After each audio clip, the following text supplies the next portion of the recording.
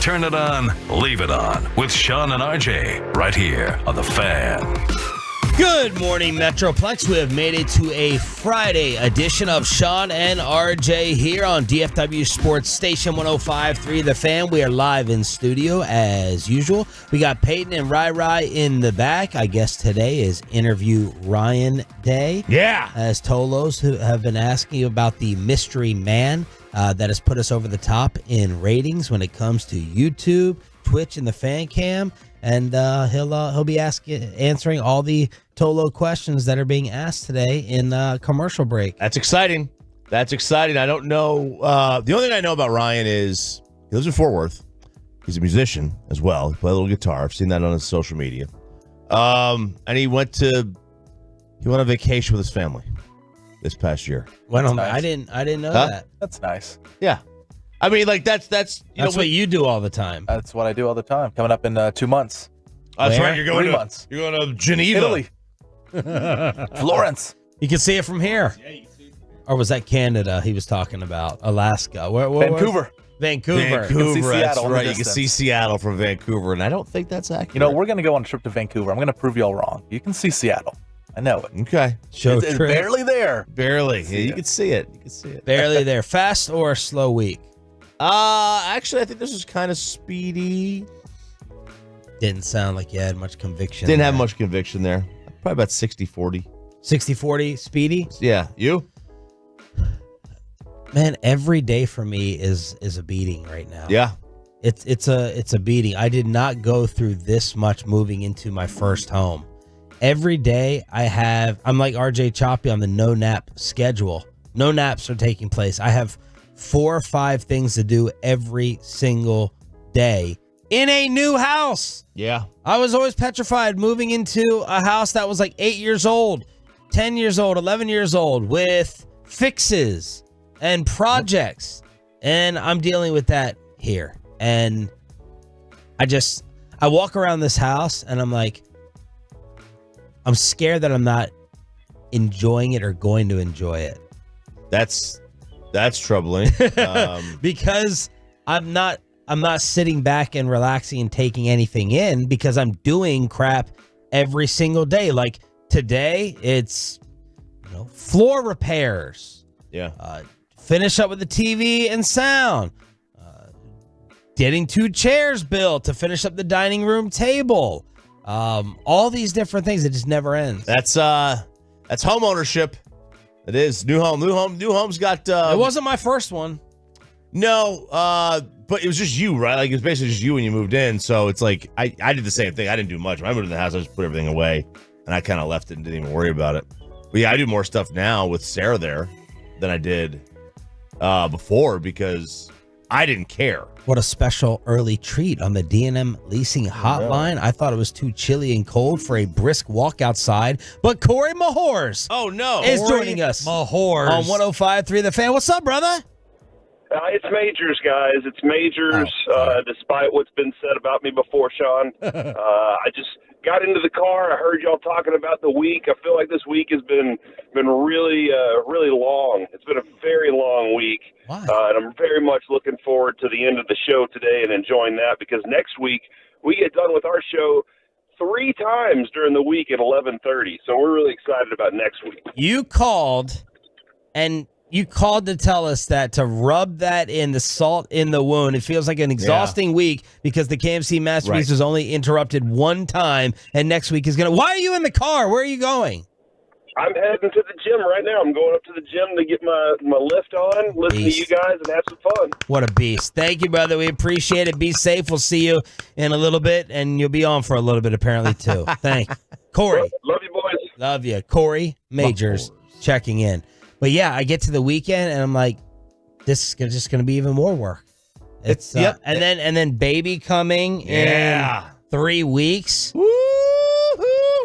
Telling all these people, man, get these fixes in because my wife last night, she's like, there ain't gonna be people here doing projects with this newborn here. And I was like, oh Okay. Yeah. You know? You don't want that. You don't want that. You got nap time, and you got trying to sickness. You don't get the baby sick. Yeah.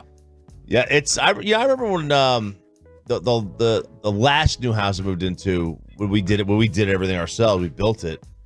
The inspection that the Tolos told me to get, y'all were right. And you suggested the guy, Tolo Scott. Yeah. Shop Tolo. I have more on this house than I had inspected with the house I'm selling. You're gonna find you're gonna find a lot of a new house, little things. You'll find a lot of little things because they've never worked it before. Yeah, they've never used the drain. They don't even know if the drains work. They never used them, right? They don't know there's a clog when you build things. There'll be clogs in there. When I built my pool, there was a clog. The whole drain was clogged when it got done. You'd still think there'd be more issues in the house that you lived in for 8 years You'd think. than a house that you're just moving. Yeah, you would in. think. So Pepe, just continue to rent homes, baby. No. Oh, yeah. No, And then bye. Then I'm already thinking of being like a 65-year-old. Like I'm picking out my condo, already, so that I pay condo fees and you don't have to deal with any of this stuff.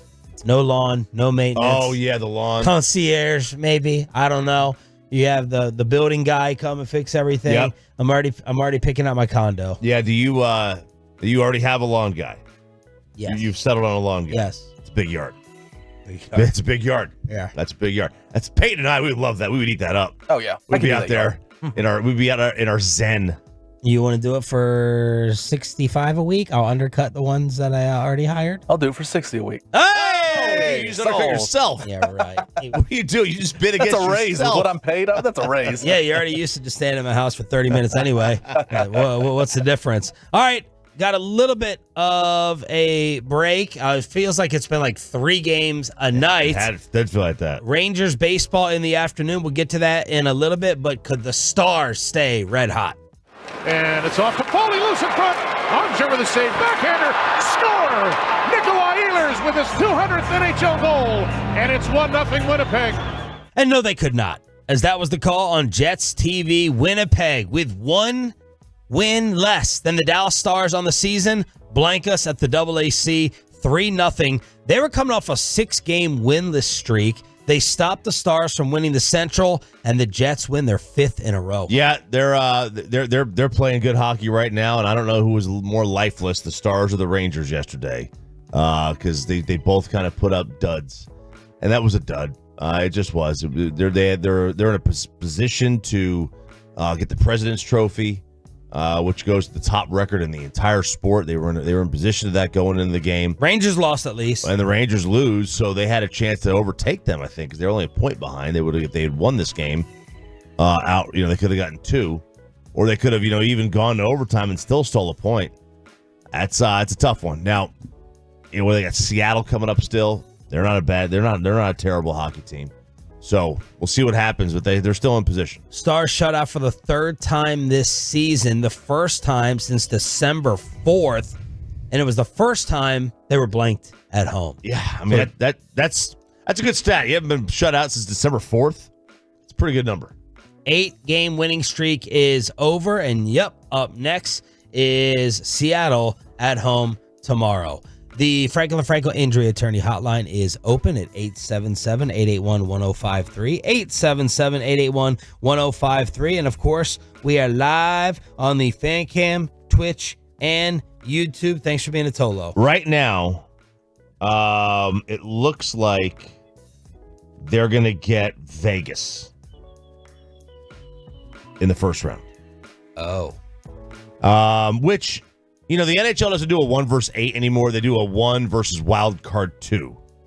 So the top, 3 teams in each division get automatic. They're seeded.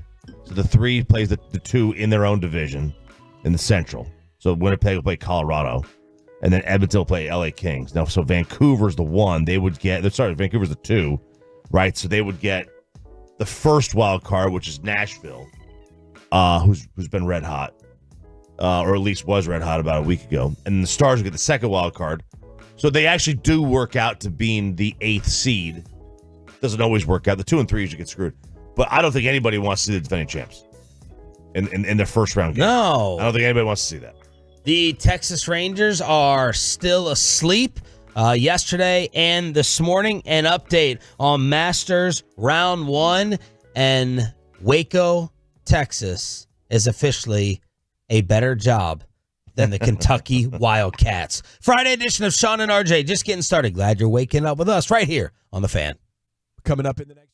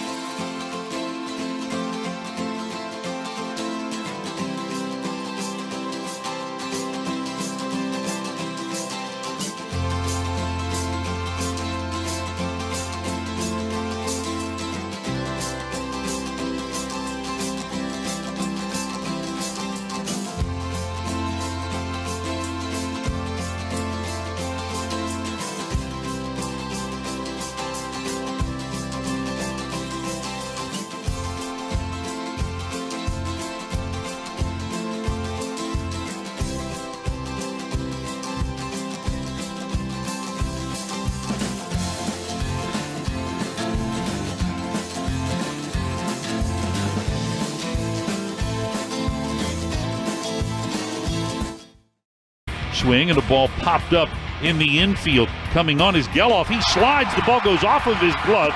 He drops it. Adams picks it up, flips it over to Toro for the force there. They go to second and a double play. And that ends up being a very odd 4-1-5-6 double play to end the seventh, but the inning is over.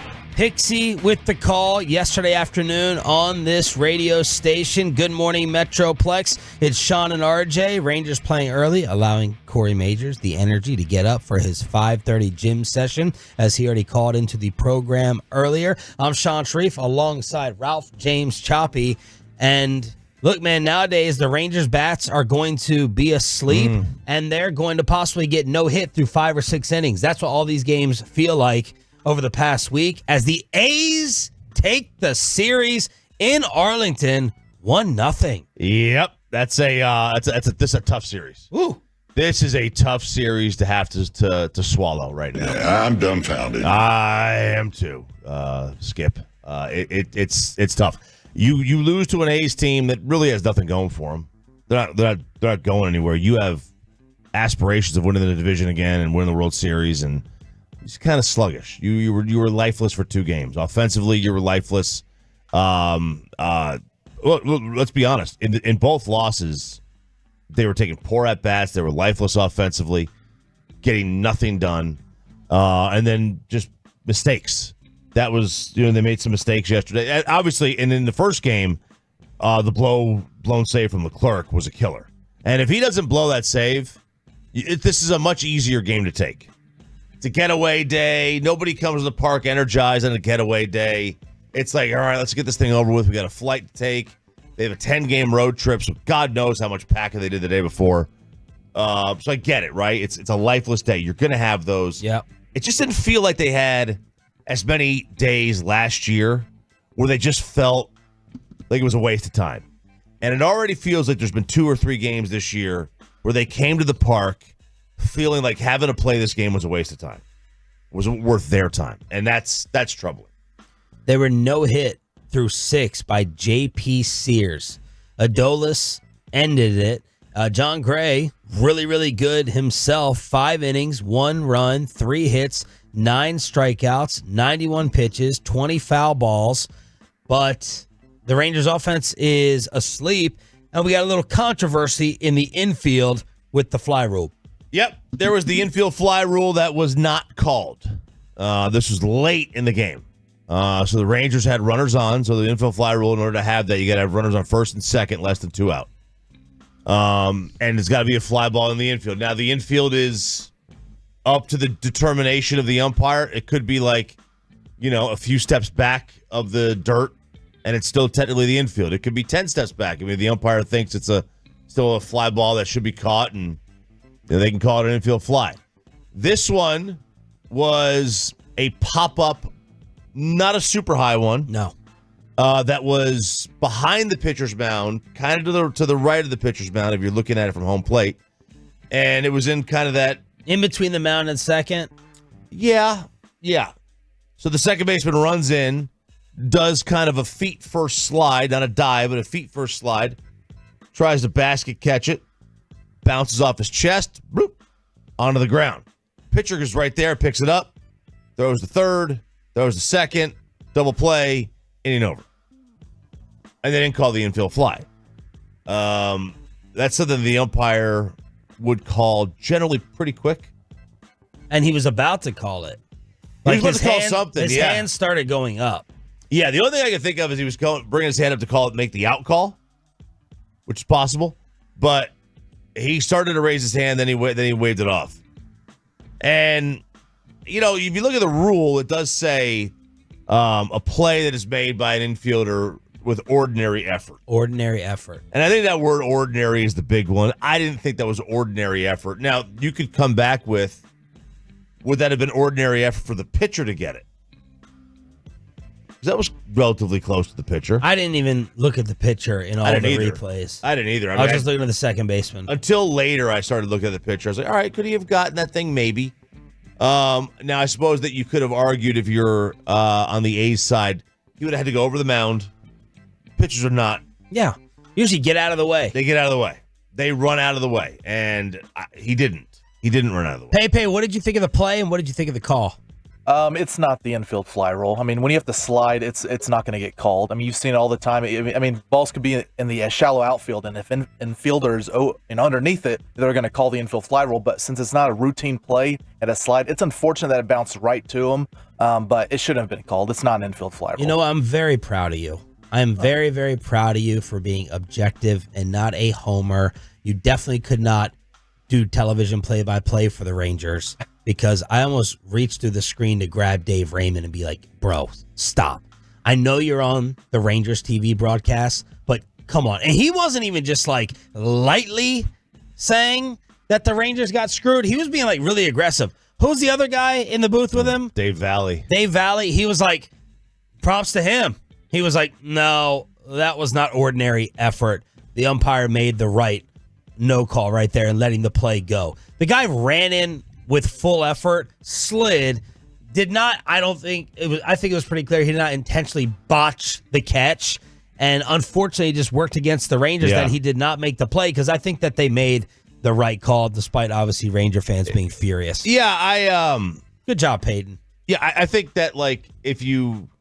I don't know how the umpires of Major League Baseball judge the pitcher in all this. Because I know the rule does say the pitcher is in play. The pitcher's the infielder, right?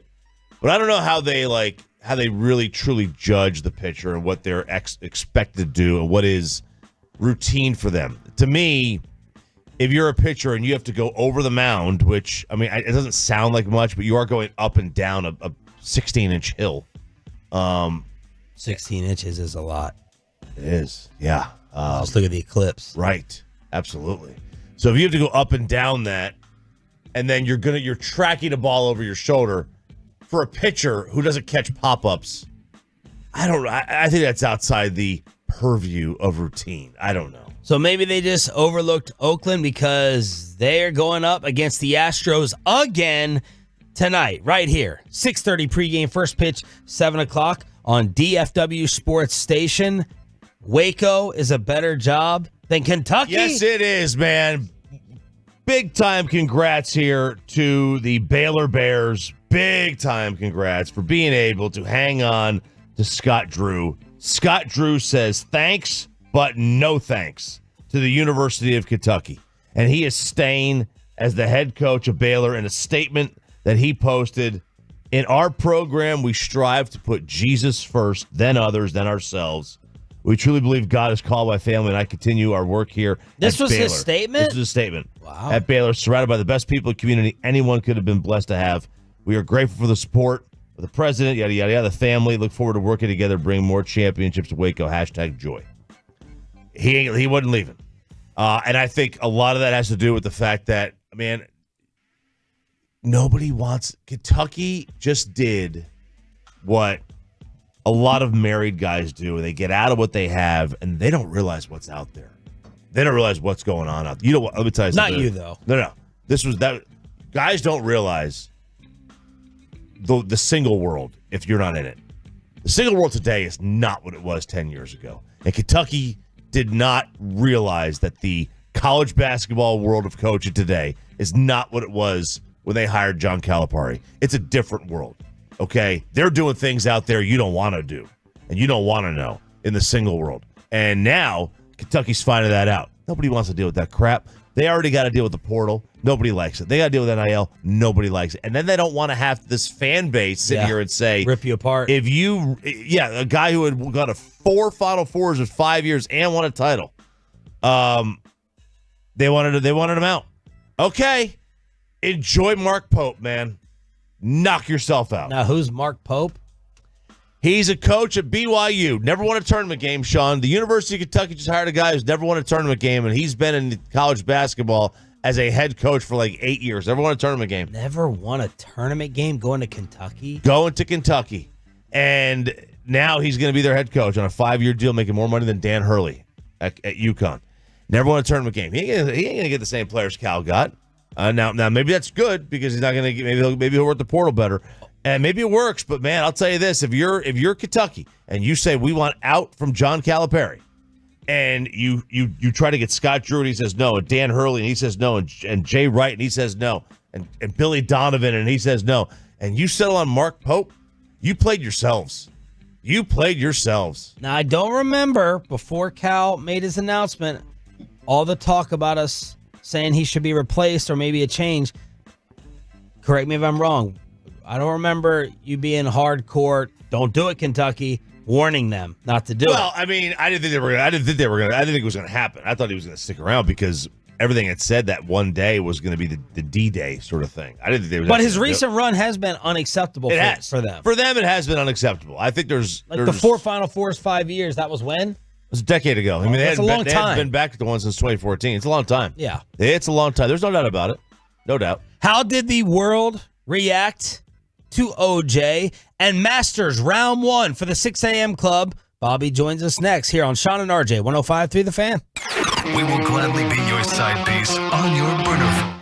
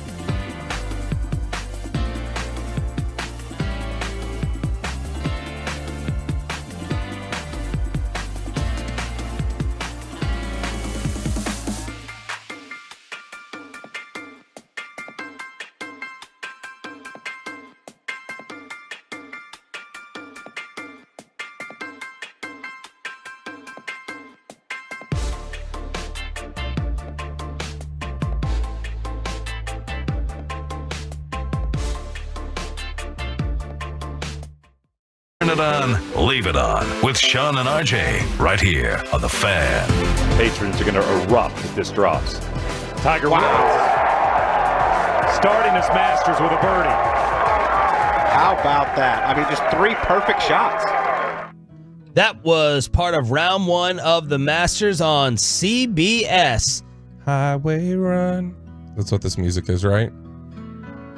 Oh, Sharon. You know, we were excited to talk about this tournament, and here you are already pooping on it. I'm not. I was You just and asking Kevin what the Hagler music should was. do your anti-Masters podcast. I was asking what the music was. There's no way you don't know what this song is. I thought that's what that. I thought that was Steve Perry.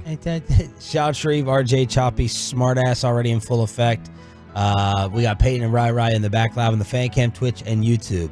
They got started late. They got started late, a couple hours late, about 9:30 our time is when they got going. This is my problem. Like when I tune in at like 3 or 4, I'm like, okay, is this the replay? And then I'm like looking at what hole they're all on, and then I saw like DeChambeau and Scheffler were like on 12, and I'm like, okay, this is not live coverage. I don't want to watch this. Yeah, so you Gotta see it live. You got to see it live. There was ways to watch it live yesterday online. You could tether to your phone, or you have the ESPN Plus app. You can watch it online. Yeah, there's some early live coverage. Yeah. At 3 o'clock rolls around, and they do kind of a combo, live and tape delay. And then at night, so I caught up at night. With what was happening. So they basically just push everything back. They do kind of like Olympic coverage, where everything's just tape delayed till the end. But it was a very windy day to start, especially for guys in the morning. And DFW on top, baby. Bryson DeChambeau, the leader, at -7, followed by, and no one ever associates DeChambeau with the Metroplex anymore. Literally just learned that. Did you? Yeah, dead serious. It's just Spieth and Scheffler. There's no more claiming. We claimed him when he was like real cool and like changing swings and bulking up and trying to hit it 500 yards. And then I was like, okay, a little bit douchey. Heading on over to Live. Roll to Live. I hate Live. I hate Live. Yeah, But Bryson DeChambeau and Scotty Scheffler representing the Metroplex at 1-2 at -7 and -6. Yeah, Spieth and Scheffler like grew up here. Like Bryson just went to college here, so maybe that plays into it a little bit. But yeah, we stopped basically claiming him.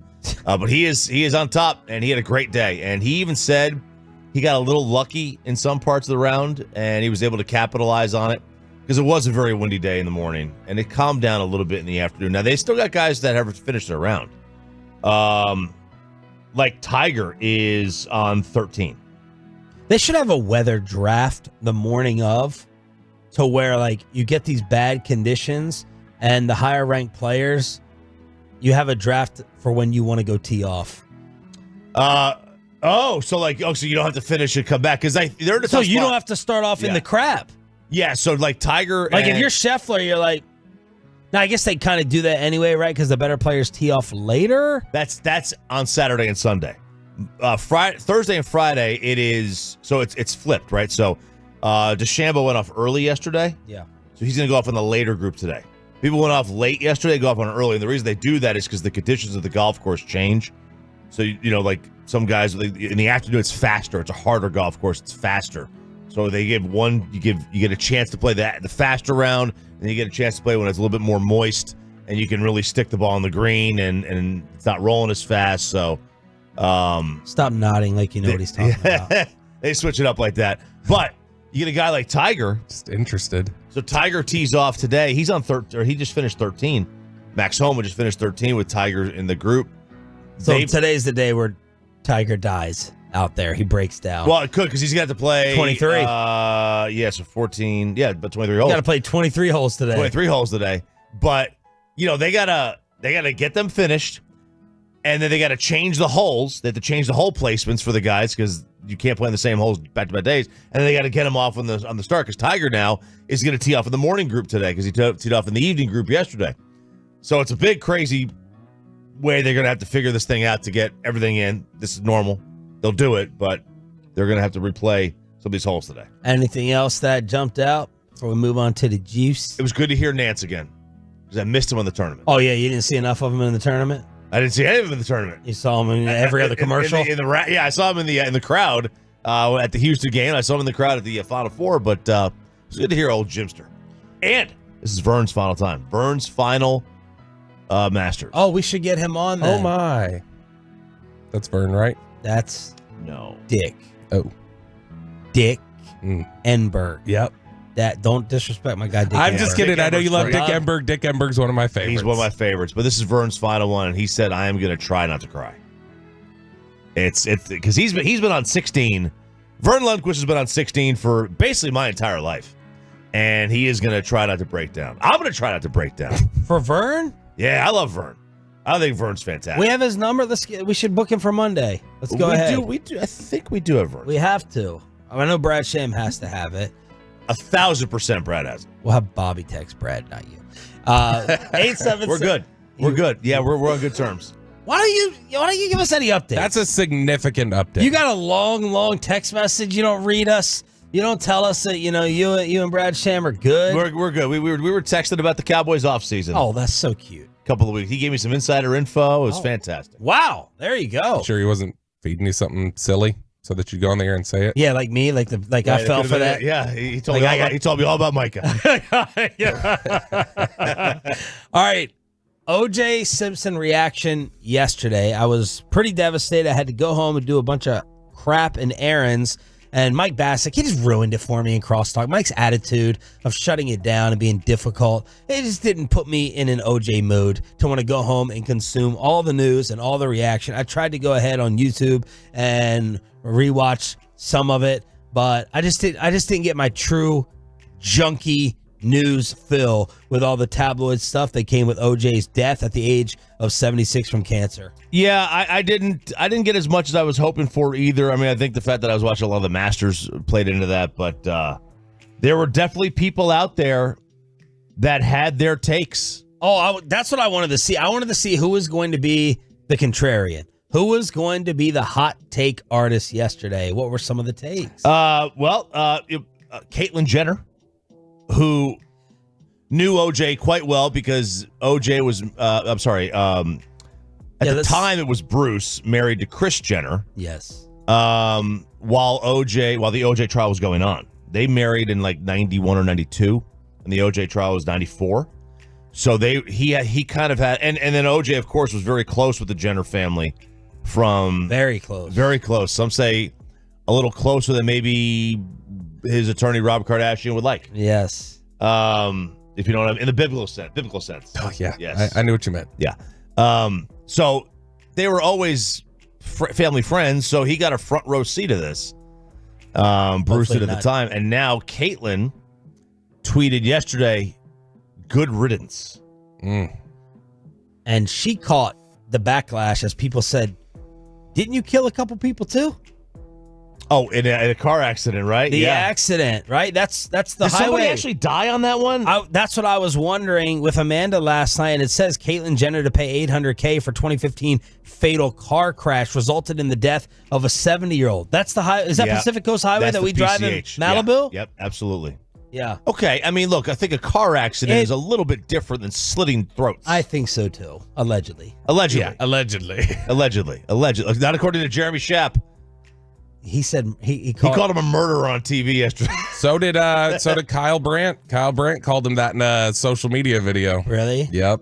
Wow. So yeah, it's not the hottest take. It's not a hot take. No, but it's something where you do open yourself up a little bit to saying something that in court he was like, this isn't just a question of is he or is he not. In court, legally he didn't do it. Right. And so it opens yourself up if you want to say it. Say it. I mean, Ron Goldman, who is the father of Fred Goldman. Ron Goldman's father, said this is no great loss to the world.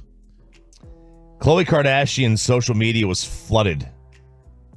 Oh, because people, did they think, they think so sorry to hear about your dad, praying for you and your family. They think OJ's her father. Okay, I thought Lionel Richie was the rumor of her father. Who was the rumor? There's been a bunch of rumors about who her there dad was a barber.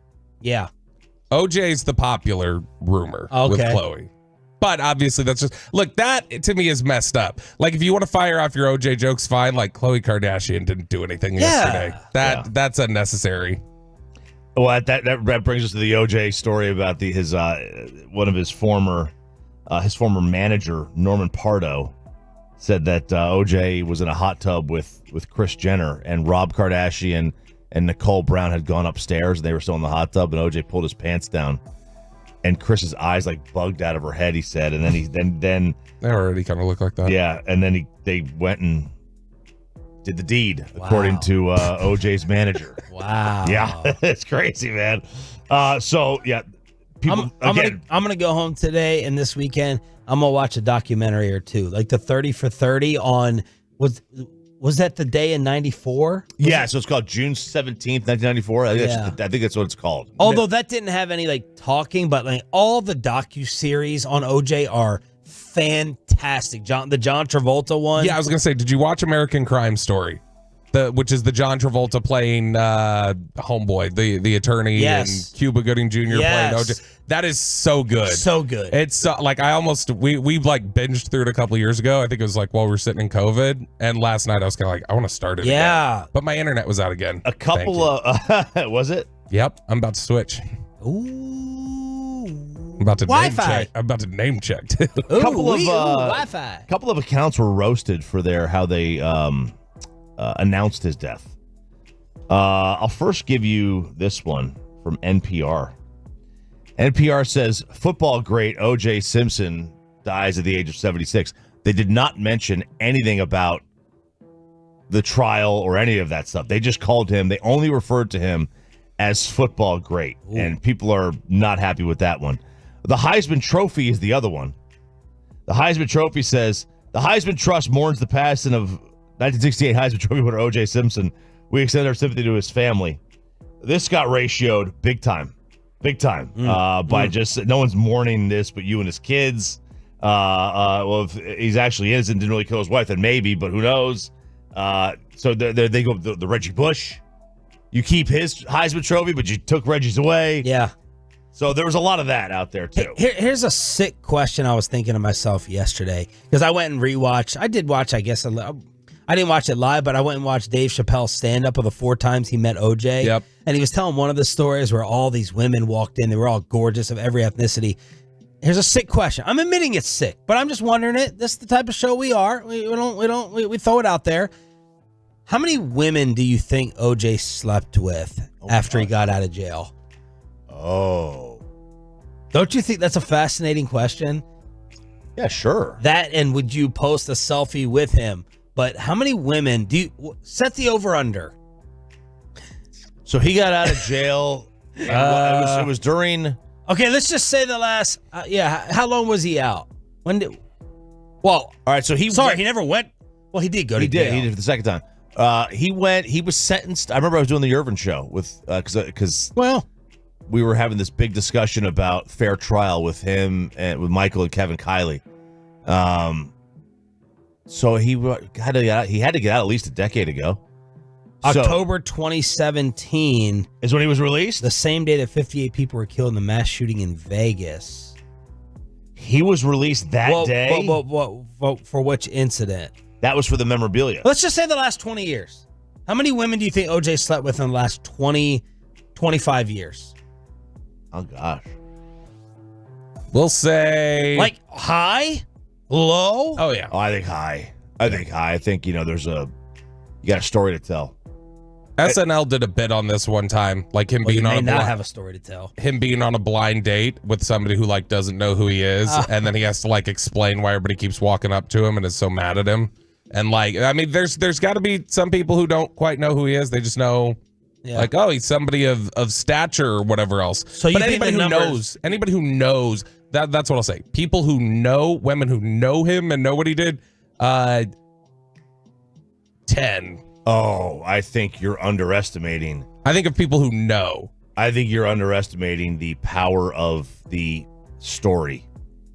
I think you're underestimating the power of the story. You go, it's like, I slept with O.J. Simpson. And there you have and lived to tell about it. I'm going out with a to tell forever. But I'm going out with a double murder. Allegedly. Not officially. Yeah. Allegedly, Sean. Yeah. By the way, if you visited OJ, he had a lot of friends come to see him in the last few days. Right? They were all forced to sign NDAs. A lot of people we're asking, we'll get to this later, if that final confession took place. I hope it did.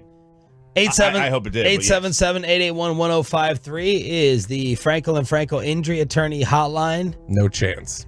No chance it took place. We're live on the fan cam, Twitch, and YouTube. Are you giving the Texas Rangers, should we give them a little bit of an excuse and a pass for what happened against the Athletics? And are you believing Shohei after the federal investigators said he had no knowledge? Even more money stolen out of his account that Ohtani did not know about. We'll talk about Parlay and the Rangers next. But you get the same.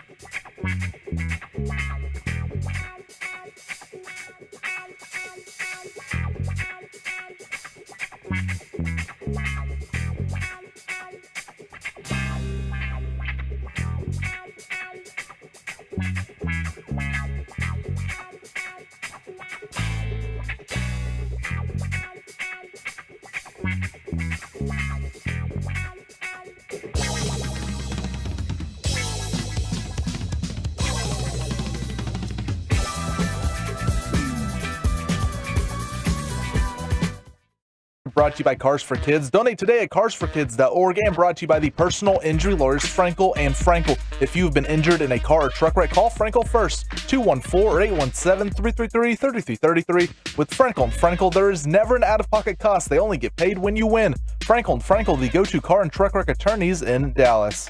Middle third of the order due here for Oakland. As Gray works out of the stretch, the 1-0 pitch is driven deep out into right field. Fair or foul toward the pole. It is a fair ball home run.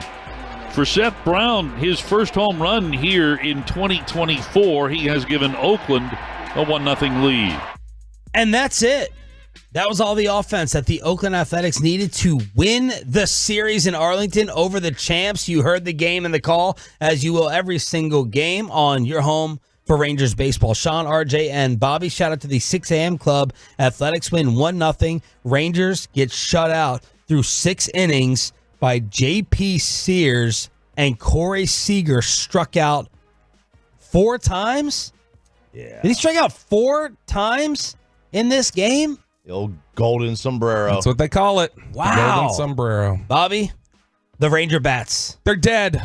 And I don't know how we're going to revive these things, but they are dead right now. And that's a frustrating place for the Rangers to be. So right now, this Just is take steroids. This is be nice, right? This is the 3rd time in the last 5 games that the Rangers have failed to collect an extra base hit. And it is the 5th time in 6 games that they've gone without homering. So wow. Kind of what I'm wondering right now is, and obviously I know people believe different things about lineup protection or different things along those lines.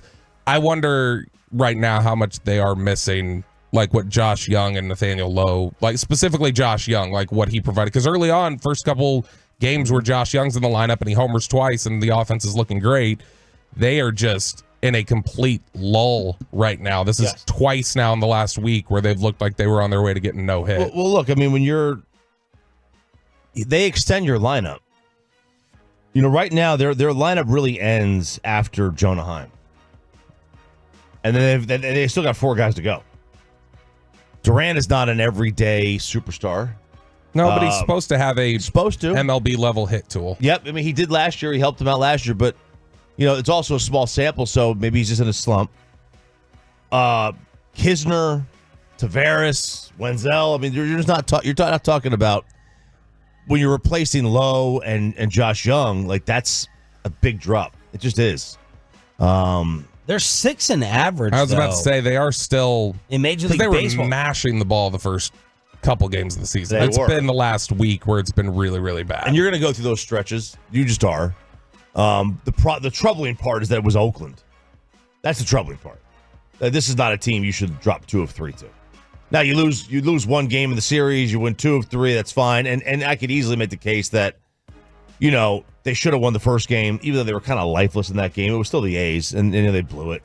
Leclerc blew it, but this game, if that game was lifeless, that game won. This game was dang near unacceptable. That was a terrible game. So that now lowers the ERA to 5.17 for J.P. Sears. Just faced the Rangers here as of late. Whatever happened to Sears?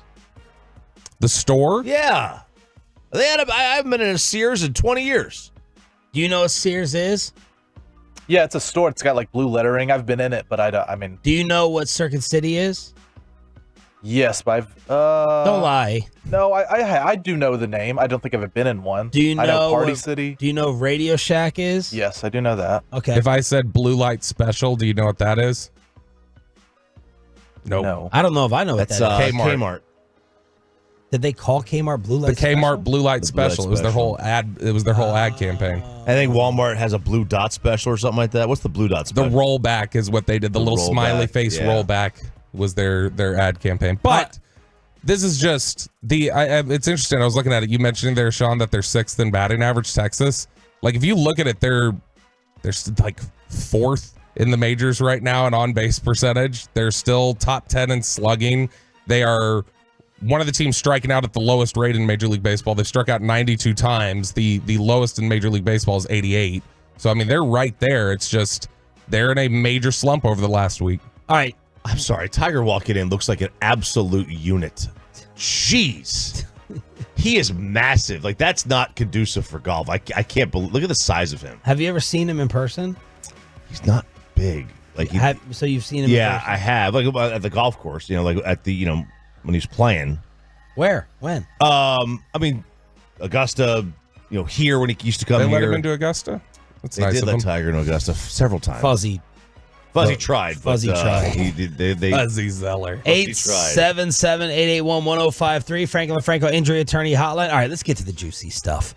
And that is the feds finishing up their investigation or coming out with all the info about Shohei's interpreter. And it turns out that he stole $16 million from Ohtani over 2 years. And the feds say that Shohei did not know and he had no role in the gambling.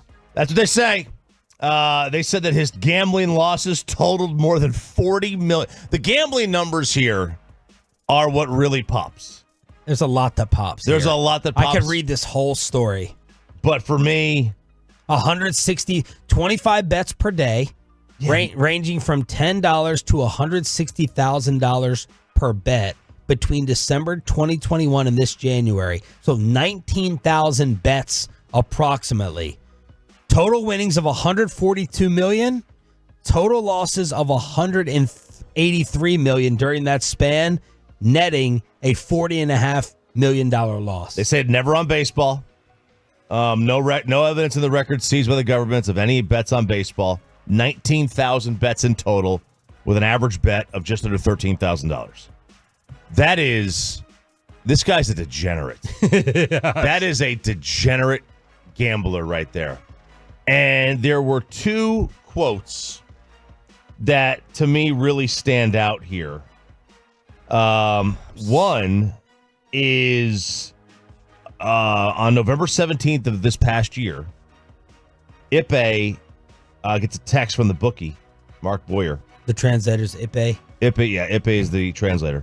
It's 2:00 on a Friday. I don't know why you're not returning my calls. I'm here in Newport, and I see Victim A, it's Shohei, walking his dog. I'm just going to go up and talk to him and ask how I can get in touch with you. Since you're not responding, please call me back immediately.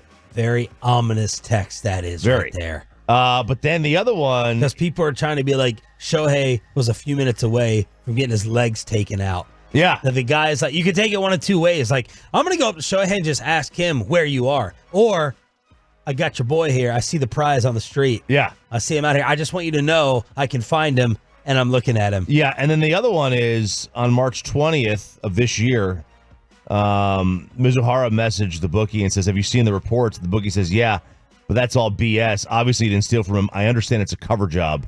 I totally get it. Yep. And then Ipe is like, technically I did steal from him. It's all over for me. Which that could be... They're using this to say that Ipe didn't do anything, but I think that they're inadvertently... That Ipe didn't do anything? No, that Shohei didn't do anything. Okay, you said Ipe. Oh, yeah, no. Just go translator. Yeah. Go Ohtani or translator. We're going Ipe. We're going last name.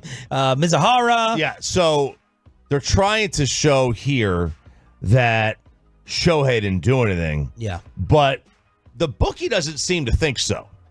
The bookie seems to think that he's getting these bets, that these are Shohei's bets. And the translator didn't seem to think so in the first interview until he changed his story. But they did go through a ton of text messages. They do. They did. They go through all their... this is the feds now. Now, see, here we go with conspiracy theory. It's now, the attorney for the Central District of California. That sounds like a Dodgers season ticket holder to me. It's like the New York Giants fan who was after Zeke. Exactly. Right. Yes. Now, it is very ironic that yesterday on social media, when I posted, I was like, wait, they expected us to believe that he didn't notice 4.5 million missing, and now they expect us to believe he didn't notice 16 million missing? That's the smoking gun. That's the problem I have. Like, you can't, like, you expect me to believe that he did not notice there were $16 million missing. This is not a billionaire. Shohei, until last year, his first 3 years of the bigs, he made like $500,000 a year. Now, he had endorsements they were say totaling 20, 30 million a year. Still, let's just say you have $100 million in your bank account.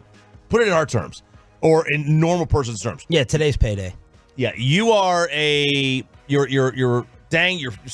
old you are. You have $100,000 in your account. Mm-hmm. You don't think you would not notice 16,000 missing? That's the same thing. If you got $100 million in your account, you're telling me you wouldn't notice $16 million missing? Not all. I'm gonna play devil's advocate as somebody who's thought Shohei was more aware than has been stated, is that I know in a lot of instances, a lot of athletes, and I'm not saying Shohei would be one of these ones, but there are a lot of athletes who just say, I turn over my finances to this person and they just tell me how much I have to spend on something when I ask them. Understood. And so now the only thing that assumes, though, is that Shohei had turned all of this over to his translator, because there's no way. In 2018, when Ohtani moved here, the translator helped him open a bank account where the Angels' salary was deposited. Shohei said he never gave him control of his accounts, but the translator told Ohtani's financial advisors and accountants, none of whom spoke Japanese, that Ohtani had denied them access to the account. He also tricked a bank into sending over money as well. Because he knew all of his passwords, he knew all of his security questions. You know, he actually knew the name of the dog. Yeah. Which, do we even know the name of this dog? Is that yet? why they didn't want the name of the dog out? Because he's like, well, that's a security question. I can't let anybody else say that down. So there's that. And it is odd. So yesterday, and winnings were deposited in the translator's account, not Ohtani's, according to prosecutors. Right. It is funny though. And phone numbers and email addresses on Ohtani's account were changed to those associated with the translator. Yeah, with Mizuhara.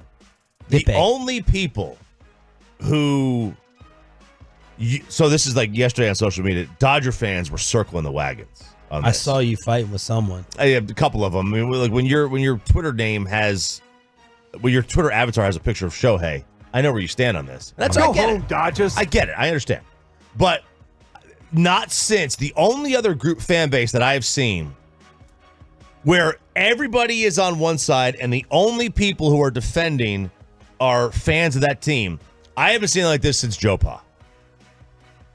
Ooh, This had big time Joe Pa vibes with Penn State fans. Big time. Yeah. I'm just happy that my boy was absolved. I'm just happy. My gut instinct about him was correct. So is Rob Manfred. Looks innocent. He was innocent. No. And this is another win for me. And the feds and the prosecutors signed off on it. All right. Well, this is you're going to trust the justice system on this one. When 15 minutes ago you were arguing against the justice system. That's how this works. Now the note from Nightingale: about 19,000 bets, an average of $12,800 per bet. That is $250 million he bet. Right. Let me if he winds up getting 30 years. Then I'll say, all right. If he pleads to 30 years, I'll say he wasn't the fall guy. Yeah, how long is he going away for?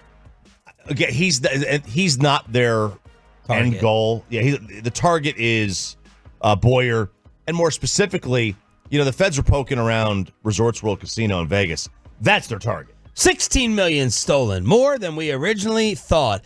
I need your help in the bathroom, and I need your help in life. Some personal help for me.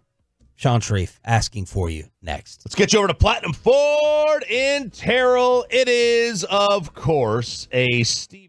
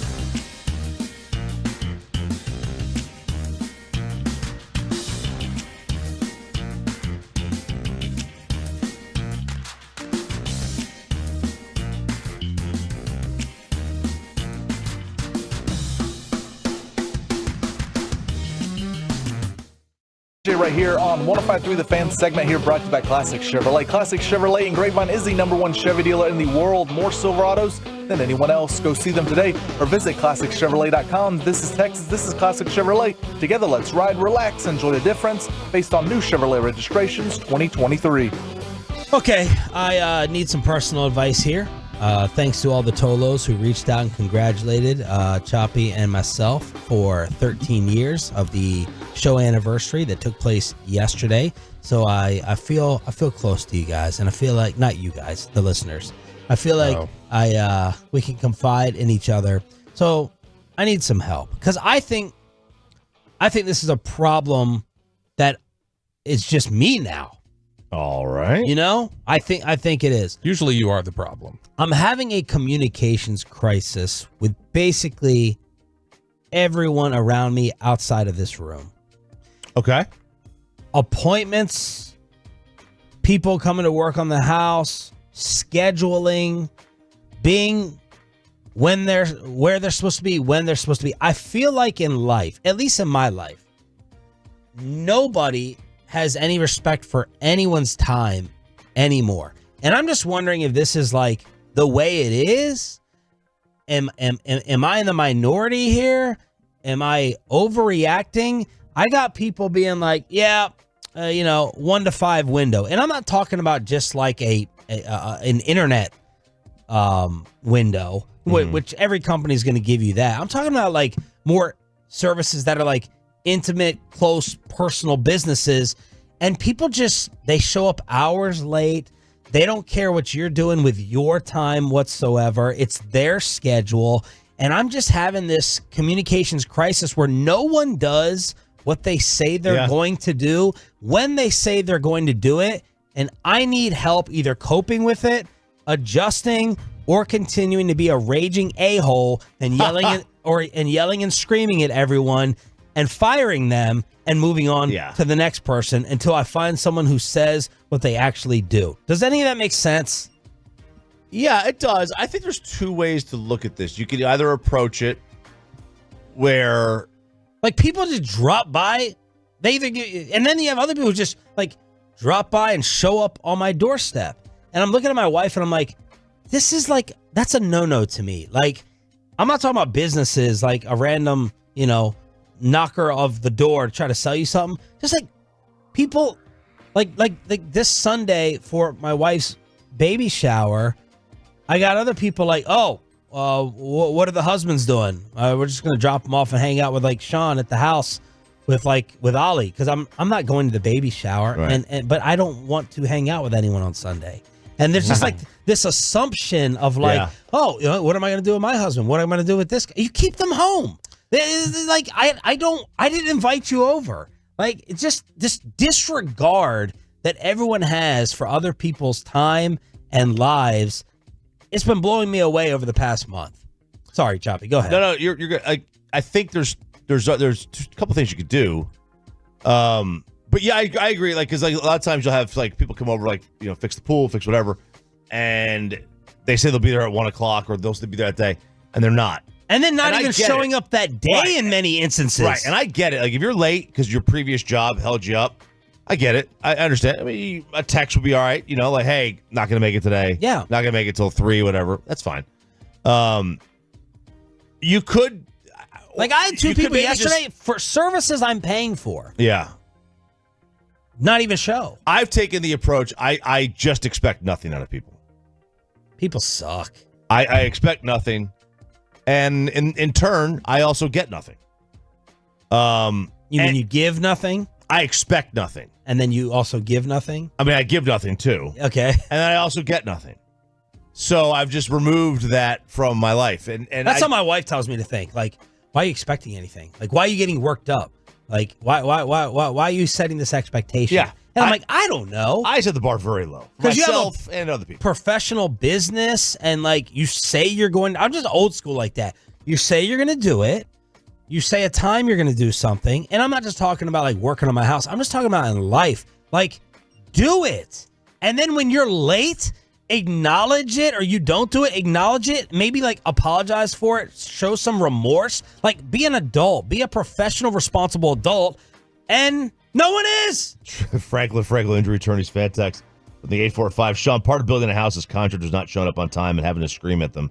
So it sounds like you're on the right track. Yeah. See, and that's the only thing.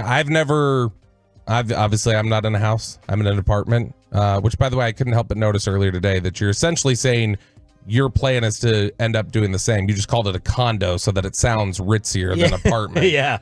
Couldn't help but notice that. But me and crypto, bro. I don't know what Too rich. You're in your pied-à-terre. Pied-à-terre. I can't. So I can't speak to what the normal expectation is. I don't know if like this is normal, like with these types of jobs that you're hiring for. That they got windows that are all over the place and they're crisscrossing the Metroplex and they have no idea where they're supposed to be. And so the expectation is supposed to be on your part that they may show up. I'm just saying I don't know if that's considered the expectation. It sounds rude.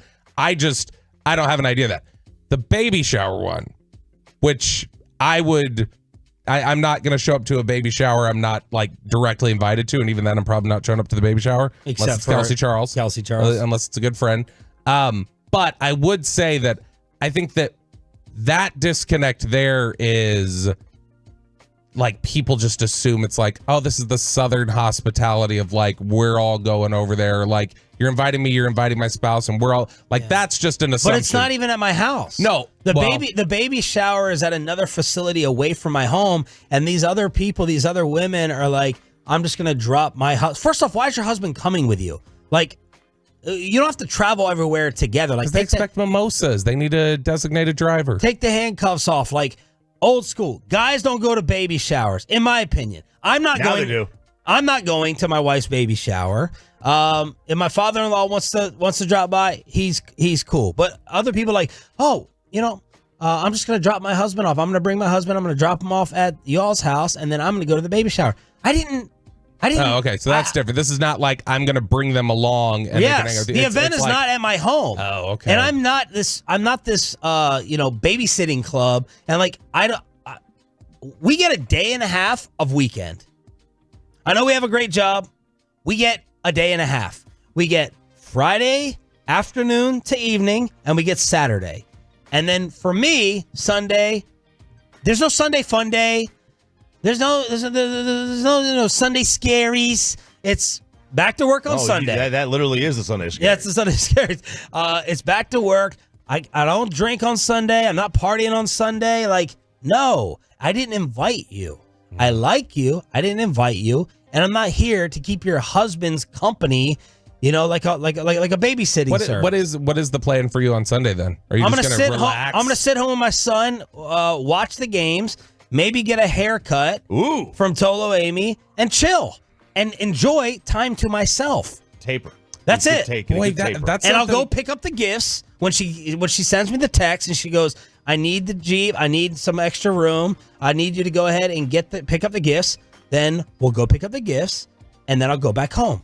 Boy. Not to go back home to grill and party it up for everybody else. Okay, so this is a side question really quickly, though, on gifts, because now I'm curious. No, but that speaks to the whole thing of, like, inviting yourself to things. Yeah, like, that's a little... I can't stand that. It's like, I feel very hesitant. I'm not going to intrude. I'm not going to invite myself to something. I would add, like, again, you talking about it's a separate thing, drop it off at your house. That's a completely different question. If it was at the same venue and they bring their husband, I don't think it's the rudest thing in the world to assume they had a +1, even though they should check. I don't agree. think it's like my boy Jimmy last night, he sends me a text. He's like, "Hey, Jimmy in Plano?" No, but people took some issue with you that you took that drop. Is that drop out of Below the Belt? You ruined the morning show. Did you take it out? It's there, right? It's there. It was okay, there. some people were complaining they had to take it out. It was there. My boy Jimmy last night, who I love, he's like, 7:35. Hey, down the street at this restaurant if y'all want to join. I'm like, text me like an hour beforehand that you're going to go.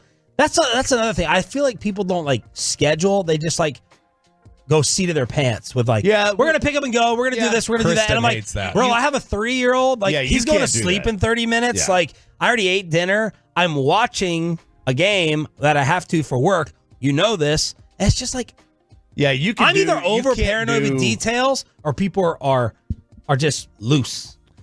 People are loose. Like you are more. Look at my phone lighting up from this conversation. You are more detail oriented, paranoid about things than I think most people are right now. Like, it's very seat of your pants. Now you have a 3-year. I don't have kids that live with me. I could get up and go. I don't. But I also don't eat dinner at 7:35. Oh yeah, I stopped doing that a long time ago. We gotta eat earlier. I stopped doing that a lot. I fall asleep at dinner at 7:35 if I'm lucky. That's the good thing. But yeah, it's a different world now. A little bit different. Like we have so Sarah's got a baby shower to go to tomorrow. Well, but after the baby shower, are you going? No, but I'm invited to the after party. Oh, after party baby shower. But I can't. I don't know if I can go or not because we have baseball. So if I find some way I can get the kids home because it's my weekend with them, but I probably won't be able to go. But I would love to go. I'd love to go to the after party. It'd be fun to do all that. But yeah, the couple's baby shower is definitely a thing. It's definitely a new thing. Okay. Like, I thought that's like girls' time. Like, y'all sit around and have your weenus straws and all that stuff. Yeah, or that's a bridal shower, right? That's a bridal shower. Yeah, or bachelorette whatever. party, But like, you all go chill. Like, y'all go have fun. The other issue I need help with is, what do y'all know about bidets? Have you ever used one? Experienced one? Yes, I have used on my bachelor party. I had a bidet in the hotel room. Really? Yeah, we got a suite at the Bellagio. It was pretty cool. Are they glorious? Amazing. Change your life. Really? Oh. Then why don't you have one in your house? I think it's. I mean, because look, the one in the hotel, very messy. The water shoots up to the ceiling if you put it on right. Oh, really? So my dad is coming here for the birth of his granddaughter in a couple weeks, and he had one request. Now, he's 87 years old. He still drives. He still works, but, you know, a little tougher for him to get up and down. He goes, I want a raised toilet with a bidet. So I've been looking for toilet attachments so that this man doesn't have to squat down lower to the ground. And he's old school foreign. He's sitting for everything. He's not standing. Oh, no. He's sitting for everything. So I'm trying to find, like, I've never used a bidet. I don't know anything about a bidet. I don't know if I'm supposed to spend $50, $120, $500. Like, this is like maybe the only time my father's coming to my house. It could be, you never know. Last trip to DFW. I need some bidet advice. I've never felt fresher. It's amazing. Felt like I was just roaming the country. I don't get, tell me what the concept, like, wipe and then spray? Yeah, you wipe, then you clean. You wipe, then you clean. Yeah, it's essentially. I mean, and then you wipe again. Yeah, you dry off. Wipe, spray, wipe. Yeah. Now, with the advent of like disposable baby wipes or whatever, or the flushable baby wipes, which you're not supposed to flush it anyway, you don't really need the bidet anymore because that cleans it for you. Yeah, but you have to keep buying them. You keep buying them for sure. Time, but bidet is a one-time purchase. It is. It's a little bit like more. It's messier, I guess, right? Because you have water flying everywhere. Well, I mean, you're sitting on top of it. How's the water flying everywhere? Well, I mean, the traditional ones where you have a side toilet next to it. It just it can splash everywhere. I will never use one of these. I don't like the splashback effect, Chop, when I'm going to the bathroom.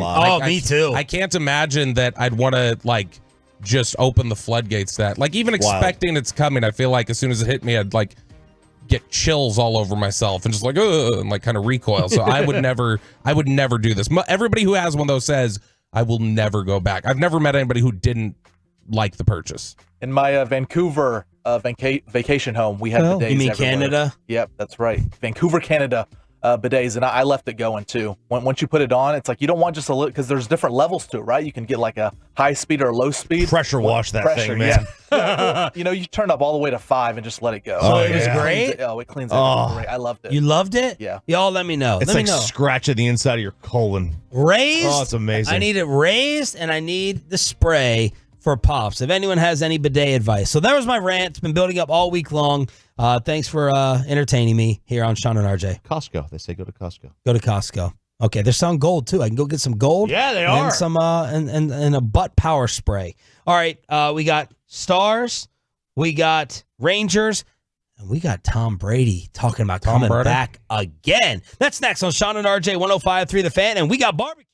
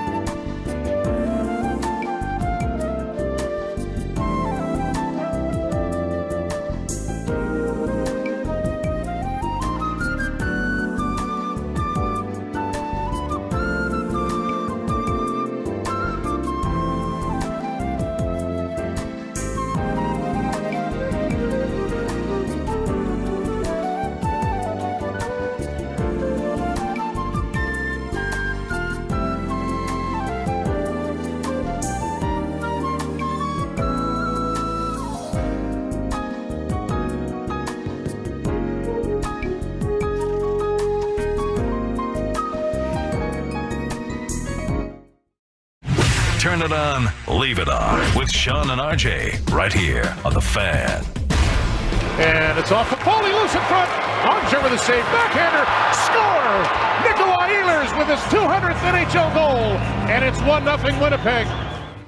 Well, the 8-game winning streak stopped at the hands of a very good team yesterday on Jets TV. Winnipeg comes into the AAC and blanks the Stars 3-0. Yeah, and disappointing that you can't even get a goal out there. They're so hot though. It's not like you could sit here and complain about it. You're due for a bad game, and this was one of them. And it's not like Winnipeg is a trash team. Winnipeg's a very good team. First time shutout at home. Yeah, Winnipeg was on top of this division for a little bit this year. So it's not like you're getting beat by bums. You're getting beat by a really, really solid squad. The disappointing thing is that you had a chance with the Rangers' loss, the New York Rangers, the blue shirts they call them, of taking over the top spot in all of the NHL and securing home ice advantage for the entire postseason and winning the President's Trophy. You could have taken over that lead. As it is, you're now a point back. But, you stay now within striking distance of some of the other teams out there for that number one spot as well. PK Subban was on the Pat McAfee show, and he talked about the Dallas Stars and their threat level to win it all. Well, listen, there's no question the Rangers want that President's Trophy. You could see Peter Laviolette last night. He's pretty heated. Even though they're in the playoffs and they're playing the best hockey that I've seen them play in years, they're going after that President's Trophy. But I think the team that could very well be the President's Trophy team this year and also do some major damage in the playoffs, maybe end up in the Stanley Cup Final, are the Dallas Stars. They've been quietly going about listen to me, they've been quietly going about their business. No one's really talking about them. And I'm going to tell you, if you look up and down their roster, from the goaltender all the way up to Jamie Benn, the captain of their team, at the top of the list, this is a very, very deep team and a dangerous team. And they can they can do whatever they want this year. They catch fire at the right time. They stay healthy. They could do some serious damage, including hoisting the Stanley Cup. You have goaltending in this league, anything's possible. Jake Ottinger's a real deal. One of the things that's being talked about is, yes, they are. He is the real deal. They are a legitimate team. And one thing is that people are kind of picking the Rangers as one of those teams that could be one of those teams ripe for an upset. Oh. They are not very good on the 5-on-5 when both teams are at full strength. They get a lot of their production out of the man advantage, and in the playoffs, the teams that generally advance are those teams that play really well on 5-on-5, and that's not the Rangers. They're very mid-pack, and I know you don't have to worry about them till the Stanley Cup Finals, but still, I mean, if you don't get the President's Cup trophy, you don't have the overall number one seed, getting them out of there, and they're the ones that do it, getting them out of there, and you're number two, then all of a sudden you're in good position. Bobby, is Tom Brady annoying you like Aaron Rodgers? Both of them obviously craving the spotlight. Now, Tom has joked about this in the past. Like, you never know. You never know. Some business or convention pays him God knows how much money, 6 figures, to go speak to their team of salespeople or, the Billionaires Club. But this sounded legit and this sounded real. First off, what is the Deep Cuts Pod? So I had never heard of this. Apparently it's like a really popular podcast now. It's with some barber who he sits down, gives you a cut, and interviews you during it. Wow. And so I love that concept. Gives you the haircut. Yeah. And so I thought LeBron tried this with the barbershop. I thought he did. Right? It's pretty much, as I said, pretty much stole that thing. Didn't they just sit in the chairs though? He's literally running clippers in Brady's hair and asking him questions and stuff. Wow, what a bold move. Yeah. For the athlete to sit down. But this person must be super popular. Better be a good barber. To get Tom Brady to sit down. And the Graham Bensinger of barbers is what I call him. The what? The Graham Bensinger of barbers is what I call him. And the barber asked Tom, would you ever come back? Let's say one day there's a situation, right? Maybe it's the 49ers, maybe, heading to the playoffs. Offense is great. Patriots, somebody, Raiders, look, could be, you never know. God forbid somebody goes down. Would you pick up that phone? I'm not opposed to it. If they would, I don't know if they're going to let me if I become an owner in an NFL team, but I don't know if, I don't know. I'm always going to be in good shape. Always be able to throw the ball. So to come in for a little bit, like MJ coming back, I don't know if they let me, but I wouldn't be opposed to it. That felt more real than some of the other times he said it. If you watched it, good job, Ryan, getting it on the fan cam, Twitch, and YouTube. Yeah, it's the same energy of like he's talking about like, well, if somebody needs a Phillip Rivers like stand in, play 2 games at the end of the year, whatever, like I'll do it. Like that didn't sound at all like he was joking or like, hey, you never want to shut the door on any possibility or anything else. I don't know, dude. You're 47 years old. Get your George Blanda ass off the football field. Like you are going, like this can't go on for forever. I don't know what it is. Like the all-time greats, like how many of them just have trouble staying away and just finishing on time. Jordan, Clemens, Brady, like they all like flirt with it. Their identity. I guess that's it. I guess it's the same level of competitiveness that allowed them to become who they were, made it difficult to just stay away. But it might not just be competitiveness. It's you're lost. Like this is all you've done since the age of 5. Yeah, that's it. Look at these from 5 to 47. Go live your life, dude. But when you get those jobs that are so rare, like look at these play-by-play guys. These guys are 85 years old. They're still out there doing. Like Marv Albert was doing it forever. Vern, for crying out loud, Vern's still doing it. I mean, he's just now retiring. This week, they've been doing it forever. When you do it forever, and like you have no identity outside of that, what are you going to do? They say it's like you get old. The moment you stop working, that's when you really get old. Did we all decide that he was done though? Watching the final version of him, Dak put him in the ground. I think that's just going up against a better quarterback, is what that is. But no, he was not Brady anymore. But he was better than like Peyton was at the end of his career. Yeah, he was still playing at a higher level than that was. He didn't have an arm. Like he had an arm. I get it. Yeah, Peyton didn't have an arm anymore. The guys, he was playing better than a lot of quarterbacks who have chosen to walk away and end their career. He was still playing better than those guys. Meanwhile, Jared Goff is not thrilled. I didn't understand this one at all. I thought this was a big miss on his part. But he was on a podcast talking about the negativity. This was the Wilbaro Trading Cards podcast, whatever that is. Les Bassick. Complaining about the Detroit local media. I have this, like, I probably need to drop it pretty soon here because I'm going to hopefully be in Detroit for a long time. But I have this thing with our local media where, like, they almost, like, relish in negativity at times. Mm-hmm. And maybe that's what gets clicks and that's what sells. But it's no longer what they need to live in. Like, right. Hey guys, like we have a good team. We've had success. Like we can be happy about that. We can celebrate that and not have to write about how like we're constantly the underdog. Like no, like teams are going to be gunning for us now. Like we won the division and all that. And I'm probably overthinking it in my head just because it's the chip on my shoulder and the competitor in me. But in that moment, I was just giving that guy a hard time. I actually really like him. And that was in reference to something that during the playoff run where he told you guys like, hey, we're good now. We have good players. Like we're not just, the constant underdog. But I guess it's not just Trayvon Diggs that doesn't want negativity around their football team. It's also Jared Goff, which I mean, I would imagine that's a pretty tough cycle to break for Detroit media, is to stop being negative. Well, is he talking about negativity or just like a victim mentality? Because in his quote, he's like, guys, we don't have to be the lovable losers anymore. Yeah. We're good. We're legit. Yeah, I get what he's trying to. The Lions are trying to change the culture of the city, which is just not victim mentality, but just like losers.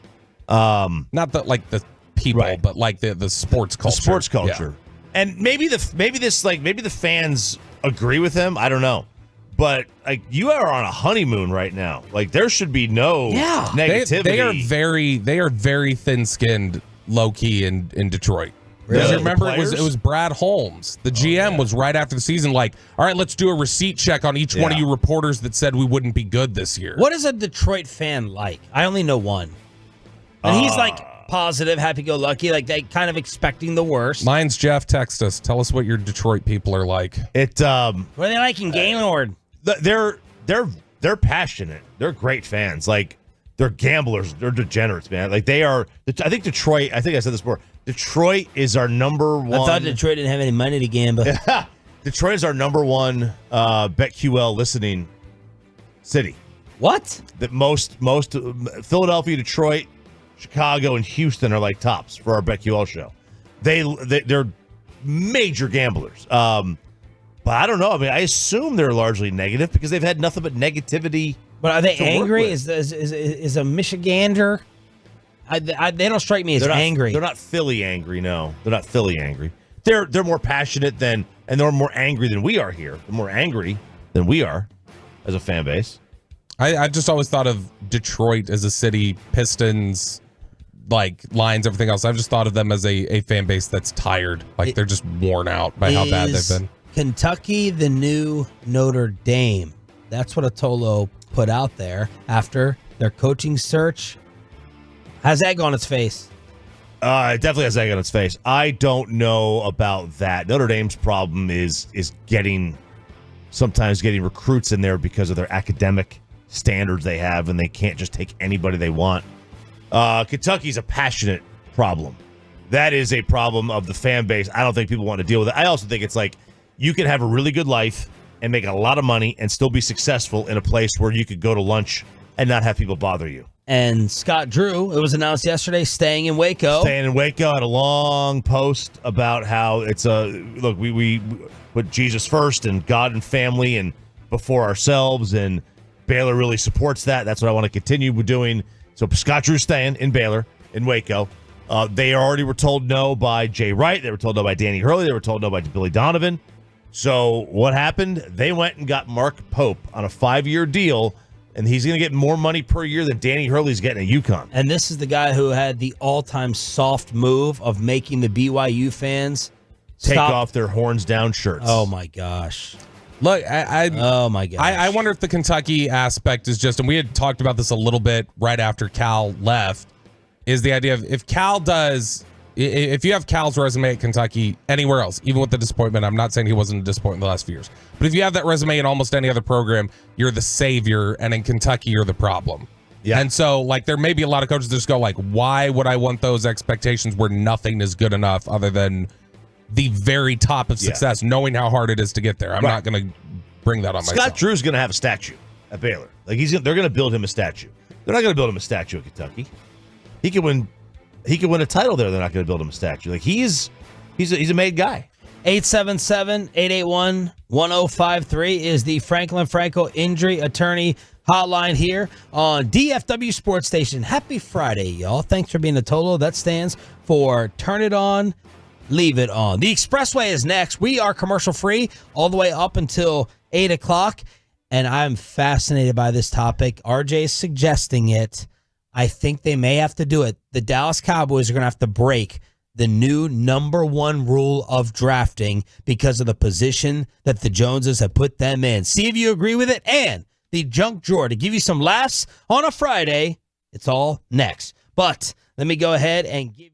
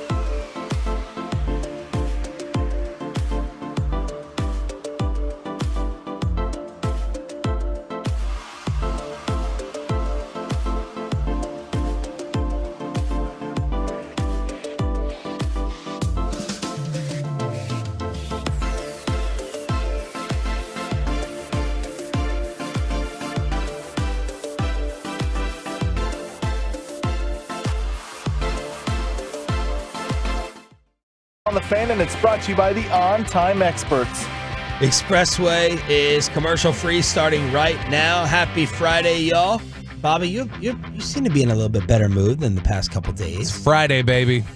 It's Friday. Friday's always a good day. Everybody's Gotta get always down on Friday. Exactly. Big Rebecca Black energy. And when is your wife's birthday?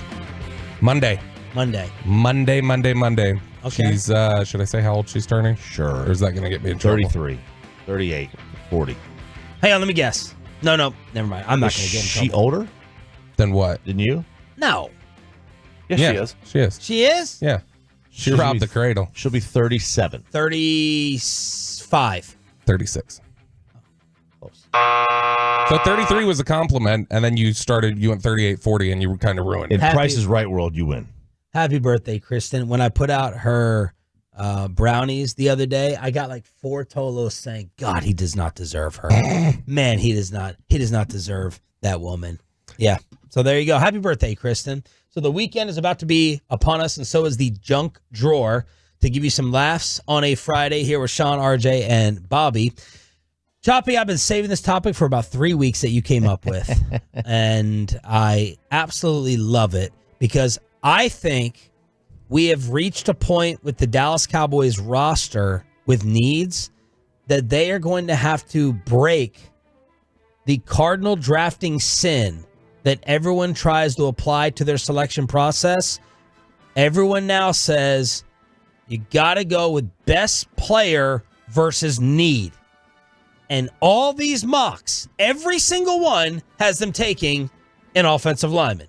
Yesterday, Everyone. We had Dane Brugler on. Was it yesterday or the other day?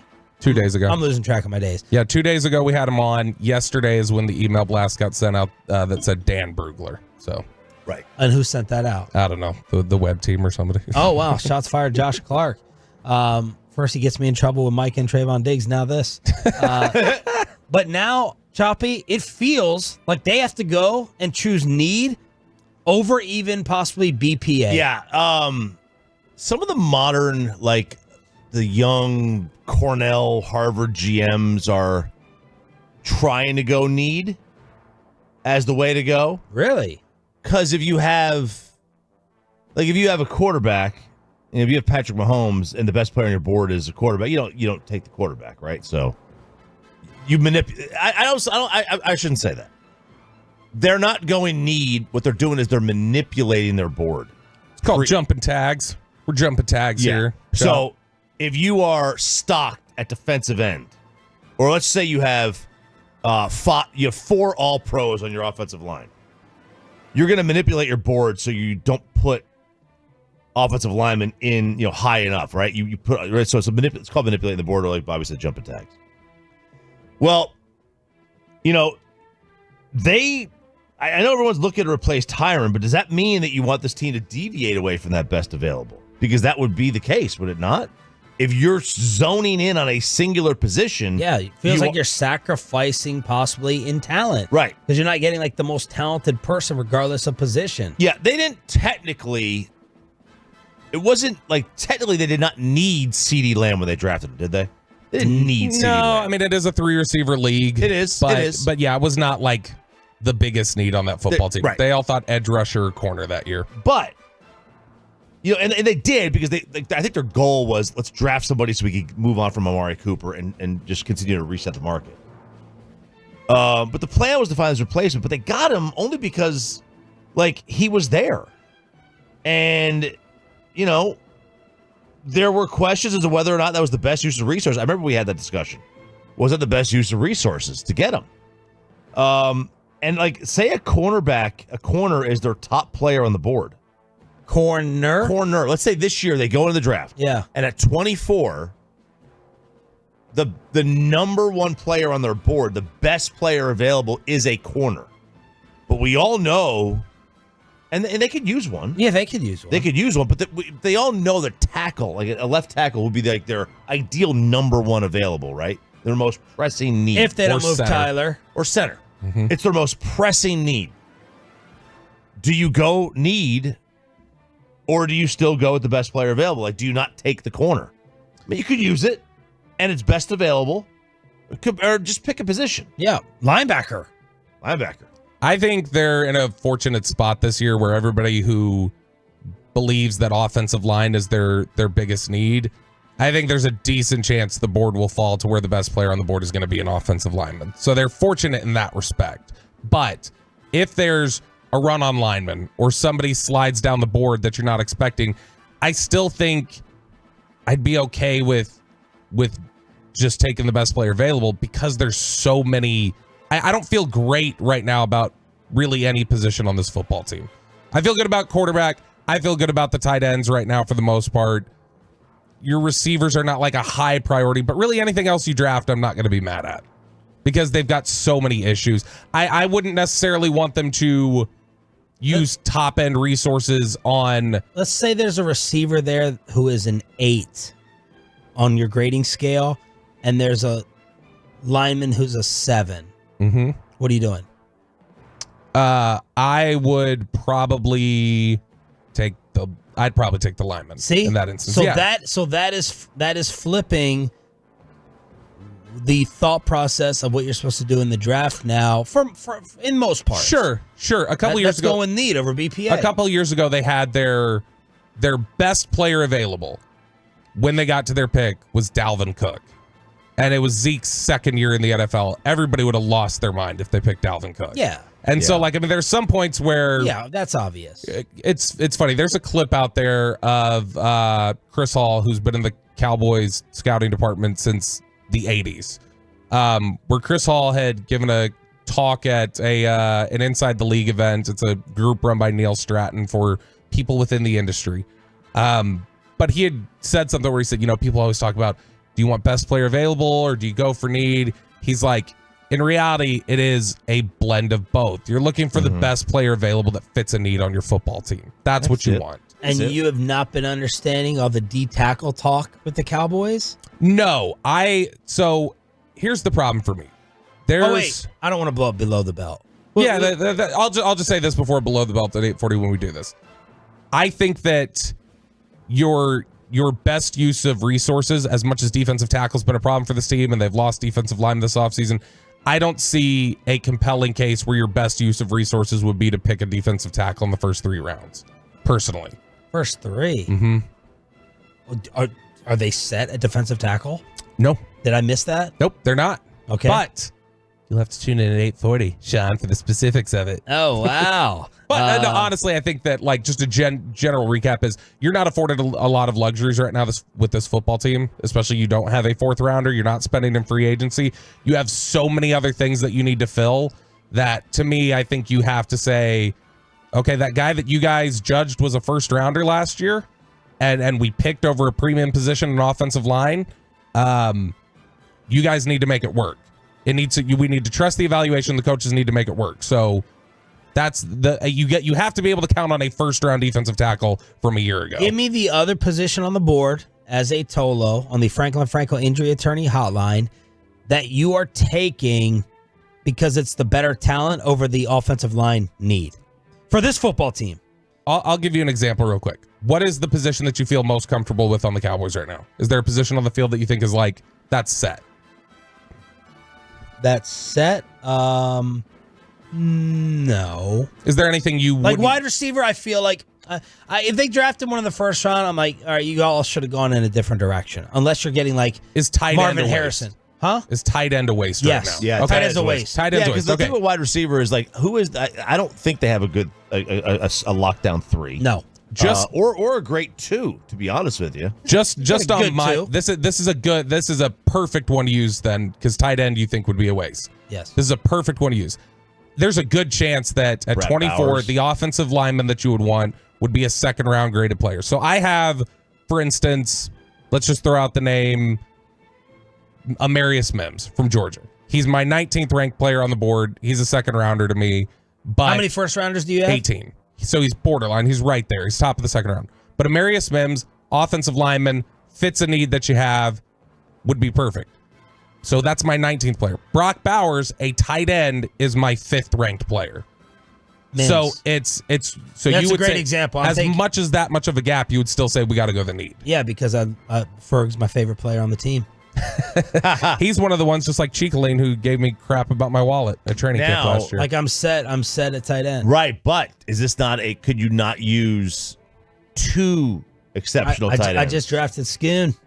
Who's not any good. I think Schoonmaker's going to have a bounce back here. I think that he got set back. Well, you need him to because your draft name's on it. What have I told you? What have I told you? What have I told you that Bowers and Ferg is Gronk and Hernandez? Then I'll take the tight end. For 4 years anyway. For 4 years. Yeah. Oh gosh, is that a Hernandez? We got more OJ talk coming up. All right. So there it is. What is the position? But I'm fine. I'm fine with drafting a D end. Sure. I'm fine with that. I'm fine with corner. I'm fine with all-world safety in the new school passing league that it is, though. So you can go a number of different directions. Apparently, that's the only direction you can go when it comes to college talk and draft, because RJ Choppy and who else is fine with their kids not going to college. That's how we start the junk drawer. Did you know that Benjamin Franklin invented the junk drawer? Junkin! I've been waiting to hear this. Man, just how I was like upset with Gen Z the other day for like, you know, wanting to change Scrabble because they're not competitive. Mm-hmm. Here they come to the rescue again. They are ditching college. Ooh. Bobby Belt style. Traditional 4-year colleges in favor of trades. Welding, HVAC, shout out Jacob plumbing. Bell. Jacob's going to do the welding thing. That's the career path. He's like, I'm done with school. I'm not doing any more of this. And we have an interesting thing on a couple of my group chats where most of my friends do not want their kid to go to college because of the waste of money that it has become. It's too expensive, and it's too watered down. Nothing to do with the curriculum or anything. What do you mean watered down? Like, everyone's got a college degree. It doesn't really do anything for you anymore. Like, a lot of jobs don't even require, like, there are some that still require it, but you don't necessarily go to college. And first of all, and half of the problem is that people go to college, they major in something that has nothing to do with anything.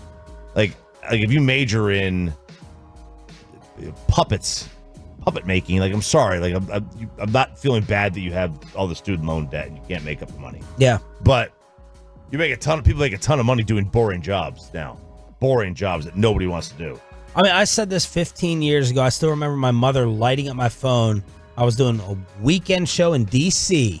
and I was like, college for me did nothing for this profession. Nothing. Now, I think when I see Ryan posting his stuff, like where he's out filming and doing stuff behind the scenes and producing, that feels like more hands-on and meaningful to me with what he's doing with, I forget the name of the school, forgive me. We'll find out in your commercial break interview coming up. TCC.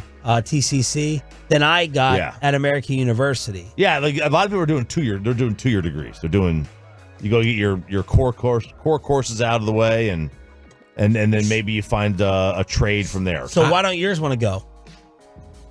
Oh, my kids do. Oh, I thought you said one of them didn't want to go. No, my friends don't like. Yeah, they don't want to go. I look at it like, I think there are some areas where, if you're going to get into a trade, like I grew up around radio. I knew I wanted to do radio, and I knew from talking to everybody in the industry the entire time I was growing up, people were telling me like school means nothing to people in radio. But like you can show them a degree and they just go, oh, all that is bad habits that we're going to have to work out of you from people who don't actually work in the industry. And so I was told like, nope, get experience first. I was like, all right, that's the direction I went. I knew that's what I wanted to do. But if there were other, I still think it's absolutely important depending on what you want to do. Yeah, if you want to do accounting, you got to go. Business, I think it's big, right? You want to go into sales, you could probably get away without it, or you want to get, you want to get into a trade. Give me the field and the degree in which you felt like college mattered for you on the Fantex. All right, here we go. Franklin Injury Attorneys Fantex. I have a bachelor's in sociology. I own a construction company now. So it did nothing, right? Yep. I'm an auto tech teacher. I majored in architecture. A lot of people are saying if you're in a trade, you don't need to do it. I mean, all college was for me is social maturation. That's what it is. It's being on your own, learning how not to die on your own, figure out some bills on your own, get your own meals, do your own laundry, socialize, away from your parents, homesick, get over that. That's what it was for me. That's what I missed. With a serious question for you, Mm-hmm. what do you regret or wish you had the most of, if any, between a regular high school environment or college environment? I don't regret anything about college environment. Like to me, it's just, I mean, like, so yeah. you never thought about going? No, because I knew what I wanted to do, and I knew like that was considered generally not like a prerequisite. In fact, it meant ultimately nothing to people who were hiring for what I wanted to do. And so to me, it was like, okay, that seems like a little bit of a waste of time. Now, obviously the campus life and everything else, and going to the games and like being part of that community, yeah, you like that. All the things. Yeah, exactly. No, but being part of just in general the like family on campus or whatever, that's something that, I wish I would have gotten that, but not enough to where I say I regret that. High school, yeah, I wish I would have gone to high school. I didn't want to. That's something that Chris and I still like go back and forth with. That's why you guys are on your high school tour now. Yeah, exactly. Who's up next? What did you like better, high school or college? Do you have a hot take on that? I don't have a hot take. I mean, I guess I hated school. I still have nightmares about being in a class getting ready for a final. Like, I hated studying. I hated tests. Hated it. I'd probably I'd slightly lean towards college because you could drink. Partying. Yeah, oh yeah. More partying. More partying for sure. Pepe, what do you think? I mean, high school would be the one for me that I would like more than college. But my degree is a little different because I could make the argument that I don't get the internship here at the Fan if I'm not in school. Like, that was a big prerequisite for me going in. And so if I'm not at UNT, they might not accept me because I'm not in school. So, and that was my foot in the door to get into this business. But yeah, I mean, I took 2, maybe 3 broadcasting classes my entire 4 years at UNT. They are coming in. I had to get a degree to be a teacher and a coach, and it's useless. Yeah, teacher, you gotta get a degree, I assume. Doctor of Pharmacy, needed one. Yeah. I have a Law? bachelor's and law, I'm sure. Bachelor's in marketing and economics and a master's degree in finance. I am a compliance officer. Don't use them. I'm a director of data science. I have a degree in French. Yeah, it's like sometimes you just need a degree you need a degree just to get in the door. So and some you just don't. If your kids come to you and be like, Dad, I don't want to go to college, you're not going to fight them. You're fine. Oh, I would ask, like, what do you want to do? Yeah. Like, if you what if they say they want to be a pilot, I'm like, all right, just go to the Air Force, all right, or do whatever. But like, yeah, I think you have to like say if they want to be a accountant. What do they say? I don't know. Which many do. What are you going to say then? That's a great. I don't know. I don't know. I don't know what I want to do yet, but I'm not feeling college. Then I would say go to a 2-year school and try to figure it out. Yeah. Get your, because like a 4-year school, you're going to pay X amount of dollars. A 2-year school, at least you're going to get much cheaper, and then you can maybe you buy yourself time. Does anyone try to hold these colleges accountable for gouging us? Like, why is it? Bad. It's bad. Like checking what they're doing and allocating all the funds and whether it's justifying this price. It's insane. It's insane. It is insane. I mean, that was always one of the arguments for the idea that when the NIL discussion came up, where they're like, well, you're getting paid in education. Look at the value of this. Was a lot of times the pushback from the other side was that is a made up number, though. You are making up the cost of like, it costs this much money. Like, is that ball going in the curve? Jason Day just went. Is Jason Day the breather? He's the guy that takes his pulse. Yeah, Jason Day just went in the water. Tiger, I thought was going in the sand. Sorry, Bob. But just in general, the argument was always that's you're just throwing a made up number of value on the piece of paper, and then you're telling people we're giving you that for free. It's like whenever you hear people talk about quoting prices to insurance companies, where the insurance company goes, okay, well, you're making up a price for how much that anesthesia costs. We'll negotiate you down. And look what you do to kids, saddling them with all this freaking debt for years. What type of start are you giving kids to start off with hundreds and thousands of dollars of debt? Yeah, it's ridiculous. That's not what it's supposed to be. That's not helping anyone. It's not. And then the moment they're out of debt, they're trying to buy a house, and then the cost of houses is sky high, and they can't afford that. Thanks, bang. Junk Drawer, Friday edition. Commercial-free expressway on the Fan. Let me ask you guys a question. You guys big fans of this classic right here from Alicia Keys? Good song. Yes. It's great, right? I love Alicia Keys. Well, don't move to Chechnya then. Chechnya? Nope, can't play this song. Can't play a lot of songs starting June 1st. Man, I pulled a Peyton when Bobby sent this in the email. I was like, what is, what's Czech? Chechnya. Yeah. I had no idea how Chechnya was spelled. He's like, was this China the wrestler? Like he was asking about that. No, it's Chechnya. The Russian Republic has ruled that all music should correspond to a tempo of 80 to 116 beats per minute. Got to fall right in that window. I have no idea what that means. Well, that was too fast.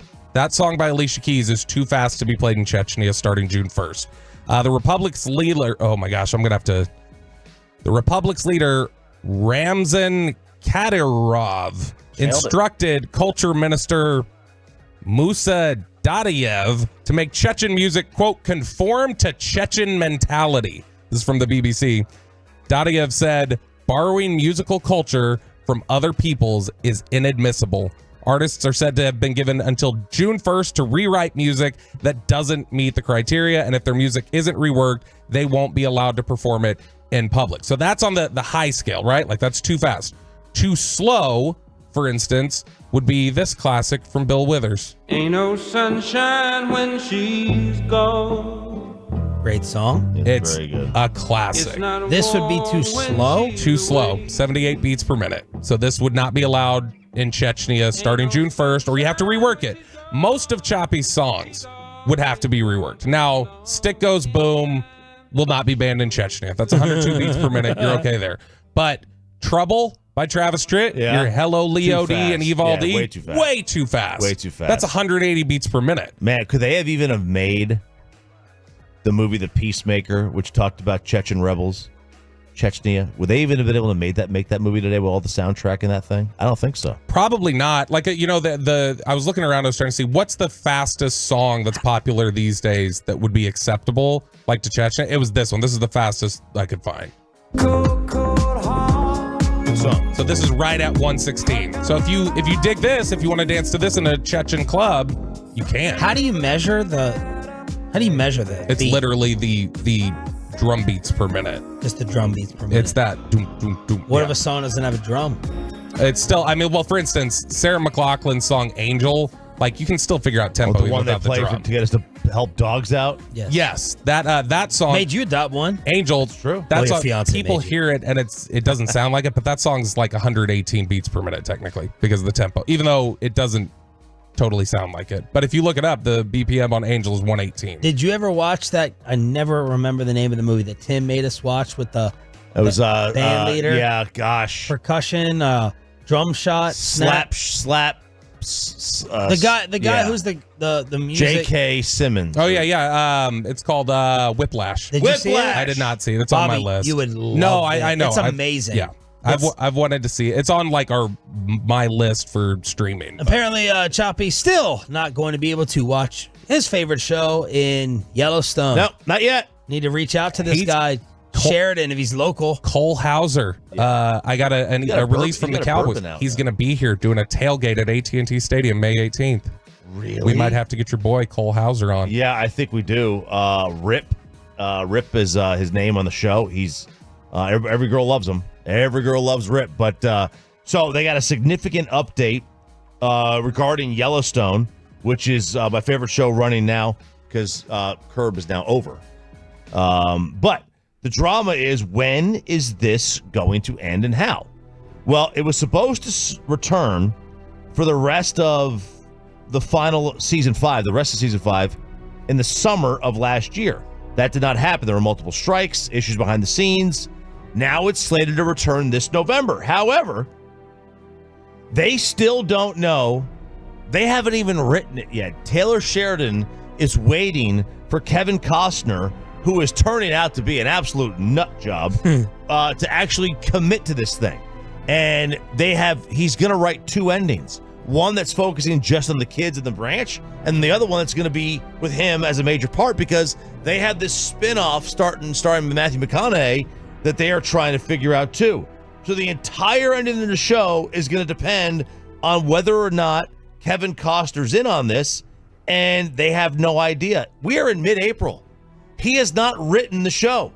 How are they going to write, film, edit, and air by November? I have no idea how they're going to be able to do this. Please, Kevin Costner, just give an answer. Do you want in on this or do you not? Wasn't this the issue with Game of Thrones at the end? They didn't have it written out, or they didn't know how it would end, and then they just kind of like clumsily threw it together, and people were like, "This sucks." I think they wanted to have more seasons or a spin-off or something, and HBO wouldn't commit to that. I had a Tolo hit me up after our Game of Thrones discussion, being like, "Dude, I understand your hesitation and everything." He's like, "I just promise you. I promise you start it and you'll just binge it." And I was like, "Thanks, but no." It is very good. It is very good. I'm an adult. I don't. I didn't. I don't believe in dragons. I didn't love the dragons. Bravo. Yeah, I didn't love the dragons, but it was very good. Like there were many the episode where I was like, "Oop!" I had planned to finish on that episode, and I wound up watching 3 more. There was plenty of episodes that happened like that. There have been rumors for a few years about these two dating, and the other day, Stephen A. Smith finally addressed it with Molly.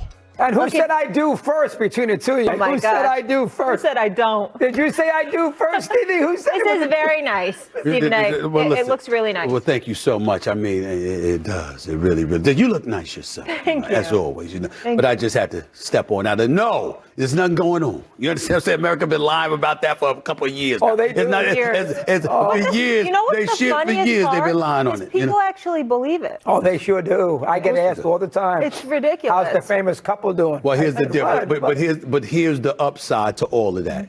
They know my taste, so therefore they know that's a compliment to her, and obviously she has great taste as well. So I guess that's America's way of saying we both really, really look good. That's why you can do that, because they lie all the time. They don't know what the hell they're talking about. But it does mean that First Take not only is a #1 show because of our content, we look the part. How cringy. effective do you think he is? How what? How effective do you think he is when he's like, "All right, I'm going out to the bar. I'm gonna pick up this lady." How effective do you think his game is? I think he could be very effective. That's what I like. I get the sense that. I mean, Stephen A. Smith, first off, he's wrong. Like, he's not a great looking guy. I can acknowledge when people are very, very good looking. He could probably be charming. Oh, very charming. he can have any conversation. Yeah. He can be funny. He's tall, a little big, imposing. So I think he could have game. I think so. But it ain't gonna be from his looks. Not that six head. And look, I don't know how many. Like, I have no idea like how many women know who Stephen A. Smith is. Right. You know, he could be. Surely he appeals more to guys. And he's probably replaying though in every bar. You know what? He probably Those is. shows are in every airport, every facility, every sports team, Yep. locker room, all No that doubt. stuff. But my question is, was Stephen A. describing both of their types in that? That's what I heard. Was he saying like Molly's my type and I'm black, so I'm her type? Going back to Jalen Rose? That's what I was kind of hearing. Like, Yeah. and I know her type, and she knows my type. But man. He means basketball guys. That's what he means. Not just guys who are into basketball, just like him and Jalen. Look, Rose. man, I think Molly is very, very, very attractive. That's kind of like my type as well, but she seems angry. Man. Wouldn't you be angry if you had to work on that show, though? No, I'd be in heaven because I don't do anything. I say 6 words per show. I yell at the end of every break, guys, come on now. Come on, we got to go to commercial. That job, I don't even want to say too much because I'll get written up in some headlines here and get in trouble. That is cake. Are you kidding me? Yeah. Cheesecake for sure. That may even be an easier job than Tony Reality's. Around Reality's 30 minutes. 30 minutes. That's 30 minutes. Reading the question, letting the others argue, and hitting a button. Hitting a button. That's it. That's it. And Molly's like whoever moderates First Take that Bayless allows to speak when they're female. Are you kidding me? That's the jokiest of jobs. Yeah, but you have to I don't even sit there want to and know listen to it and deal with that. First Take, Stephen A. It's not just because it might be because he came on a couple times. It's so much more tolerable. It's so much better than just like it's realer. Then it's so much realer. Undisputed or whatever. And of what it used to be. Oh yeah. Like I like listening to Shannon anyway, except for when he's butchering my name. I love just listening to Shannon. Orlovsky's eyes of confusion, fake confusion of what? What'd I do? Really? How? Shannon Reef. Thank you, Shannon. All right, so Well, Molly, man, When she's you- just always when you splurge on money, what do you spend it on? What's your Pool. big Emerald pool? Custom Pool. There we go. Choppy, what's your big splurge whenever you get a little bit of extra money? Mine's really food though. That's a good question. I don't know that trips, maybe trips. Peyton, I imagine you're a trips guy. Gambling. Yeah, casino. I'll go straight to the casino with some extra money. This is over from Business Insider. Splurging once meant spending money on buzzy restaurants, expensive vacations, and designer clothing. These days, what's considered splurge-worthy falls into a more humble category. So Gen Z, you talk about them changing the game, Chop? Yes, they just want to blow all their money on name brand groceries. The most expensive groceries possible. Groceries are shaping up to be a top spending priority for younger generations, a February report from McKinsey & Company found. The firm asked over 4,000 people, from baby boomers to Gen Zers, about the categories they intend to splurge on this year. Groceries ranked highest for Gen Zers, outpacing restaurants, bars, travel, beauty, and personal care, apparel, and fitness. Gen Z said they often choose high-quality snacks and beverages, which makes for expensive grocery bills. One 23-year-old told Business Insider by text that they spend about $130 for a week and a half on themselves because they want to buy fancy sodas and fancy drinks, and they want to buy Trader Joe's level snacks and things like that. Well, I don't get all that, but at least they're cooking. Because there are so many people that I know in life, like my brother. Every time I talk to this kid, 3 times a week, I'm like, what are you doing? He's like, oh, I can I call you after I go out and get dinner? I'm on my way to get dinner. And I'm like, how much money are you burning? How much are you wasting? I said, cook a damn meal. Are you kidding me? I think this is You got 2 kids. This is the YouTube cooking influencers that are taking over, and it's like, oh, we're showing you how to cook and we're doing this and that, and like something. I think that people consume so much of that, and so now they've gotten a finer taste for things. Like, oh, I gotta go get this. How many times do you think the average American eats out for dinner during the Monday through Friday? Like, just like going to grab Jersey Mike's count? Yeah, that's eating out. Oh man, I don't know. 4, 3. 4? I was gonna say 3. You think 4 times a week for dinner, the average American? Easily. That's way Maybe- too high. That may be low. No. Maybe low. Well, there's only 5 days. Oh, I was thinking the 7. No, I said Monday through Friday. Monday through Friday. Yeah, I still think a lot. That's even more, I think, because you don't have time. Wow, 4 times a week for dinner out, you think is the average? I said 3, but yeah, I don't know. Maybe I'm going to that's a say lot. 2 at the most. The fast food statistics from 2023, I'm Googling this. It says most Americans eat at a fast food restaurant 1 to 3 times a week. So that's probably not even dinner. So, Pay? Yeah, I'd go 3 right in the middle. I mean, just dinner though, because I mean, 3 you count times Friday, out though. a week, that is so expensive. It is, but I'll tell you this: it's not. But again, people are getting home at 6 or 6:30. They are, and I'll tell you this: like when we cook a lot at home during the week now, that's expensive still. I don't know how much money you're actually saving. yeah, Kristen complains about the cost of groceries all the time. I have no idea. Yeah, you just hand the card out. I say, here's daddy's plastic. Where does OJ end up ranking? Plus a Masters update from Matt Pittman himself in Augusta. That's all on the way with Sean and RJ, 105.3 The Fan. But we're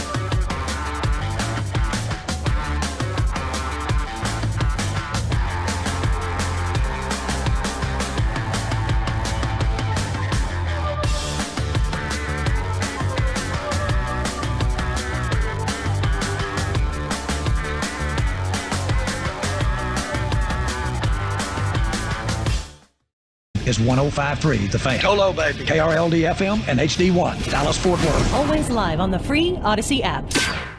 Turn it on, leave it on with Sean and RJ right here on The Fan. And there's Charles Woodson. How about that? Huh? What a season he had. Great, man. He became the first defensive player to win the Heisman Trophy. And congratulations, Charles. That is something that no one can ever take away from you. Unless you kill your wife and a waiter, in which case... all bets are off. Just a word of advice. We have never come back with a clip like that. No. Until Bobby Belt joined the show. Good. Very good. I miss him. Norm, not OJ. I miss Norm. Bobby said, we got to play that at some point today. And I think it was Griffey reacting, like head in his hands. Griffey was head shaking like, that's quite a... You got to remember the context in which he said this. This was a February of 98. This was not 20 years later. This was just a couple years after that case. This is Great still, joke, though. It's a great. fantastic joke. Ryan, rerun the clip. Well, obviously, we won't play the sound, but I just want to see, is that Griffey? So Griffey was next to the guy head and hands. Okay. And then, like, Griffey's shaking his head. The guy head and hands. I watch on the Fan Cam and Twitch, y'all. YouTube and Twitch. So up in the front of the shot, it was Charles Woodson, wasn't it? And then it was Griffey next to him. I think is what it was. Yeah. That's. I thought that's not Woodson. I can't tell because oh yeah, no, that's I don't know. That may have been. But that's 98. It's probably Fred McGriff. But that's Griffey, right? Yeah, that's Griffey. That's Griffey to the left. It does look like Fred McGriff a little bit, but that was Norm Macdonald, and of course we're playing that because OJ yesterday passed away, or at least his family announced that he passed away at the age of 76 from cancer. Yeah, he passed away the night before. Apparently. Yeah, it was the night before. He finally got the killer. Good for him. Yeah. Now Bobby's big regret yesterday, he told me, was not getting in enough OJ jokes. So I saw the climate afterwards. I saw the social media climate after. I was like, oh, okay. And what was the climate? Well, everybody's firing their jokes off. He's dead. Okay, so you felt like what was that? That's the mic drop yesterday. So you felt He's like dead. you missed out. Yeah, like just in terms of like I had a couple that I was sitting on yesterday that I was like, oh, okay. Like when Choppy was saying like he went to what was it called? Cleaver, the restaurant. Whatever. He went to Cleaver and he's like, OJ wasn't there that night. And then I was like going to say like, yeah, but a little bit later on that night, Kato Kalin said he heard some weird noise back behind the restaurant. And so that could have been OJ coming back in. You never know. You never know. It wasn't that really wasn't that good. That's of a joke. fantastic joke. It's very niche. It's a wonderful joke in like, I don't know, April of 95. Sure. Right after he testified and he said that. But I don't know about Kato now. Kalin lived here for a little while. Lived in Dallas. What did he ever do? What was his job? What did he do? He was an aspiring actor. That was what he was doing. Just living with OJ. Yeah, when ABC had the various quotes from around the discussion yesterday. So can I make? Go ahead. They listed Kato Kalin as like failed actor and housemate of O.J. Simpson or something like that was the biographical note they gave him. So can I make dead jokes today? Yeah, I think OJ's a character that a lot of people like, even if you don't. Like I can make the more like this is what is in our group texts. Yeah. Can I read my group text today because OJ is gone? Your group text, I don't know. Yeah, I don't know. I know Goldberg's in there. Yeah, I'm about to read his messages. Oh, okay. After RJ gives me clearance. Jordan Speed's about to go in the water here. 903 says, I hate to cut into y'all's day, but no matter how you slice it, someone was going to make jokes about OJ. Hang on. Did your knee hit the volume? Been there. It's been there. Yeah, I think OJ is a different case than most. There's not a whole lot of sympathy today for OJ Simpson. And I think a lot of people would say there shouldn't be a whole lot of sympathy. I think most people generally... My right ear is vibrating. Is it? Yeah, that sucks. I moved my chair. My chair hit the volume. And my right... Did you hear it? My headphones I didn't up. hear it, but I saw the face. I think most people generally think they know what happened. Now, I guess there's no way to know for 100% because there wasn't cameras there. But, I tell you this. Somebody knows. And OJ's finding out right now what he knows or what he doesn't know. So you can play that role. So there's a couple people bringing up like his confession. Did he confess at the end? Oh, because they had Did you see the tweet yesterday? Or the tweet that went around? Now, that's the thing. People are trying to figure out, is this doctored? You can't really tell in this day and age when you can doctor a tweet to make it look like it. Because they did have reports say that the people that came to see him, he had his friends fly in, his family did, to say their final goodbyes. And they said that they were told to sign NDAs, non-disclosure agreement. There is a screenshot floating around social media that says, I just want y'all to know I did that S. Signed OJ, and it's from OJ's Twitter account, the image. But they say family saw it, took it down, deleted it. It was from his Twitter account. That's what it's a screenshot. Now that's the thing is that people are sharing screenshots, so you can't see it's on its own individual tweet. It's not like in a timeline, so it's hard to tell what's real or not. But that's what's been getting passed around today. Is OJ leading the Masters today at 6 under? Oh, that ties in with an event. See, I feel like I can read these. I think with OJ. You get the lead with my mom. You get a death pass with OJ. I don't think there's a whole lot of sympathy out there. All right, what was the list you made up? So I was wondering. Let's put me in the mood though for some Juice documentaries. I want to watch one or two of them. Yeah, he's a very conflicting. And my guy Robbie Loomis, by the way, real quick from Mr. Electric, he keeps telling me to look at this YouTube, The Overlooked Suspect, and he said there's someone else. The police never interviewed him, but there's just one reporter that was all over this. I thought I had watched every single OJ documentary, but apparently there's one out there that it could have been OJ's son that did it. I've heard that rumor. I've heard the rumor Marcus Allen. I've heard the rumor. I've heard so many rumors, man. Like there's so many rumors that are out there. And again, like that's part of the whole intrigue to this thing is that, there is and the amount of things that this changed in the world, this case. Oh, yeah. From court TV, police chases. The fact that there were cameras in this, like nonstop. You don't see something like that. The Kardashians were created. The Kardashians were created in part because of that might be OJ's biggest crime. Yeah. I'm just kidding. So like I was thinking, because I loved OJ in Naked Gun. Obviously, he was Mr. Hertz, the rental car guy. He was, for people older than us, he was a football player. But we know OJ as the guy who, the reporter on the sidelines, NBC. Yeah, that's right. That's right. But we remember OJ as the. You either remember him as the trial or as a guy who would say yours truly on Twitter. But what is he most known for? Is he known for the football player? No. The verdict, like the still shot kind of in your head of like the verdict, or is it the chase? Like, what's the first thing you think of? Honestly, what I think of is this. Turning the hands around with the gloves on. That's the image I think of when I think of OJ. And thanks, Texas William, you jackass. I did not have him on bingo card that I'd have on the OJ gloves today, and everyone then responded with, well, if it was your hands, they definitely would have fit. They would have been baggy. Hey-o. Like my first thing, it's funny because Bobby says that. My first thing is when the verdict is read. Are you asking like for the first image? The first image that pops in your head when you think of OJ. Do you think of the Bronco? Do you think of I think of the verdict, like where I remember Johnny's hand like goes on his shoulder. That's the first thing that pops into my head is the image of it's the him courtroom standing up in the courtroom. It's just the courtroom in general. It's courtroom OJ. That's but I think what there's a lot of people that would say the chase, right? Yeah. I mean, that was captivating. I said there should be a channel dedicated to police chases because it's captivating. It is, and I think the reason they don't do it is because it's captivating. It's thin. They don't show streakers on they don't want they don't want to show the streaker. By the way, remember the prank call? The Howard Stern prank call in the middle of that? With Al Michaels? Al Michaels was narrating the police chase. No, I don't And there was a remember. Howard Stern prank call because at the end they talk about Baba Booey. And it's like, that is so 1994. What is this OJ podcast clip?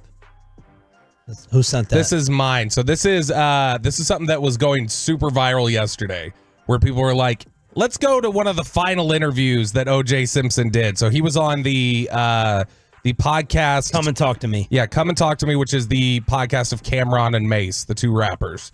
And so they had Mace. Yeah, Murda Mace. They had him like Puffy and Mace. Yeah, He and Cameron have a podcast together. I love and so, this. or Children of the Corn, Mace and Cameron, if you go even further back. But they were interviewing O.J. Simpson right before I think he announced that he had cancer. And so they were asking him, they were kicking around topics from mailbag questions, and one of them was about opening up to women, and OJ had an interesting answer that went viral yesterday. Shaq said men shouldn't open up to women because they'll use it against them. He said whenever something go down, they're going to throw it back in your face. Do y'all agree? OJ first. OJ first. When you say open up to women, I don't know what he's talking about. Is he talking about confessing? No, man, don't confess. No, I think you're right. Don't say nothing. Don't confess, don't say nothing. Wow. Oh my gosh. I wonder if OJ's brain and other people like him just go to a place where, like, compartmentalize. Yes. Yeah. Oh yeah. You have to. I think in order to be able to not go crazy, you have to like if he did that, you have to compartmentalize that. In order to not go crazy? Yeah. Or is he just like convinced himself that he is innocent? If you tell yourself something enough, you will begin to believe it. But also imagine that, like, you mentioned the brain. They will test that brain. They will test that brain for CTE. There is no doubt about that. I mean, yeah, if the family requests it. Yeah. Which I would. You guys mentioned naked. So maybe like give him an excuse. If you're the family and you wanted to give him an out, you would test the brain and you would say, hey, he had CTE. He was not within his faculties. Did you guys see David Zucker, the director of Naked Gun, his quote yesterday? He said, R.I.P. Nordberg, which I've never seen Naked Gun. Oh, that's fantastic. His acting was a lot like his murdering. He got away with it, but no one believed him. He said that? Stop it. He said that? He tweeted that out yesterday. Oh my gosh. Wow.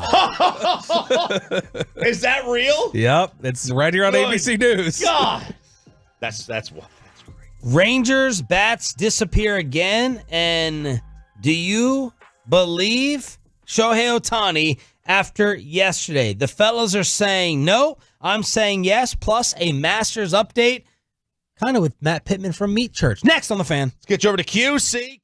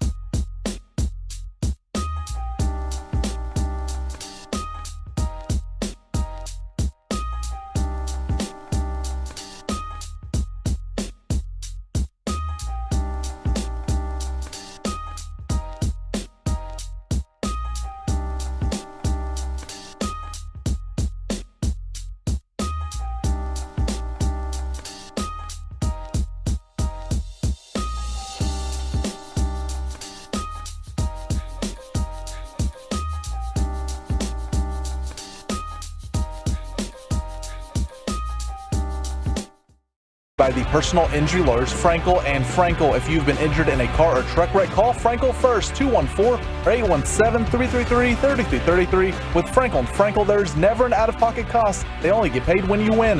Frankel and Frankel, the car and truck wreck attorneys in Dallas.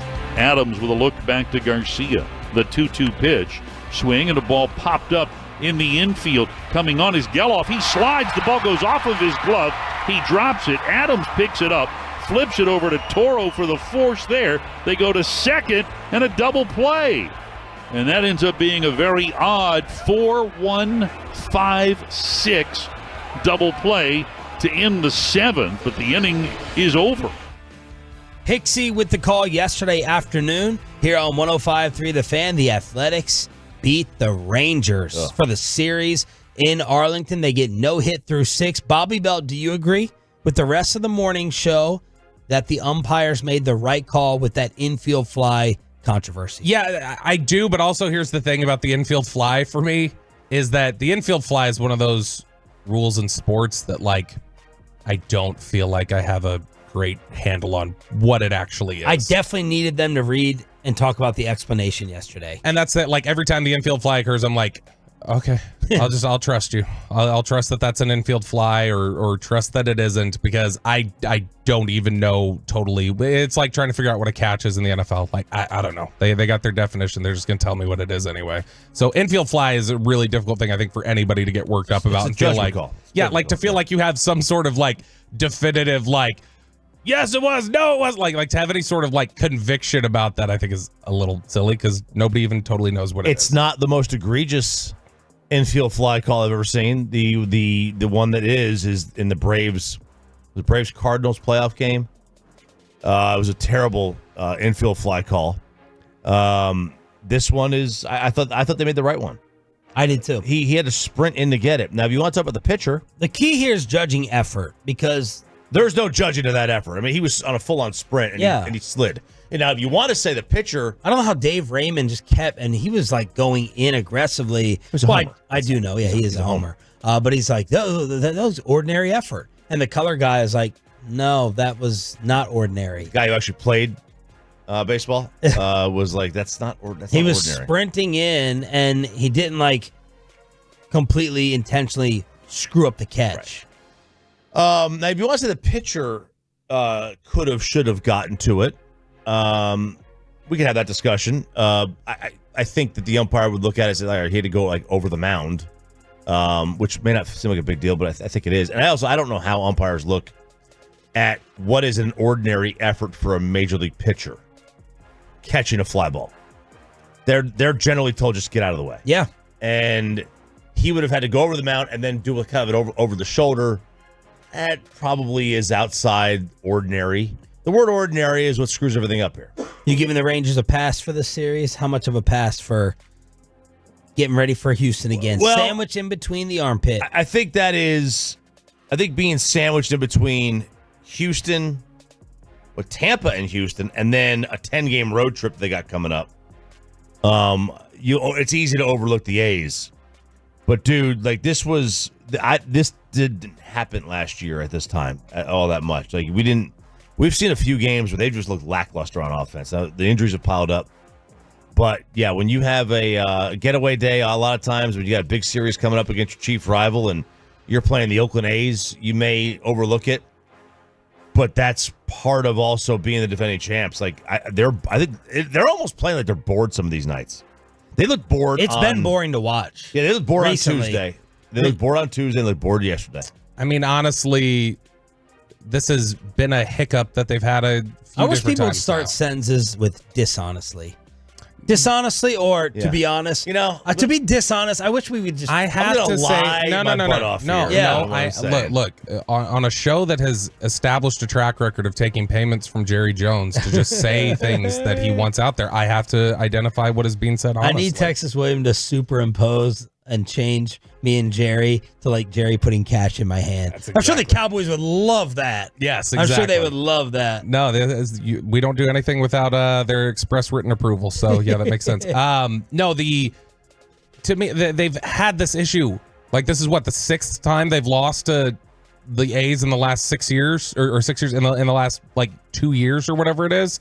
I mean, they've for some reason Oakland or Sacramento or whatever the hell they are has given Texas some issues at times over the last 2 years. The American League West right now is the ugliest in terms of standings. Yeah. The Rangers lead it at 7-6. The Angels are 6-6. Go Wash. Seattle's 5-8. The Athletics are 5-8. The Astros are 4-10.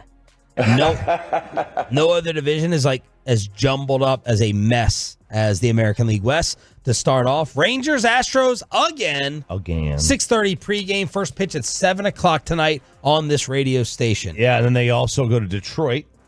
Should be good weather up there. And then they go to Atlanta.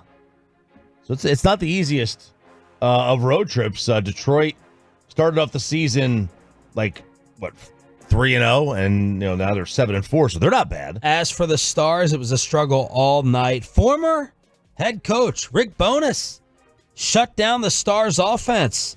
I saw Sagan talking about, I'm familiar with this scheme, but we weren't able to crack it. Winnipeg jumped on the Stars early, deep forechecks, forced the action to the 3-0 victory. Stars remain a win away from the Central, 3 points from winning the West. Dud game.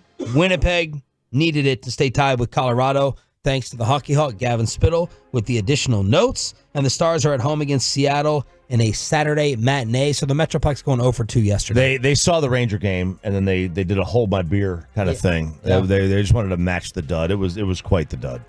That can't happen very often, though, right? Where you just get held completely scoreless on a DFW sports night.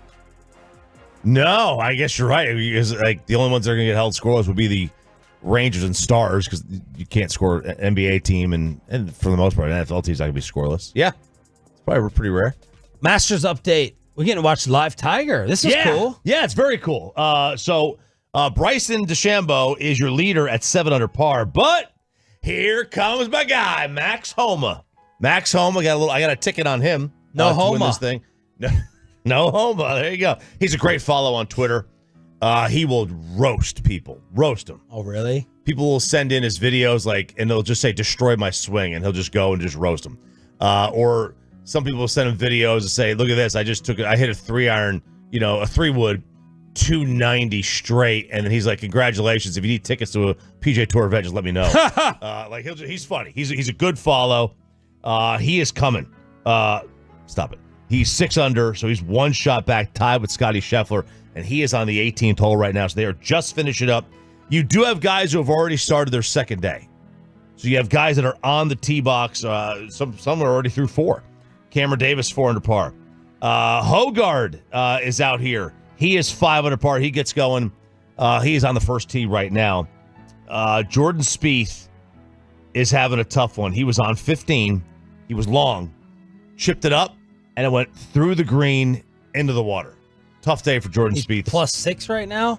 Last time I looked up, he was +6. He is tied for 80th. There's only 89 guys at this event. He is 80th right now at 6 over par. Mr. Show-Off, Matt Pittman, a.k.a. Meat Church. He's on every other Wednesday, brought to you by the greatness of Mr. Electric, whose final touches allowed me to actually sell my first home. So thank you to the Loomis boys. But Pittman had to send us a photo of him and Troy Aikman at Augusta. And you send that to Sarah Choppy? I did not. She took enough of those photos herself. Of Aikman? Yeah. Who's her? Baby. Who's her Mount Rushmore of physical Man crushes? I mean, Aikman's pretty high. Yeah, Troy's pretty high on that one. Well, there's not one where it's the ultimate her pass. I think it's Troy.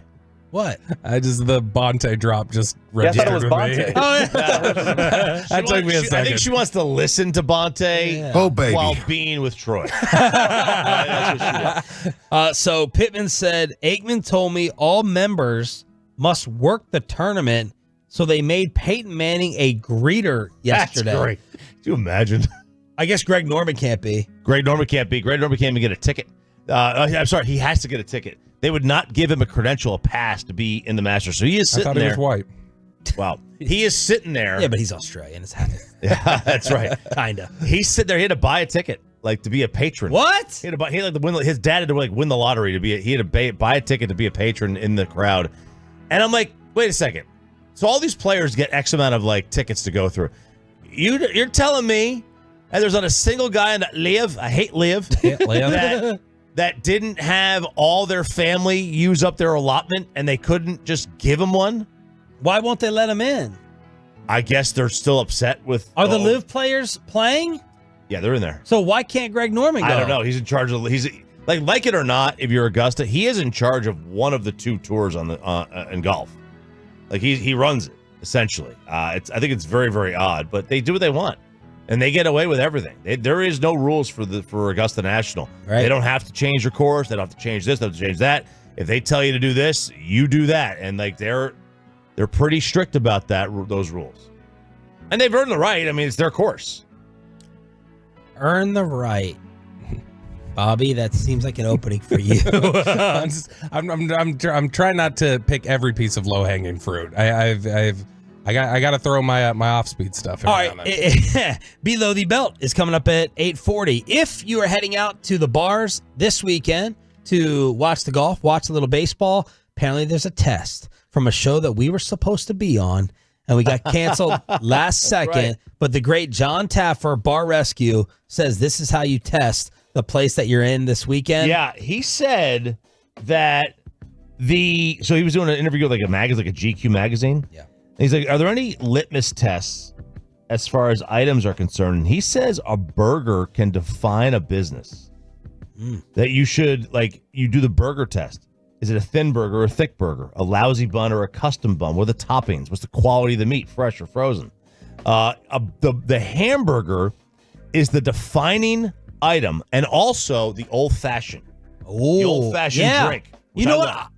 I agree with him. Yeah. If it's like a thin old, like it's not. If the old-fashioned, if you don't make it well, and you're like, you know what? Let me just put as much syrup and sugar and sweetener in there to make it like a candy. Yeah. That's not a good old-fashioned. That just tells me you don't know what you're doing. And if you get like a nice thick burger that's like grilled well, and like if it's a brioche bun. Yep. Then now, maybe you're looking for a smash burger, okay? Then you can go that route. You can make a great smash burger. Yes. But yeah, like those to me are the little things. Like, I agree with him. When I go to a Mexican restaurant, like I am heavily judging on the quality of their chips. Equality of the quality. Oh, like I don't want. Are we at Augusta? They don't serve. They don't serve tortilla chips at Augusta. If I take a chip and I put it in the salsa or the queso or whatever, and it falls apart, what'd you say, Bobby? Bad chip. I said white corn tortilla chips there. Right. Wow. Bad chip though, right? If you try to get the guac Probably and it keeps falling apart, for them. it keeps falling apart. That's a bad chip. I need the good thick chip quality. Yes. I've stopped judging places though off of their salsa because I'm not finding great salsas. I'm not finding awesome, You great cilantro onion guy, your salsa? Yeah, I can do either one. Okay. I can go with, I can go without. Does it like warm? Some people like warm salsa. Warm? The green salsa warm, but not the. Yeah, a lot of places have served served the salsa warm. I don't care for that. See, Peyton's salsa is what you get when. Yeah. Oh no, he'll do salsa because that's generally That's brought free. free to the table. Oh, that's right. It's the guac and the queso that he won't do. Does Mackenzie think that you are frugal, tight, and is she the same way? No. Are you frugal? You know what? Yeah, I think I am. But and props to you for admitting it. But that's why I have money. Is because I'm not spending it. I'm not spending on queso. That's just calories. It's extra calories. Exactly. That's all it is. Well done. Are the Cowboys about to admit a Mozzie Smith mistake? Next and Below the Belt. Let's get you over to a number one air and the eye.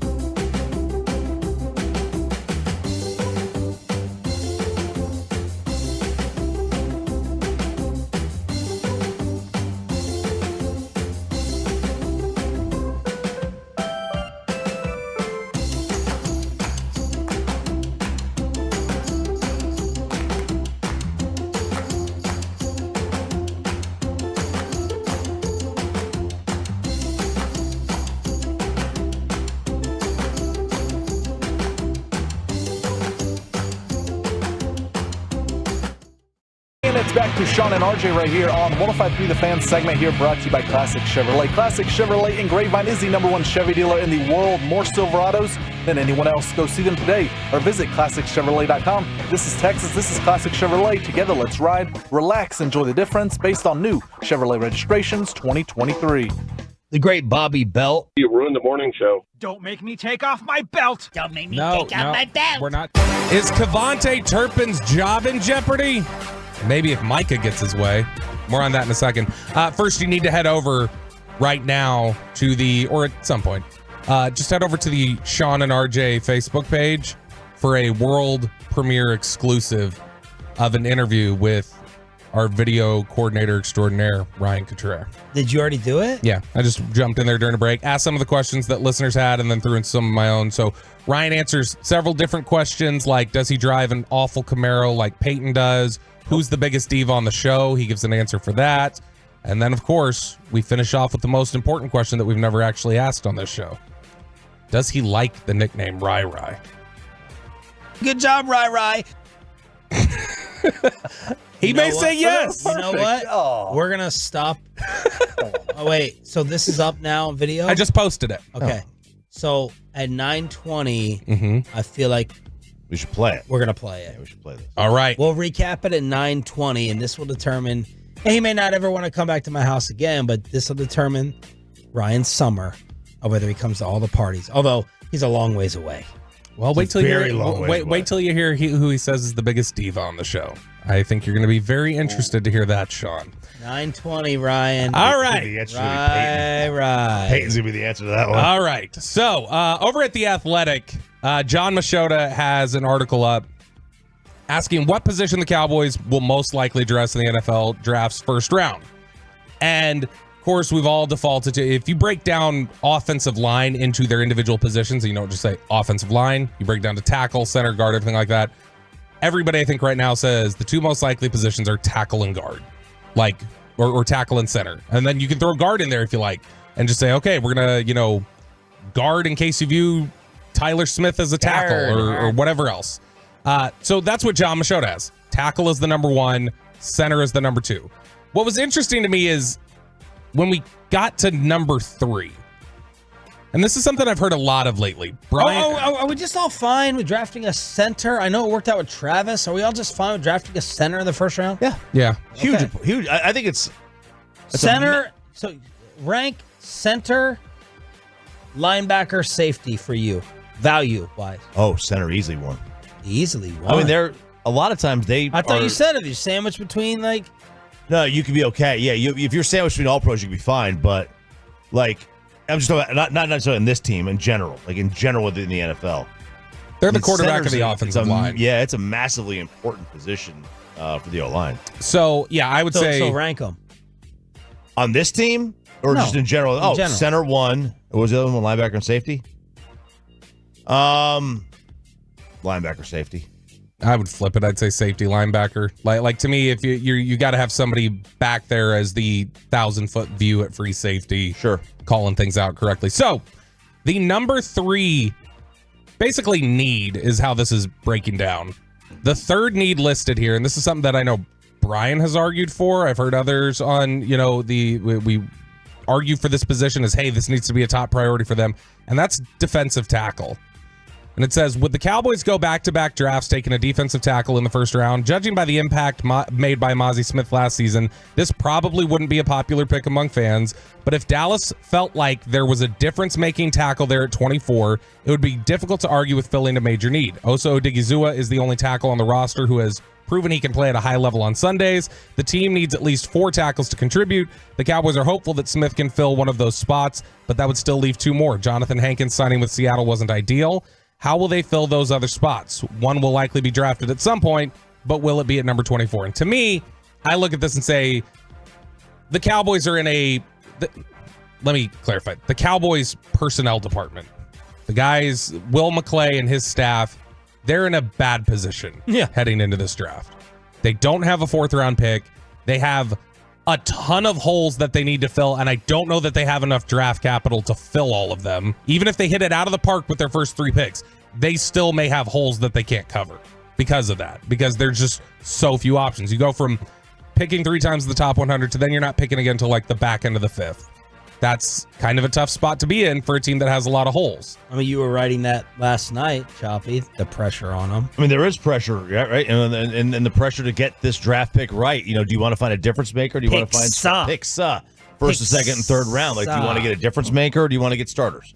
Generally, you're looking for starters, right? You know, but you want, I think the first round pick almost has to be a difference maker if you're trying to hit on all your picks.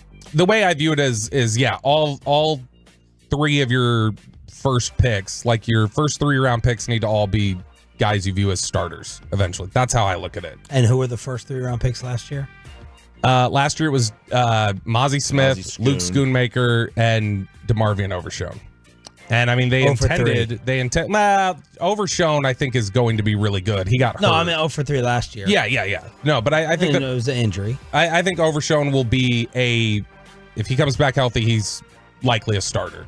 But when you look at the way the Cowboys have a bunch of different holes right now, what are the only positions that you'd be like, I don't think they totally need to spend a pick on that in the first 3 rounds? I mean, depending on your view of quarterback, tight end. That's it. That's the only one that you would say that's a waste of capital. Tight end, not quarterback. Dak insurance with whatever happens with him. And that is it. So that's a lot of holes. Yeah. So to me, one of the ones, it's not a lot of holes, and you alluded to that as well. It's just a lot of not absolutely set because they have had good rosters. Mm-hmm. No one in the NFL can fill every hole in their roster. So I don't look at it as you have a lot of holes. I look at it as like you don't have a lot of permanent answers. You have. Here's how I'll adjust. You have NFL problems. I'll adjust what I said. You know, rich people. You have NFL problems. You got NFL probs. You have here. I'll adjust my statement then. You have contender holes. That's really good way of putting it. You know what? And that's if you want. No, I don't think. Go ahead. Hit me with what you're gonna hit me with, because I don't want to assume that I know what you're gonna say. They have. They have fewer holes in Kansas City. They have fewer holes than. I mean, look, Buffalo. They have fewer holes than Buffalo. They have fewer holes in Cincinnati. I mean, if you talk about guys that they went into the beginning of last year as starters on both sides of the ball, they have right now this deep into free agency like 6 openings. 7 openings in terms of starting positions. Gilmore has not been re-signed. Curse is probably out the door. I'm not saying anybody's like upset about him going, but Curse is out the door. Leighton Vander Esch is retired. Jonathan Hankins left. You don't know what you're doing at center guard tackle combo yet. That's a lot right there. You don't know who the running back is. Michael Gallup is gone. Like, there's a lot that they have to fill that they haven't done anything with yet. Franklin injury return is fan text. QB is a waste to pick in the first 3. You got a good backup already. If they take a QB in the first 3, they're not picking him for a backup. Are we talking about Trey Lance and Cooper Rush? Yeah. I think people would, I don't know. If you take one in the first round, you're not taking him to be a backup. You're taking him to be the replacement. Right? No, I just want to know if we put out a poll question. Don't do it. Because 7 days ago at this time, give me the exact verbiage Jerry wanted you to use on the poll. Big E just sent a meme of Jerry and Steven dropping cash on the table for me. What percentage in the Metroplex, I wonder, would be confident in Trey Lance being the starter next season? Like that the Cowboys would get, that the Cowboys would have 9 wins. What percentage would vote that would happen with Trey? I wouldn't. I'll tell you that. I know 30, that. 20%? 20%? You don't think it'd be higher? 20, yeah. Okay. I'm just testing. Yeah. I just wanted to test what was in the air. But see, this is where I look at it. You talk about quarterback depth and everything else, so you don't think that should be off the table. To me, because you have so many holes. It's not quarterback depth, it's quarterback replacement. No, but when you said talking about you wouldn't rule out, like you wouldn't view a top 3 round pick as a waste because you need unless the Cowboys and Dak have a wink that he's getting his money next off season, then you can draft his replacement if you're scared. Sure. So I view it this way. With a roster that has so many contender holes, so many depth issues that you're needing to fill, and starting positions that you need to fill, I think one of the areas, whether or not you feel confident in it or not right now, one of the areas that you have to bank on right now is defensive tackle. And not because you feel good about Mozzie Smith. You feel good about Osa and what Osa Odighizuwa has become as a starting NFL defensive tackle. But it's like we sat in that room and argued about offensive lineman or defensive tackle. We trusted the evaluation, said the defensive tackle was better. 1 year later, can't be a good enough reason to give up on that. That has to be assumed that he's going to be better. And if he's not better, well, I'm sorry, like Mozzie, you got to be better. Coaches, you got to get it out of him. The evaluation from the scouting staff, we've got to bank on that. So you're saying your basic premise is it's not a need, even though first year failure, it's not a need, even, you know, and you can't draft that early. I'm saying I'm not comfortable having to rely on him, but you have to. Because of other spots on the roster where you have nothing. Well, this is where you rely on coaches to say they knew early on that Tristan Hill was a fail. They did. They knew the way he practiced. They knew the way he was. You know more about that than me. This team is generally slow to recognize that stuff, right? I don't know. They're generally slow to recognize good and bad. All I know is, like, what if someone's in the room, Bobby, going, yo, we have a pretty early feel this is Tristan Hill 2.0. What if they say that? Then you can't draft?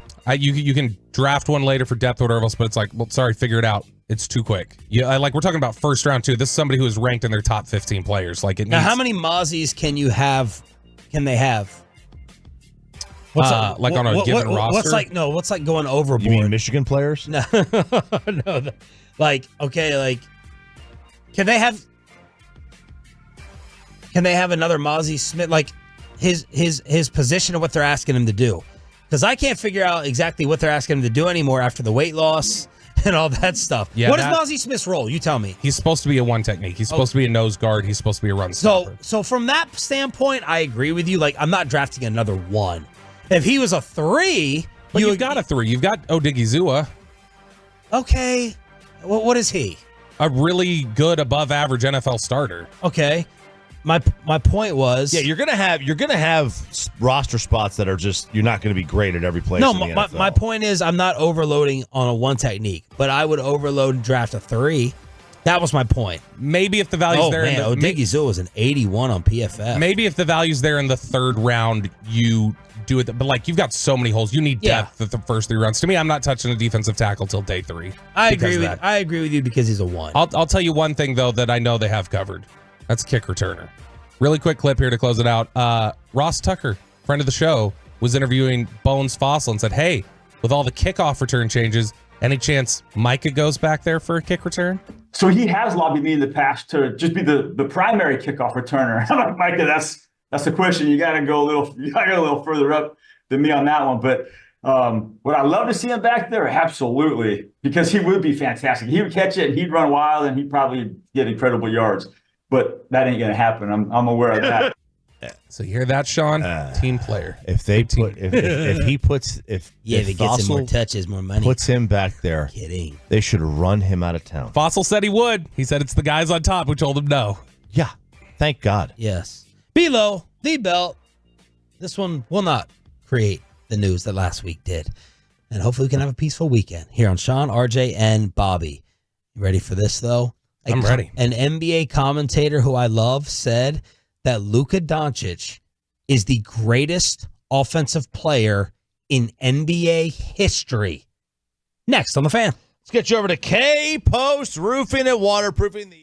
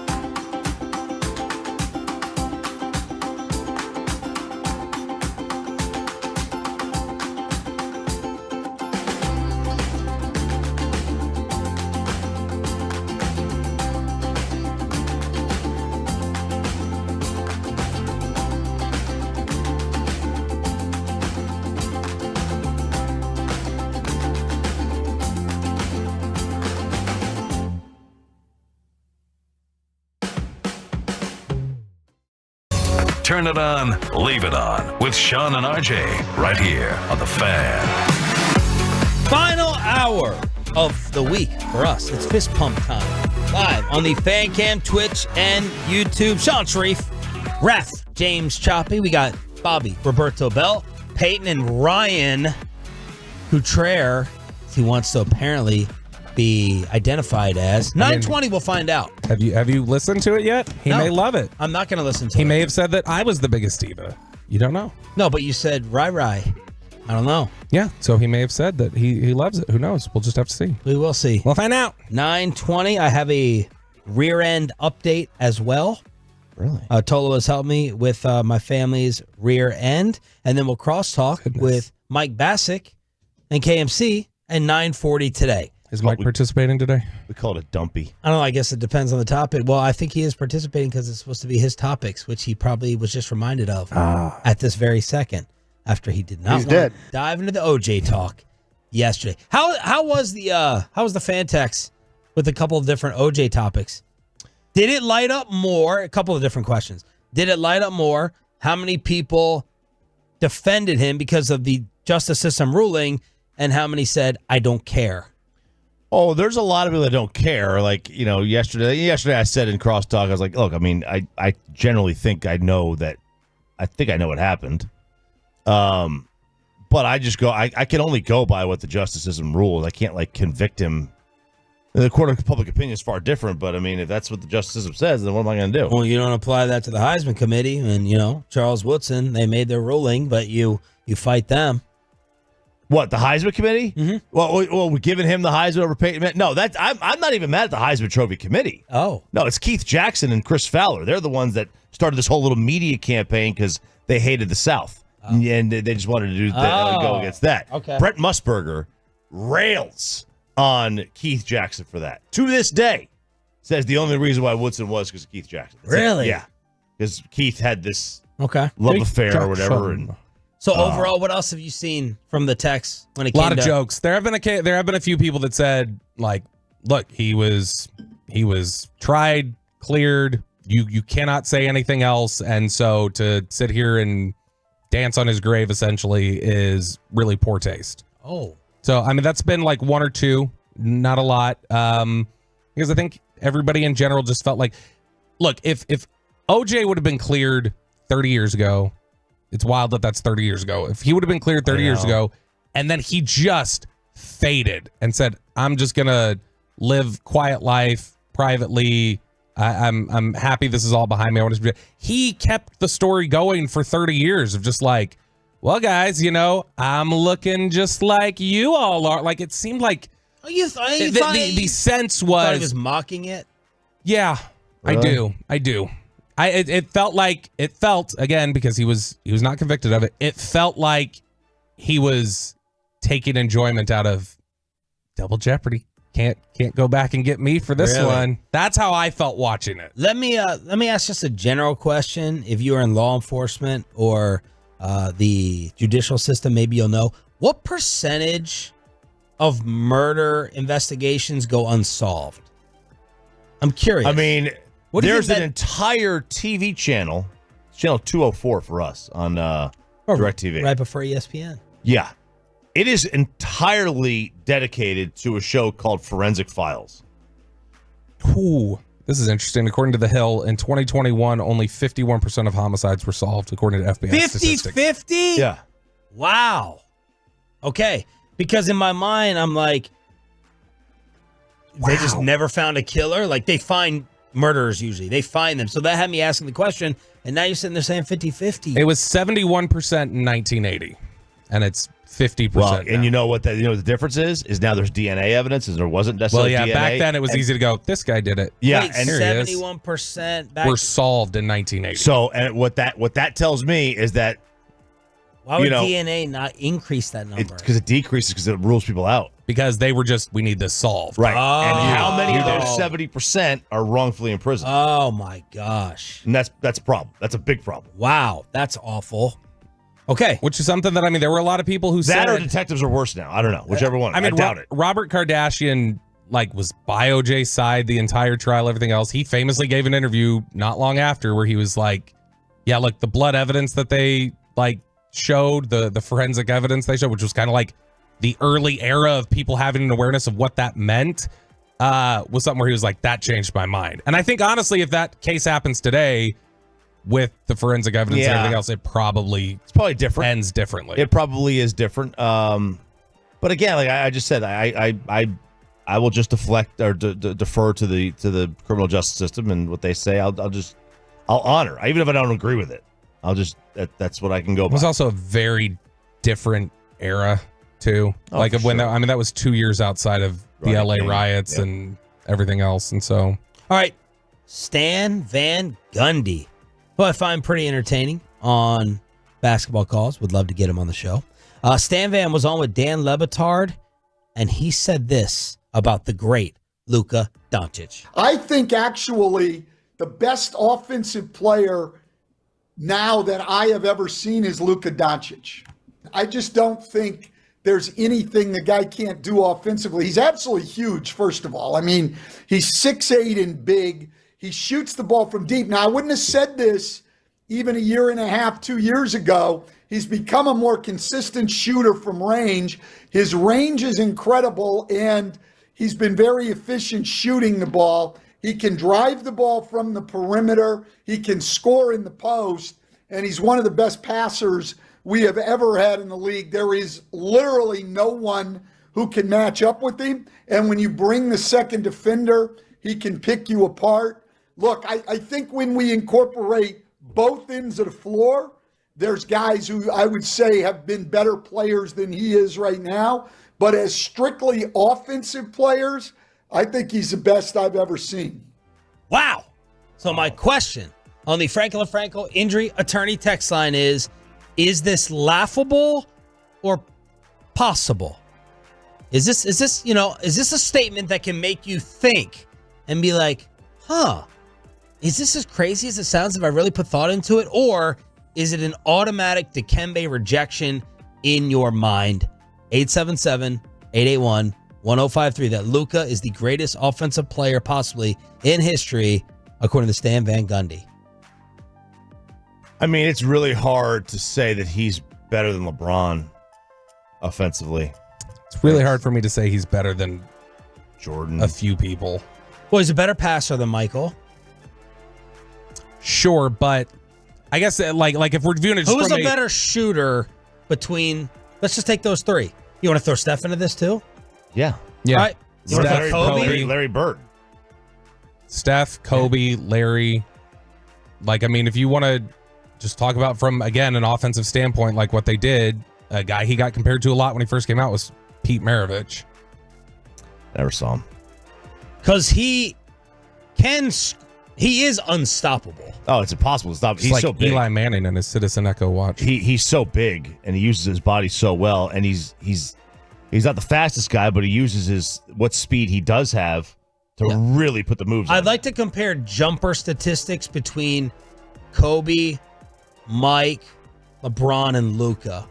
Because if Luka... I think Luka might have him. If Luka's the leader in terms of his jumper... Luka has Michael. I don't know that Luka has Kobe. I'll have to look. The game was so different. Michael would take 2 threes a game. Yeah. You know, like, and that's... It just wasn't... It wasn't an important part of the sport at the time. Yeah. So practicing it... Like, I bet you when Luka goes in the gym, he spends a majority of his time shooting threes. And I bet when Michael went in the gym, a majority of his time was spent on the fadeaway. Like, this is the way the game was. And, you know, this reminds me, and I did not completely Dikembe this when Barkley said it. A few years ago, he said, James Harden is the best offensive scorer I've ever seen. And Harden was on a run in Houston, like, where it was just, I mean, he was unstoppable. And I was like, okay, I can see how you say that. And I can see... is Luka better than what Harden was in Houston right now? Great or are they about question. the same? I would. I mean, Luka's a much better passer. I would instantly. But Harden led the league in assists too. Yes, he did. Yeah, and I guess leading the league in assists doesn't mean you're a great passer. It just means that you have the ball in your hands a lot and you pass the ball. Like the Westbrook stat. Yeah, right. But I mean, he's a better passer than Harden. Yes, he's a better passer than Michael. Steph can create some crazy passes, but like Luka, Michael was a really good passer. I think we are underrating his assist numbers. Michael, Michael was a really good passer. Michael just, like, the offense didn't require him to necessarily. And, like, a lot of it was He wasn't a passer like Luka Doncic. Not in terms of flash, but court vision, he was really good. He wasn't not in Luka Doncic's category. It's not a lot. It's not a lot of assists, but it was a 6 for his career. It was 5, but 6 in the there were years like in 89, he averaged 8 a game. But the offense flowed through him, but he didn't control the ball at all times. Like Luka controls the ball at all times, so he's going to get more assists anyway. Yeah, I just think Luka's a better natural passer. I agree. He is a better natural passer. Yeah, like he does. He's got more of a magic. Who do you think so? Like, is Luka a better scorer than LeBron James? Man, they have a totally different way of scoring, but yeah. I think Luka's a more like refined scorer. He's obviously not as athletic. LeBron uses a lot of his athleticism to score. Yeah. Yeah. And his jumper got better. I think Luka's a more skilled offensive player than LeBron. Skilled. Okay, so yeah, he's a better shooter than LeBron for sure. Yeah. There's an element to Luka's game that is post-retirement Michael. Yeah. All right, now old man Y. Right now, old man at the YMCA. I don't think anybody who watched in their prime, who was old enough to watch both pre-retirement Michael and post-retirement Michael, everyone thinks pre-retirement Michael was much better. Who watched them both? You're talking pre-baseball, Okay. Michael or post. I think everybody sees pre-baseball Michael as a much better player. Is Kobe a better scorer than Luka? Yeah, I think so. I would lean yes. Now the 3 again, different eras. Different era. I'd have to check the percentages. I would lean towards Luka. 33% career 3-point shooter, Kobe Bryant. And Luka is? He's gonna be close to 40. Luka is 38. 35. Oh wow, that's that low. What's this year compared to his other years? He has to be shooting it better this year. This is by far his best year shooting. He's shooting 38%. The other years in order 35, 35, 34, 32, 31. And Kobe was what career? 32.9, so 33. Yeah, I would give it the edge to, Kobe could pass when he wanted, but Luka better passer. Kobe in the post. But Luka can do whatever he wants too. Mm-hmm. So I think it's interesting. I think it's a really interesting point from in fact, Stan in the Van. discussions. The fan text is probably Peyton. You tell me, is everyone rejecting this? Well, we're in Dallas. Is he a better offensive player than Dirk? Yes. I don't even think that. Different game. I don't even think that's close. More well-rounded. Yeah, more for sure. well-rounded. Like again, Dirk Because of passing for sure. Yeah, and like the ability to handle the ball. Now, if I had my life, what was Dirk's career? Again, different eras, Dirk career 3-point shooter. He Yeah, wasn't but the 3-point shooter that I think people would think, especially early on. The later he got there. He is Life- for 38%, which is still not life bad. life on the line. 1-3 to determine your life with Dirk or Luka. Who do you want shooting it? Dirk. I agree. Yeah. Any shot. Any shot. Now, Except if it's underhand off the backboard. Right. Now, if it's if I have the problem with Dirk and saying that is you have to get him the ball. Yeah. And if you have somebody who can deny him the ball, it's going to, like Dirk can't dribble. Dirk is not driving like Luka. Not late in his career. When he was young, he would bring the ball up the court. Like he was a freaky athlete the first 6-7 years. I just meant not compared to Luka, like ball handling. No. But we're talking about point guard skills versus. No, but he played power forward. faster though. He didn't control the ball as well. But he played faster when he was younger than Luka did. Tolos. Yeah, they're all in agreement saying Luka is the best offensive player ever. They're all in agreement? A lot of them. It might be 80-20. The majority is in agreement saying he's the best offensive player ever? Yes, 214 makes a good point. It's not just scoring. It's scoring, passing, and assists. He's overall the best. 469 says Luka is absolutely the greatest offensive player ever.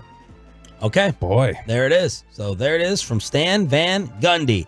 The secret weapon of the morning show tells all, and I have a rear end update from the Tolos. That's next on Sean and RJ. But we were talking about burgers, determining places. It's just not barbecue at Hurtado. They got everything.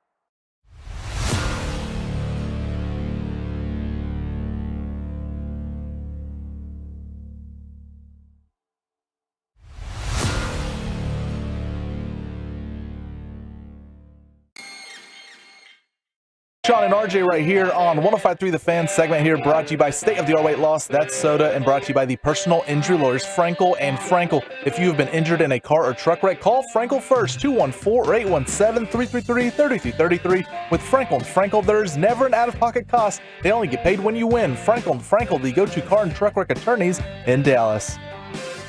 Bobby's yawns have kicked in non-stop. No, but this just woke me up. Thank God I don't live in Chechnya. I can still listen to this song.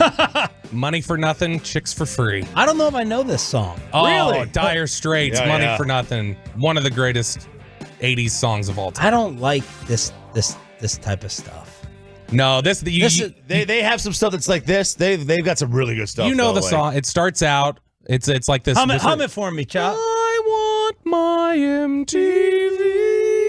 And it's the slow drum build, and then you get that. It's such a great guitar intro. It's an awesome song. Crosstalk with the KMC Masterpiece, led by Mikey Bassick, is at 9:40. How did this whole Ryan thing get going? Okay, so I was on a couple weeks ago. I was just shooting a video of Peyton behind the glass, and with his consent. Yes, with his consent, of course. And I had a snort. Was that a snort I heard back there? I had a Snapchat filter on. And boy, by the way, the Sean and RJ Facebook page fans are thirsty for some Patricia Russell. Oh yeah, Patricia. Oh, they think he is a dime. They are like, there were a lot of people on there just going like, would, absolutely, smash, next question. People are all about it. They think Peyton's a beautiful woman.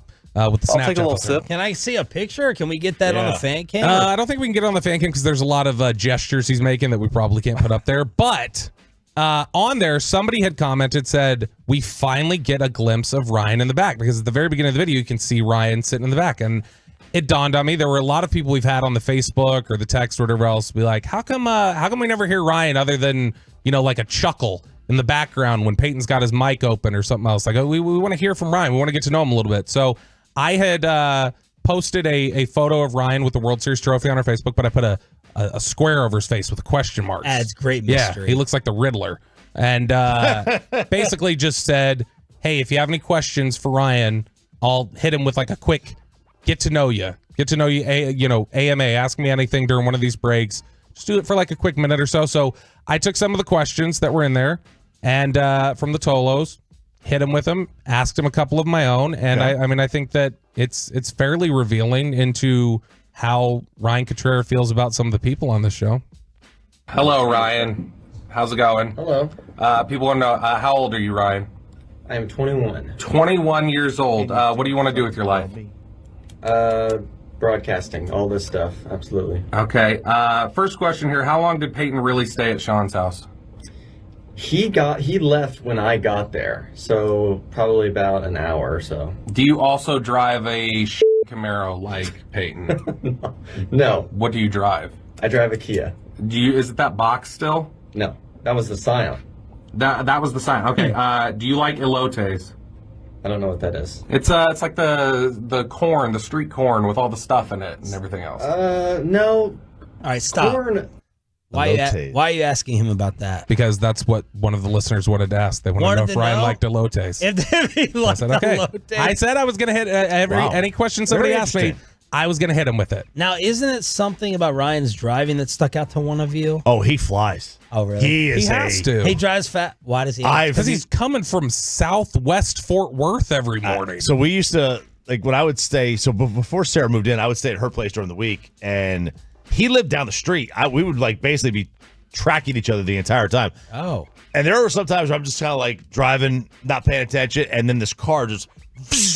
And this one he had the box. And those little 13-inch tires of his were just flying by. Things rattling all over the place. Damn. After everything you learned from Dom, you still well, can't if I'm like doing something like on my phone, I'll be on my phone. I'll notice I'm like, oh wow, while you're driving. Yeah, while I'm driving, I'll be like, oh wow, I'm only doing 80. Like normally I do like in the 90s. Now I'm like, oh, I'm only doing like 75. This is weird. Let's pick up with Ryan and the elotes. Corn's one of those things when I see people eating it, it's like, that looks good, but I'm not a very big corn person. Who's the biggest diva? Did you not eat? Did you eat the corn at my house? Thumbs up or thumbs up? You didn't? He didn't try, did he? He just probably took all. So the was this filet. a plant question from you? Was you You what? I wasn't there for the corn. Yeah, no. I like corn. You can eat it twice. It's fantastic. That's disgusting. Hit it. Who's the biggest diva on the show? Diva? I don't know. I think Peyton is unintentionally. Oh, yeah. How much does Peyton fart in the studio during a given show? Never. I've never heard that happen. Have you ever smelled it, though? Nope. Nope. Okay. Last question, the most important one. Do you enjoy the nickname Rai Rai? Be honest. I prefer not. Not. That's my favorite. Thank you, Ryan. Look, it's a little kitty. And ask him what his nickname is if he had a nickname. We can adjust it because it's a little repetitive with Pepe, Rai. Cuddy. But everyone calls you Pepe now that I talk to. Oh yeah. So do you dislike it? I know. I call him P. Russie. P. Russ was a high school nickname, but Pepe has stuck. All the Tolos call me that. I'm fine with it. I'm not complaining. What does Ryan? He said in high school they called him Ray. Ray? Ray. No. Oh, I like Cuddy. He don't have enough. He play piano or something? Ray? Yeah, he don't have enough soul for that. Is Ray a soulful name? It feels like Ray feels like sleek and smooth. Ray, Ryan, Ray Couture. RC. That's a cola. Cola. It's also mine. Nah, it's a very underrated cola. Yeah, you're gonna still call him Rai. Yeah. You don't get to choose your nicknames, right? Who made fun of that person the other day? Someone came. Oh, Craig Ludwig made fun of Spittle. Oh yeah, because he gave them that nickname. So that wasn't too bad. No. Like I said, I was trying to oversell it because I wanted you to feel anxious about it more than anything else. I was. I thought the diva was definitely coming out of his mouth. Ryan, when I was walking out of the break just now, I was like, you better be ready. Sean is going to kill you whenever we play the Rai clip. He's like, he's like, Sean's going to sit in there, and now Sean's going to be like, fine, I just won't give any nicknames anymore. He's our secret. I need him. Dude, there were people at your party this weekend who were just like saddling up next to him, just being like, hey, how do you do that video stuff, man? Give me some tips. How do you do that? Carter was asking. Hey, thanks to Tolos, Greg, Todd, and the others who gave me the bidet advice because I just purchased it. Oh, yeah? Yeah, I just got it. Are you making your dad pay for it? Am I making him? Yeah. No. Say I will pay for this as long as I get my tax return. No, my dad helped me enough with this house. I can't ask him. Well, never mind. I can't really ask him. I can't ask him for anything more than that. Like, I have to get this. My dad, 87 years old. He's coming in a few weeks for the birth of his granddaughter and to see the new house with my mom. And the only thing he asked me, because he has a little bit of a hard time, obviously getting up and down, 87. He's still fine, but he's promo code RJ. He's like, I want a raised toilet seat like I have in my house and a bidet. And I've never used a bidet. I have no knowledge of bidets. But thanks to Greg and Todd, Tolo, Amy hit me up. Amy, I need a haircut Wednesday, please. So I don't have people come over to my house during Amanda's baby shower. I got the Tushy 3.0. I just ordered it. The Tushy 3.0. And Choppy, I think it's pretty affordable. If it's as great as you say, I think you should get one because you said it was life-changing. I loved the bidet I used at the Bellagio. It's fantastic. Yeah. I would probably get the Commando 8. That's Seinfeld joke. Another joke? Yeah, it's Seinfeld joke. Third I mean, I want one though that like you would use in the circus. Like one that's got that much power that you would use like wash elephants. Yeah. I want like a pressure washer. I did buy one of those recently. I bought an extension to the hose, and it's like 2 feet long, and it's thin. I mean, I could technically use that one. It fit. Like I could technically use that one. There. Do you know how big of an industry it is in terms of YouTube content? Pressure washing things is. Is it? Dude, it's like millions of views of like people like there are these guys on YouTube it's the, who have a ton ASMR of followers. Satisfying. No, not even that. It's one of those. It's just people get satisfaction of watching it get cleaned off. Like this guy goes around to houses and he goes, "I make YouTube videos. Would you like a free pressure washing of your driveway?" Yeah. He finds the dirtiest driveway he can, and it pops off. People do that with lawns. They'll just they'll find a lawn that is just like completely overrun. They'll say, "Hey, I make YouTube video. I'll do it for free if you let me film it." And they mow. And I could watch those. I could watch videos of people edging their grass all day. Really? All day. You could watch edging videos all day? Yes. My kids asked me about that. And you told him it's for the lawn. What is edging? It's for the lawn. It's where you trim the grass off of the sidewalk there. All right, I was trying to stretch this. Knuckleballs chop. I was trying to stretch this segment without getting to this, but my arrogance, my driving arrogance finally got me yesterday. Oh, no. What'd you do? You got a speeding ticket? I got pulled over. Oh, no! Out of here? Yes. Out here like I got did? pulled over. I was on the phone with speakerphone with Brian Broaddus, and I had to hang up on Broaddus, and I got pulled over. Literally right out here. Police are on their way, mofos. Not right here. It was about 2 minutes from my house. No, is it that place you told us, watch out, there are cops everywhere, they're going to get you? Yes. But I didn't get pulled over for that. It was for it was hands free? Is that what it was? No? Nope. See if y'all can guess. Taillight. What have I been arrogant about with my car? Oh, they pulled you over because they recognized you. Oh, no. You're And they went, Mr. Sharif, we just... They said, you're the biggest diva. Inspection. Registration. What's yours at? 2020. Dude, that... 2020? The sticker on my front windshield. I just argued with Amanda 2 weeks ago. She goes, when are you going to get your registration changed? Are you clapping that I've gotten away with it that long, or I got caught? Yes. That's amazing. That you got away with it that long. Look, if you can... Well, yeah, so I told her... in 4 years, you've never pulled up at a stoplight next to a cop. That's crazy. Because I assumed that they're not reading your window, that they have better things to do. Well, they'll check This your guy- license plate, and it'll show if your registration's out. Yeah, so but I was like, I don't need to do it. I don't need to do it. It's just a ripoff. It's a money grab. My car's fine. My car has insurance. I get it checked out. I get it service and maintenance. No, I'm not doing it. It was a stand. It was a stand I was taking, and I had to go in my home. I almost didn't tell her. I almost didn't tell my wife. And I walk in with the tail tucked between my legs, and I got pulled over for my 2020 sticker in the mirror. I got. You got got. I got got. I stings. It hurts. But I got away for a while. I've been guilty of this so many times throughout my life. The longest that's why I was applauding, because the longest I've ever gotten away with it was probably 20 months, something like that. Yeah. Like 20 months total. So I was like 20 months over the expiration date. Now, I'm sure this is a serious crime. Well, here's the thing. And it would... I found that when mine went over, I did the math, and what I paid and everything else, it ended up, I think I saved myself like $20 than if I would have just gotten registration twice. Was cheaper than the year. Now, he gave me a piece of paper, but it didn't have like a fine on it. And he's like, you got to wait 10 days for it to be in the system. So what do you think I'm looking at here? It won't have a number. It won't have a number on your ticket. If you got a ticket, like a speeding ticket, it won't give you the fine amount on your ticket. You got to call up and find out what it is. Yeah, I mean, you're in an unprecedented territory. I mean, your registration was out like during the Trump administration, so I don't have any clue how that But no doubt I'm getting fined. It's a pain. Still in the Trump administration. Okay? I was never voted out. There are things like, I mean, there are like, I think penalties. He said get this taken care of in 30 days.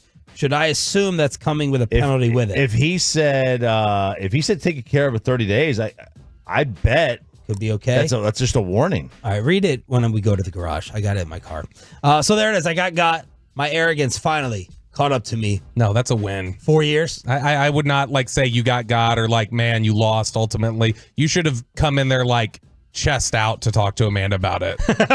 Like, look how much money I saved. You see this house? How do you think we paid for this? Failed registration and dad. Crosstalk. Mike Bassick leads Crosstalk with a KMC masterpiece to close out the week after this. And this is closing out your week. You're about to have freedom, y'all. You've been miserable at work. You're not happy with that direct deposit and that paycheck. You are 4 months away. In the summer, you're going to be starting that brand new life with a career that you actually enjoy, and you're probably already qualified for it right now. It's My Computer Career. Local and national IT, information technology. Head on over to the website, mycomputercareer.edu, and take their free career evaluation. Are you already in IT? Then you can build cybersecurity.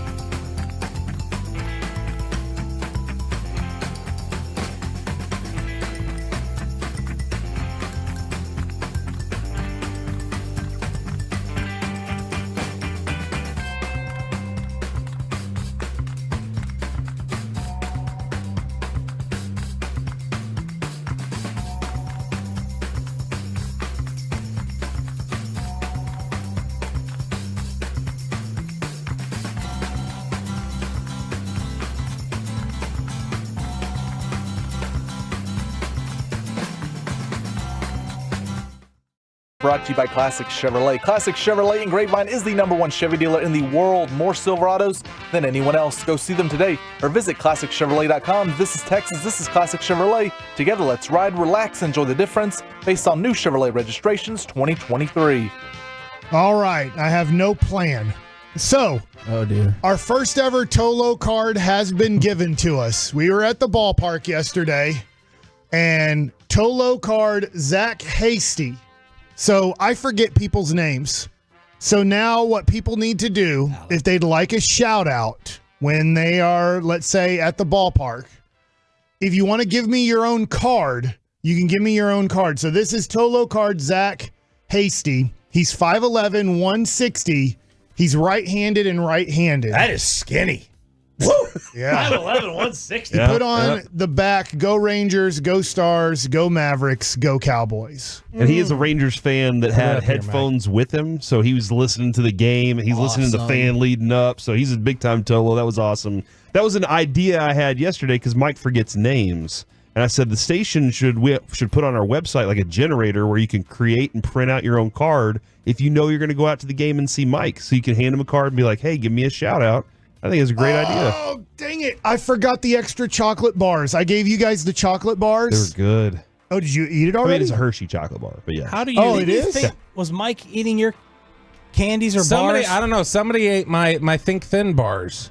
I have not eaten a thin bar. I up had here in I had a while. little skinny box of them, and then when I came back Kevin's the next Monday, my skinny box is gone, and there was like a double wide box. Kevin's of it. making was- a face. I do know I that just feel Brian, like we've had these accusations before. Brian Broadus did bring the big box. Well, I don't know where the thin box was just like taken out. I don't know where it went. It was like one of the skinny like 6-bar boxes, and I had it like in there, and I like went in. I was like, where'd they all go? What There's now flavor? a giant box. They were the same ones that are in the giant box. It's the chocolate peanut butter. Maybe, I don't know this, but maybe G-Bag Nation ate them, and that's why Broadus replaced them. It would make sense if Eric did. Eric is just always going in the fridge and going like, what can I eat? Whose bowl is that? Eric. You got another bowl in here? Yeah, I think that's Eric. How That's a lot of is cereal. how is Chiafalo not 300 pounds? I know. I don't. I mean, I think this is salad because And it looks he like there's eats salad nothing but dressing Mexican in it. food with his in-laws. cooking How for him old is nonstop. he? He's Eric 29. Okay. Still starts with a 2.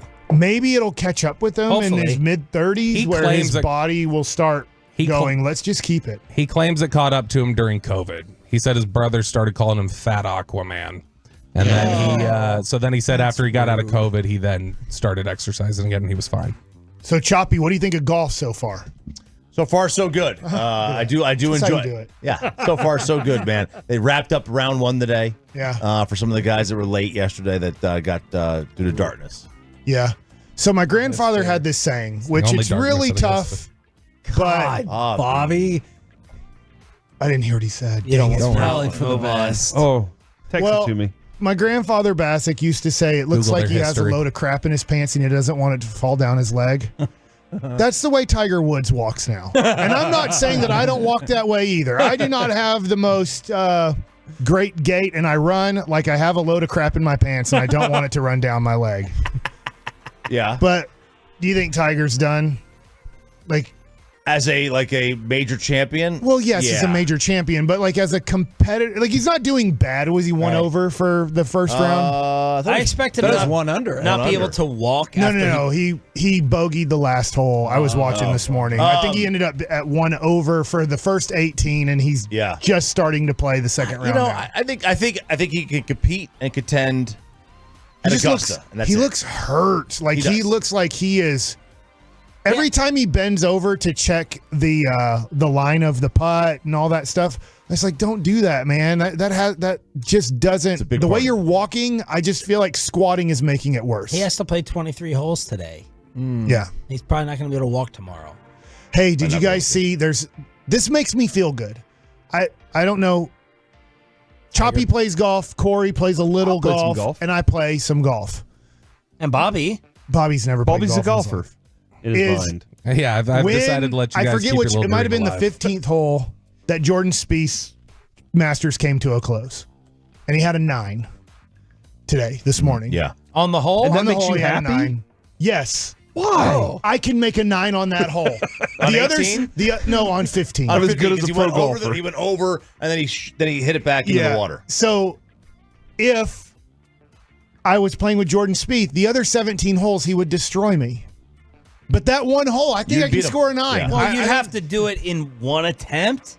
Like if you had 3 attempts, I think you might butcher at one hole. Oh no, for sure. I'm telling you, I would make multiple double digits on that course. Like as in I would have a couple 10s on different holes. But I have a chance on that hole if I know I have to score less than a 9. Yeah. I'm telling you, at one point I'll score a 10 or a 12 if I played that 4 days in a row. That hole will get me for a 10 or 12 probably. What's the most difficult greens you've ever putted on? Because I went out to what? I respect Bobby for keeping things to himself, but then texting them to other folks. Oh, I played on like a pro course once in New York. I don't remember what tournament. I played a U.S. Open there. Bethpage? Yeah. Oh my and God. like the greens, like, I mean, I don't even know how to describe it. I'm like, no, how could anyone make an 8-foot putt on any of this? What's the most difficult greens that you've putted on? That's like, have you played on a pro course like that ever? I You am had on to have. Friday in Today's Friday Atlanta. night. Oh, Where are you next playing? You Friday. playing Eastlake? Let me check it out real quick. Wow, sounds like a really Augusta only has the third most difficult putting green according to golfweather.com. Oh. Hawksridge? I don't know. It's Hawksridge? I don't know. golfwrx.com. I don't know what So you know WRX Beth means. Page what I'm talking about? Yeah. Like, it's a very long course. They've got tees that are like they have a warning sign on the first. but tee. like What's a the warning? Like, do not play at this tee. Please don't. But like Please don't play here. championship greens, Yeah. for those that don't know, and again, I've only done it one time. It's crazy. It's different from going out on your local yokel course. If the reason they keep greens like so slow at a local course is because if they had greens like this, every round would be 7 hours. Yeah. Like you wouldn't be able to. you wouldn't be able to Bochy do it. played. He said he played from the members' tees At Augusta? at Augusta twice and shot at 85 and 86. Yeah, now I don't know what the members tees at Augusta is not what they play from. Yes, They play from it's shorter. And Yeah. then he also said it was not close to tournament time. Right. So that course is he said it's easier. It's easier in the fall. So even Augusta's. So remember when in COVID they played the tournament in November, and they're considering putting an asterisk next to Dustin Johnson's Masters, even at Augusta National, because it's a completely different course. In the fall, it's a Bermuda golf course. Now it's Winter Rye. It's completely different grass. And that's how they make it faster? Winter Rise totally changes everything and makes it completely different. It's the rough's more difficult to get out of. It's stickier. That makes sense. Yes, the softer, the better it is to sit. The harder it is. Mike, the Winged Foot is the first most difficult pro course. Club de Golf Chapultepec is number 2. Augusta number 3. Torrey Pines 4, and Pebble Beach number 5. The most difficult greens to putt on. Good luck. I've played Torrey Pines. I don't remember it. I was too young. I was like 15. I don't remember like the greens being crazy. There's tough greens. Like there's a lot of. I mean, you go out here. There are courses out here that have got. So, Mike, do tough you greens. love watching this hole to hole? I won't say love, but like. I mean, I get on the Peloton and just kind of. I'm not going crazy on the Peloton and just watching the golf to get in. You know, this morning I just pedaled for 15 minutes and watched the final kind of couple holes that Tiger Woods played and everything You have like any that. golfers you're like pulling for, rooting for specifically? Yeah, Jordan Spieth, Okay. and that ended. That was over. I am Scotty Scheffler because he's from here too. Like I kind of just Interesting. I said this to start the show. We don't claim DeChambeau like anymore as Dallas. He's a -7. He went to SMU. We did when he was like bulking up and driving 500 yards, but we're like, nah, Scheffler and Spieth. I think that because DeChambeau is a diva. He's not very well liked. Was he your guy or was it Koepka? And did you I like switch? Brooks. No, I am Brooks all day. Okay. Me and Brooks are like Because he hates golf, because he wanted to play baseball. And I've never met him. We are spirit animals. I think in another lifetime we're probably related. Okay. My goal at this point, I want to play around with him. Like, did that's you my like goal. want to play in high school? You wanted to be a college baseball player, Yeah. and then you weren't Yeah. good enough. You're like, screw it, I'll just play golf. No, I played baseball in high school too. No, I know, but we didn't. I wanted to go and be a Major League Baseball player. I And didn't that want was to be a Koepka in golfer. high school, Yeah. and he's like, screw it, I'm not Yeah. good enough. I'll just do this. I'll just go to Florida State and play like Brooks did. Like that's kind of cool. But yeah, you're right. He had no. All right. He wanted to be a baseball player. Do you think the Mavericks? See, I have no plan, but I'm so good at this. I just start. Famous ideas Mike. just pop This is what into Famous my Mike head. You should do a does. bet payoff though where he does this for a whole right. show. Have Oh, you he ever did done it that? yesterday. Yeah, we were there. Oh. Well, except for I guess we were an hour off, right? Oh, you mean like just does The whole show Yeah. like that? Okay. No, we were doing Famous Yeah, Mike it'd be yesterday. a great show. When it comes to the Dallas Mavericks, obviously a few years ago when the Mavs made the conference finals, Luka played the last few games, which were pretty meaningless, and got hurt, and then missed the first 3 games of the playoffs. Would you at this point, you're pretty much locked into the 5 seed. I mean, you'd have to have the Clippers lose out and you have to win out. And I'm not saying the Mavericks won't win out if they go for it, but at this point, you're playing the Clippers. You already know your matchup. How much would you play Luka and Kyrie these last 3 games, knowing that you're 95% locked into the 5 seed and you're 100% playing the Clippers? We were talking about the schedules remaining. So there's a 1-game difference. And but you don't have the tie break, so you need them to lose both and you need to win both. Okay. So tonight, right? Like against the Pistons. You wanted to play them. You said play them until it's mathematically done. Yeah, just go ahead and as soon as you find out it's done, just go ahead and finish then. At that point. So tonight you want to play them against Detroit. Yeah, I mean honestly, that'll be out of hand in 16 minutes into the game. It'll be fine. You will get another 6 to 7 days off once you finish the regular season. Well, and I mean the other thing, like if you look at the Clippers and the Mavericks, both of them are pretty much the same team at home and on the road. Like their home road records are like exactly the same, and they're split. Like Dallas's record is the same at home as it is on the road right now. Wouldn't that make you more likely to sit them though, knowing that it But doesn't that's what I'm really saying. matter? Like that's what I'm saying. If you lose it, it ultimately probably doesn't even matter that much. Listen to that guy already playing my music. Rude. Sheesh. There's All right, that fine. diva stuff. I guess we're done. Good job, Peyton. All right, Peyton. You want to go home? Yeah, I want to go home. Did you cut your mustache or not? Or No, I did not cut it. It's still there. That's just the way All it right, looks. well, it looks like you got something to do this weekend.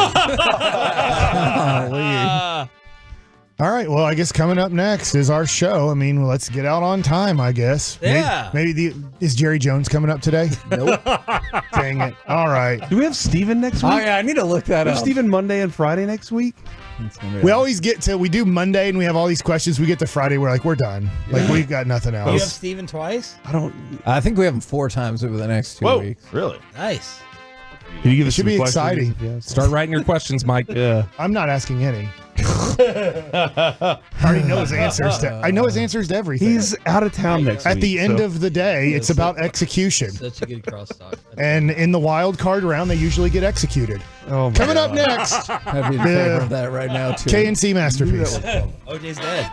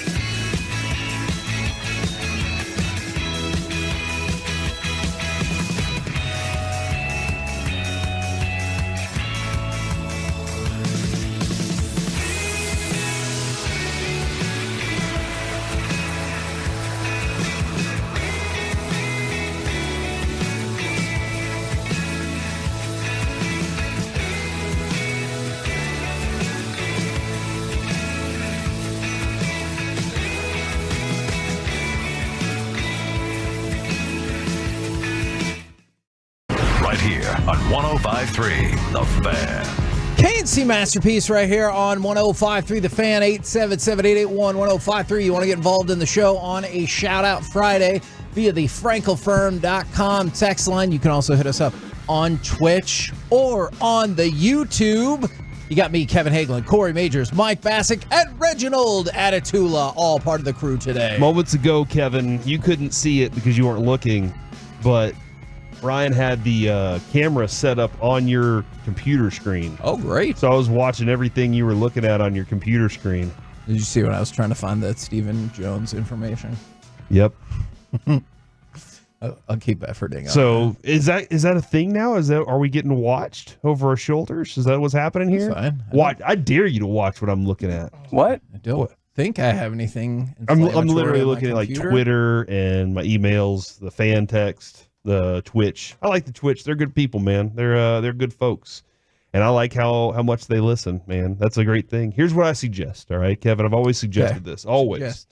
If you're out there and you're listening, don't just do it on one device. Do it on everything you can. Do it on your phone. Listen on your computer. Listen on your terrestrial radio in the car. Hell, while you're in the car, listen to the radio and your phone. Even pull your laptop up. Just drive around with all three of them rocking at the same time to let everybody know that you Tolo better than anybody else. All right, Kevin, this is all about scoreboarding. Okay. Right? Yes. Oh, guess what? I listen this way. Oh, well, guess what? I listen on 4 devices. Let everybody know that you Tolo harder than anybody else out there. Scoreboard your friends, scoreboard your parents, scoreboard your coworkers. That's the way we should do it when we're Toloing. I think that's smart. I think that is very smart. Now, what would be great is if we could figure out what exactly is happening with the Rangers offense. I'm going to try to pretend that we can ignore that by playing cut number 4, and I'm going to play you something positive.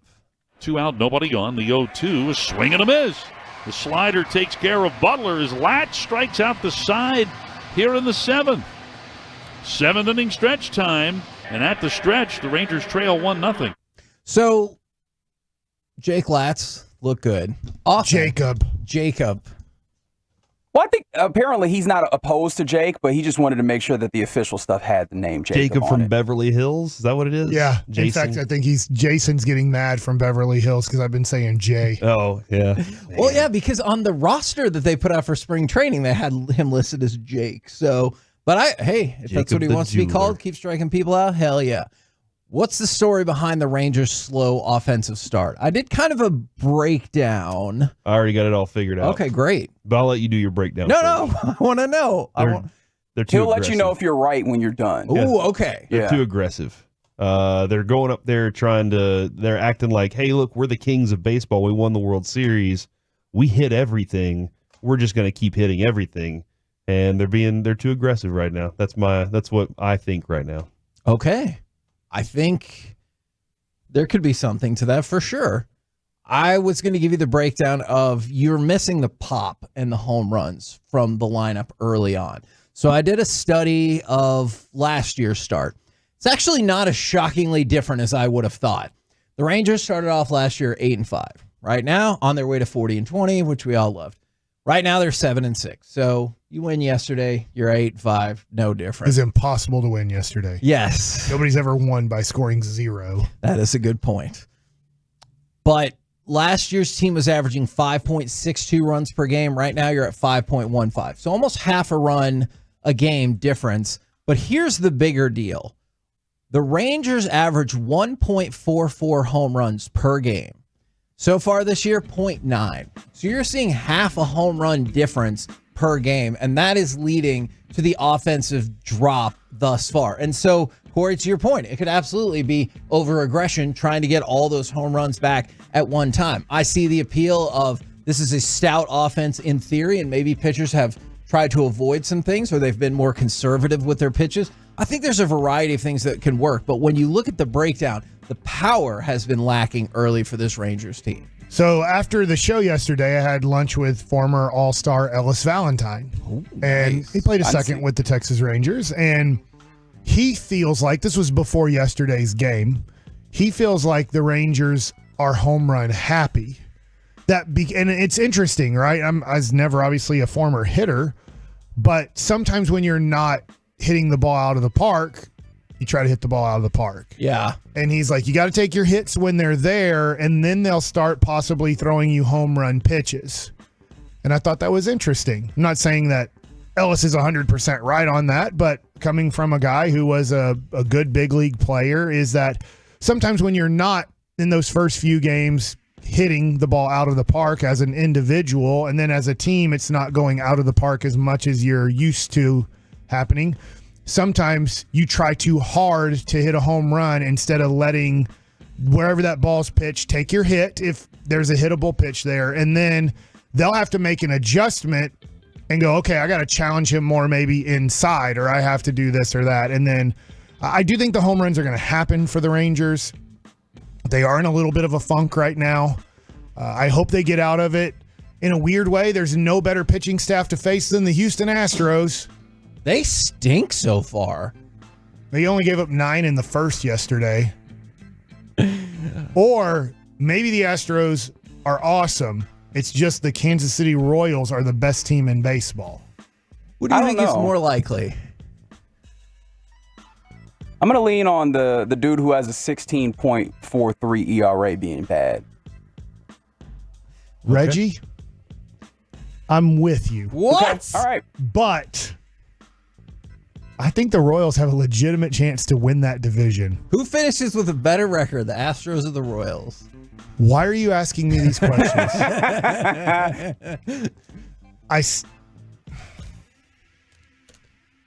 I'm going to lean towards the Royals. You know why he's doing this, right? It's because of the Cards. Okay, because Bobby Witt, he had right. 2 home Of runs course. yesterday, and yeah, I got what you're saying. They're not bad. I'm not saying they're bad. They got one of their they got Cole losses was Reagans. Will Smith blowing a save too. They have a legitimate ace in Cole We've Reagans. never seen Will Smith blow a slate. It's never happened. Oh, we definitely saw that last That's why he's not here anymore. But he wins championships. That's just his history. Let me ask this question based off of the lineup. He It's only super signs with early, championship teams. and Josh Young isn't coming back till June. What would you do with the lineup? Would you just say Langford's batting third still? But if he's not batting third, then who bats third? Do you move Adolis up to third? To maybe get him one more at bat every about 3 games? Right now, I think that does make sense by moving Adolis up to third. That does make sense to me. Is there any other adjustment you would make with the lineup? Bring back Josh Young. Put him in the lineup. That'd be nice. Because he's injured right now, so missing him is kind of tough. Doesn't spring training kind of stink in what we see and then what happens when the regular season starts? Because obviously Wyatt Langford was the best player in all of baseball in March. He's off to not a bad start, but a slow start from what we were maybe expecting from what happened in spring. And then Kisner had some really nice at-bats in spring training, but when he's going to catch a fourth of the games, if not a third of the games. And right now, he's just not really having.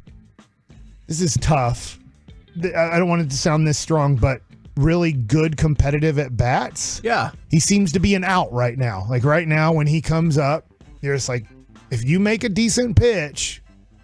And last year, you had for a lot of the season Garver. And Garver, when he's on, is a 300 hitter with pop. And you don't have that anymore when Jonah needs a day off. I know Jonah DH'd, but I mean, you don't have that now when Kisner's back there. You're not moving Simeon no matter what, right? Like that's never going to happen. Are you saying move him to third? He's a really good hitter. Like he's a good. Move him off. He's a good hitter off of batting first. And I'm go thinking, Carter? like if we need guys that can drive in runs with runners on, and so if you can. Though Marcus Semien can get on base, but he can also drive in runs, and that's something that. All right, I would move Evan Carter to 1, and then maybe move Marcus Semien 2 and Seager 3. Semien's going to view that as a demotion, no? I don't know if he moved to 2, but he has power, or maybe move him to 3, 4. I don't know. Next question: super early in the season, is this team going to struggle against left-handed pitching all year? Look, we did talk about that leading into it. I think it's possible. You might think it's too early to like have that entire season declaration, but I do think that is possible. Do you think when Nate Lowe comes back, you run Evan Carter to center field and you run Walsh and Lowe in the lineup? You just have one of them DH. I think I might do that. And since you brought up Nathaniel Lowe, I do have a couple of potential positives. Oh, these questions I have. He's so good with the questions.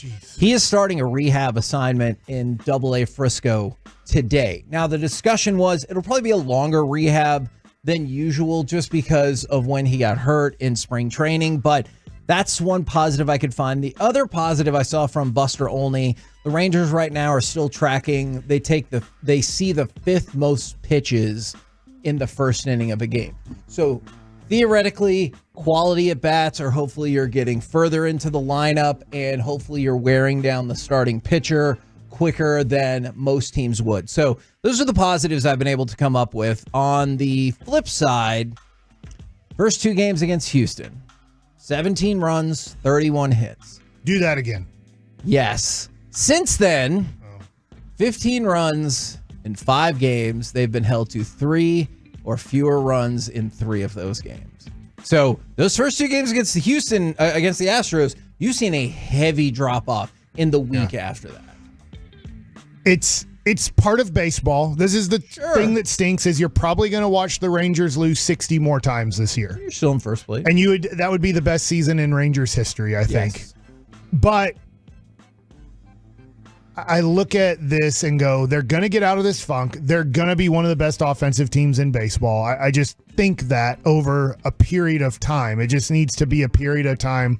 These first 13 games, we've seen greatness and we've seen badness where you're like, dude, what is going on here? Like, we shouldn't be this non-competitive against JP Sears. I'll give him credit for making some really good pitches at times, but JP Sears shouldn't have a no-hitter through 6. Was it the 7th inning that Adolis got the hit? Yeah. Mm-hmm. Blanco, I know, threw a no-hitter against Toronto, so this is tougher for me to say.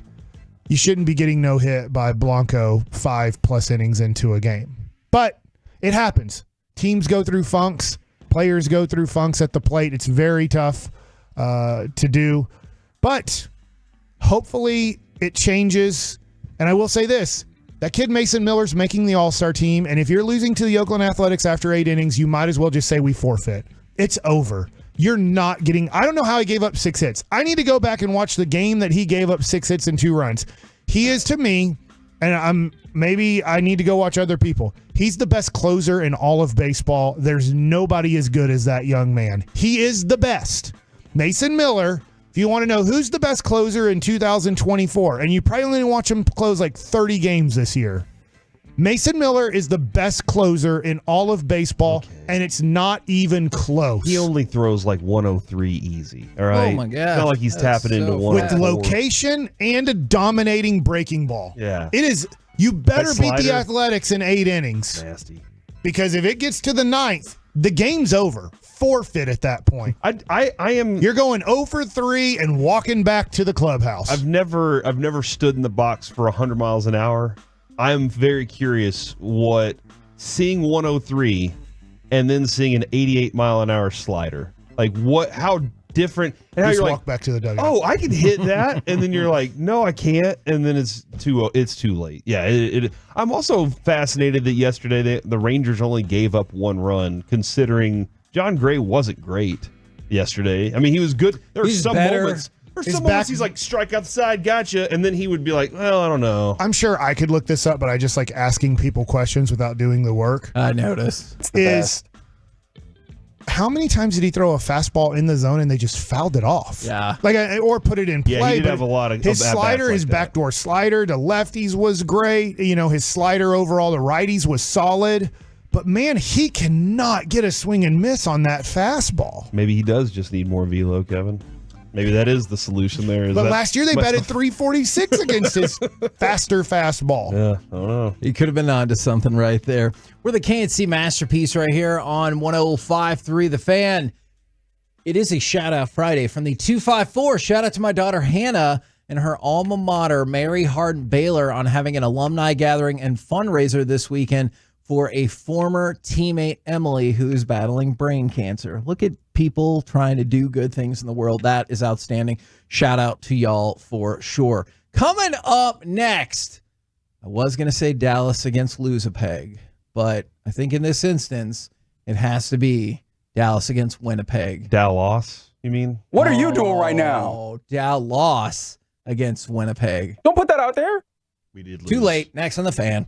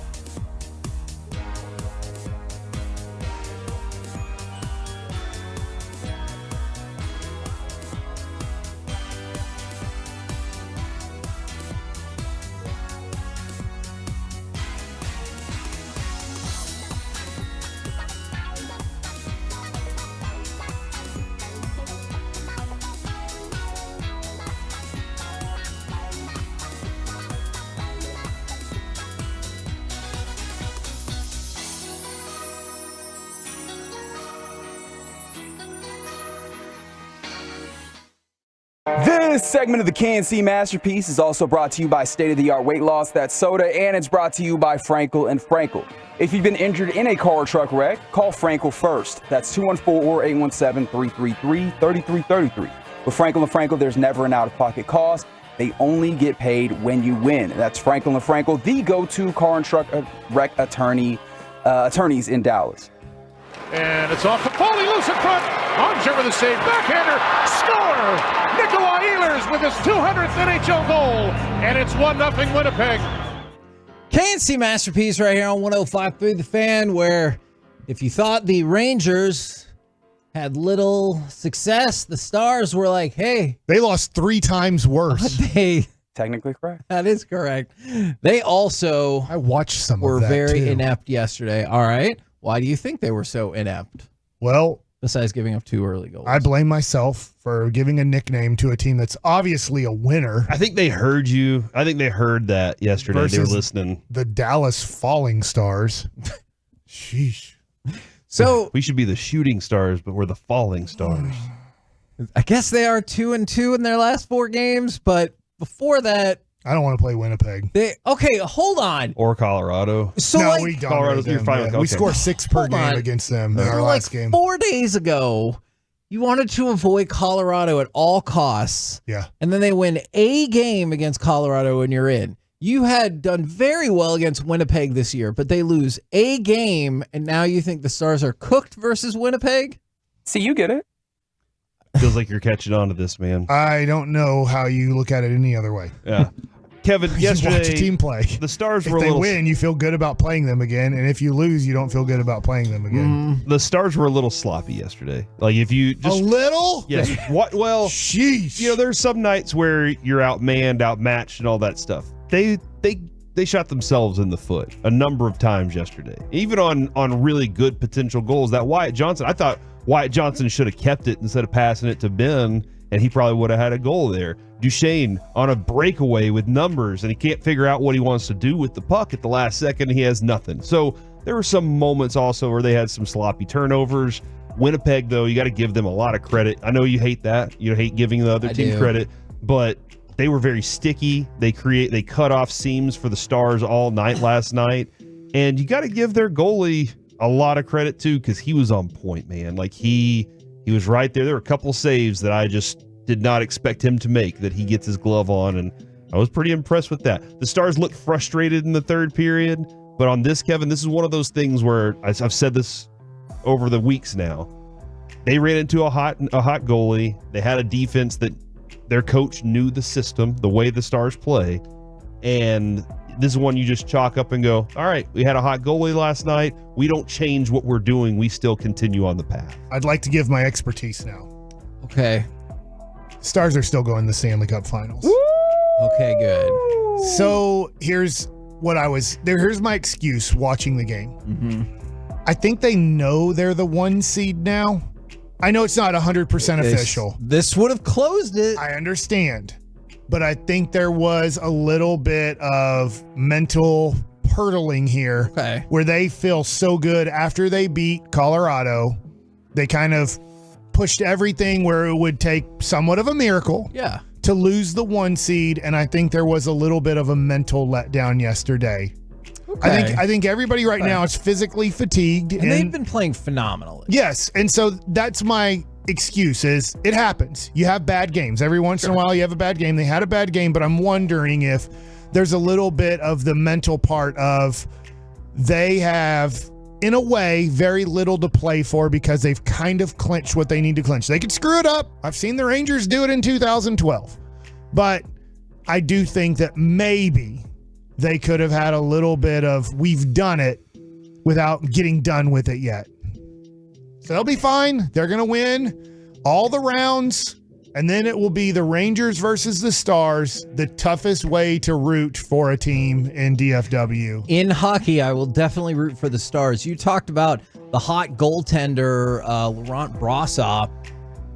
I kind of want to call him Brosive. All right, call him whatever you want. It's not our goalie. Okay, it's not like you're talking about the phenomenator. Oh my God, I love. Have you seen the cartoon? I love that. They have so a cartoon much. for him right now. Well, and this is why I feel like this is so harsh. It is one game, and as Mike did point out, you see a game. If your team doesn't do well, it changes your perspective. But Ottinger had won 8 straight starts, and then I see somebody text in, Ottinger's just good for making commercials and stuff like that. Like, he had been playing exceedingly well. Do you have one thing I wanted to bring up?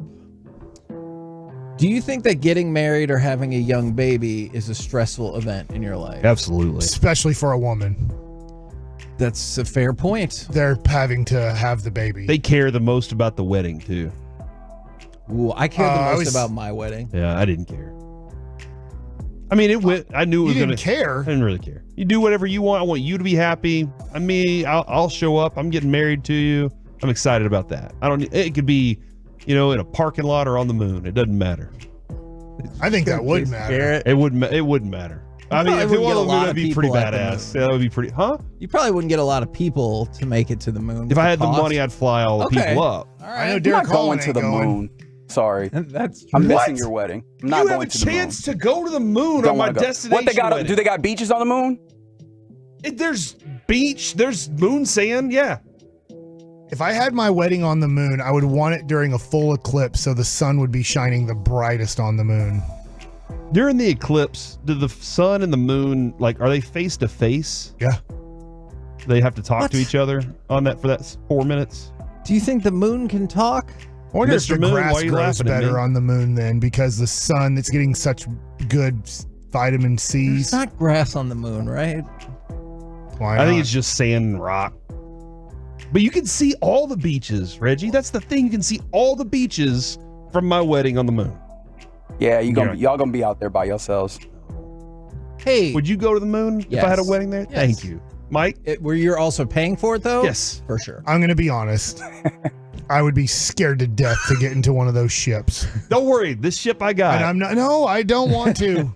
I've seen too many Promise I'll bad get back things to in the my life stars. happen I got this to one from people that Platinum have Chevy. tried to We're gonna fly be to the fine. moon and back. I Yeah. saw the Tom Hanks movie. Unfortunately, I think in 2002, one of them exploded over Texas. And I did want to yell at you about the Tom Hanks movie. That's a movie, but it was obviously based on documentary. the real Apollo 13 The mission. audacity of having a destination wedding on the moon. You jerk. Just taking up a whole weekend. But I'm offering to take you for free. And he could say that his wedding was going to be out of this world. Hell yeah. That's a no-brainer. If I get that save the date, I'm lighting it on fire. Do you think he's going to get married again? Yes. Oh. Just to go to the moon to spite us? 100%. I wonder if they got married on the moon, what the divorce rate would be. Like, Why would it we be got any- married on the moon. Are you sure we want to get divorced? But I think you would think it'd see be like a lower? lot of space helmet malfunctions. I don't know, and stuff Kevin. like that. You don't think that the divorce rate will skyrocket? That's good. That is very good. Hey, we were going to talk about the stars, There's or a I good was buzz going on to that tell one. you something about the stars. Aldrin. Hey, great news. Jordan Spieth's only 7 over now after 4 holes in Kevin, the it is too early second for you to round. lose it. All right, it's way too early. Okay, but how did we pivot from something from the stars to what about having a wedding on the moon? Sounds like stars and moon Jordan go hand in Spieth hand. is You talk fall- about the stressfulness of having a baby with your body and then getting married. And I was going to pay that off. Where were you going with that? I one? will tell you, entering the final stretch of the regular season, going into the playoffs, Scott Wedgwood and Miro Heiskanen both have little babies at home. And then Jamie Benn, Mason Marchment, and Jake Ottinger are all preparing for weddings in a couple of months. I think this is great. I think it's terrible planning. I think the Rangers might have had 73 babies last year. I think everybody on the team had a baby, it felt like. Okay, so I think a this lot could of be- Cowboys had babies last year too, Oh, though, no. didn't they? That's why they were burnt out.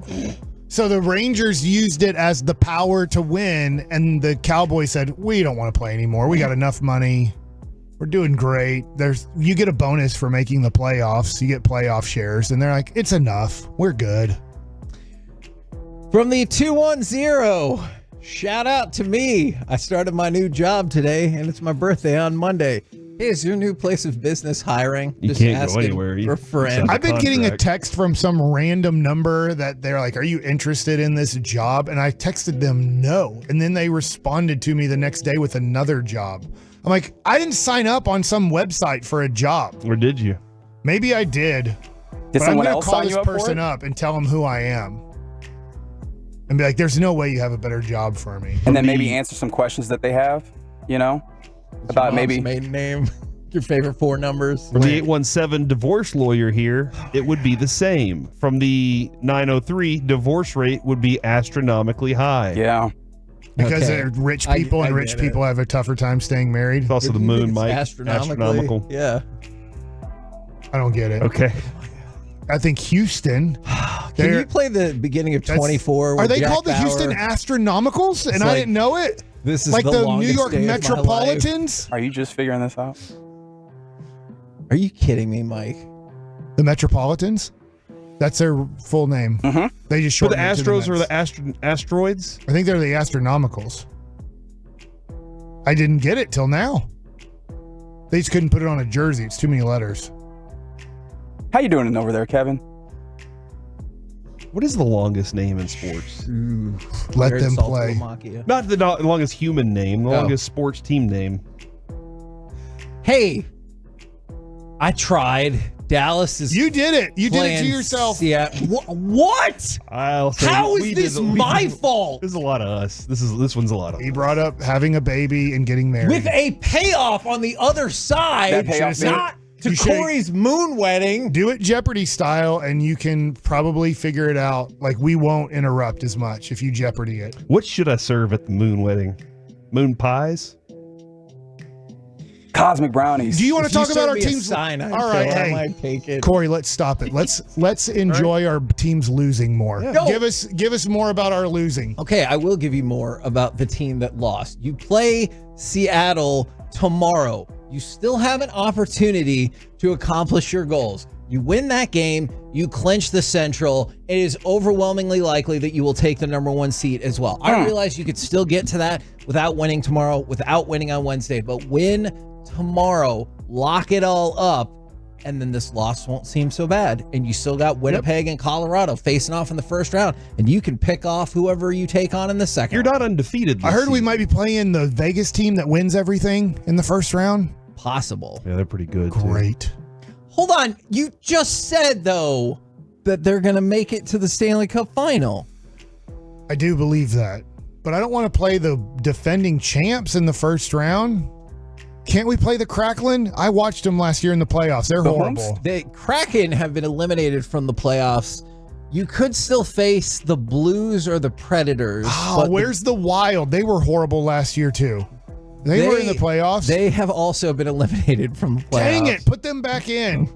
Isn't there a play-in tournament where all 30 teams make it in this league? Is in the NBA. And not all the teams make it. Most of them. It does feel like that. The large majority. This is going to be a long day. From the 817, where the hell would you have the honeymoon? Good question. Because we're already on the moon. Venus. Mars. It matters where the moon is at the time. Which one has all the diamonds that 'cause- rains diamonds? Jupiter? Do they wait for where the moon is to fly to the moon? Like they're like, oh, it's too far away from Who Florida. is that question for? No, I think he's Who right. are you asking No, I that think question he's- to? well, Kevin, Elon Musk in this room? Florida's on this side of Florida. It has to be, the moon has to be on the side of the sun because they fly at like in the morning. Because you don't want to go around the Earth to finally get to the moon side. Don't you kind of The morning is an on-Earth concept. The sun is always out there. But don't you kind of use the Earth's gravitational pull to help slingshot you to the place? I think I'm right about this. I think you're right. I think I'm no physicist. I'm doing literally science here, Kevin. This is good stuff. Do you have to slingshot yourself to the moon? I thought that's if you went beyond. Go around the moon. I did a diagram. Son of a bitch. Sun. Oh my God, you said the B word. Sun. Earth with Florida. This is radio. Moon. I need the moon over here to make it a shorter trip. Over where? You're on the radio. What if people can't see you? What if they're not on the We Twitch? have Twitch and YouTube, and our ratings show that more people listen to us on that than on the radio thing. For the 2 weeks, for the last 2 weeks. Yes, Yeah. that And the is 713 factually best show on the planet of the year. So there you go. And on the moon. Take a picture of it, YouTube, and send it to the radio. Was that a sentence? Made sense. From the 469, if this is what we're bringing today, I appreciate your cleverness, but I also hate you. Don't you have to go to Saturn first to get the ring before you get married? I can't even laugh because you're yelling at me not to laugh. Coming up next, Baseball Nuggets with Mike Bassick. The Rangers. It's like a movie. Next. Need life insurance but have diabetes, high blood pressure, or on anxiety meds? If you're a 50-year-old male, even porky, or with type 2 diabetes, $1 million of life insurance may only cost you about $200 a month. For affordable term life insurance, call Term Provider and speak with Big Lou at 800-444-2013, 800-444-2013, or visit biglou.com. Remember, Big Lou's like you. He's on meds too. 800-444-2013. Hey, don't let your money lose value just sitting in the bank. Welcome to Investing Made Simple with Noble Gold Investments. Precious metals is a real hassle-free investment. You'll even get a dedicated one-on-one American specialist to help you. And for a limited time, get a free quarter-ounce gold standard coin with every...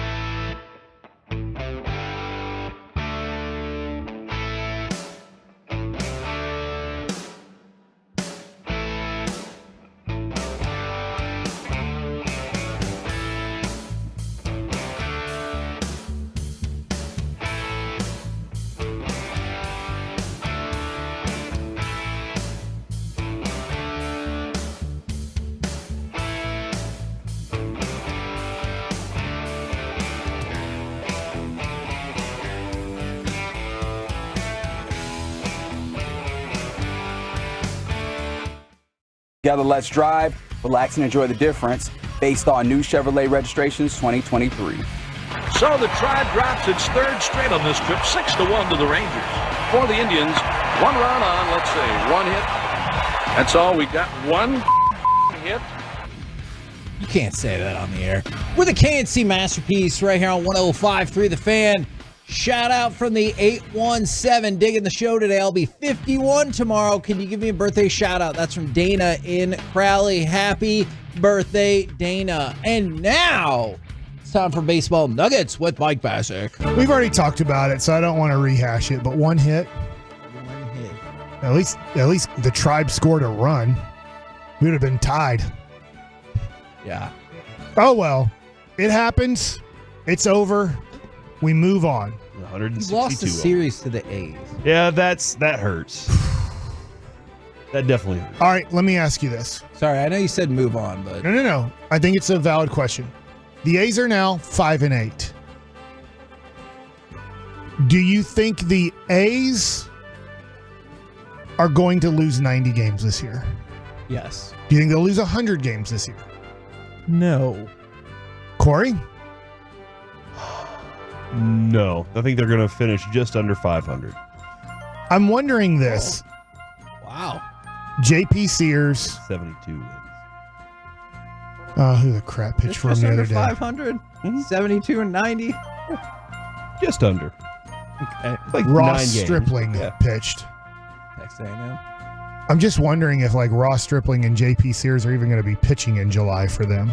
Because you think they're just going to break the team down and If you were the Oakland A's, just like the Texas Rangers, wouldn't you look at guys that are like not part of your 3 to 5 year future plan and go, why are we keeping them? Do you think the Marlins are going to do the same thing? I don't think the Marlins expected to be this bad. Okay. Yeah. So I don't know who they have that's old. I looked the other day, I'm like, crap. I'd love to get Yuri Perez, who's 20 years old. And But you think there's a lot of just young players. Yeah. out there. I got you. So I look at Miami, and there's a lot of young players on Oakland. Don't get me wrong. There's not a lot to trade there. I mean, obviously, I want Mason Miller. I will just say I would trade 4 premium prospects for Mason Miller. It would solve an issue Yeah. that You could control. You do not have a solution the next year or next 5 years with your closer situation. I am trading a lot to get Mason Miller because if he's healthy, I know I have a premium closer who's going to make the All-Star team every year in the major leagues. Yeah, never have to worry about closing a game. You never have to worry. Just like I wouldn't mind. I mean, it doesn't seem like he'd be available. The Guardians are 9-3, but if I could get Emmanuel Clase back, who hasn't been great in recent years. I did want to use him as an example because we felt the same way about Clase, and he was not good last year. Are you worried about the ebbs and flows potentially for the closer? Yes, and you're right. ERA wise, and I believe giving up the home run wasn't great for Clase. Didn't he have 40 plus saves last year? I think he also had 12 blown saves. So I'll take it. Okay. A plus here. For here, that's true. That is true. Okay. I have this question based off of what the Royals just did to the Astros.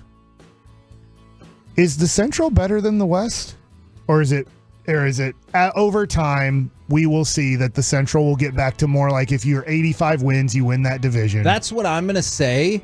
But early on, I definitely understand how people would feel otherwise. But Chicago might also be the worst team in baseball. Just to give you an idea, cluster F right now. The Guardians are 9-3. The Royals are 9-4. The Tigers are 7-4. The team that was projected to win the division is the Twins. They're 4-6. And the White Sox are horrible. They're 2-10. The Rangers are 7-6. That's the only team over 500. Yeah. Angels are 6-6. Mariners are 5-8. Oakland's 5-8, and Houston's 4-10. It's 2 weeks into the season, but right now there's no doubt that the Central is playing way better than the West. So, in a good way, How much of the West has played against itself so far? Because the Royals have played a lot against their own division. Rangers have played the White Astros Sox. and the A's so far, and that's six games or 7 games out I know there. Boston started the season on a 10-game West Coast trip. Okay. So Boston has been played quite a bit, I would say, by the West teams. All right. But I can't tell you. Yeah. I'm just kind of looking like at our schedule specifically is 7 of the games that we played so far have been against our own division. All right, so my next thing, I know we talked baseball cards yesterday, so I don't want to get into like baseball card talk, but I find this interesting. Who would you think right now, if you had to guess, are the 3 hottest baseball player cards right now? Jackson Holliday's got to be one. Nope. The kid from the Reds that we talked about the other day. Ella De La Cruz? No. The RBI machine. The answer's no to that. Okay. Bobby Witt Jr.? Yes, that's one of them that people are paying more money for, thinking he has a legitimate chance to keep this up. He did hit 2 home runs yesterday and have 5 RBIs, and this list came out before. By the way, the hottest card on the market right now is Caitlin Clark. Spencer Steer is who I was looking for. Caitlin Clark, huh? That's interesting. But there were 3 baseball players on the top 5 list. So one of them's Bobby Witt Jr. Is Churio in there? Nope. Okay. Prospects are bad. Just to tell you, Okay. prospects are bad because what happens is they are projected to be the next Babe Ruth and the next Mickey Mantle and the next Willie Mays, and they can't live up to the standard that people have paid for. So is Trout then back? No, I was surprised Trout is not. Mookie Betts Makes sense. and Juan Soto. So the 3 hottest Markets. people are paying for right now are Juan Soto, Mookie Betts, and Bobby Witt Jr.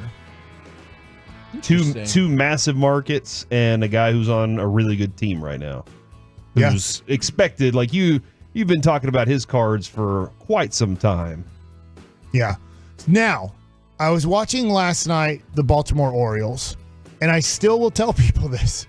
When you see Jackson Holliday in the batter's box, he is so little. He is so little. I can't explain to you that you would just think with the numbers he puts up in the minor leagues, it doesn't make sense. And I played with a guy like this. I played with Shane Victorino right before he made the major leagues. And I'm like, I just can't understand the pop you have. You're so little. I would never expect you to hit the ball this far. And Shane Victorino could. And I think Jackson Holliday can. But it's shocking. He's shockingly small, especially because you think of his dad. Yeah. So, I forgot where I was going with my next baseball nugget, which is always awesome that my brain now does this to me at 46 years old. Sorry, Mike. But watching Baltimore last night, it was a tie game. This isn't where I was going, but man, Boston Red Sox fans get really mad when the umpire doesn't make a call that they think is correct. Here's where I was going with this. After the game was over, MLB Network took over.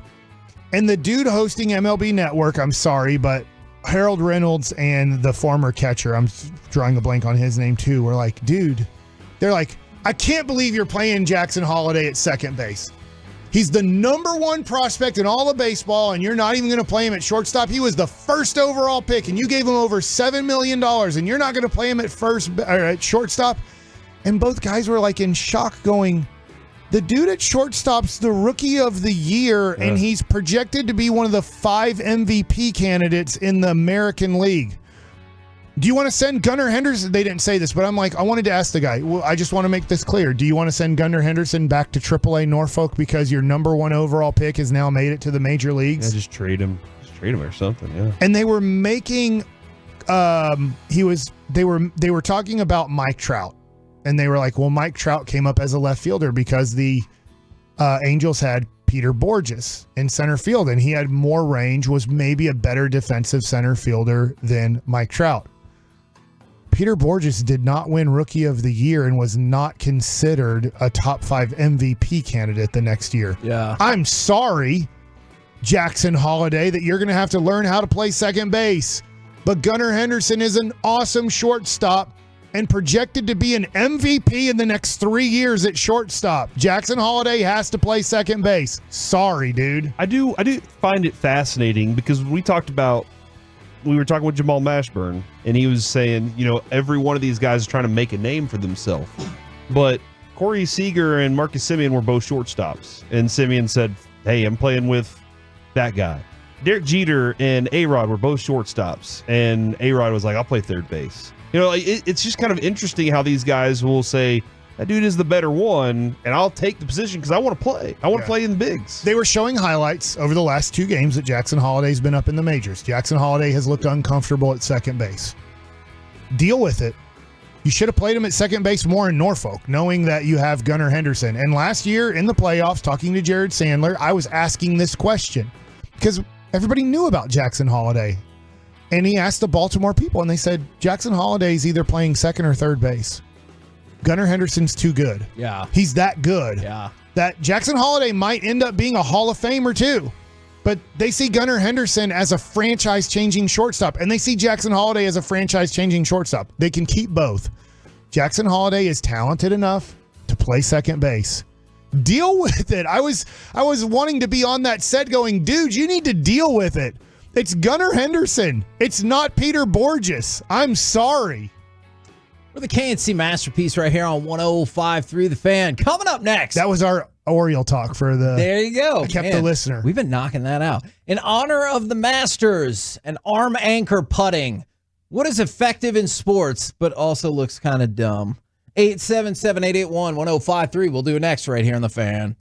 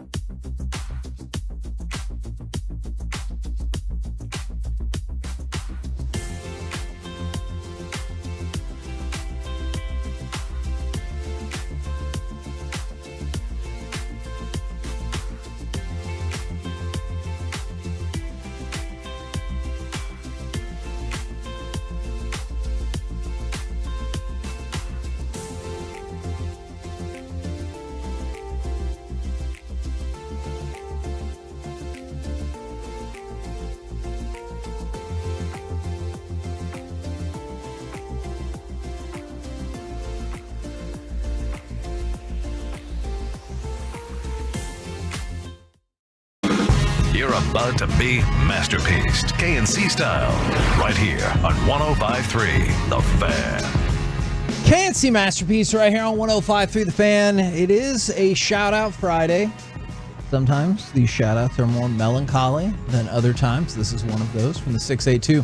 This is a sad one, but I hope you still read it. Shout out to my nephew Jim, who would have been 34 today. He took his own life. Anyone considering doing that, remember you have loved ones that will do anything to help you. And above all, hit your knees and talk to God, because he has more amazing things in store for you. So shout out to you for texting that in. Shout out to your nephew as well. Now, this was something that Reggie and I were talking about in the pre-show, and this is another golf segment. You're welcome. Yeah, thanks a lot, Reggie.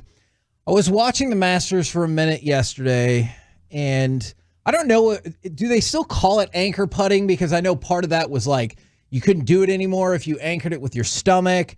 So maybe it's arm anchor putting, but it's the putting where they're standing up straight and it looks like they're looking over the putter. I think it looks ridiculous, but it can be very effective. Yeah, it started with like the belly putters. Exactly. Now they've made some changes on what's allowed there. But my question for y'all is then, what looks ridiculous in sports, but is probably effective? I get a lot of thought to this, and I have 4 things right now. I was looking for a 5th one for my top 5 list, but I have 4. Can I guess one? Yeah. Hunter Pence's batting stance and swing. How did that work? It doesn't make any sense. But he, you know what? That's a good Mickey one. Mickey Tettleton didn't make any sense either. No. Julio Franco didn't make any sense. Who did you think made more sense? Julio's stance or Tettleton's stance? Julio. Okay. Because at least you got hands up and you're like ready or whatever. Mickey Tettleton's looked like he walked up to the plate and wanted to look at the umpire. Yeah. But that does kind of go into the conversation here because of Mickey Tettleton specifically. Pine tar, all that pine tar. It looks ridiculous. Especially when it gets on like the batting helmets. And it's just caked on there. Do you ever But think it's effective. Their hands are like going to get stuck? All the time. Okay. Oh, there were times when Odor would be like, he would adjust his helmet after he took one of those wild ass swings where he's trying to hit it out of the country. And you're just like, right. And then he goes to adjust his helmet and you're like, did his glove just get stuck and he's having to take a second to pull it off of there? This one is interesting. I would not have. Number 3. Okay. We can't intersperse them. You're going to like this Your one, show, Corey. bro. You do whatever you want. Stop man. it. Stop it. Somebody texted in the Speedo. That's right. Did you text it in, No. Reggie? But it's Why would I text effective. it? It is effective. It lowers drag, makes them streamline. It's really revealing. Do you want to see Olympians just swimming in those board shorts? Just go That'd be out there. hilarious. Didn't they, like, at one point, they were like, here, wear these pants instead. They Yeah, were like it was- Speedo pants. And you're like, yeah, but they're It like, made everything faster, and they're like, hold on. no, it doesn't. We made you like a dolphin. All right, back to your list. I'm What? done. Wow. Number 3, adjusting your batting gloves after every pitch. It Oh, looks ridiculous, man. but it's effective. Okay. You need, because what do we always say? Look good, feel good, play good. That's right. And so whenever you feel like your batting gloves look and feel good, you're going to play good. Number 2, bumper bowling. Looks ridiculous. Effective. And number 1. Can I ask a question about that? Huh. Do you pretend, if you're playing bumper bowling, when you hit the strike, that the bumpers aren't there after the fact? Absolutely. You're like, I did it. Yeah, if Lucy and I go bowling, which she loves bowling, then I'm leaving the bumpers out. I don't need them, but I will be like, watch this, Lucy, ba ba ba ba ba all the way down. It's fun. You think the people at the bowling alley like that? No. I paid my money. Man, bowling's expensive. It is dude. expensive. It is. But it's I don't fun. feel like it's that bad. Well, when was the last time you went bowling? That's a good question. Year and a half ago. Yeah. It's It went up over a year and a half. Everything's gone up, Mike. Why do you Because of think- gas. Why do you think that is? Yeah, why do you Mike? think it is, Mike?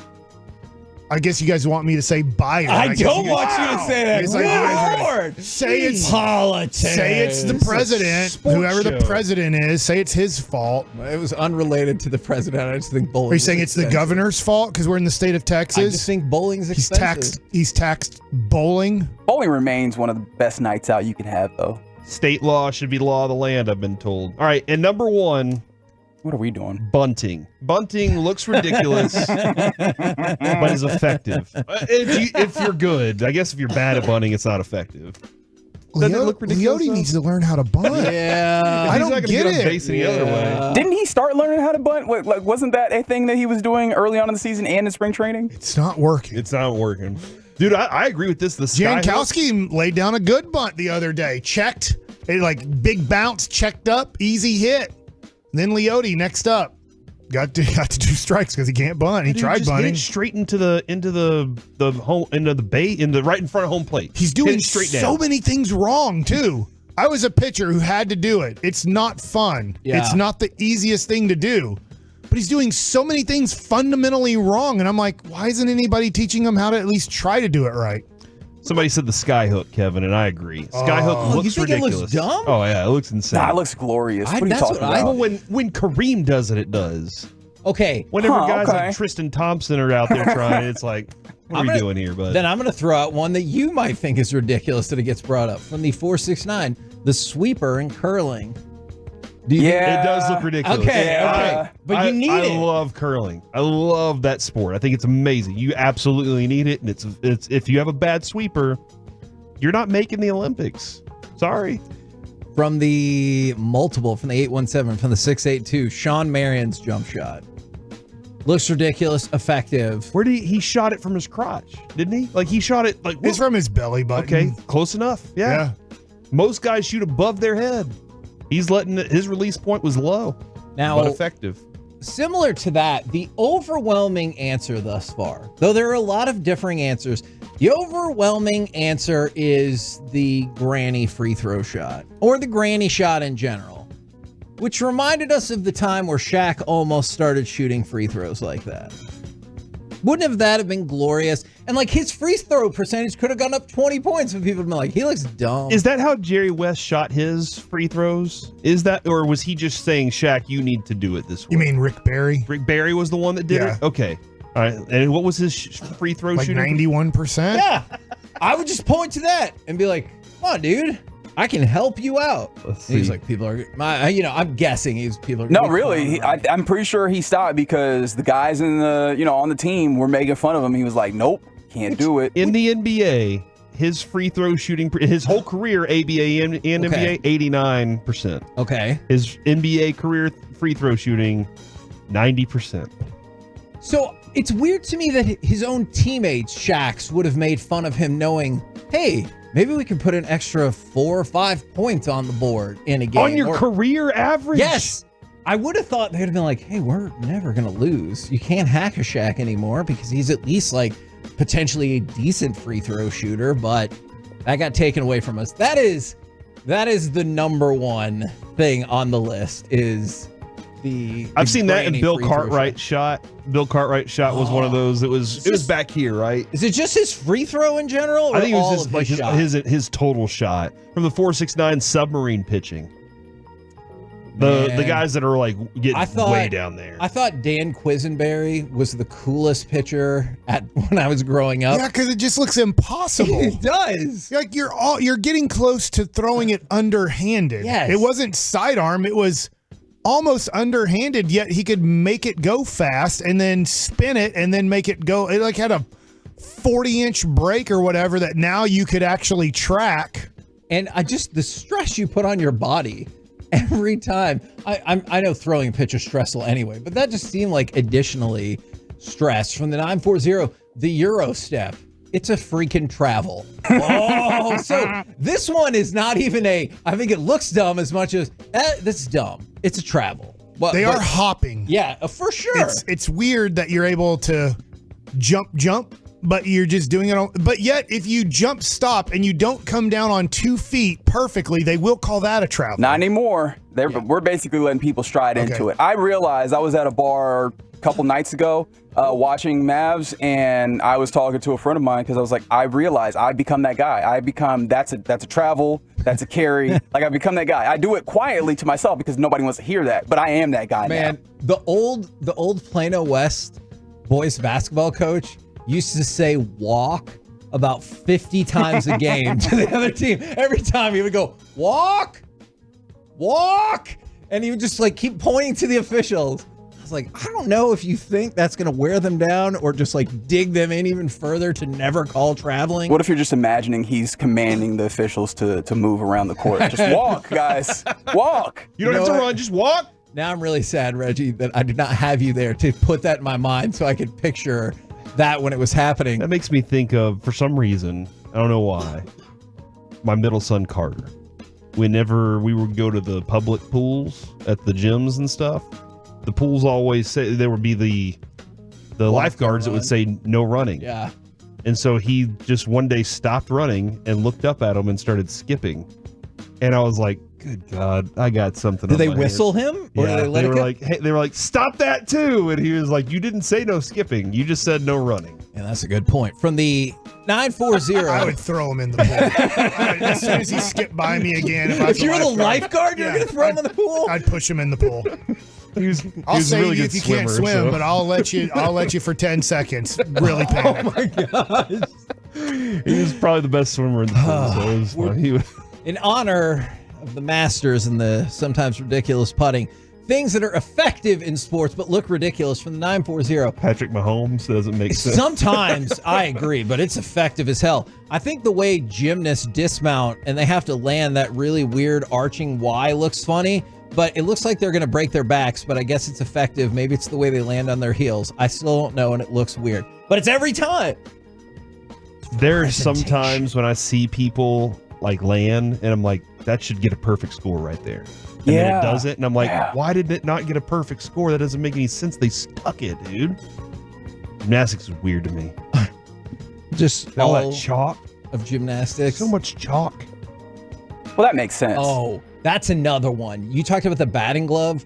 The person at the amateur level who hits a bad shot again and again and continues to chalk up their cue. And at some point, I'm like, it might not be that. It's the pool player, but no, it's always that there's not enough chalk on the end of the cue. That's 100% the issue or every they didn't time. have the right thing. They didn't have like the It's right. a great little excuse. Yeah, it really is. Yeah, it's the batter that misses or whatever and looks at his bat. That's right. Like, why did you not hit the ball, bat? Yeah. Come on, bat. Clearly, it's the equipment's issue. And then smells the foul ball. For this one from the 817, I agree with wholeheartedly, which is everything in cricket. Like bowling, batting, it just all looks ridiculous, but it's all incredible. Like, it's very evident when you watch them in action that they're athletes, but watching them before they're in action, you're like, what is this thing? Because this is not a competition of athleticism. Do you feel that way ever, even for half a second, about the rugby scrum, where it looks like they're all just old buddies getting back together before the physicality really takes off? Yeah. Singing a nautical shanty, or shanty is the word. Yes. Not an alcoholic beverage. And because of our game, because of the NFL, I always feel like when they're pitching it backwards, I'm like, why would you keep doing it? You just keep throwing it backwards. You're going negative yards right now. Right. And then they're like, no, but this is going to turn out to be a positive. And then somebody breaks loose for an 89-yard rugby score. Yes, I could see that. What is it called? Don't you feel like Rugby touchdown I call. want to say a touchdown. I feel like that's not Even right. Carter doesn't know. Oh, awesome. I'm going to look it up. If Carter doesn't know, then good freaking luck, because that dude knows more about, I'll just say, somewhat less popular sports at times than anybody I know. Fringe sports. Yeah, fringe sports. You say French sports? Not French. Well, French sports. Okay. From the 512, standing up whenever you go all in poker. I guess that does have literally no impact on what's going to happen, but it makes you feel better, right? Yeah, well, there are two things that you do in poker to show your confidence. You stand up after you go all in, and that's one of them. But you make a strong bet and you put your hands behind your head and lean back. That's the one. That's the old. That's how you know right there. Open up, get real big, show everybody I'm the one at the table that just made the big bet. Y'all should all back down. And when they don't, and you bluffed, good luck next time. You know what I mean? They're gonna catch you. They'll get you. We're the KNC Masterpiece right here on 105. It's a try The Fan. in rugby. A try? Yep. Okay. Seems a little like that was a try. That's weird. Tiger just tried to make a big putt and he missed. Good try. Good try. It's close though. Now I can tap in. Just tap it in. It in. Tap, Taparoo. It really takes a long time to get to the tap in now. He used to walk to the ball a lot faster. Yeah, I know. He's 2 over for the tournament, I believe. But he can still make the cut. He just bogeyed 4 and 5. From the 254, it is also Shout Out Friday. It's my birthday, 37 years old, Andrew from Carrollton. Thanks and love y'all. You're welcome. Love you back. Happy birthday. Coming up next, an SMU wide receiver, a Miami Heat player, and the Durham Bulls. Do any of these folks deserve Forgiveness Friday? Do you? 877-881-1053. We'll do that next right here on The Fan.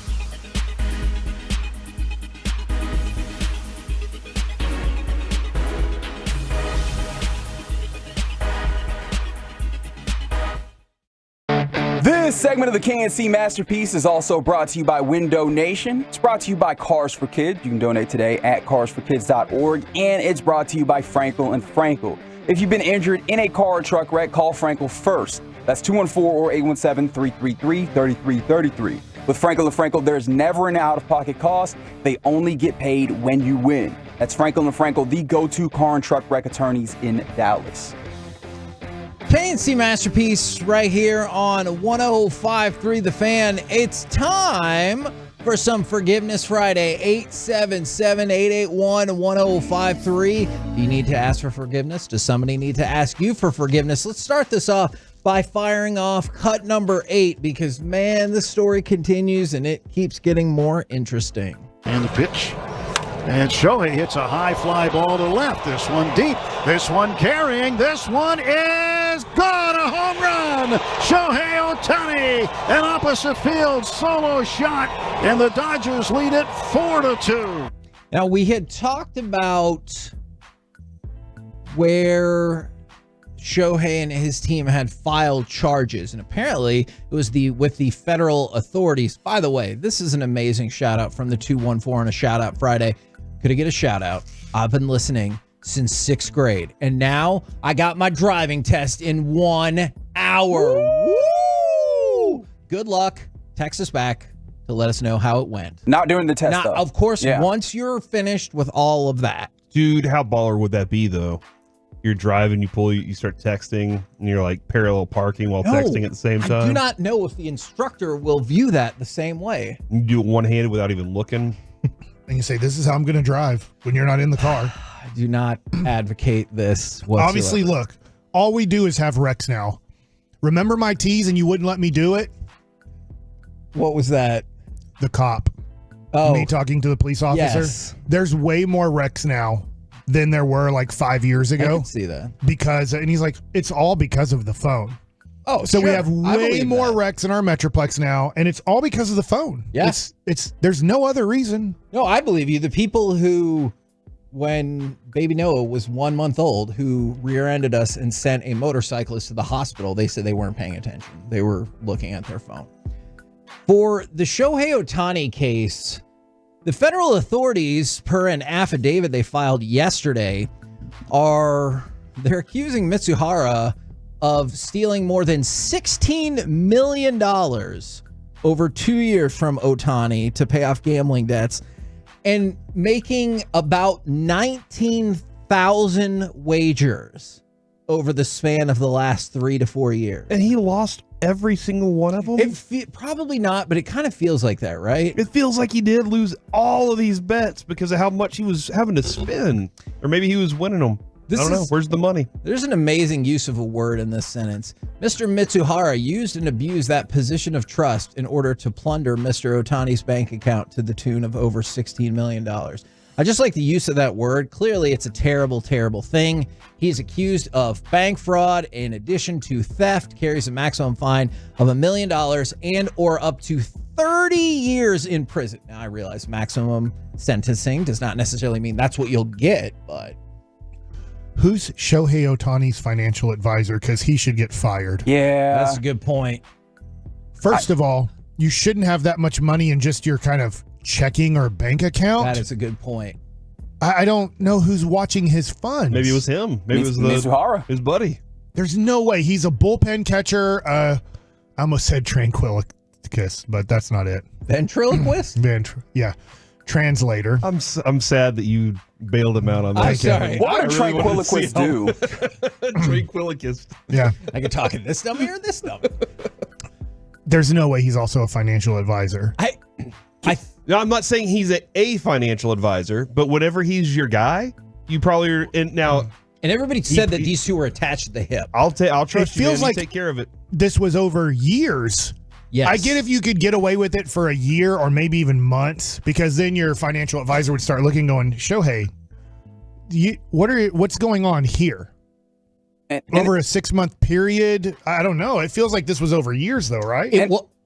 Sorry, I was going to give some of the numbers that I think you were going to give. Probably so. December of 2021 through this January. Now, Corey, you were asking, did he lose everything? No. This is going to amaze you. This is per the federal affidavit. He made bets ranging between $10 and $160,000 per bet. His total winnings during this span were $142 million. Wow. His total, it gets crazier. His total losses were $183 million, which means he had a shortfall of about $40.7 million.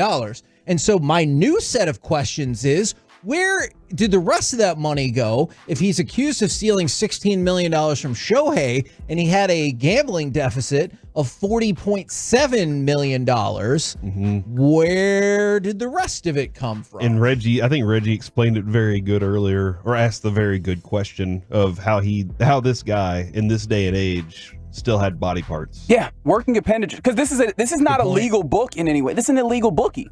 And from what not that I know a bunch about illegal bookies, however, you lose, what is that, 8 figures worth of stuff, and you owe them that? Yeah. You might not have kneecaps. Kneecap.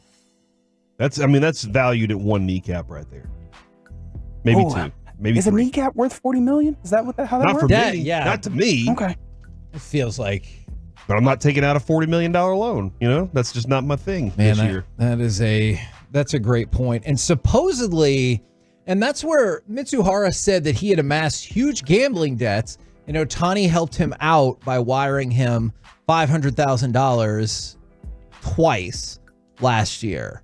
And the further you get into the story, you're like, maybe that happened, but also there's this way bigger amount. And I like still I don't said, understand the process of wiring money. I just don't. Okay, I don't get it. You go to Western Union or wherever. Like it, but yeah, is it kind of like Venmo, or is it just a larger?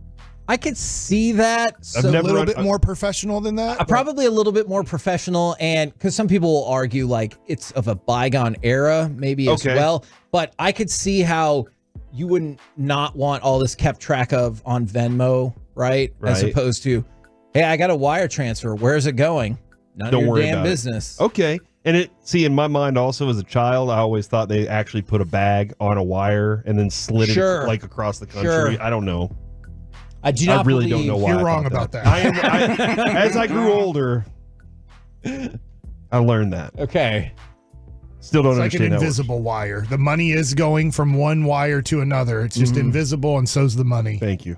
It is truly staggering. I will tell you this. The further you get into it, the more and more convinced I definitely am that Shohei might have tried to help out a friend for a minute, but legit had no idea like the amount that had been stolen or the amount that this was a problem, and it sucks. And that was like supposedly his best friend. They were like attached at the hip, and now, hey, not only is your best friend go to jail, it's because he was stealing money from you. Does anybody want to know, because I do, the specific bad bets he made? Oh, I do. But also, Mike, you're going to want to know did this. He bet on Kansas City versus Tampa in the Super Bowl?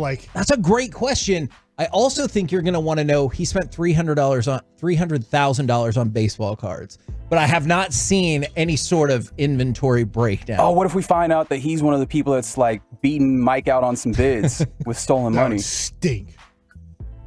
But let me ask you this stupid question. Okay.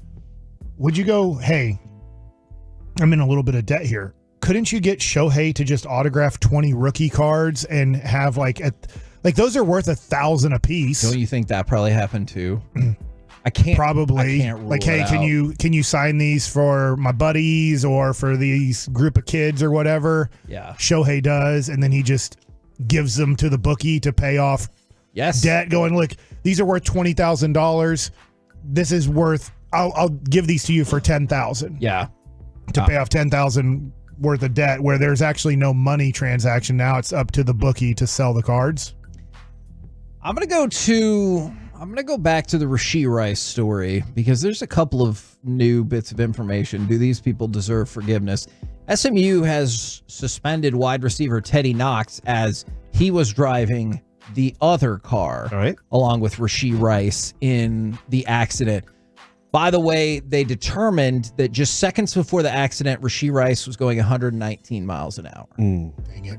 And we talked about, if you see the video, the two cars split around somebody in the far left lane, but there's not enough room. Honestly, it looks like on either side to get through, and that's what caused the chain of events. And I stand firm on this, and I have no say in this decision, but man, this feels like it needs to be a hefty penalty. Sounds like City of Dallas is taking it very seriously. They got 8 charges up against him. Like, this isn't a light. They're not taking this lightly. They don't want this to happen. And I'm just so glad for everyone involved, including Rashee Rice, that this didn't go so much worse. Because this feels like this could have been, your life is going to be spent, the rest of the time is going to be spent in prison. Or a really big chunk of it's going to be spent in prison. Let's say he gets no prison time.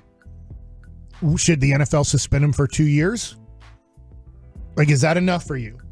If the legal system says you're not going to jail, so you're a free person. See, I would have thought a year. So for sure that for reckless driving checks the box, and injuring. I don't know how much and does that seeing stop. The scene and Rashee Rice has no clue who, and I'm gonna butcher the name anyways. Was it Bobby Phelps of Charlotte, who killed himself doing this? I'm not sure who. I don't know. Look, so the Charlotte Hornets, I want to say, and I'm going to get this totally wrong, and I'm sorry. It might have been with his buddy like David Wesley, who went to Baylor, and I've met David one time, and it might have not been him, but I'm pretty sure a Charlotte Hornet killed himself doing this. Wow. But none of these players. Was it Bobby Phils? Bobby Phils. Thank you. Yeah. I was really close, and I'm sorry I messed up the names, and it might have had and. I bet David Wesley had nothing to do with this, and I'm sorry for No, David Wesley was involved in this. Okay, thank you. So I'm getting some of this right. These players have no clue about this story. It's a long time ago. Yeah. But, I mean, players did this before and killed themselves doing it. Somebody asked this, and I know injury is different here. They asked about boxer. Errol Spence? Errol Spence. Did he get charged for anything? Because he didn't injure anybody else, for right? Errol Spence, it was, look, I'm not saying, hey, everything was fine, but was that just his car? It was just his car. So, look, again.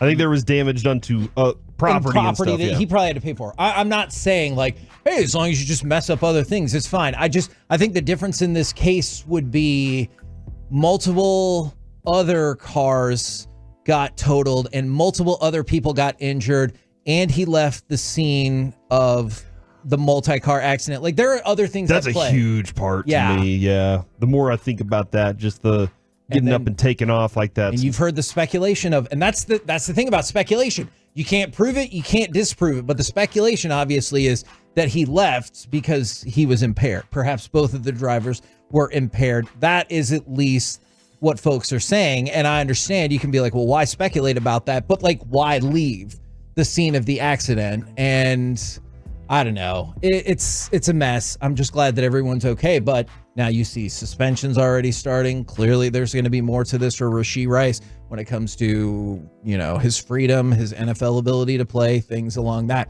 Speaking of, Adam Silver didn't say this would happen, but did you see his response about Jonte Porter saying that it was possible that if he committed the cardinal sin of betting in the league on his own games, that he could be banished from the NBA? You should be. Can't trust that person. Yeah. Sorry.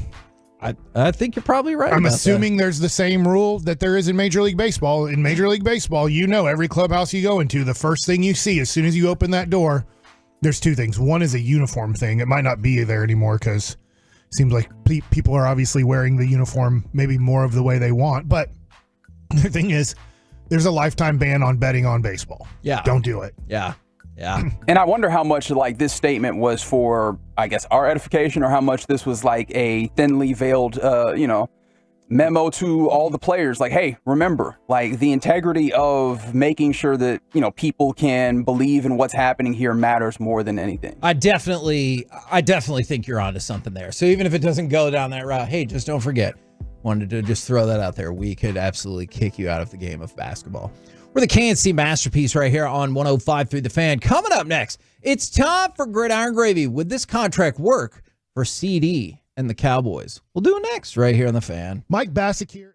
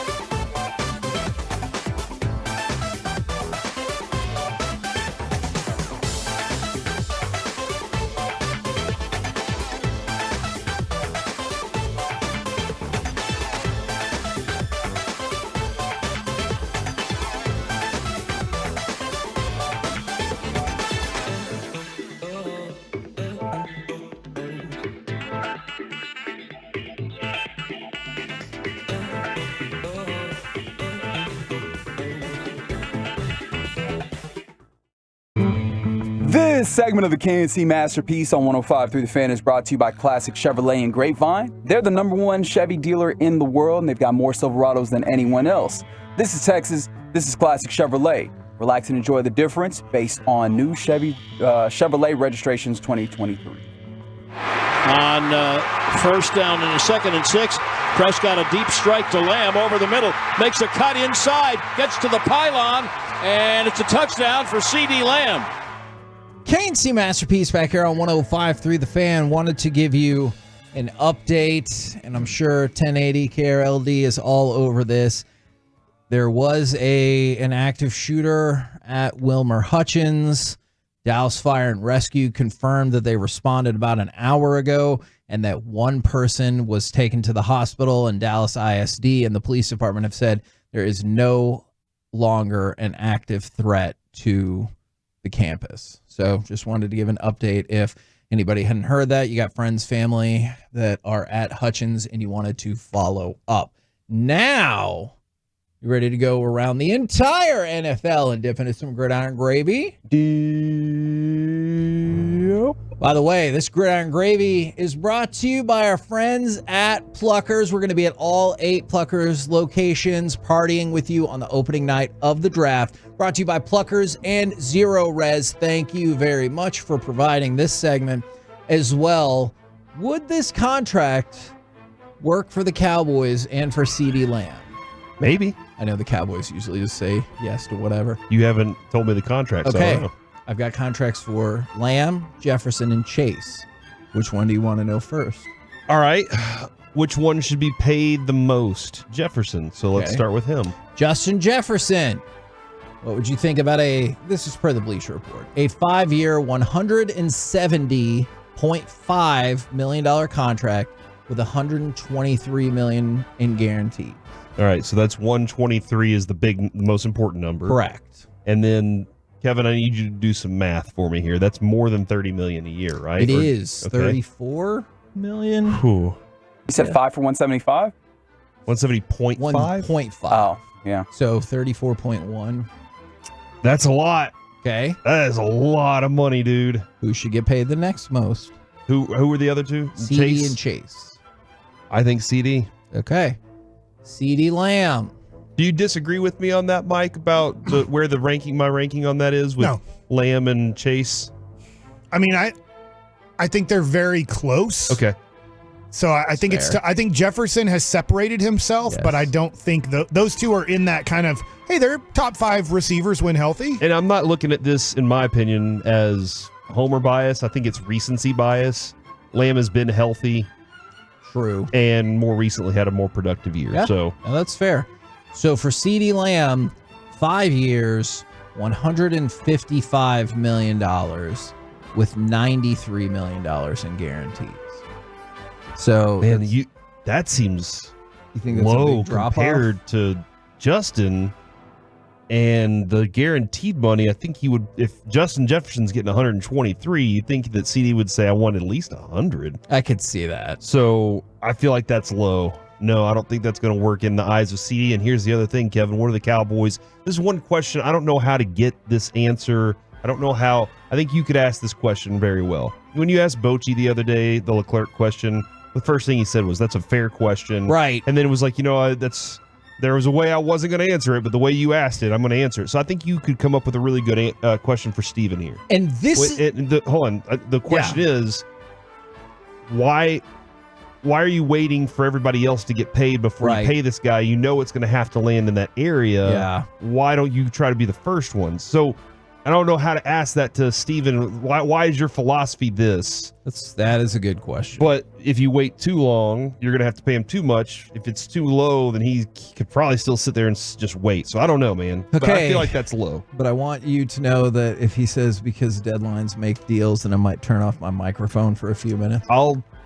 I'll handle the rest for you. Okay. You come up with the right question. Yeah. Because that's what he's going to say. Reggie needs you with us on that day. I think you're on to something, Corey, because compare CeeDee Lamb's to Jamar Chase's, and I think this would be where the issue is. Jamar Chase signs a 4-year, $133.5 million deal with $95 million in guarantees.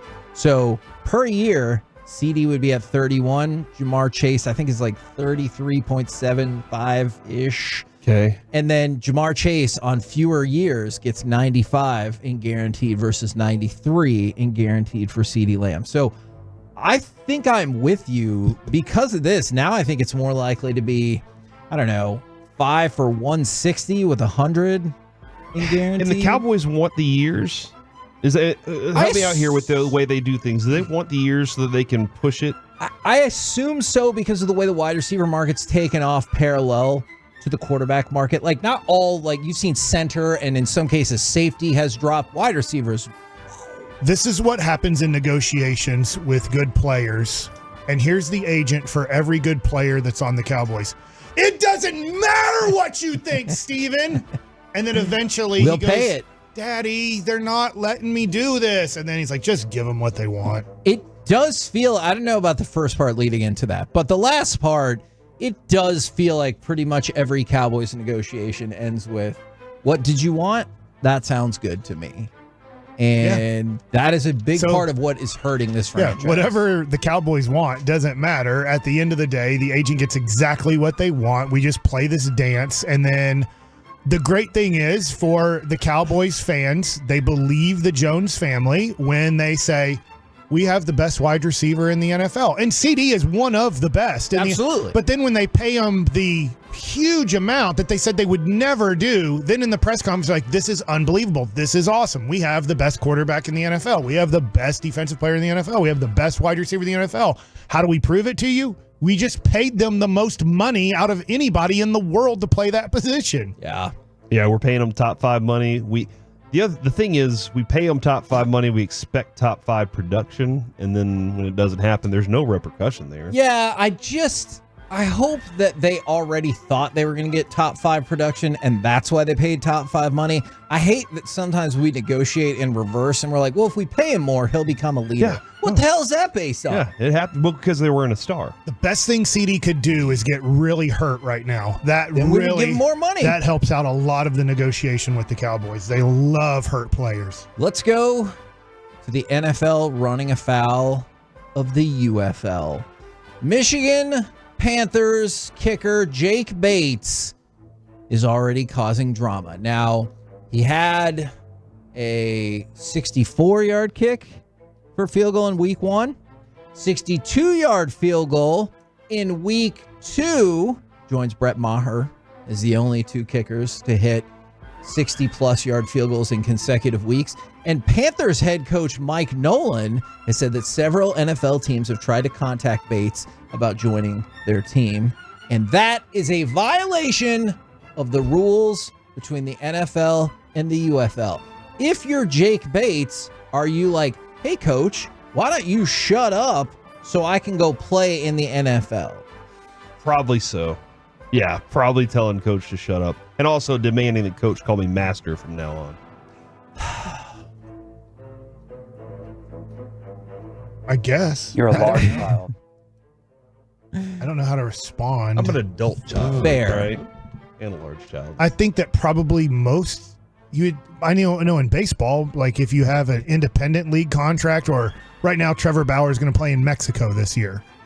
I'm assuming that his agent Chalupa put in, that's what they call her. That's her name. Are you serious? 100%. She's a former gymnastic woman. It makes me think of the I watch league his where YouTube. He had to name his kid Chalupa Batman. She has like purplish hair. Oh. And I think she used to be a former I know that she's a former gymnast, maybe Olympics, maybe not, but I'm sure she puts in the contract in last year was he in Japan or Korea? Ooh, I thought it was Korea. I think so too. Her name's Rachel Luba. Okay. All right. And yeah. I had no idea. And so I'm sure she puts in the contract if, let's just say, I'm going to throw this out just so Ranger fans like, really, could it happen? Just so if the Rangers called up Trevor Bauer's agent, Rachel Luba, but she goes by Chalupa, I guess, or Chalupa, I'm not sure. It would make more sense to be Chaluba, right? Yeah, that she has an out in that contract so he can leave immediately and go to the MLB. Interesting. I mean, and that seems logical to me. By the way, we didn't get a chance to mention this yesterday. The NFL did approve and change their uniform policy to allow teams to use a third helmet during the season. So, Corey, I figured you would be particularly stoked about Black, this. At this Matt point, Black. just do everything. Yeah. Do whatever. Wear green on one game, then purple on the next. So you're not a fan of this. But black it out. I mean, the Cowboys' history is already completely ruined. Which so helmet just do you wear? everything. Which helmet do you wear for the first playoff game? The black. So yeah, you have one playoff game start to do it. morning That's early. all I know. Is then you can worry about your Which next helmet do playoff you helmet wear the for next year. For the next NFC Championship game. You don't even have to. You can go helmetless. Future color that we have. Yeah. Y'all are so down on this team. Okay, Corey, I need. Why is everybody What so down color on is the Cowboys? Chicago Bears going to wear in the NFC Championship game? It ain't happening. Corey, I need your decision on this from the 214. Can I get a shout out? I've never gotten a shout out, and I would appreciate a shout out. Today's Friday. But they said their birthday is September 25th. What do you? They want a shout out Is for this their a shout birthday in out to September? my sister Sarah because her birthday is on September 25th? That's wild. Okay. Or do they just want to shout out Yeah. just for Will no you reason? shout out Chuck and Allen? Chuck, shout out, bro. But I'm not shouting out your Boom. birthday until September. From the 945, Kevin, we're heading back from our honeymoon. We can hear you guys in Belton. Let's go. Shout out to They our honeymoon radio in tower. Belton? I It's a weird place I think to just honeymoon. maybe at the moment they're in Belton. I don't know. on? Belton. Belton. All right. Considering the moon's an option. I've never now. even heard of this place. Is it Really? overseas? You've never heard of Belton, really? It's in Texas. Texas? Where? What part? Central Texas. Like near They San probably Antonio, were- near Austin? Or are you just going to say yes to that answer? Near Temple. College Yeah, near Station? Temple. Near Temple. Temple's- Copper's Cove. Isn't Temple East Texas? No, Temple's like south of Waco. It's between here and Austin. Yes. It's on 35. So when you go visit your daughter, Okay. you drive through Belton. Okay. And I drive through Temple or no? Correct. Yes, you do drive Okay. through I just know Temple as when I was a sophomore in the playoffs at College Station, I threw a no-hitter against them. Shout That's out all to I know. Boom. I wonder, were they honeymooning in San Antonio or like Fredericksburg? Then Dallas Morning News gave me sophomore of the year and all kinds of stuff like Copper's Cove, definitely. We will look for a follow-up on that. Coming up next, the final weekend of the Mavs regular season. How do you play it? Plus, maybe some award-winning predictions. Next on The Fan. You can hear Kevin, Corey,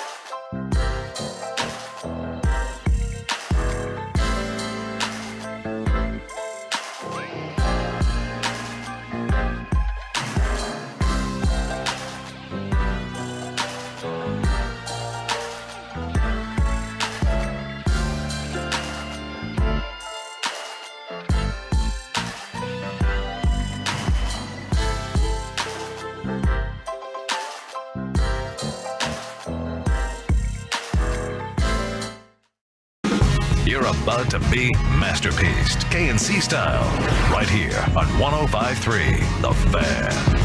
KNC Masterpiece right here on 105 through the Fan. We're going to break down what the Mavs should be doing this weekend. Also, it is a shout-out Friday. We got to follow up from the people in Belton. They were having their honeymoon in South Padre. Yeah. Also, from the 903, shout-out to all the fans in Tyler, Texas, listening to you guys instead of some of the national radio shows. Good decision. And from the 254, we give a shout out to my girlfriend, Becca. It's her birthday today. We're heading to Broken Bow, and she's toloing with me all the way to Oklahoma until we lose the signal. Sounds like you have good taste in men, Becca. Might never. Or women. I made an assumption there. You're Unfair. the best, Becca. I've always loved that name. You'll never lose the signal as long as you have the Odyssey app. That is a great point. That's what I do. That is very true. All right. Mavericks. It is possible to take the 4th seed as opposed to the 5. You would have to win your last 2. Clippers would have to lose their last 2. Kyrie is out this evening, I do believe. But you're locked in with the Clippers either way. How do you attack? How would y'all attack this weekend knowing that your regular season ends on Sunday? You're not going to start the playoffs until the ensuing Saturday or Sunday.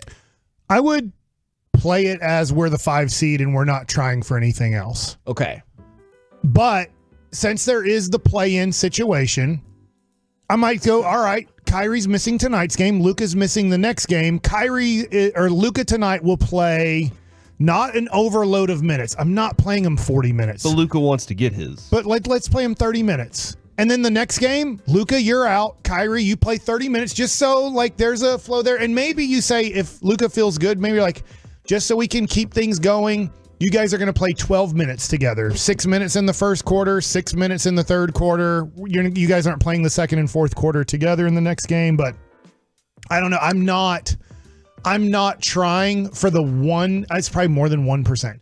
10% chance. That sounds about right. That LA is going to lose their 2 easy games, because don't they have 2 easy games? Yes. And then you have 1 easy game, 1 possibly very tough game, because Oklahoma City could be playing from anywhere from the 1 to 3 spot. And I think they will be. So I'm not going after something that's a 90% chance of not happening. I saw the Mavericks go after a 10% chance, and Luka was hurt for the first 3 games of the Utah series. And luckily Jalen Brunson was unbelievable, but I just don't want to put that risk out there. And I don't mind if I have no clue where Daniel Gafford's body is right now, or Maxi Kleba. He missed a lot of time, but Maxi is a guy who really is only a 40 game a year player. His body cannot handle an NBA schedule. Right. So if you want to sit out some other guys, what they've done and what they accomplished to get to the 5 seed, to me, has given me hope that they can win the whole NBA championship. So now you're like, I don't want to mess it. And I'm sorry, Derek Jones Jr. looked like he ripped his arm off his body the other night. Have we heard any? Is he okay? Did he turn out all right? I'm trying to look that up. I have not heard an injury concern about him. Okay, did you see that play where he was like in a lot of pain? I can't remember if he came back after that. So if you can help me out with that. But that was the moment where I was just like, no, not right now. All these pieces fit perfectly right now, and I can't. Of course, he's good. It could happen game 1. Game 1, anything could happen. Somebody could get hurt. Sure. And now the series has changed, and Jason Kidd has to come up with a solution for that too. So I understand that part, but I am kind of in this mindset of let's just sit everybody, the whole thing, and let Jaden Hardy and that crew play all the minutes. Let them play all the minutes, the whole game. Roll out 7 dudes that never get time. Hell, Markieff Morris, one of the Morris brothers, Markieff. It is Keith, yeah. Go out there and do your thing, man. You finally get to play. Is there any concern about, you're right, injury can happen at any point, that you want to get another game or so in since you're going to have a big layoff, or do you think you can accomplish that in practice scenarios? I think this is where you know your players' bodies. Fair. I don't know how bad Luka's knee is feeling. I know it bleeds a lot, right, but I just need to know where's everybody's body at least kind of be honest with me here. Like Luka won, as far as I know, Luka won the scoring title, right? It'd have to be. It might be statistically impossible. Let me double check that for him to lose it at this point. Yeah, so, Luka. Especially because Giannis is out. And Luka's accomplished what he needed to accomplish. The team has accomplished what he has needed to accomplish. Kyrie, he played more games than I think anybody ever expected, well, especially in a row in this situation. When you really needed him, he was there for you. And not only was he there for you physically, he was there for you completely. And they found what works. Like, I don't think they're going to lose that in whatever span it is. I don't think that. But I think you also ask Kyrie and Luka. Kyrie, if you have 8 days off or 12 days off instead of 6 days off, do you think you're going to lose your shot, lose your rhythm? Yeah. If you say, like, no, I want to play. I feel good to play, and I don't want to lose what's going on right now. Then I say, all right, we'll keep playing. But I do need to make sure that they're giving me the honest truth about their body.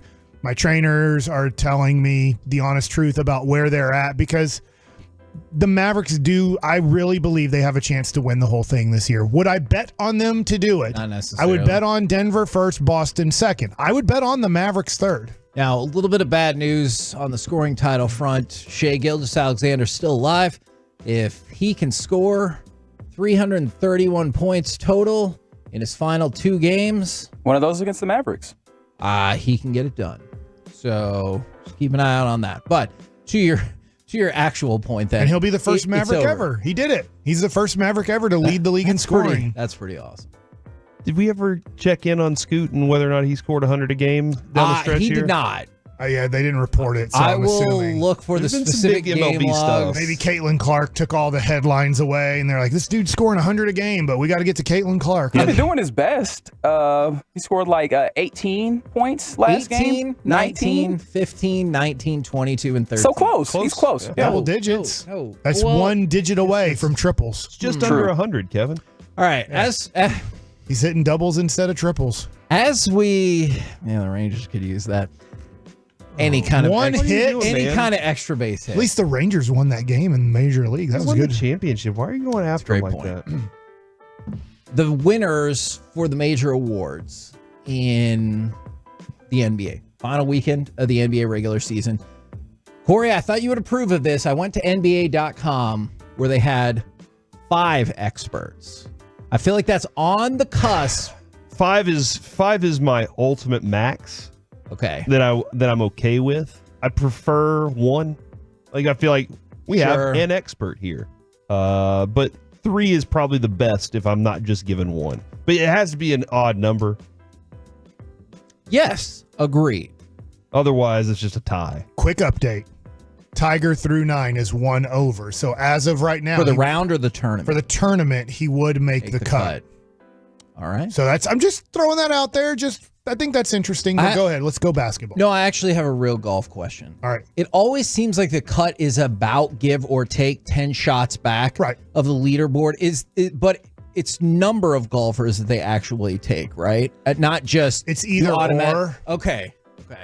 Because it always seems like it's about 10 shots back. All right. Who is your NBA MVP? Luka. Man, my son is furious that I keep telling him I think it's going to be Jokic. I just think Luka's going to finish second. So I will say Jokic, as my son is like, you're a moron. I'm going to say Luka because I agree with his son. And Jokic said he doesn't even want to talk about MVP anymore. He thinks it's out of hand. So, did you hear that? He was just like, I think this whole conversation's getting out of hand. Look, the betting odds have Jokic as an insurmountable favorite. Like, he's minus. What do the bettors know? Between 3,000 and 5,000. I did like what Richard Jefferson had to say the other day after the Miami Heat win the Mavs had, and it was like, Luka pretty much is the second half MVP. I agree with of the NBA, but we have to take in the whole season, and the whole season he just wasn't a contender for MVP. Yeah, and that's where my son got really mad. He's like, he was averaging 35 points a game at the All-Star break. I'm like, I get it, but the Mavericks weren't winning, and he wasn't playing good defense, and the team wasn't winning a lot of games, and so he wasn't even in the top 5 category. Like at the All-Star break, it was Jokic, Shai. I know Tatum was kind of in like barely in the top 5. Embiid before he got hurt. Yeah, and it might have even been Anthony Edwards that they were considering, Good season as well. like in the top 5 around the All-Star break. So it was very tough that you get to mid-February or early February, not a top 5 contender, and then win it. All 5 of the voters from NBA.com said Jokic is going to be. Did they have a second place vote or no? No, they just Okay. gave first place. All right. I will tell you though, again, if you're just going off the betting odds, it's pretty overwhelming for Luka to finish second right now, which would be obviously his highest MVP finish ever. This one should be easy. Rookie of the year. Chet. Okay. Scoot. Maybe it's Lively. Yeah, Derek Lively, absolutely. Where is Scoot on this it's list? Victor Wembanyama. It's easily. I don't know. I feel like you're not giving Jaime Jaquez enough credit. Look, here. Anthony he Black. started off the season really well. Anthony Black. Okay. Wembanyama's team's terrible. All 5 of the voters said Wemby. Wallace for Oklahoma City. Kason Wallace? Yeah. His team is Wemby's team. He's is from Richardson. Terrible, dude. Okay, look, I'm not saying who I voted for, although it would definitely also be Wemby. Can I double up on the Thompson twins to both be the Yeah. rookie of the And year? Anthony Black's from the Well, Metroplex. It ain't He's one from of multiple schools. them. Who should be the defensive player of the year? Victor Wembanyama. Okay. What? Hold on. So you would pick him for defensive player of the year, but not rookie of the year? I'm with Reggie on this one. You don't want to give him too many things. You don't want his head to get too big. Yeah. Wouldn't you give him rookie of the year instead? Maybe you should give him a lot of awards. He kinda needs to like- improve that body. Kind of like him It's- not getting Rookie of the Year because then he's like, man, I was passed up for that. Yeah, I need to lose another 60 games next year. Sheesh. All Yeah. 5. He's made a major impact in losing. Gafford. Ooh. And Luka. I think it's Rudith Gobert. That I like the fancy pronunciation of the first name, so we will go with Rudith for that. That makes Correct. sense because Judy is Judith. That makes sense. How many times does a big man win this award over a guard?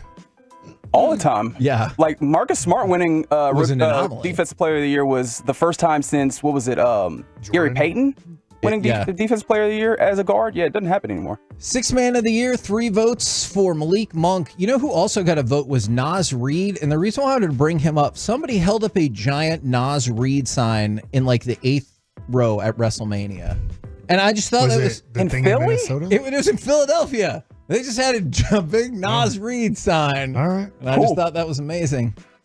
The most improved player. So Tim fell off this list, huh? The 6th man. Yeah. He did. Yeah. So there's another vote for Bogdanovich. but Derek Jones Jr. For who? Most improved? Yeah. Hey, Stephen A. Smith did bring this up. He said, I have no clue if he has a real vote or not. He said he's voting for Kyrie Irving. Interesting. We have had this person on the show this year. PJ Washington. Oh, we're- Danny Green. Tyrese Maxey. Tyrese Maxey. I don't like what we're doing with this award. And Jalen Williams are the 2 leading candidates per NBA.com. From With his another vote motorcycle for injury. Kobe White, which He feels like he's more the spirit of the award. yeah, I think that is a viable answer right there. And who is the coach of the year? Kid. We should probably give him more consideration for it, though, right? Don't disagree with that, but Oklahoma City's coach. Mark Dagnall. Dagnall. Is it Dagnall? I thought it was Dagnall. I'm but not going to say that I know for sure. Okay. Scotty There's a Brooks. lot of I think consonants that's how in you there. pronounce You it. might be right, Dagnall. But yeah, he is overwhelming favorite. Sean Sweeney. This is for head coach. Oh, Has it you ever said- been specifically stated that it's for head coach? You said coach of the year. He did. He took the worst defense in a long time and turned it into something good the last 20 games of the year. Sweeney's is not the in charge coach. of the defense this year, though, isn't it? It's Dudley, and there's another coach that's also in charge of the defense. Dudley and other coach are my suggestions. Shout out to Jared Dudley. I guess to be fair, Another and this coach. is really weird, all True. these other awards are sponsored by Kia, but this one is just the NBA coach of the year, so Oh, they don't have a sponsorship for the coaches? maybe we do have some flexibility with that. We're the KNC Masterpiece right here on 105.3 The Fan. Coming up next, oh, I'm excited. It's time for the Combo Platter, National Grilled Cheese Sandwich Day. Give us haven't a thought sports about that. opinion, and then what is the absolute best sandwich or sandwich place? 877-881-1053. Think it over. We'll do it next right here on The Fan.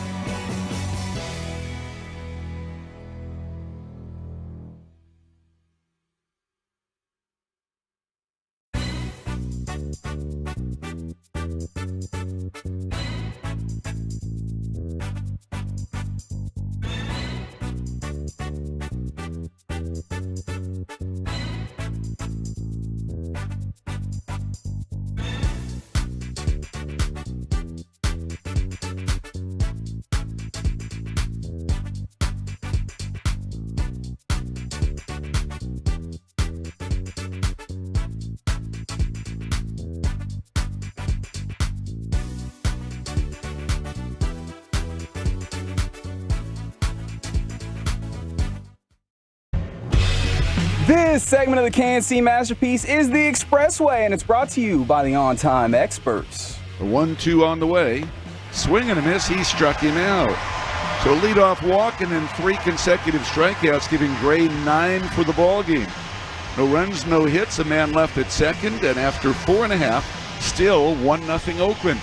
KNC Masterpiece right here on 105 through the Fan on a shout out Friday from the 702. Want to shout out my wife for getting on with Godly Independent School District. Also, today is my 35th birthday. Also, shout out to you guys for holding it down. KMC for life, boys. What an excellent and well-rounded shout out right there. Yeah, and great job for moving in with the spirit on that one at Godly. I think that's just a place, but you know what? I'll look into that. From the 972, shout out to my fiance who is in bed sick right now with strep throat. That sucks.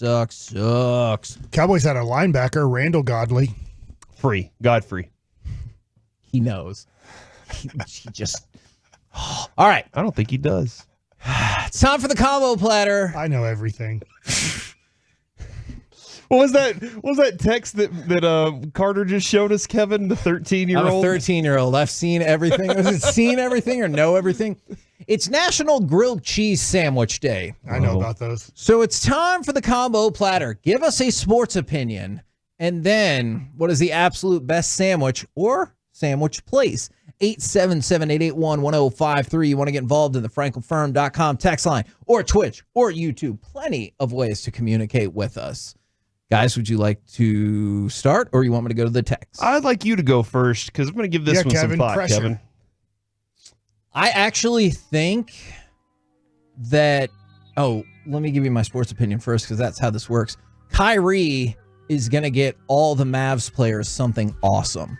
Now, you saw in the game the other night... Like a gift? Yeah. Why? Well, he said... A ring? Thanks for my... I mean, that'd work.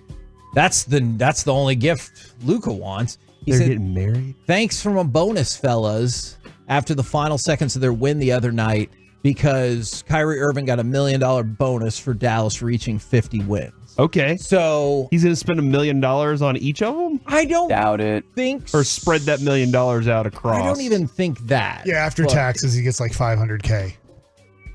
I think you're talking about some nice gifts. Everybody gets like a $10K gift, maybe $5 to $7K. What's a cool gift? Did you just say what's a cool gift? I'm a bad gift giver. I don't think I'm a good gift giver. Okay. Or most of the time the gift I want to get is like way out of my price range. I'm like, well, I can't do anything, so I just got to deal with it. Corey, right now, let's do a little experiment. All right. Pure All right. crystal chest set. I want you to imagine that you're Kyrie Irving. Okay, get yourself in that mindset. All right. And your teammates, Kevin and Corey, have helped you to success. I'm Corey. What gift are you getting them? Kyrie. I'm getting him a book. Book? Yep. See, he's a bad You gift don't know giver. me at all. He's a very bad Can gift I- I'm giver. gonna read a Chop book. wood, carry water. Since you had a Kyrie opinion, before you get to your grilled cheese take, do you think he has an outside chance of making third team Yes. All NBA? Yes, I do. I was actually thinking about that, I think, yesterday. I think third team All NBA is possible. Shea and Luka will be the guards on first team? Correct. Brunson's going to make a team, right? Yeah. I think Brunson's going to be second team.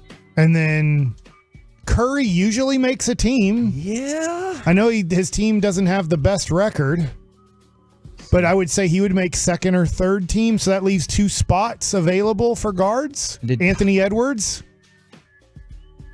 Oh, yeah. Anthony Edwards is in. Steph Curry played enough games. That's what I was just checking on, is to make sure Curry played enough games. Yeah, all the So representative there's one people. spot available, and we've only named one Eastern Conference guard. Yeah, never mind. Kyrie hasn't played enough games. Oh, so it won't count. He didn't play in 65. Nope. Okay. He can get up to 60, but Okay, well, so no bonus. That's not how that works. Yeah, so. he still gets a bonus. He just won't be. He won't supermax it. Third team All NBA, and I really do love. It doesn't have to be a grilled cheese place, but I really do love Dallas Grilled Cheese Company because so many of the things on their menu, like there's great sandwich places where I was like, oh, I like this sandwich. But at Dallas Grilled Cheese Company, I have to admit, there are many sandwiches on there that I'm like, yes. We had one in the Bishop Arts, but it's not there anymore. Yeah. What happened? Rent's tough Do you know, over there, did, man. did I tell you? No, I really don't know. They were like next to the alley, and they had, I believe, a rodent problem. Oh, no. Remember, I'm not like 100% sure of that, but I'm pretty sure of it because they're gone. They're not there anymore. And we're Okay. like, what happened? This was great. What was wrong? And then we heard that. We're like, oh, no. And we liked going there, too. It is fantastic. But they said like the people who I think own that building, obviously like a Dallas grilled cheese factory company, doesn't own the building. They're leasing. And so they had an issue there, and I think they had to just shut it down. From the 972, Rangers are going back to back. I love that bold prediction, especially today. And the best sandwiches. Look, you lost the series to the A's. I can still be upset about that. They got Mason Miller. They're just under 500. The greatest closer, and I'm not exaggerating. He's the best closer in the game today. And the best sandwiches are from Limericks in Ennis. I think I played that game in the 90s. This is the Lemmings? Or the little lemmings? I think you're right about that. They fall off a cliff or something. That is correct. Good call right there. I would not have gotten that. From the 432, their sports opinion is that golf sucks. I approve of that. But what about the Masters? We're talking about the Masters. not Yeah, golf, man. There's sand, there's grass, there's green, there's water, there's sticks, there's clubs, there's balls. I don't know how you don't like it. There's sun, there's rain. They don't even play in the rain, so like, it's raining. Stop. And they said the best Well, sandwich they still play in the rain. is grilled cheese with garlic butter added to it. Huh. That sounds delicious. It does. And then You from just the- keep adding butter. I learned this on that chef movie. You ever seen that Ratatouille, movie? right? Burnt. Waiting. That was with a famous person. This one was with the guy who's in Bradley Cooper is the famous person you're thinking of. This one is with the guy who plays in Iron Man. He's like a director of Star Wars. John Favreau. John Favreau. Chef. He's the chef. Didn't I say chef? The name is Chef, yes. And he's pretty famous too. He's That's a divorced to fantastic the movie. big boob Modern Family lady. Sofia Vergara. Yeah. These are accurate descriptions. They go not to bad. Franklin's Barbecue. Yeah. They do a thing at Franklin's Barbecue. He It's an starts awesome he movie. starts a food truck, and his kid is the John Twitter Leguizamo's in it. person, and he's basing it off of a real person's life, somewhat. Child labor. And so as you keep flipping that grilled cheese, you just keep adding butter to the grilled part. Oh. And it really, I've done it now, and it takes it over the top. So you are buttering that bread. From the 979, the Astros will finish dead last in the AL West. That would be amazing. And the Cubano is a damn good sandwich. Well, there goes mine. Really? You can also My say sports that. opinion. Say a Cuban. Sports opinion. I disagree with Bobby. This morning he was saying that you don't need to go ahead and give up on Mozzie. I'm not saying give up on Mozzie, but saying that I can't draft that position because I drafted Mozzie in the first round, I disagree with. Okay. And because I know you have a lot of other places you need to fill. And I know the Cowboys do not value the one technique, but I can perfectly come up with reasons to argue that I have to be better there. And maybe Mozzie does get better. If I drafted that position and I give myself the depth, I mean, I already did lose Neville Gallimore, then I'm perfectly happy with having depth at that position in a place where I need to rotate anyway, and saying I can't just rely on one starter to play the whole game there. I'm fine with drafting if the defensive tackle is the best one there, and that's what you're looking at, and you're saying we need that spot too, go after it. Now, I gotcha. also agree there's a lot of depth on offensive line in this draft. So if I'm going to do that, that's fine. But I can't just say, well, I have Mozzie. I don't need to draft that spot. Just because you have talent there. They did it with CeeDee Lamb. They had Amari Cooper and they drafted CeeDee Lamb. Yeah. And that's a different spot there too. But if you have it, keep drafting in those spots so you can grow it. But yeah, the Latin pig in Plano has the Cubano sandwich. Is it Cubano or Cubano? I thought it was I think you can Cubano. say either way. All right, so that sandwich is perfect. That they have perfected that sandwich, man. Good job. And what's in that sandwich? That is pulled pork, ham, Swiss cheese, pickles, mojo de ajo, and mayo and mustard served What on. just happened to your voice there? My ajo. Okay. And it's panini'd? Yeah, panini style. Toasted French bread panini, yeah. It's the perfect sandwich. Pressed. Was it different than panini? No, it's the same. I think. You use the kind of where it's toasted on panini both sides and squeezed together. With butter, a little butter. Yeah, you put butter on both sides, man. Butter makes it better. From the 214, Mavericks will go all the way. And the best sandwich in the world is a grilled cheese with hickory smoked bacon. Woo! From the 817, DFW sports are better when the Cowboys are the worst team in the Metroplex. I mean, welcome. And What do you mean, welcome? They're the worst team in the Metroplex. But right whenever they're good, doesn't mean sports are bad. We have no clue. There hasn't even been sports talk radio when they've been good at football. They were good last year. They went 12-5. Yeah. That's good. Yeah, they lost 400-0 at halftime of a playoff Everybody's game. expectations are broken. But then they just ran out of time. I will always remember that call the Such day a dumb after. call. And the they Buffalo just ran out of time. Buffalo chicken cheesesteak is their favorite sandwich. Mike, are you Oh, no. prepared, or do I need to skip to Reggie? Reggie, what's your sports opinion? Oh my God! He I have to have literally a sent sports the opinion? run Shut up! Not you two. I can only handle one mic in the show. There's 4 of mics here. That's true. Actually, there's even more mics. We got mics all over the place. Mike Yes, the there's- human, not Mike the Idea. inanimate object. Would that be a really good or a terrible children's television show, Mike the Human? Based on Mike Bassick? Well, yeah, because like Is every he a time, child? Yeah, every in time the they show? fall down, they're bleeding. Oh, guess what? You have blood. Deal with it. It'd be like the Bart Simpson show. He never grows up. Yes, The Simpsons, one of the most well-known shows in the history of TV. But didn't it fall off in the second half? That's what J. Yeah. Cole told me. The thing that I don't get is the Brady Bunch kids grew up. It's not an animated show. It's not really much to get. Got me there. Reggie, your thoughts? Please save it, Reggie. My sports opinion. Ellie De La Cruz is the most exciting baseball player for me personally right now. I feel like I am a very simple man in that if you get a really big person moving fast, it makes me happy. I like that. And that's what Ellie De La Cruz is doing on a consistent basis. And then when it comes to my favorite sandwich, I got to give a shout out to the Mexican torta. You know, Torta's a good sandwich. incredible sandwich. I wanted to shout out the banh mi, but I got to go with the Mexican torta. Just got one right here. Right now is the best time ever to be a Dallas area sports fan, and banh mi sandwich dipped in pho is the best. Yeah. And if you have that sandwich and you make a good one, drinks are banh mi. Do I want to do this? Do I have Bobby no Flay idea said what that you're everybody about to thought it was say. Great. I hated it. I'm going to jinx it. Are you going to say the Mavs are going to win the championship? Stars are winning the championship? Yeah. Mavs and Both? Stars Double? winning the championship? Yeah. Titletown, USA, here you come. Where's the parade? Arlington. It was 700,000 people there. Can't fit 700,000 people downtown. Would you run the parades at the same time? Didn't Jerry answer it by saying we're never having a parade? So stop No, asking he did me? not say that. He did give a vague answer about where exactly it would be, but he did not say Did you just that. ask if I would run the parades at the same time? Yeah, man. Hell yes. Bring everybody together. That would be amazing. Probably a lot of carryover. I don't think so. You don't think there's a Who speaks first? Who speaks first? You don't think there's a lot of fans that like the Mavs and the Stars? No.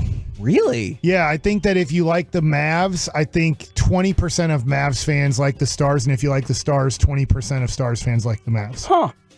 I have no data, but I think it's higher than that. Okay. But I appreciate What's your opinion. percentage? I think like 100. 50. I think it's. I mean, I'm coming around on the Stars. Literally, I've liked the Mavs since the 80s. Sure. My whole family, I hate saying this, like, grandfather's dead. I guess I can say that. That's just factual. Rest in peace. But my father doesn't care at all about hockey.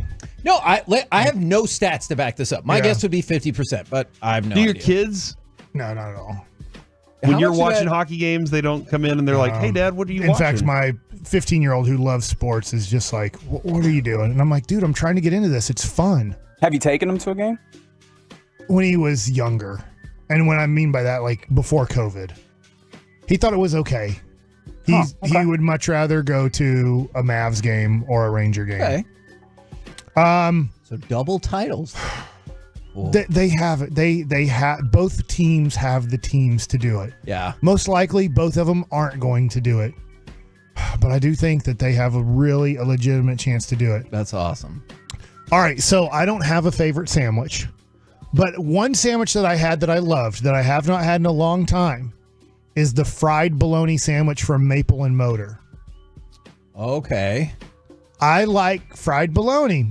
That's a thing that most people don't like. I totally get it. But a thick cut fried bologna sandwich, my grandma used to make it with a fried egg and then like grilled onions and peppers and then mustard on the bread, and it was awesome. And Maple and Motor doesn't do all of that, but they do kind of that, and it's a good sandwich. What's prevented you from? I mean, because it's in Dallas. It's not far from here. Yeah, I don't know. I haven't been there in a long time. Okay. And the other thing too is you feel a little bit weird. I'm gonna just say Maple and Motor is known so much for their burgers that you're ordering a fried bologna sandwich, but it's so I feel like people that maybe go there on a weekly basis maybe expand what they're doing there. But yeah. So I did both. I do have a question. I just saw this on Twitter earlier. I think it was Katie Drummond had retweeted it from Fat Kid Deals or whatever. Okay. They said, why does every kid pick their sandwich at Subway and then never change it for the rest of their lives? That's a great question. Do you always got the same one? I did switch. Oh, wow. It used to be a roast beef sandwich, but it changed into a meatball. Meatball sub's the best anyway. But you just do meatball. Phenomenal. And the cheese. And cheese, olives. Look, I told you. I'm difficult Onions. every place. But at Subway, I'm a hero. While that other person is still getting up the extra, that's good. Gyro. While you're getting out the extra knife to smash that sandwich shut because you're like, it has 8 grams of fat, but you just put 80 things on it. I'm already done. Skipped you in the line, rung up, in my car, on the way home. I will also add this.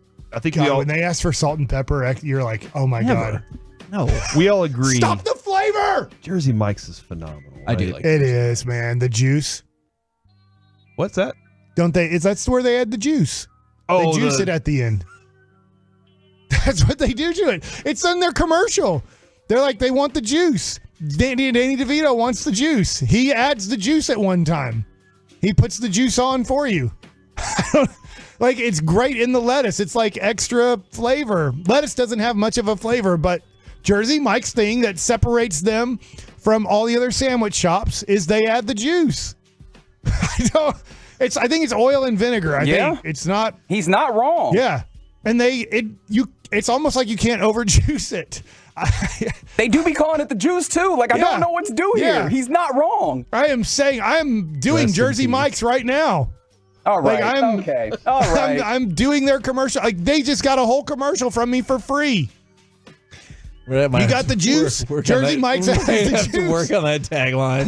I don't know if that is going to fly. From the 214 Sports Opinion, it's dumb that baseball managers wear full uniforms. We have the juice. And I felt bad for Bochy the other day when he walked out to the mound. It looked like he was in extra pain. Because of the way they were losing? Maybe. I can't remember if that was the day they were they won one game against Oakland. I want to say they were winning that one against Oakland, but maybe I'm wrong. Or Leclerc, yeah. And then they said the best sandwich is the peanut butter and jelly. We're the KNC Masterpiece. Can't go wrong with that. Right here on 105.3 The Fan. And now it's time for Mike Likes It. I have a question for you guys. Oh, dear God. So think about this. All right. What's something that is like really awesome that most people don't think about or care about? I'm going to give you mine as you're thinking about that question. I love baseball gloves. Baseball gloves? Gloves. I think, and I'm talking about fielding gloves. I get that there's batting gloves don't do it for me. I get that, like Ronald Acuna Jr., there's certain guys that have very flashy batting gloves. My kids love customizing batting gloves. But man, when I see these different gloves that big league players are wearing and just the different colors, and it's something that I don't collect. And I don't, in a weird way, I don't even know how to collect them. Like, I have no clue how to get like a game-used Corey Seager baseball glove. But I think that is one of the things that I would really want to collect, even over cards, is if I could get game-used gloves, especially over the last 10 years, I will say, and maybe it's a little bit longer than that. But guys are doing different things to gloves. They're now the companies are allowing guys to really customize the gloves. Back when I played, I had a Rawlings contract, and yes, you could get different colors. I had a red glove at one point. I didn't care for it and the way it broke in and everything, and I felt like in the sun it kind of faded a little bit, which turned it kind of pinkish. But I just feel like gloves are so cool. The different webbing to them, the different shapes of them, the different colors of them. I just think sometimes when I'm watching a game, I'm just looking at the dude's glove and going, this is so cool. And then when you win, and I'm bringing this up because the other day I was out there when Nate Lowe, Jonah Heim, Adolis Garcia, they won their gold gloves, right? Did Marcus Semien win gold glove too? I know he was there for Silver Slugger. Maybe he won both. But they got their awards for their gold glove. Okay. And now when you're a Rawlings guy, from the rest of your career, the rest of your life, you now get the gold logo on your glove. Cool. And I think that's super cool too. So then if you were collecting gloves and you got a Rawlings glove, I don't know what Wilson does for it. I've talked about this before, but then if you get a Rawlings glove, a game-used glove from a person who's been a Gold Glove Award winner, then it has that special gold logo on there too. And it's one of those things, maybe there's something else in y'all's life that you're thinking about, but I just think baseball gloves are so freaking cool. Mine is pens. As you were describing this, I think pens Like this. are super cool. I love how many different varieties there are, like the felt tip pen when I'm doing crossword puzzles. I love pens. So as you were describing that, because I was like, man, I'm not sure. But as soon as you started that description, excellent job. I think pens. Mine is, I feel like screwdrivers. You're joking. No, I'm dead serious. Was that yours too, Reggie? No, not at all. It's like, that would have been amazing. My grandfather had this really awesome set of screwdrivers that had like these amber colored handles, and they had this black grip on them and stuff. And I used to just admire them whenever I was a kid. And whenever they moved out, I got those screwdrivers. But before that, I started collecting like other types of screwdrivers from my dad and just things that I would see. So when I go to the like Home Depot, if I see a new screwdriver that I think is really going to be awesome and I can use, I will get it just because I have a small collection of screwdrivers. It's weird. It has no value to anybody else out there. All right. But to me, I like it. So I just wanted to throw that out there. That's I awesome. want to collect like game-used gloves of major league players, but I have no clue like how to start accomplishing that, and I have no clue the cost of it. And then would I just have a whole bunch of gloves nobody cares about, but I would think is really cool? I don't know. So my next Mike likes it. Guys, my wife got, it's a little bit warped, but a pretty good ping pong table, and me and my son have been ping-ponging it up when I've had free time. I've been doing a lot of Ranger games lately, but it is so fun too. So this is a Mike likes it. I love baseball gloves. Yeah. And then my next one, I really like ping pong, and I've watched one video on YouTube on how to kind of do one of those crazy serves, like a pendulum serve. I haven't tried it yet, and I need to rewatch the video. But is there something that when you play it, I do love golf, but I will say this. Golf destroys my back. By the time I'm on hole 10 or 11, my back is saying, hey, guess what? We've had 2 back surgeries, and we don't do this golf thing a lot, and you are hurting bad. I know Friday when I play golf, I'm going to be in pain for Friday and Saturday. Ooh. So ping pong, obviously, I'm not getting hurt doing that, but man, I've had a lot of fun playing ping pong. Hold on, what was there more question to this? Just kind of, I was just throwing it. I can move on. I was just saying to myself, man, ping pong, we got a ping pong table. I haven't played ping pong in forever. My son's wondering how great I am at it. I'm really not that great at it. But we have ping pong tables. If you go to the Rangers clubhouse, there's a ping pong table in the clubhouse. Almost every clubhouse has a ping pong table. I got to take it out because it's a distraction. Right. But like, there's just times you play ping pong in your free time as a baseball player. It helps out with your hand-eye coordination. So, all right, I'll move on. Jackie Robinson Day is on the 15th. It's coming up. And I thought about this. Is Jackie Robinson the most famous baseball player of all time? Interesting. I mean, I would assume Babe Ruth immediately. Yeah, that's what I think, too. I think Jackie would probably be second, but maybe I'm wrong about that. Yeah, my first thought is immediately Babe Ruth. I'm wondering this, and maybe, I don't know, maybe Babe Ruth will live forever, as in, like, he will be number one, and maybe he is. I do think that's the debate, probably, Babe Ruth and Jackie Robinson. But there's a Jackie Robinson Day every April 15th. Yep. Yeah. And even if you don't play on the 15th, if you play the day after, every team wears 42, every player's wearing 42, Jackie Robinson Day. And it got me thinking to this, is one, he the most popular baseball player of all time? And then my other thought was this. He's not the greatest baseball player of all time. And I'm not, Jackie Robinson's the Hall of Famer. He was a great baseball player. Yeah. He's in the top 1%. He's probably not the greatest Negro League player either. Like, I would go with Satchel Paige. If we're Satchel gonna be Paige, and then Josh Gibson. Oh, Gibson. Bob Gibson, I don't think played Negro League baseball. I might be wrong about that, but I think he played Creighton and then went into professional baseball. Gotcha. Is there another sport where possibly the most popular player or famous player, I don't know if popular famous with Jackie, but Jackie is considered with Babe Ruth, I think, the most famous or popular baseball player of all time, and Jackie's in the top 1%, but if you name the greatest baseball players of all time, Jackie's not going to get in the top 10. Sure. Is there another sport? When you think of basketball or football or hockey or tennis, Michael Jordan's number one, right?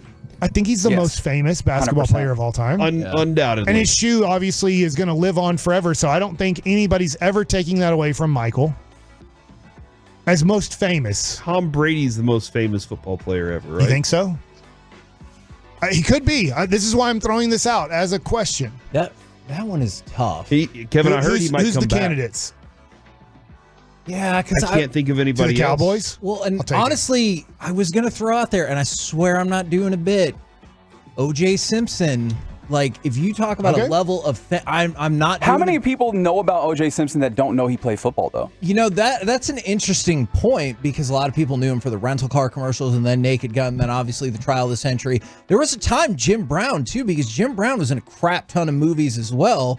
I feel like he's pretty dang high up on the famous list. But and it's Wayne Gretzky in hockey. So in basketball and hockey, it's the greatest player of all time is the most famous player of all time. Baseball, let me ask you this. Tiger's the Do you think most Shohei famous. can ever enter this category? If Shohei's the pitcher hitter, I know he's not pitching this year. Can Shohei ever enter the Babe Ruth, Jackie Robinson debate? will he have the same impact on pop culture?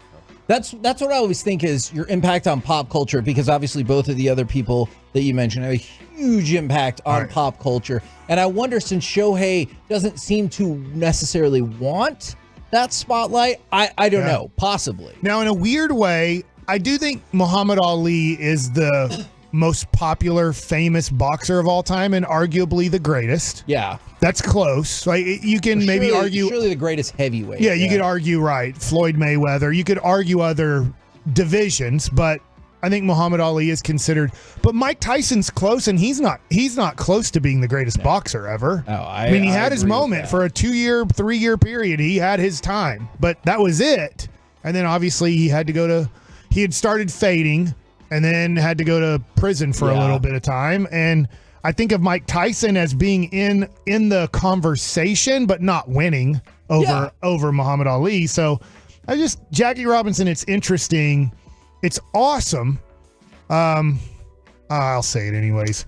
I'm going to really try hard on the 15th. I believe at 9 a.m. our time. every year, Nike releases a limited edition Jackie Robinson shoe. Oh, do they? I've never won them. They are some of the toughest shoes to get. And I'm going to try my best at 9 o'clock. It'll probably be kind of inner lottery. The 15th.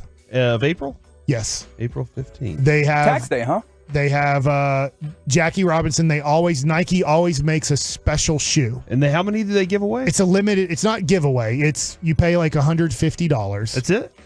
And so I'm winning them. Yeah, try to. I'm winning It's them this year. even if I would be like happy for you. Whoever wins them, I'd be very happy for. But anyways, I'm just looking forward to Jackie Robinson Day. The Rangers will be in Detroit. Now, obviously, there's rain in the forecast for a lot of that Detroit series, but. Yeah, I just looked. Wednesday looks rough. Tuesday looks like it's going to be okay. Wednesday and Thursday are going to be tough. Okay. So anyways, I was thinking of Jackie and then thought to myself,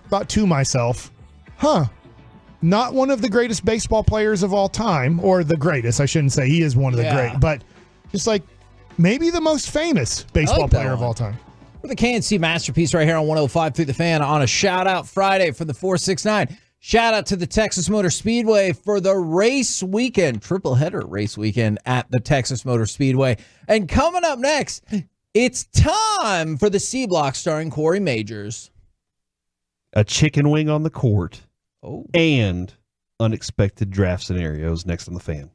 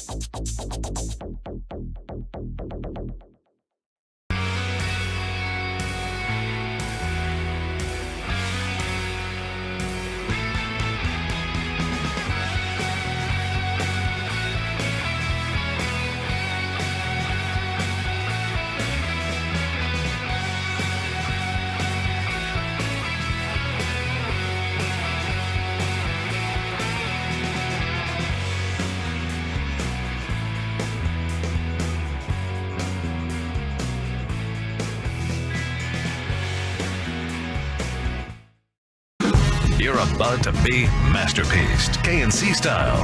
Right here on 105.3 The Fan. KNC Masterpiece right here on 105.3 The Fan. And right now, it's time for the C Block starring Corey Majors. Thank you very much, Kevin. I really appreciate that. Right after the tease, was told by a friend, cannot wait to hear the chicken wing on the court story. So I think we will start with that. Although, I did kind of want to go back to the wedding on the moon conversation at some point. If you guys... Must we? All right, fine. Reggie, you had a lot of really good points about the golf outing and how bad that would be on the moon. Yeah, just moon activities, not very high on them. There's not a lot of them, and I feel like any ones that you could scrap up would stink. Yeah. How do you keep the ball on the ground? That's right. How would you ever start golf? Well, you could start it. How? You put the ball down in the sand and hit it. As it rises up, so you put it in the ground. And I don't think it floats off the moon. I think it'll sit there. I do think it'll sit there. They hit a golf ball That's off why the Derek moon. might not believe in the moon. Yeah, because they put a stick in there and they're like, well, why isn't it floating away? There's no gravity. It's just lesser gravity. You know what? Continue, Corey. Oh, there is gravity? There is. It's just it's not as extreme as the gravity here on Earth. That's right. Gravity here on Earth keeps things to the planet. How is everything so perfect here? And not on all the other planets? How do you know the other planets aren't perfect? Nobody lives there. Maybe that's good. All right. And ours doesn't just go out of by, I don't even know. Is it feet? Is it a mile that then we just all die because we're too close to the sun or too far away from the sun? I think you're right about that. Do y'all like Kevin Harlan? Yes. He's the best. You think so? Reggie, Yeah. your thoughts on Kevin If I Harlan? met him, I would be overjoyed. He's incredible. I feel like at Super Bowl we've had chances to meet him. It just hasn't come to fruition. That being said, I know Kevin. I know. He's great. He is awesome. The first time we had him on, we asked him to tell the entire city of Seattle to suck it, and he did. He did. That was amazing. Now, the window was closed, but he still said it out loud. Sacramento and New Orleans were playing on Thursday night, and somehow a chicken wing got onto the floor. And this is Kevin Harlan's call. Pelicans hold on, driving into Murray. Somebody's throwing something on the floor. 46 seconds to go, and a whistle blew. It's a chicken wing. Why would someone throw something that good out on the floor? It's crispy. It's warm. Yes. And I almost had to go out and I'm so hungry. I hear your stomach over here growling. What's that guy? I hope he eats it. I'm just going to save it for, put it in that little heater over there. 46 seconds to go. And then just the way he just goes, 46 seconds to go. It's crispy. It's warm. It's delicious. They clean the basketball court a lot. They do. Out of all floors. Did you want him to eat that chicken wing? If you had to eat a chicken wing off a floor, would you rather eat it off the Mavericks basketball court or this floor? Mavericks basketball court. Yeah, for sure. 1000%. Definitely. Yeah. I've seen this floor. They are wiping that floor down constantly. All the time. Somebody falls down, guess what? Wiping it down. Yeah. That being said, it brought up some thoughts on Kevin Harlan. Let's go to cut 15 here and hear him on Monday Night Football calling a streaker. 3rd and 4, looks into the nickel of San Francisco in the secondary. Hey, somebody has run out on the field. Some goofball in a hat and a red shirt. Now he takes off the shirt. He's running down the middle by the 50. He's at the 30. He's bare-chested and banging his chest. Now he runs the opposite way. He runs to the 50. He runs to the 40. The guy is drunk, but there he goes. The 20. They're chasing him. They're not going to get him. Waving his arms, bare-chested. Somebody stop Look that out, man. here comes the blue coat, Oh, Kevin. they got him. Here They're comes coming the blue from the coats. left. Oh, and they tackle him at the 40-yard line. That, I'm not kidding, I think is one of the greatest calls in the history of sports. It's the one. Exhilarating. Because you had no idea how to prep for that. That's just a thing that happened. At least in the regular game, you're like, I know all these players. All of these different things could happen. But he was like, bam, ready to go. The guy is drunk. That's the line right there. It's the the expression in his voice, the line. There's a guy on the field. That happened. Then there's another one. I think we all remember the moment when he called the cat on the field. Oh, there's a cat on. A black cat has taken the field. A black cat is running from the 20 to the near side, the 10. From the 39 in Dallas, here's a short throw down the middle, caught by Ingram. Caught at the 35, went to the 30. Now the cat running the other way, and so is Ingram at the 30 to the 25 to the 24-yard line of the Dallas Cowboys. It's a catch run of 15. Now the cat is stopped at the 50. So is it bad luck for the Giants? Is it bad luck for the Cowboys? I don't know, but they've stopped playing. The players with hands on hips are watching the cat run and zigzag all over the field. The black cat is at the other end of the field. He's Black at the cat 8. doesn't know that it was last Thursday that was Halloween. Thursday night football, yeah, not Monday night football. He's a little bit late. Now he is sitting and looking. Now he's at the 5. He's Who brought the walking. cat? He's walking to the 3. He's at the 2. And the cat is in the CDW red zone. CDW, people who get it now, a policeman, a state troopers come on the field, and the cat runs into the end zone. That is a touchdown. The way the crowd reacts to that as well, as if it was legitimately a touchdown. I'm sorry, I don't know who is on the call with him. Yeah, there. and that person needs to stand down. Stop stepping all over Kevin Harlan's call. Is it here. Boomer Esiason? I don't know. All right. I also don't know, Mike. I don't. Obviously, I don't know, or I would tell you. Yeah. Thank you. Well, I just said I didn't was know. listening, and then I wasn't. But I wasn't. My brain was just like listening the way it listens. Mm-hmm. So I was listening to Harlan, but I wasn't taking it all in, and it was great. But then I was like, I think Boomer was on that call. Maybe with so. him. Who knows? Shut up, Boomer. Yeah, probably. Yeah, either way, shut up. Gosh, Let that's what Kevin they Harlan tell do all his us thing. lefties. And this all is us good-looking lefties. And then this is another. Speaking of wings and chicken wings being on the court, here's another brilliant Kevin Harlan moment. I want to see how much pull we have in the city of Atlanta. See if we can get some of those chicken wings sent down here to Orlando. Oh no, because we could celebrate. we could celebrate the restart with those wings. Man, that is Reggie Miller's very invested right there. Oh, because he knows where the wings are from. Magic City, some lemon pepper, some lemon pepper. What? What? They're not serving stripper wings at the basketball game. Do you not remember this story, Mike? This was coming out of the Lou bubble. Williams. Lou bought. I understand he brought them to bring them because he wanted those wings. They don't have stripper wings at the stadium. No, at the strip club though is where I understand. Okay, that's what he was saying. Well, you can have someone deliver them Can from the strip club somebody to the that's game. out I there don't in think the you can. world listening, bring me some wings. I think from the that place. players can. I don't think I can go to. I almost said Reunion Arena, the American Airlines Center, and order a Papa John's pizza in there and have it delivered to me in section 113 row R while I'm just sitting there. But probably not for section 113 row R, but for Kevin Harlan. Right. Those TV, TV networks, throw they the have wing. gophers. He wanted to eat a wing. Do you think Kevin Harlan goes to strip clubs?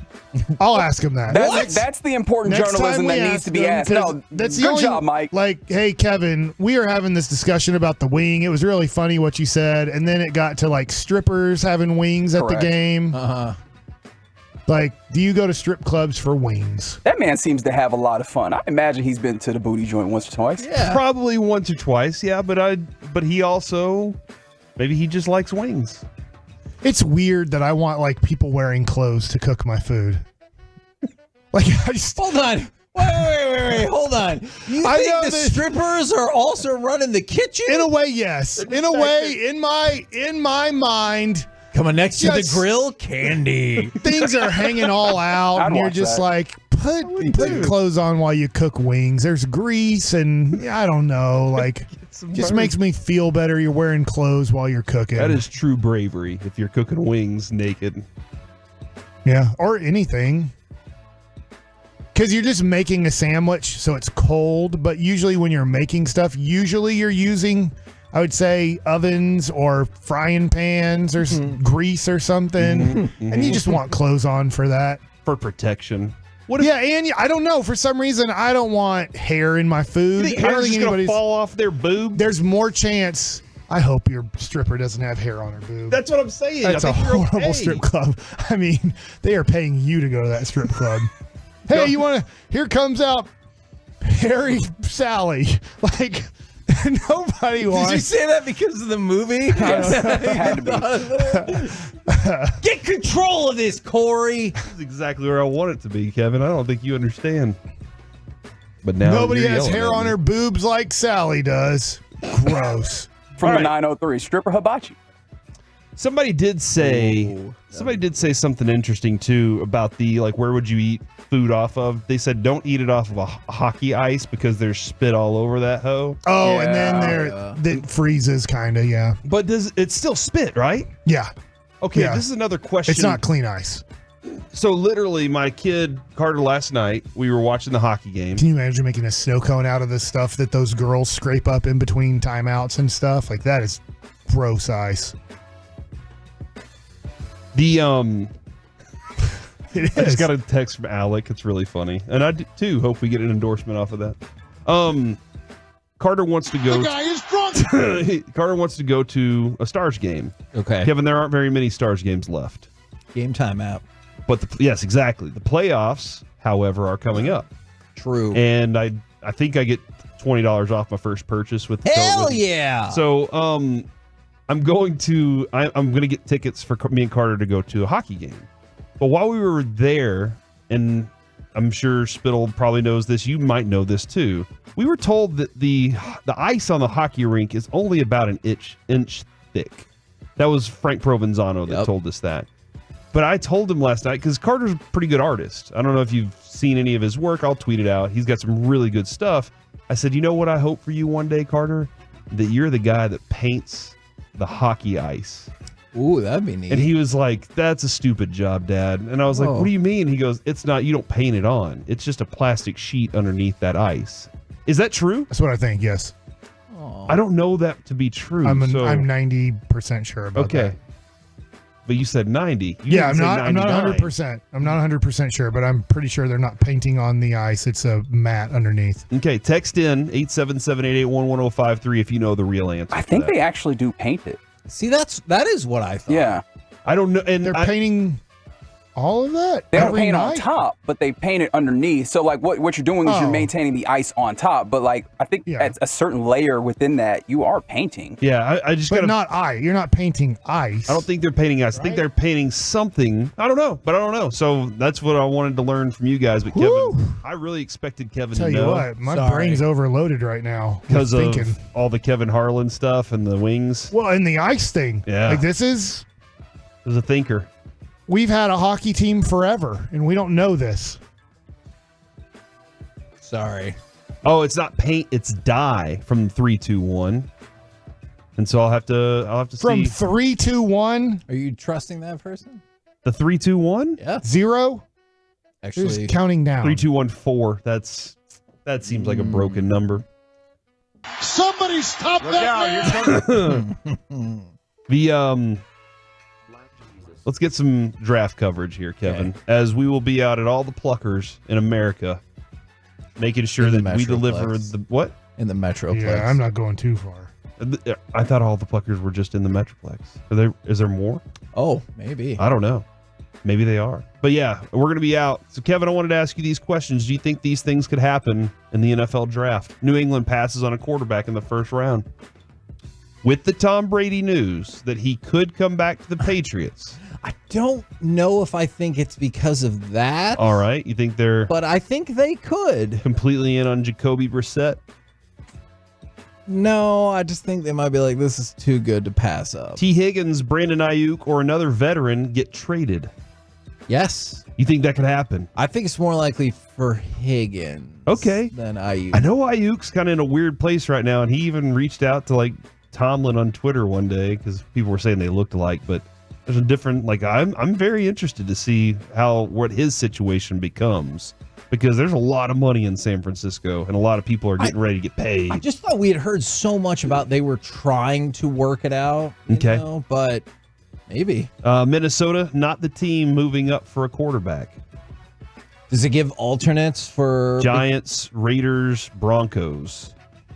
Okay. I would buy all of those. 4 quarterbacks taken in the top 5 overall would be the first time in league history, Kevin. You told us. But and then the Vikings aren't going to move up if they're not going to snag a quarterback, right? Like I know we've talked about the multiple draft pick situation. They're looking to move up. I can't imagine they would move up and not get a quarterback. And then lastly, Kevin, from the 817, and I trust this person. I was the project architect for the ice rink in Mansfield, Texas. They put down a layer of ice, paint that layer white, then paint all the other lines.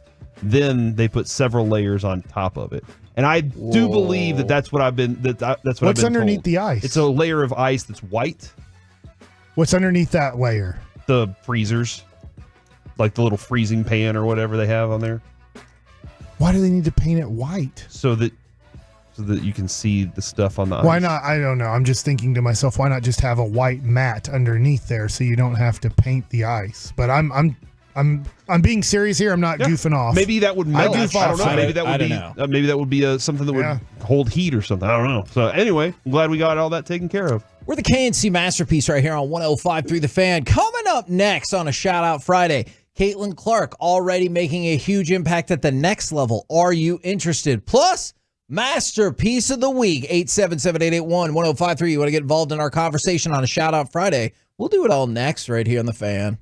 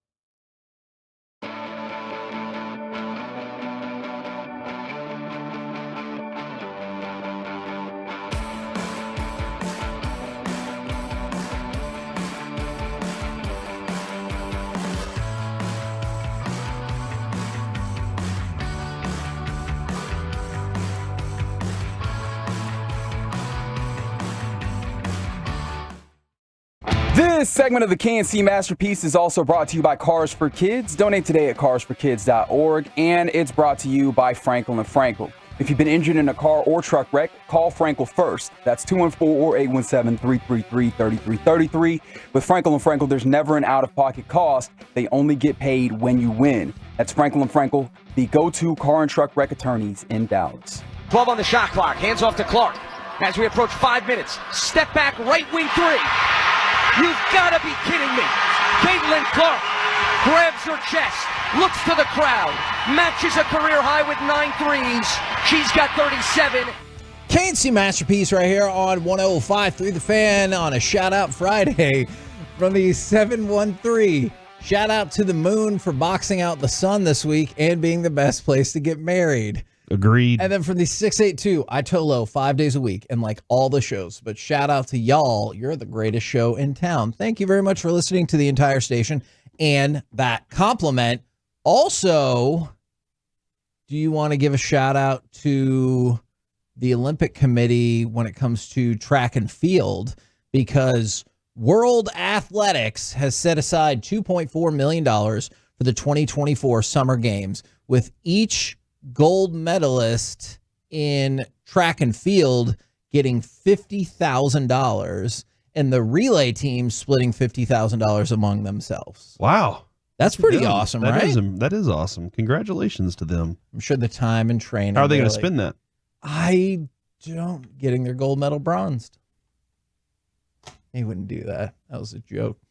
Guys, we got Masterpiece of the Week coming up in just a minute. But I want to go to Caitlin Clark, and I want to know, do you care? Like, are you going to go see Indiana when they play the Wings? No. I'm done now. Okay. And there was, again, I don't want to discount that for anybody else that's very interested in it. Like, awesome, go after it, have fun. But I think very similar to what Reggie said last week, there was very specific thing that I wanted to see, and it's kind of ended now. Yeah. My series is over. Yeah. So I'm kind of done with that, and I'll move on to whatever the next thing is. But I will add, now I do have some new players for next year's college basketball that I might be interested in. So that's something I'll come back to, but I don't think I'm following this to the next place.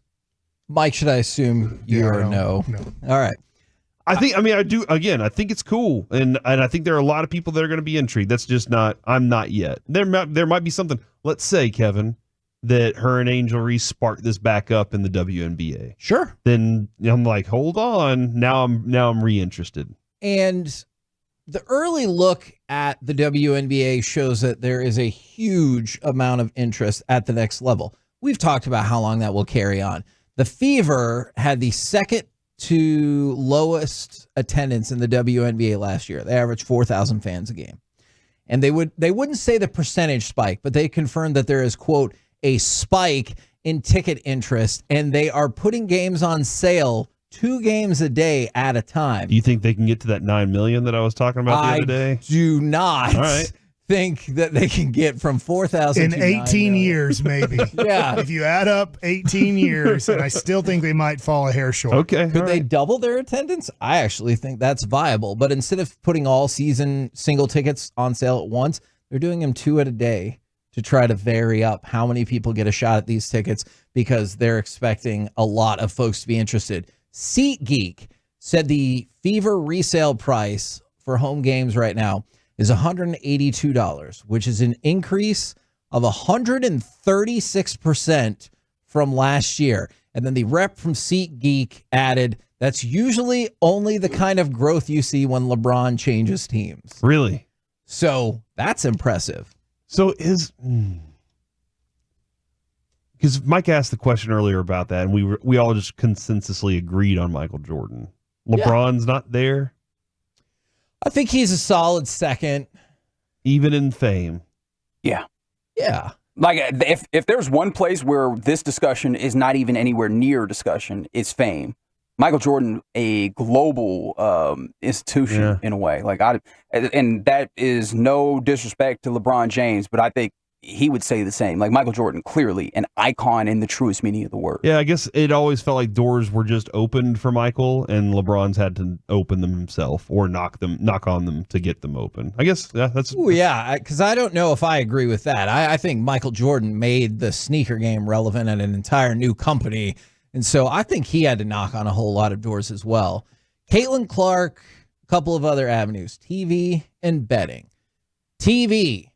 36 of her 40 games as a rookie are going to be nationally televised. So that's a huge spike for them. And then for March Madness, in the Final Four, Caitlin Clark had 80% more wagers on her individual prop bets than Zach Edey from Purdue, who was second, and 380% more than your guy, DJ Burns from NC State, who was third. So they took them all. It's amazing, but that could be a college thing. Does it translate over? TV, scalpers, the team, Indiana Fever themselves, they're all thinking that this will carry over to a very similar level in the upcoming year. Very interested to see if they do. We're the KNC Masterpiece right here on 105 through the Fan. It is a shout out Friday from the 254. Shout out to my girlfriend Jordan. We're celebrating our 1 year anniversary today. That's from Brent in Fort Worth and from the 469. I want to give you guys a shout out for helping me get a signed Bobby Witt Jr. card via My Possibilities. We had that as part of Peace-a-thon. Obviously, 2 home runs and 5 RBIs last night, I want to say. So he's had an incredible 4 on the year. He's an incredible start to the year.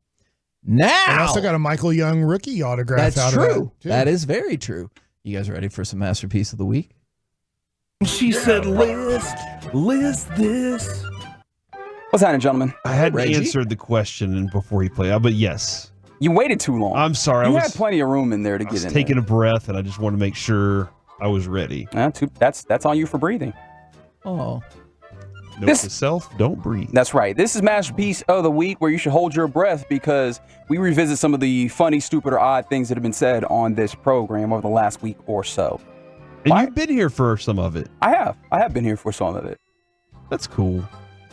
It is good. It is cool. Have you guys enjoyed this? Yes. Okay. Working with you? Or just the show? The show. Yeah. Good. I heard you last night. Thanks. Was it good or? Yeah, it was good. Okay. But you weren't on with us. That's true. Because y'all did a baseball game or led up to the baseball game, which honestly do better, guys. Get us a win next time. How about that? That's fair. That is fair. We need to be better at winning. Someone who does not need to be better. Well, maybe, but in this instance, Mike Bassick, as we enter a Mikester piece of the week. In order to give Mike a little bit of leeway, we will give a Corey Majors cut, and we begin here. You run up behind them and then get in front of them and grab them by the head and then pull them down with you. And as you go down, it's awesome. Yeah. Mike is That's also a pretty familiar. valid explanation of the RKO, right? Is that Am what I that wrong is? about that?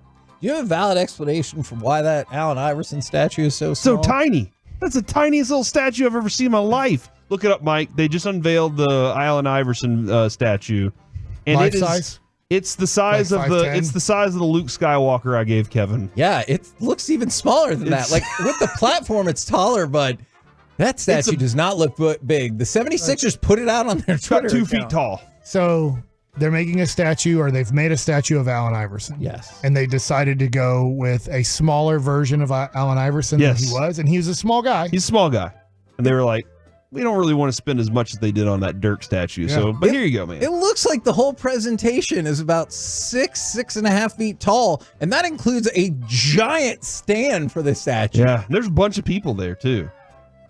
That being said, Kevin, yes, that had very little to do with you helping me describe the RKO. Was that a good description of an RKO? Yeah. You run up behind them, get in front of them, wrap your arm around their head, and pull them down. If you're doing it into a pool, it's even more fun because That's nobody true. gets hurt. It's in front of the practice facility, apparently. Yes. The AI statue. No way. Are you serious? Practice. They put his statue in front of practice. It's hilarious. Maybe that's why it's so small. Not They're again. like, not at the game. No, Not the game. Not the arena. Not the arena. At the practice. They put the person who hated practice so much. Dude, are they going to do that for Micah in Frisco? Whoa. Stop capping. Oh my gosh. I know that's a reference, but it still sounds wild. As we continue, masterpiece of the week. Or, sorry, the Mikesterpiece of the week. Mike Bassick, ladies and gentlemen. I'm going to go out with my friends. Right now. My wife just found a ping pong table at a garage sale, and we've been having a blast ping ponging it. You made it a verb. Was that today? No. I've been talking. I forgot I talked ping pong. Multiple times you've talked about your ping pong. I love ping pong. You've been bragging about your ping pong table. It's not even a great ping pong table. It's been left out in the rain by whoever else owned it. Obviously, it was discounted at the garage sale, but did you say you bought paddles? I went and got no, paddles? they had paddles. I need What about balls? Did you get Thank balls? They did. I got to order some new balls. Back to you, Reggie. Maybe that explains this. I think I'm going to measure myself in the morning. And then what, Mike? Hang upside down in the garage thing. Where do you start with the measurement? Underneath. Soles of your feet. I guess from the bottom of your feet and then to your head. Okay. And then you do it at the top. You put the mark at the top of your head. And then I go hang on the... Well, that I believe. But I just want to know the start. If the end is the top of your head. You had like a quarter. Start 3/4 of an inch. Is your heels. The heels that are on the ground. Gotcha. That's right. That's right. As you can tell, Mike, fantastic orator on this program, as evidenced by this live read. They will help you out. They will find those soda-friendly meals that will help you out. You guys stop looking at me like that. And they will get you food that will help you out and have fun with your friends too. Go find you the food to have fun with your friends. What was that for? Soda. I did that on the air? Yes, I you did did. that on the air. You did a great job, Mike. Ooh. Might have to do I'm getting a make call. good for that. Let's see. Other Mikesterpiece of the week nominees. This right here. Their backup catcher Yeah. He rocked our pitcher. He went deep. Jeez, man. Next. Okay, we continue on with this. As we're about to go on the runs, man. What? Don't say it like that. Well, it's multiple runs. Yeah, no, but It's just a run. If it's just the Stars, it's a run. It's the way- But it's the Stars and the Mavs, so we're going on runs. That's how plurals work, Corey. Yep. I think ultimately y'all talked me into it. I like And then that today when definitive we talked- exclamation point at the end of I that. forgot I mentioned that because today my point of the day was we're about to go on the runs with the Stars and the Mavs to win it all. Both of them will win it all in June. Mhm. I think your point of the day was when you were talking about Jersey Mikes. That's right. They have the juice. That's their saying. Yep, that's what you said. We have the juice, I think. It's not loose. All right. Okay. I hope these are good ping pong balls. I sure hope so as well. I don't know how to segue to this. Mike said this. Like 2 inches of your boob is covered right now. That's in Vegas with the pasties. You thought that was really I funny. did think that was Listen funny. to you laugh, man. Oh. You still think it's funny, huh? Yes, I do still think it's funny because I can envision just the indignant response from Mike too, and he's like, "No, fix your life." Yeah, they should. They should. If you're out there in Vegas and you just have pasties on your boobs, you got something going on that's not good. Definitely got something going on. Which is one way you could describe what Mike says here. Take off your underwear. Entirely. All right. You know, Holy crap, Mike! well, you don't want it in your underwear. What was that about? It's a great question. Going in your pants. Oh yeah, The runs. I think it was about the runs. Yeah. If you crap your pants, and I mean the underwear, you just don't want it. You just get rid of it. That's a good point. I mean, if that happens, you're not taking it with you. I agree. They're done. You just throw it in the trash. Oh yeah. Yeah. Yeah, you I think trash that's a them. humane You have thing to take do. it out to like the dumpster, though, right? I would hope so. If you have the Not leaving opportunity that in the to. kitchen, yeah. It does. If it's Friday, You're putting we're not that in- coming back here till Monday. Somebody else will take care of Oh it. my gosh, Mike! They'll be like, "What's that smell?" And why are you crapping your pants at the studio? Laughing? Fair. That is fair. And finally, in this edition of the Mikesterpiece of the Week, Mike Bassick. I wish he could. but he can't. Is this who had? I'm part of the problem, by the way. When you, yeah. Was that about Wyatt Langford? Yeah. I feel like it's about more than Wyatt Langford, though, in spirit. Put too high of expectation. We've put too high of expectation on him, and I'm part of putting too high of an expectation on him. And now people are like, "What's wrong with him?" I'll tell you this from the 682. Mike always says things purposely trying to end up on this segment.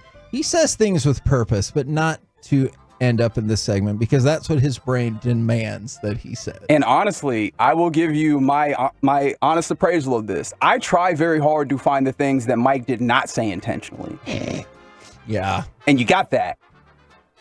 Yeah. So here's the thing, though, and I feel like next week's probably the best time because you're with us next Friday, right? That's right. I hope that YouTube take a picture of it and put it on the send it to the radio as on there because that was my favorite thing said today. Like that, I was thinking that would make it. It was hilarious. Yes. His diagram. That was today. What a long show it's been. Yeah, no kidding, man. No, it's been an awesome show. Kidding. From the 817 show has been freaking epic today, LMAO. So I'm gonna vote. I love the diagram. Wait. I'm sorry, Corey. This person, I think it's the same person, trying to follow up and said, "Nah, that dude says some dumb stuff on purpose. Trust me, we spend a lot of time with Mike, not on the mic. Mm-hmm. Mike is I think the stuff that you guys think is dumb is smarter than you think. See? Right there. Come on now. Who's in the background backing that up? That's Lucius back here. He's got you. He's about to he's setting the bomb off in his head. He's like, I will vote for the soda commercial because I think it's funny. They will help you out. They will find those soda-friendly meals that will help you out. You guys stop looking at me like that. And they will get you food that will help you out and have fun with your friends too. Just a terrible bailout. You guys know what I'm saying. Bunch of cucumbers and stuff. I will vote for Mike saying that we have multiple teams that are going to take us on a run. As we're about to go on the runs, man.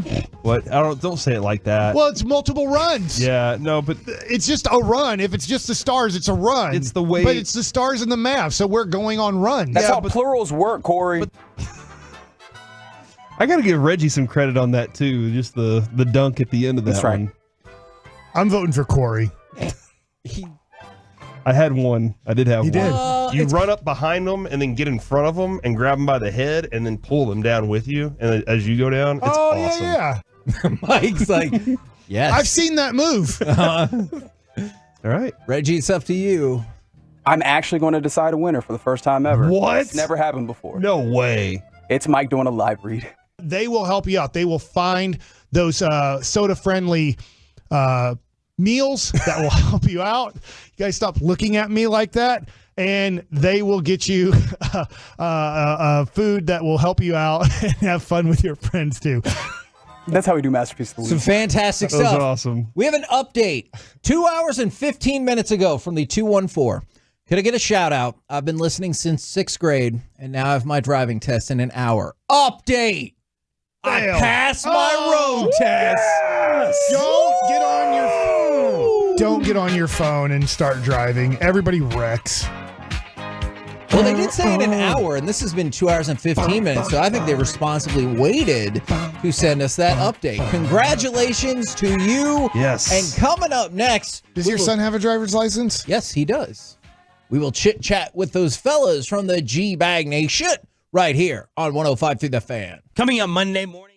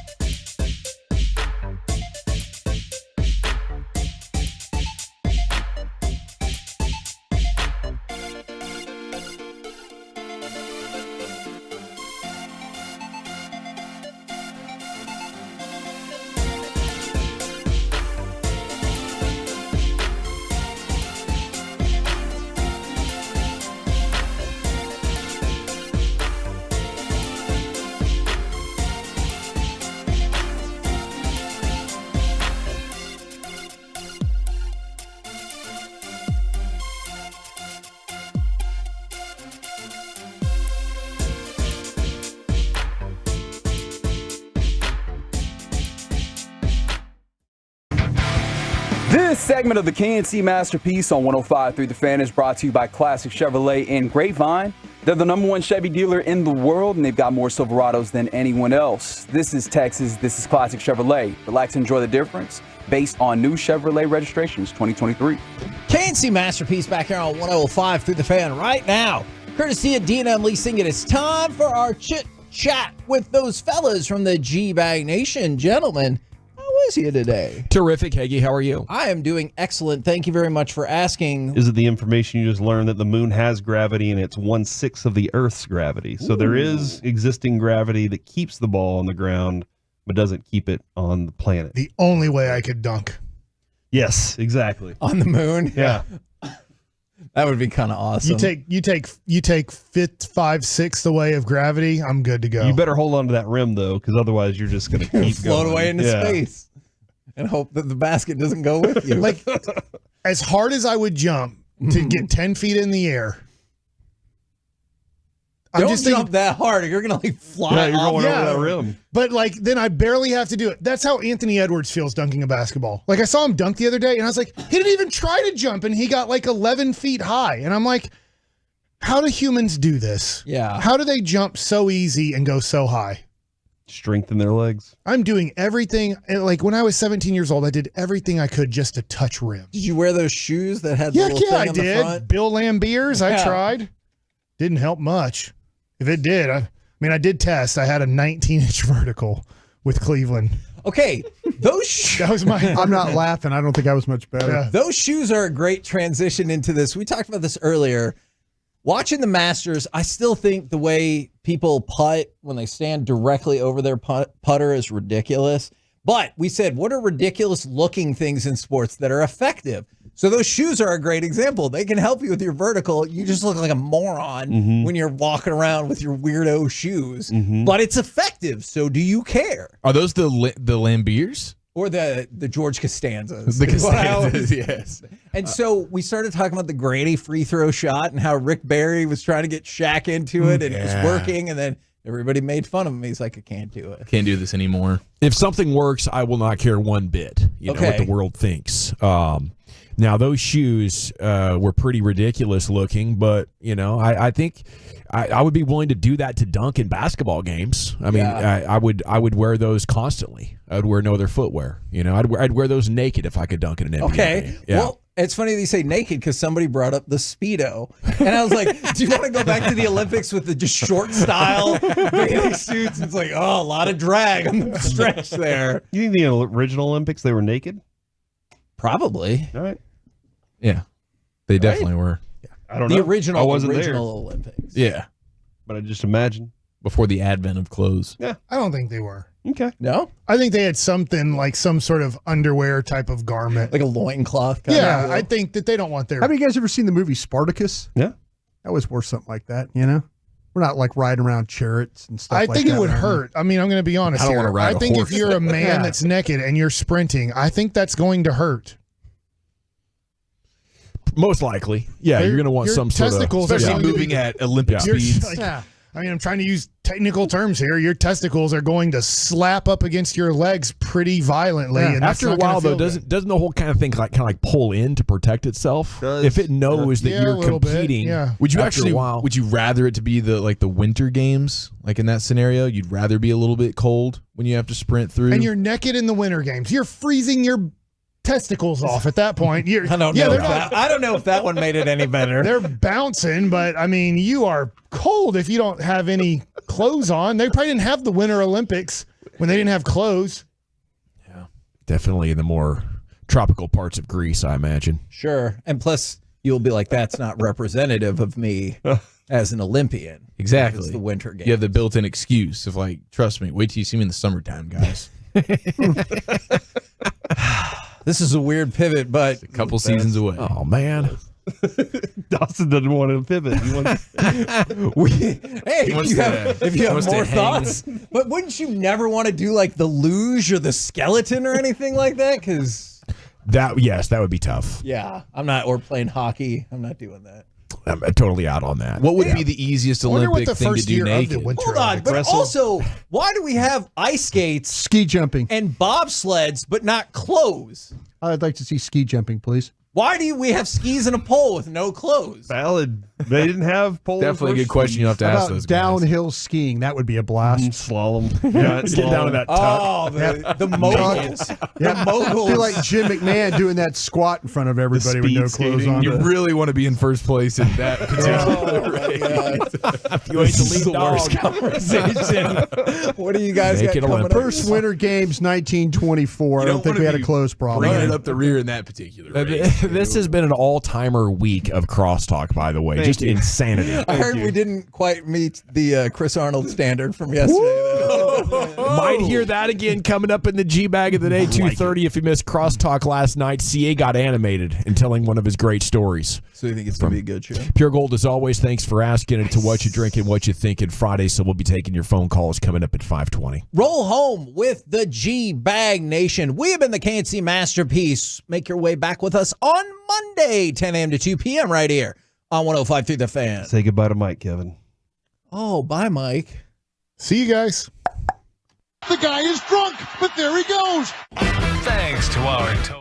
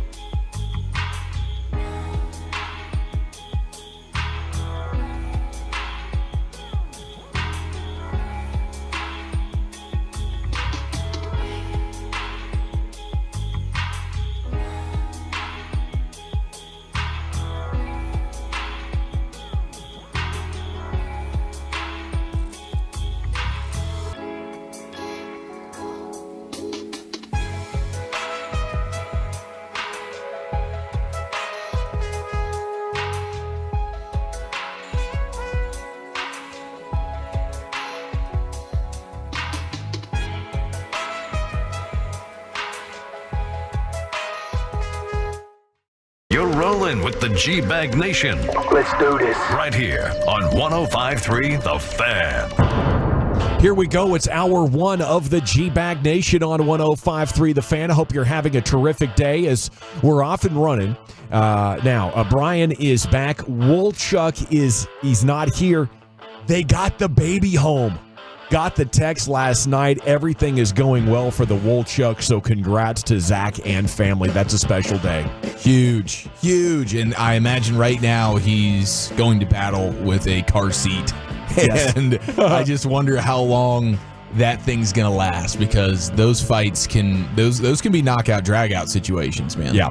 Drive you nuts. When you're not quite sure what to do, that's one thing I would recommend to every dad out there is get the car seat handled even before you go in for the delivery. For sure. Yeah. You want to pull up into that parking lot already secured, and now your only thing is making sure this tiny little infant baby is put in soft and appropriately. But that should be mom's job anyway, if we're being real. I went to the fire station and they installed it for me. Did you guys do something like that? I did not do that. That was something that they can do. I learned through a source that if you go to the fire station, they'll help you out. They have an idea of how to put the thing in. I think Wolchuk kicked the tires on that, and apparently fire stations have been bowing out of that particular. Oh, are they? Yeah, are they? Yeah, they are busy with it. Not as resourceful there. 20 years ago, according to I did that. Wolchuk, maybe. Yeah. But he said there are other locations throughout just the Metroplex, anywhere that you can pop off and have somebody show you how to secure that thing and make sure you're good to go. Yeah. So I'm sure he made that particular stop. But what a huge day. Getting baby home's awesome. They're not going to let you leave that hospital unless that thing's in there secure. No. For sure. Yeah. And I think the baby has to sit. Wolchuk was saying that the baby has to be in at a certain length of time. Yeah, they had to pass that threshold the other day. Like a test. Special premium rules, I think. Yeah, just bringing the car seat into the hospital and having the baby sit in it and making sure her vitals are still appropriate for like 90 minutes or so sitting there. And it's like, okay, she qualifies now, she can handle it. Most terrifying ride you've ever been on? Taking that baby home? I was fine. I felt like I was driving 15 miles an hour, and we were like 2 miles from the hospital. I felt like I literally was driving 15 miles an hour. Every bump I was, trying to avoid. And seriously, it was really the most terrifying ride home, thinking, oh, please don't let anything happen to me as I'm doing it. It's amazing how much that wears off after kid number 2 and 3. Dude, you're like, yes, we're good. Yeah. First kid, I think I traumatized Abby into being too careful. Right, I was like, my job's to keep you safe. I can't let anything bad happen. You can't fall off this. You can't eat the wrong thing. With Remy, she's, I think, a little bit more courageous because I'm like, whatever, you'll be fine. Yeah. If you fall off that playground structure, you're going to survive. Kids are built bouncy, aren't they? But wait till they start telling you, hey, man, you got to let me try some things, Dad. You got to let me try it. How am I going to learn without trying it? Yeah, dude. The first one, I think, has that additional barrier to cross through. Indeed. But yes, Wolchuk got the baby home, and congrats to him. Send him some love on social media, and he'll be back, before the draft, obviously. I know he's very excited about that draft coverage, but that's a big deal. I think they've been in there for 5 or 6 weeks, if you can imagine. I mean, It drove me crazy even being in that hospital room for a couple of days. Since the day we landed in Surprise, bro. I think it's 6 weeks or so, 6 weeks and change. That's right. It's been a grind, dude. Okay, and speaking of Surprise and baseball, Rangers Astros Silver Boot resuming tonight at 7 o'clock. Sands is coming up. He'll join us at 6 o'clock. Official pregame at 6:30. And it's a What You Drinking, What You Thinking Friday, so you'll have a chance to chime in with your phone calls coming up at 5:20. So if you're already day drinking, you're going to want to set some sort of an alarm. You know how things can get away from you a little bit when you're cracking them in the middle of the day. Cost myself some front row seats back in the day, actually, due to some day drinking, but that's a story for another time. Okay. Do want to tell you the fans' path to the draft coverage is brought to you by our friends at Pluckers. We will be at all 8 Pluckers locations partying with you on opening night of the draft. It's also brought to you by our friends at Zero Res. And Brian, I know you are in the final approach here. You're stacking your board. You're getting everything put together, right? Organized? Yeah, I am. Actually, I've got through the first 2 rounds of stacking my players. So you're not window dressing that thing, are you? I'm trying not to. The problem I'm running into, though, is you start to hear late medical information on guys. So now you have to think about, okay, when will you take this guy?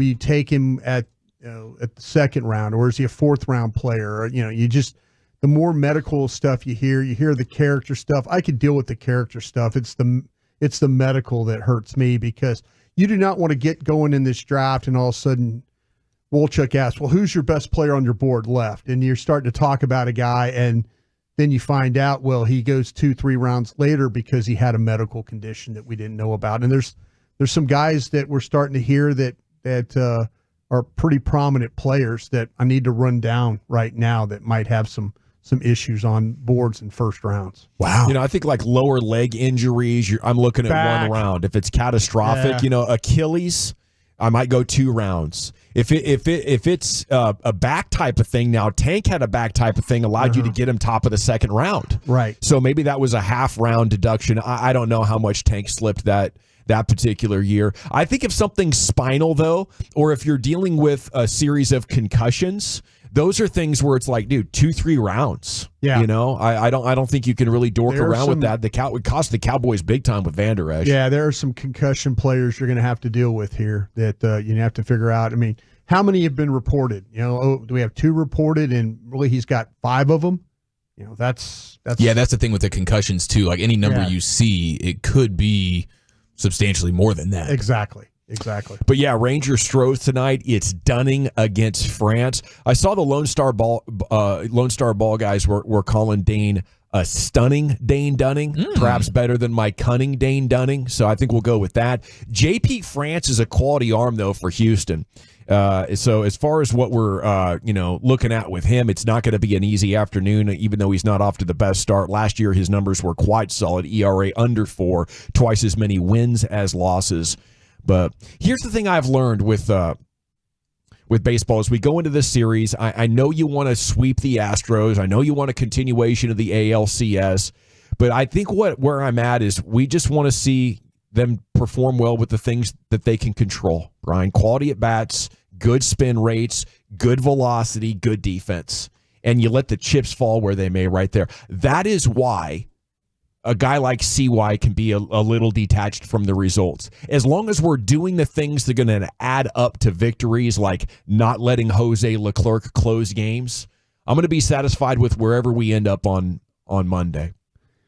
The thing that I didn't have was losing 2-3 to the A's. That was brutal. That was tough. But yeah, you're talking about the things that they can control, and to be one hit by the A's yesterday, man, I just did not see that one coming. Not a lot of quality at bats there. Not a lot of quality at bats. I think they got a little unlucky with maybe a call. The infield fly rule seemed like to me that freakish. That was a strange call to make, and you lose the opportunity there. But man, you cannot mess around and lose games to the Oakland A's. And I know the A's they had a pretty good road trip, going back to Oakland, but.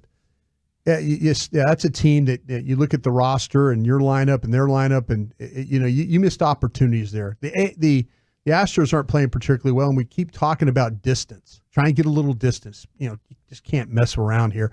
So this series, I think, in Houston is really, really important because you're not going to see these guys for a while. We're going to get your maybe not desperate teams, but hungry teams that have been a little bit embarrassed. The Rangers here by the A's in this last series, and then what's going down with the Astros and just how dominated they just got and how historically bad they were yesterday, particularly in that first inning with Hunter Brown. So, you're going to get 2 hungry teams coming in here. Maybe the bats come alive in a huge way, and Minute Maid Park might be just the park to do that. Any concerns with Langford's start at this point? You know what? I'm not going to say I'm that guy, but all the talk about him, I was worried.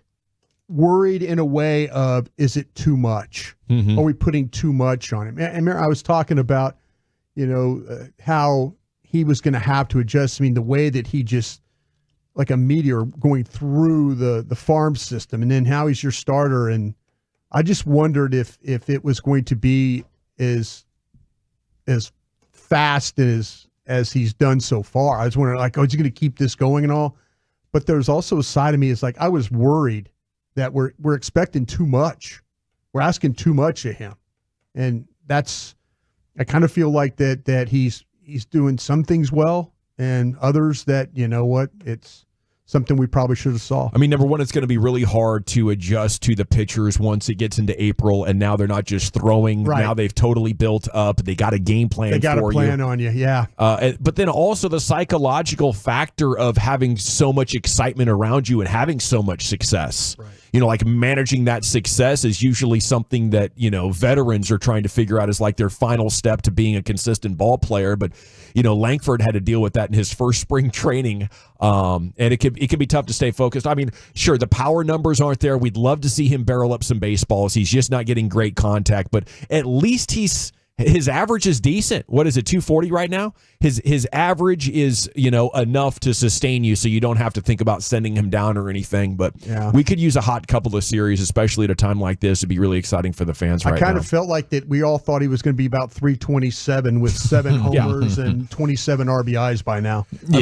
I might have floated the first rookie to also win MVP since Ichiro at spring training. You know what? You're not the only one though. 877-881-1053. What was your craziest preseason Wyatt Langford take? We'd love to hear it. Can you outtake old Dawson over there? Because that's pretty dang impressive. I listened to the baseball show of record before our show all the time. Yeah, I love the Kansas Masterpiece. Bunch of cheerleaders on that show. Oh, wow. Bunch of cheerleaders on that show. Hey, Langford he's not playing terribly. It's not like this dude is just a shell of himself right now. The plate discipline is still very much so there. The umping has been, I mean, there's been times where, oh my gosh, bro, it's 6 inches outside the friggin' box here. All right. And you're going to go ahead and take that as a strike. The umping has been terrible. And, I mean, the bats just in general haven't been for the Rangers right now. You know what I mean? You got to get that contagiousness back. Get this guy some protection. We didn't have that either. We all thought this offense, it was one in the first couple of weeks of the season, it was one of the best offenses in the league. Yeah, it's died out right now. All it took was a pitcher from the A's to come in here in this first year and throw it 103 miles an hour. I was about to say, dude, when you're throwing 102 and 103, when you're K'ing out 4 times over, giving the golden sombrero to Corey Seager. Yeah. Okay, I mean, you got to give some credit there. I'm giving credit, but I did not expect to lose 2-3 to the A's. No, hey, that makes 2 of us, and it ticks me off. We're going into game 14 now. No home run from Langford. I mean, I was asking Jared on opening day, first home run that you call, whether radio or TV, can we get a bang bang for the audio with the crowd in the background? I figured we'd have 3 or 4 of them things by now. I thought double-digit Bombskis in the month of April, just a continuation of his dominant spring training, but we are still waiting, and now, you know, you're dealing with some superstar makeup. So I have a feeling he will not be silent for long in the home run department. Shohei Ohtani's ex-interpreter, Ipe Mizuhara, is in custody. $16 million was the total bag that he got off Shohei. Just a really unbelievable story. But I think at this point, after seeing more evidence, I can totally see how now Ohtani, you know, didn't know about anything. I believe he wasn't involved in gambling or the sending of the money. I mean, a couple of weeks ago it was $4 million, and now it's to $16 million. And the guy's sitting in jail. Shohei's not trying to protect him in any way. And I think if it was, you know, your friend, maybe you would be doing that, but that's not happening. So just going to be really interesting to see how that whole thing plays out and what more information we get. I look forward to the book that comes out in 5 years, written by Shohei, called "If I Bet on Those Games, This Is What I Would Have Bet On." Dude, Mavs host the Pistons tonight. Lost in Translation would be a good book for him. Right?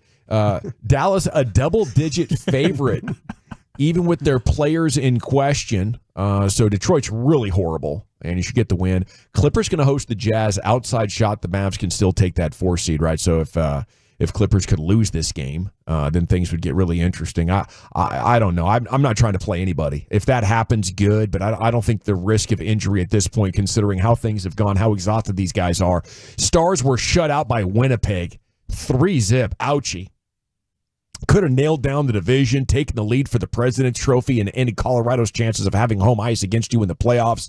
But neither of those things happened. You couldn't even score, Brian. What the heck happened? No, I tell you what, the Winnipeg came in here and played them in a different style that the Stars weren't really used to, and so that to me itself, they had some opportunities.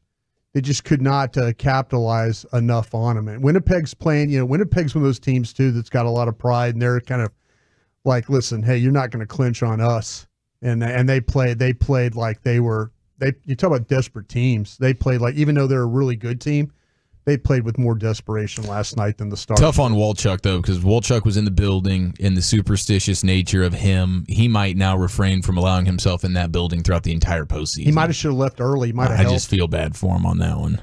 Maybe he's going to blame himself. Yeah, he should. The best athletes do. You Good job, Stars. You cost yourself the woolly bully last night. Yeah. Gosh dang it. Okay, we have Masters leaderboard. Looks like Tiger's going to make the cut. He's one over right through 16, so he's teeing off on 17. He is. DeChambeau and Scheffler. It's an all DFW first place right now. Max Homa is one off the pace through 16. Max Homa looks so scared right now. I know he's one back, but his body language does not look like a very confident golfer. I wonder if there's some things that are shaking him right now. He said his expectations now are up really, really high. You kind of want to slow play the dominance, and then you're the fun story that is chasing victory there on the final day. But when you have to keep a lead, not that he's in the lead right now, but sitting there 6 under, he's flirting with DeChambeau and Scheffler there. Yeah, maybe the expectations. He's like, crap, I didn't realize I was going to be golfing my rear end off right now. I think his best Masters finish is somewhere like T46 or something like that. So yeah, he's in a different area code right now. Looks like Danny Willett is going to bogey that hole. What is he on there? It's 4 under through 12 now. Oh, yep. He bogeyed the 12th hole there. So yeah, Danny Willett, a past champion, maybe one of the most unlikely champions. That's when Jordan Spieth fell apart. Danny Willett played really well in the back nine and got that championship. Ooh, there's a tough shot from Scheffler as he's in the home stretch now. Tied for the lead with DeChambeau is round 2 of the Masters. We'll have it on TV and give you updates throughout the afternoon. G-Bag of the Day is coming up at 2:30. Even if Luka doesn't win the MVP, why it's the greatest season of his career next in the nation. But you just heard Broadus, man. The hay is in the barn.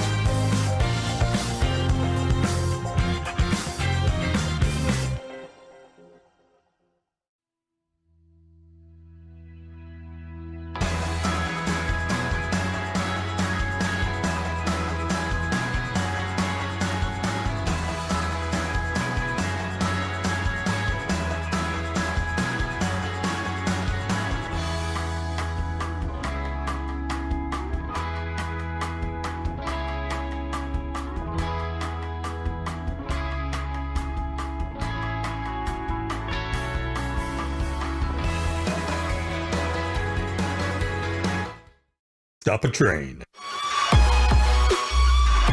Battling a sneeze as we come back here. The G-Bag of the Day is coming up in 7 minutes. New piece out from our guy Tim Cato in The Athletic, who joined us yesterday.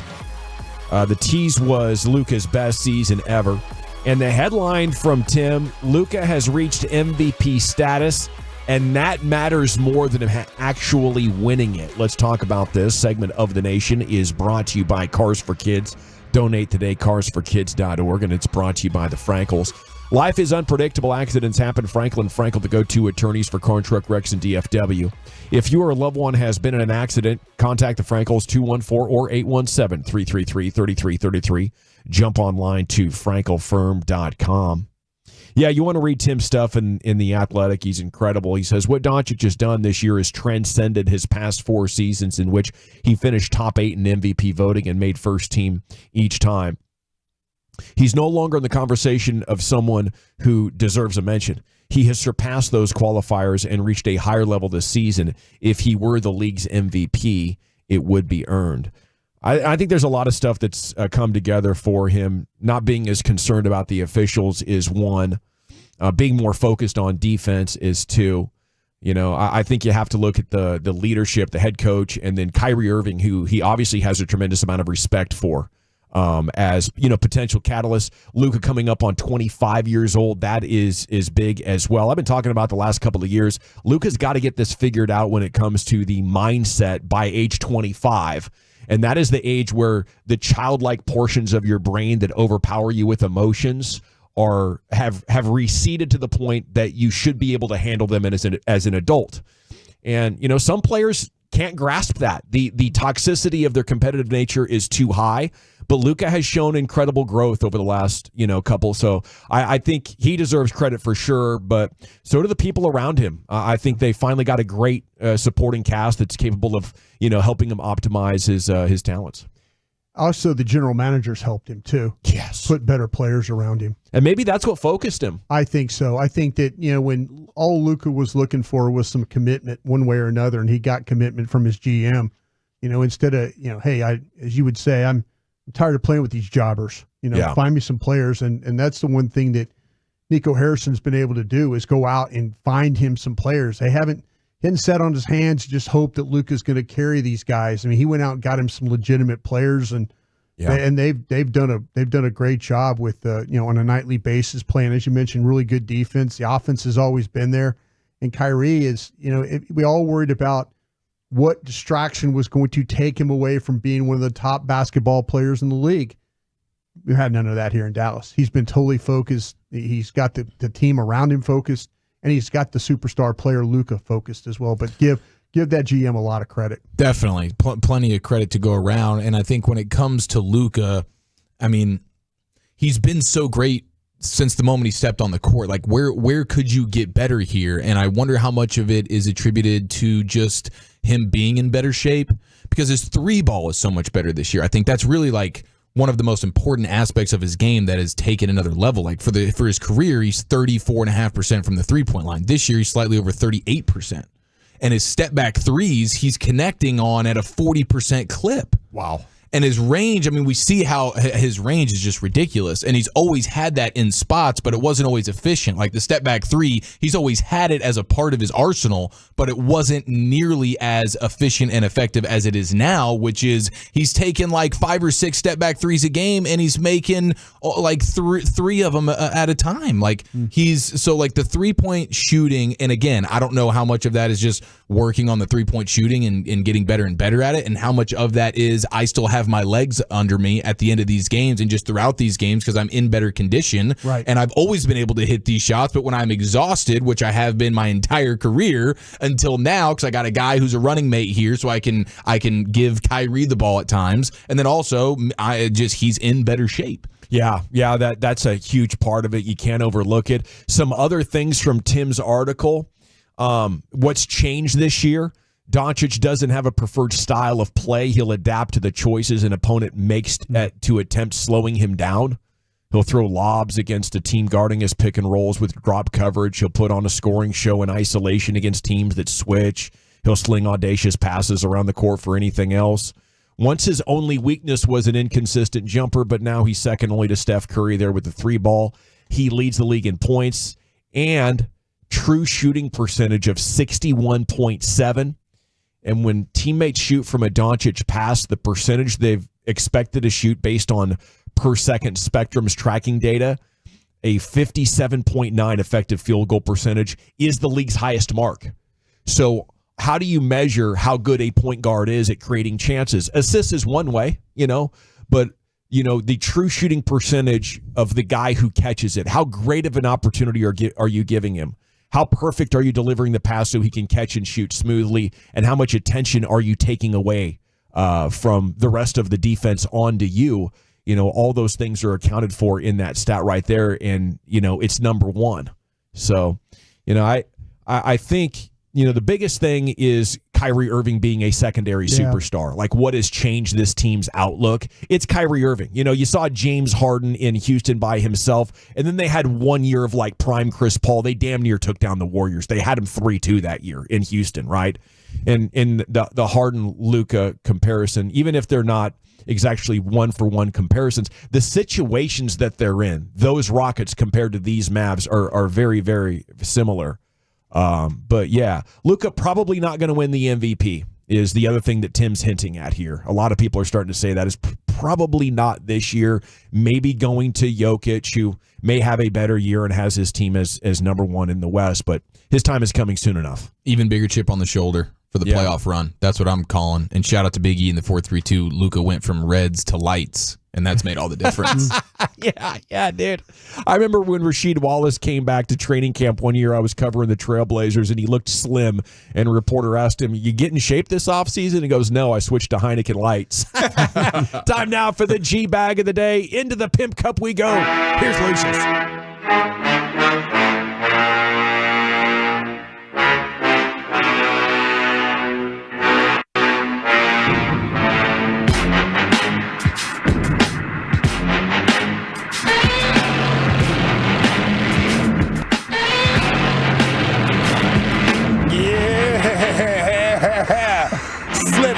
Trying to provide. Hey.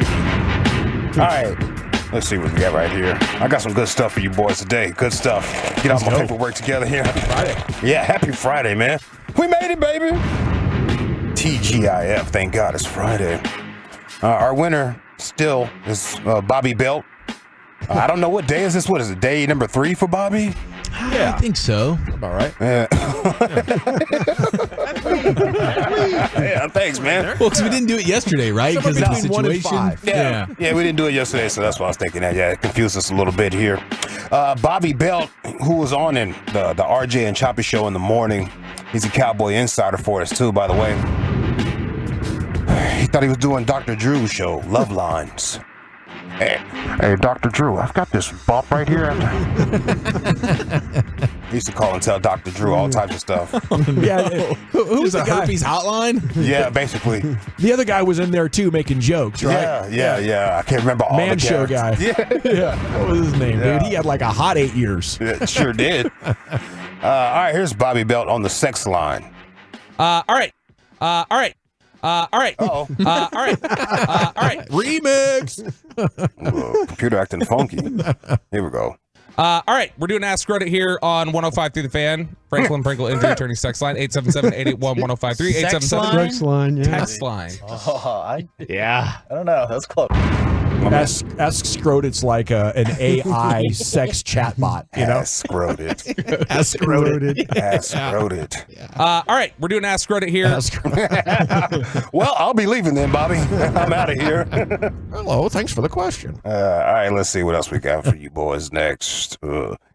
Our boss, Gavin Spittle, he does a podcast about hockey. He's the Hockey Hawk. Mm-hmm. Do you know who his co-host is? Luds. There we go. Bits and suds there. Craig Ludwig. Yeah, he jumped on the RJ and Choppy show talking real disrespectful. Craig, are you there? You got us? Yes, I've got you as long as Gavin Spittle's not on the line. I'm good. All right, give us the pros and the cons of doing the Spits and Suds podcast with our boss. Well, first off, who named him the something Hawk? Hockey Hawk. Hockey Hawk. Yes. Who gave him that title? You know, I think it may have been self-appointed. Yeah, Can you name yourself? Can you nickname yourself? Yeah, well, it should be more like the hockey sparrow or something like that. The hawk doesn't really. If you've seen Gavin, he doesn't look like the hawk. You know, out here Jeez, bro. on Lake Louisville, and you know how them great big crows are flying around. There's that little tiny bird that's always on the back of its tail. That's me on the Spits and Suds. I mean, that's I'm the big black bird, and the little hockey sparrow's the one nipping at my heels. Dude. Listen to the dismount of that same interview. This was absolutely tremendous, especially the beginning. Next time you see our boss, tell him that we did not put you up to that, and we can't wait to have you back on again. Have a great game today, Craig. Miller's on us. That's gotta hurt having to call him your boss. Oh my gosh. I'm sensing like Russ Martin energy in that. Have a heart, Craig. Have a heart. Yeah, I don't know how friendly that is. Hey. All right, let's go to the two-time Hall of Famer, Chris Arnold. I think it's 3 now. I think it's 3 Hall of Fames. For sure. I used to listen to this guy all through junior high and high school every morning on the K104 morning show. He used to do the Johnsonville brat commercial. He acted like he was eating at the same time and how good the brat was. This is so good. Bro, I gotta see these. Yeah, it's wild, bro. We gotta dig those up. It's wild. But he was talking about O.J. Simpson, slow speed chase story. Where were you at when that happened? Listen to Chris. Came in hot. Back in the press area in Madison Square Garden, after the chase was about winding up, Robert Kardashian, Kim's dad, and he was representing OJ. He's reading this suicide letter that OJ had written. And we're all standing in the press room. I'm standing next to Ahmad Rashad. And he's going through this letter saying goodbye to people, whatever. And then all of a sudden, he goes, and my good friend Ahmad Rashad. And the whole room looks at Ahmad Rashad. And Ahmad just looks down to the ground. And then he just walks away and got in a limo and just dissed a Pierce. Excuse me, Pierce. Whoa. Wow. He just disappeared. I'm sounding like LeBron. Let's go. Just disappeared. Jeez, bro. Comfortable, Chris. Jeez, bro. Yes, dude. I love that he put the F word in between one other word. Dis-a-bleeping-peered. Just as comfortable as ever. And this is great because I had accidentally let some audio slip a few moments prior, and in the commercial break, Chris was, he was loving that, making fun of me. LeBron slip. Yeah. Don't effing foul. Yeah. The streaming listeners got 2 F-bombs in the course of 20 minutes. They sure did. I like how Chris said freaking at the end of it. Hold up. Yeah, and just diss a Pierce. Excuse me, freaking Pierce. What? Freaking Pierce. Freaking Pierce. Yes. I didn't even hear that. Yes. When I was on my way out, I could hear Lucius and the next person playing it and laughing about it already. I was like, holy crap, this is amazing. I laughed about it the whole way home. Man. I've been looking forward to the G-Bag of the Day all day for this very moment right here. He just said it. Freaking Peard. Freaking Peard. Freaking Peard. Pierce. Give me a freaking Peard. Freaking Peard. I know who I want to vote for already, Lucius. Are there any other nominees? Yeah, if you want to go fishing this weekend, should be a nice weekend from what I see. Make sure that you don't fish in a private area. What do you think you're doing? I'm fishing. There's no fishing here. I don't see no This is sign. a private pond. Do you live in this neighborhood? No, I don't. Leave right now. Sir, if you do not leave right now, I'm going to call the cops on you. Do you understand me? All right, tell me when to get here, okay? No. Leave. I'm going to wait right here. Okay. Okay, right. I left my phone in my car. I'm going to go get my phone, and I'm going to call the cops on you. This is not a joke. Okay. Does it look like I'm joking right now? You get some of those ponds around these neighborhoods. There's some honey holes, man. You don't want somebody infringing on you. I cannot wait to fish out of the ponds over there by my dad's crib. Oh, my God. Yeah. Nobody's over there, too, and it's a big, huge pond. Cattails, docks. I'm about to go crazy. Watch the sun come up and go down from that same spot. And I'm going to kick people away just like that. You have no business being over here. My daddy lives here. Bobby Belt, our 2-time champ with the Screwed It bit. Luds on the Hockey Hawk. Chris Arnold. Dis-a-bleeping Peard. Freaking Peard. No fishing here. I'm voting CA, Chief. How about you? Oh, guaranteed CA. Yeah, buddy. I'll throw a vote for Ludwig. How about that? By a score of 3-1, your new Cheap Bag of the Day champion, it's Chris Arnold. Okay, he was getting fired up for the Get Right last night. Big night. I mean, it's really cool how you go back in that time, whether it's the OJ story, Oh, Jordan, yeah, I remember. Bo Jackson, all the way through Kobe, Shaq. Like, you have CA around, and the room just stops to listen to him explain, like where he was as these major stories were, playing out. All right, where are we going next, Brian? Yeah, how about the 6 Cowboys that are on thin ice heading into this draft? We'll do that next. Okay, I want to chat about Window Nation.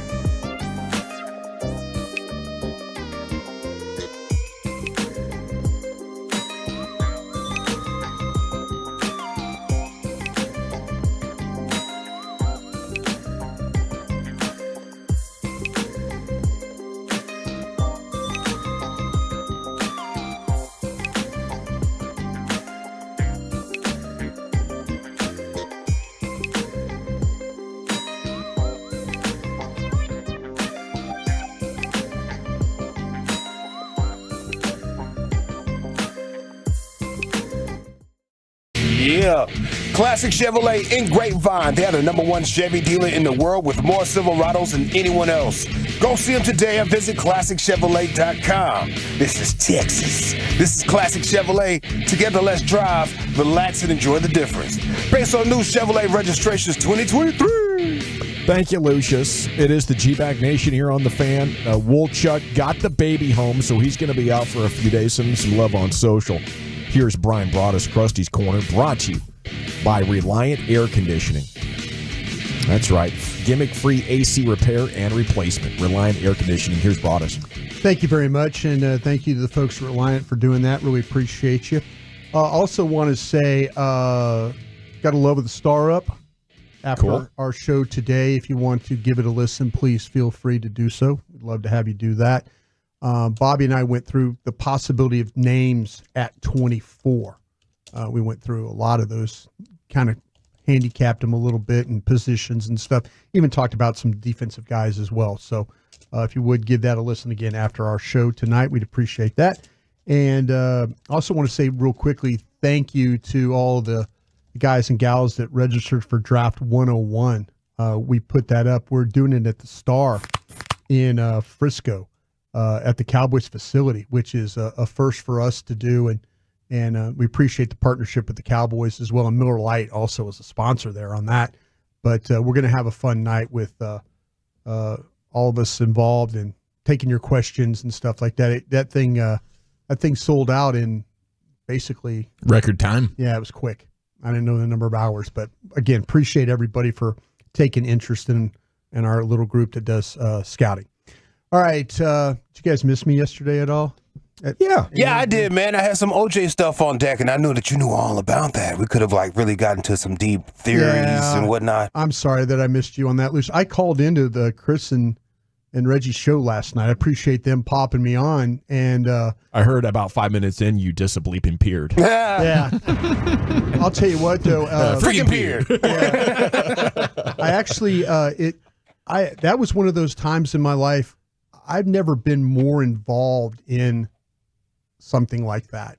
When I was living in Green Bay, and I was telling the guys last night that me and John Snyder were in the war room in Green Bay when that all went down, the verdict when it was read.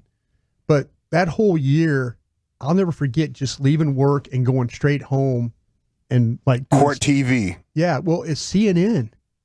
Jim Moray and Jerry Spence and Greta Van Susteren. They had all these reporters got their start because of the OJ trial. And I'll never forget how it just every day it was something different. Like the cross-examination with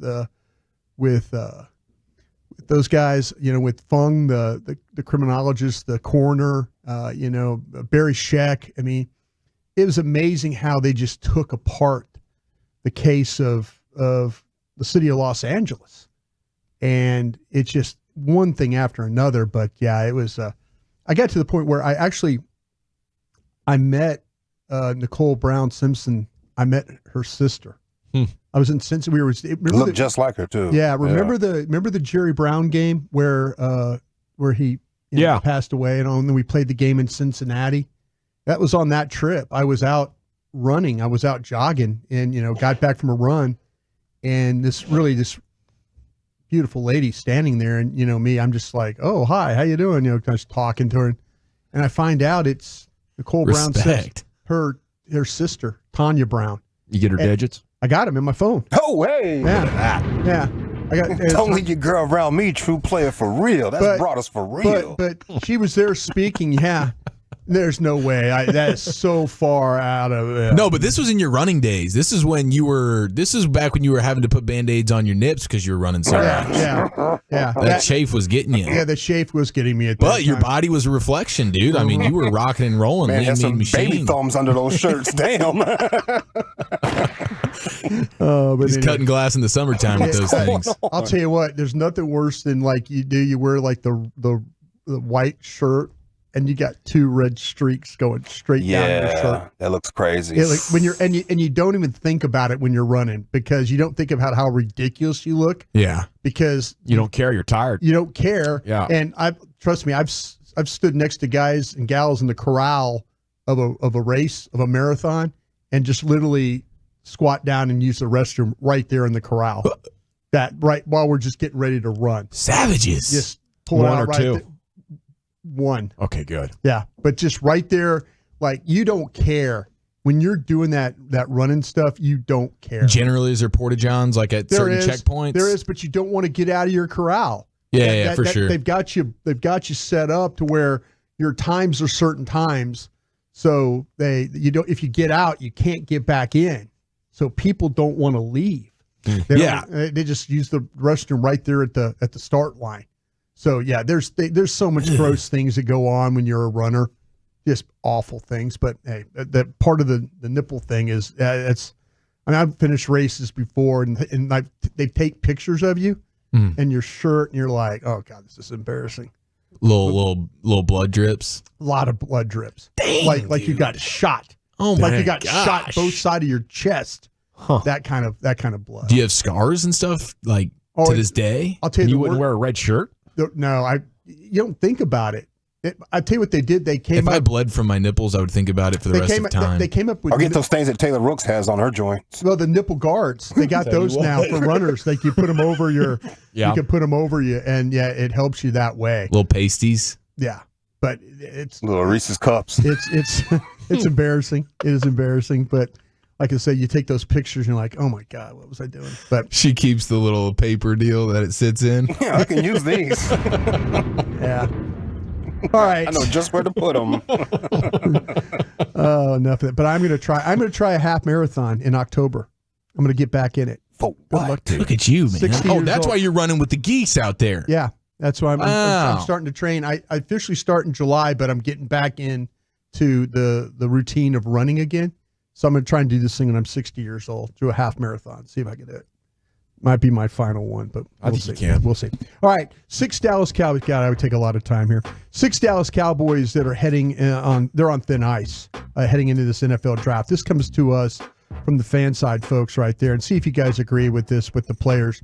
At number 6, they got Nashawn Wright, the cornerback. Oh, yeah. Yeah.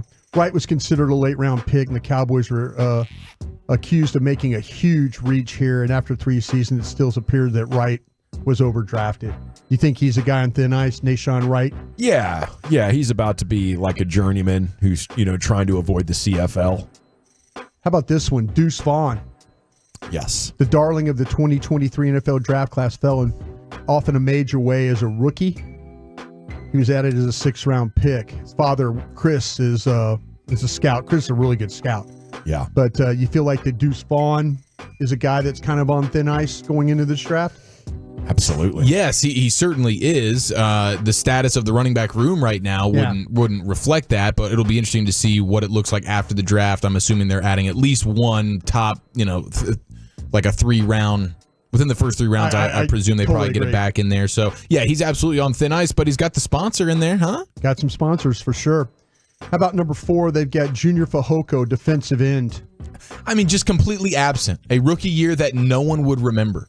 Yeah. Like, can't tell you one single thing about his rookie year. I just know I never saw him actually He was play. inactive like every week. That was a problem. And then he got hurt in practice, and it made it even worse. Yeesh. At number 3, they got Jalen Tolbert on thin ice.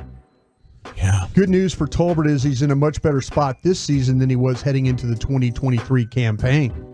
I think they're looking for another wide receiver, though. I wouldn't be surprised. His status is a rotation guy, but I think he's shown enough that they'll keep him around the 4 years, So next year will be his last year, but he'll be all right for now. Number 2, they have Terrence Steele. I mean, you just gave him the contract. They're thinking about this as they're saying, as frustrating as it was to watch the Cowboys ship off Amari Cooper in 2022 and to pay Michael Gallup, it's even worse to see them fail to learn from their mistake. The fan side saying that Terrence Steele was a mistake with the signing. Yes, it absolutely was. And we knew it as soon as they did it. It was like a surprise at some point last summer, I think it was when they brought it down on us. It's like, what are we doing? He's off an injury. Why do you keep doing this? And I guess you have the potential out after the 2025 season. Yeah. So, I mean, he's here for this season and for next season. There's just not somebody savvy enough. I don't know if this is Jerry or Steve or Will, but who's ever deciding to like give their players new contracts, there's a significant flaw in that decision-making process, and Steele might be the worst one.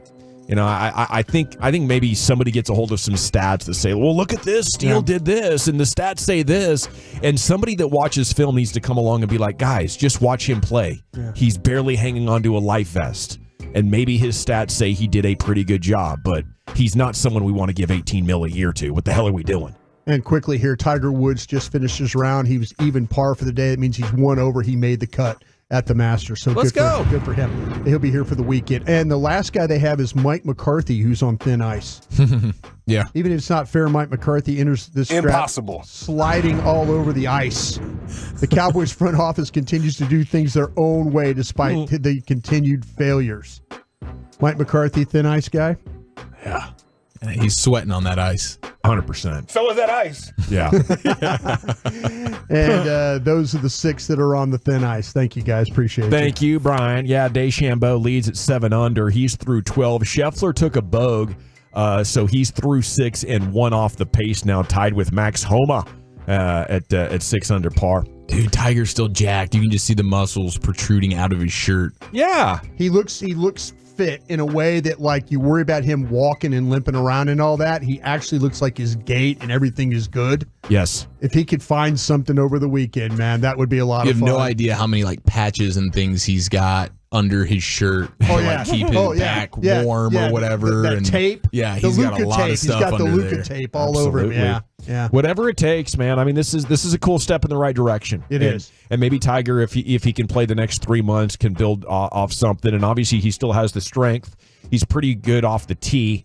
His swing is definitely not the same. You can see a hint of pain in the swing, especially in the fall through. Anyway, it's a success. He made the cut. Congrats to him. That's a record, by the way, 24 in a row. NFL News of the Day is coming up next, Chief. Where are you taking us? It's bulking season for this Cowboy, a Rashee Rice update, and some Man 101 next here in the nation.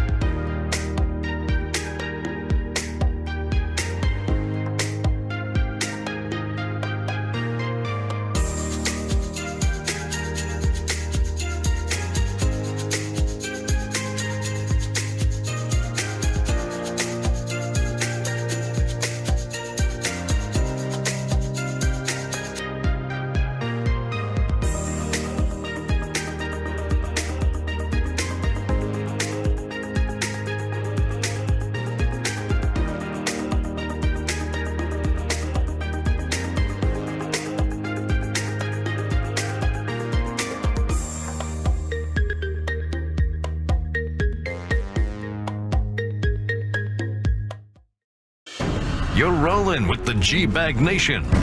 Right here on 105.3 The Fan. Welcome to the nation. Here we go. It is hour 2, G-Bag Nation on 105.3 The Fan. Hope you're having a fantastic time. We'll have Cowboy stuff coming up at 3:20. C-Note. Time for the Cowboys news of the evening. Coming up here at 3:20. At 5:20, what you drinking, what you thinking.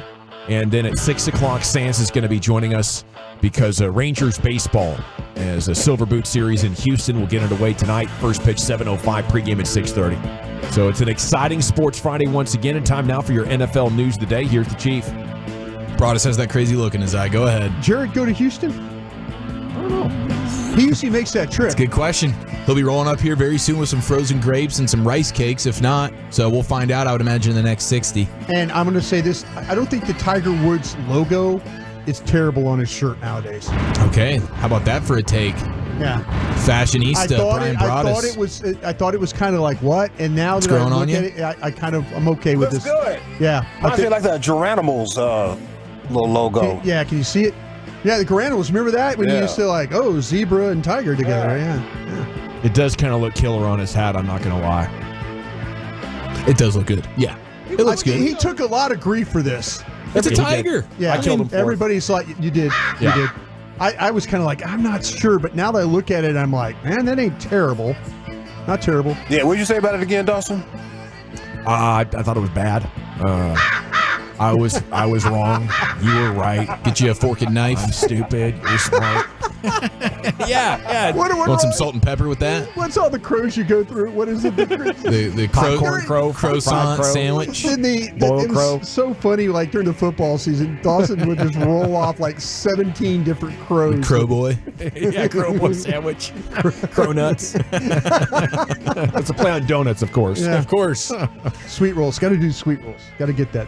Yeah. That's my next thing. Shout out to Broadus's meatball sliders today. Those were on point. I think we all Hawaiian co-signed that rolls, particular man. one. Hawaiian rolls. Yeah. You did it right today. Thank you, brothers. Appreciate All right. you. I saw this write-up. Here's a pretty good synopsis. We'll get to the bulking cowboy momentarily, and don't forget Man 101 coming up as well. But it reads like this. O.J. Simpson was born in 1947. He had an acting career, played 3 years in college, played 10 years in the NFL, was a person of interest in a double murder, went on a police chase, went on trial for murder, was acquitted, was found liable for a wrongful death suit, committed a robbery and kidnapping, served 9 years of a 33-year prison sentence, got released from prison in 2017, became a completely free man in 2019, got cancer and died from cancer in 2024, which all happened before the Buffalo Bills could ever win a Super Bowl. Here is the best. The best journalism right there. Dang right it is. Here is the best clip I've seen, and I'm sure there's maybe better ones than this, or at least some that go toe to toe. But in ESPYs, I was not privy to many years ago. Saw Norm Macdonald firing this particular joke at O.J. Simpson, and really to the face of Charles Woodson. And there's Charles Woodson. How about that? What a season he had.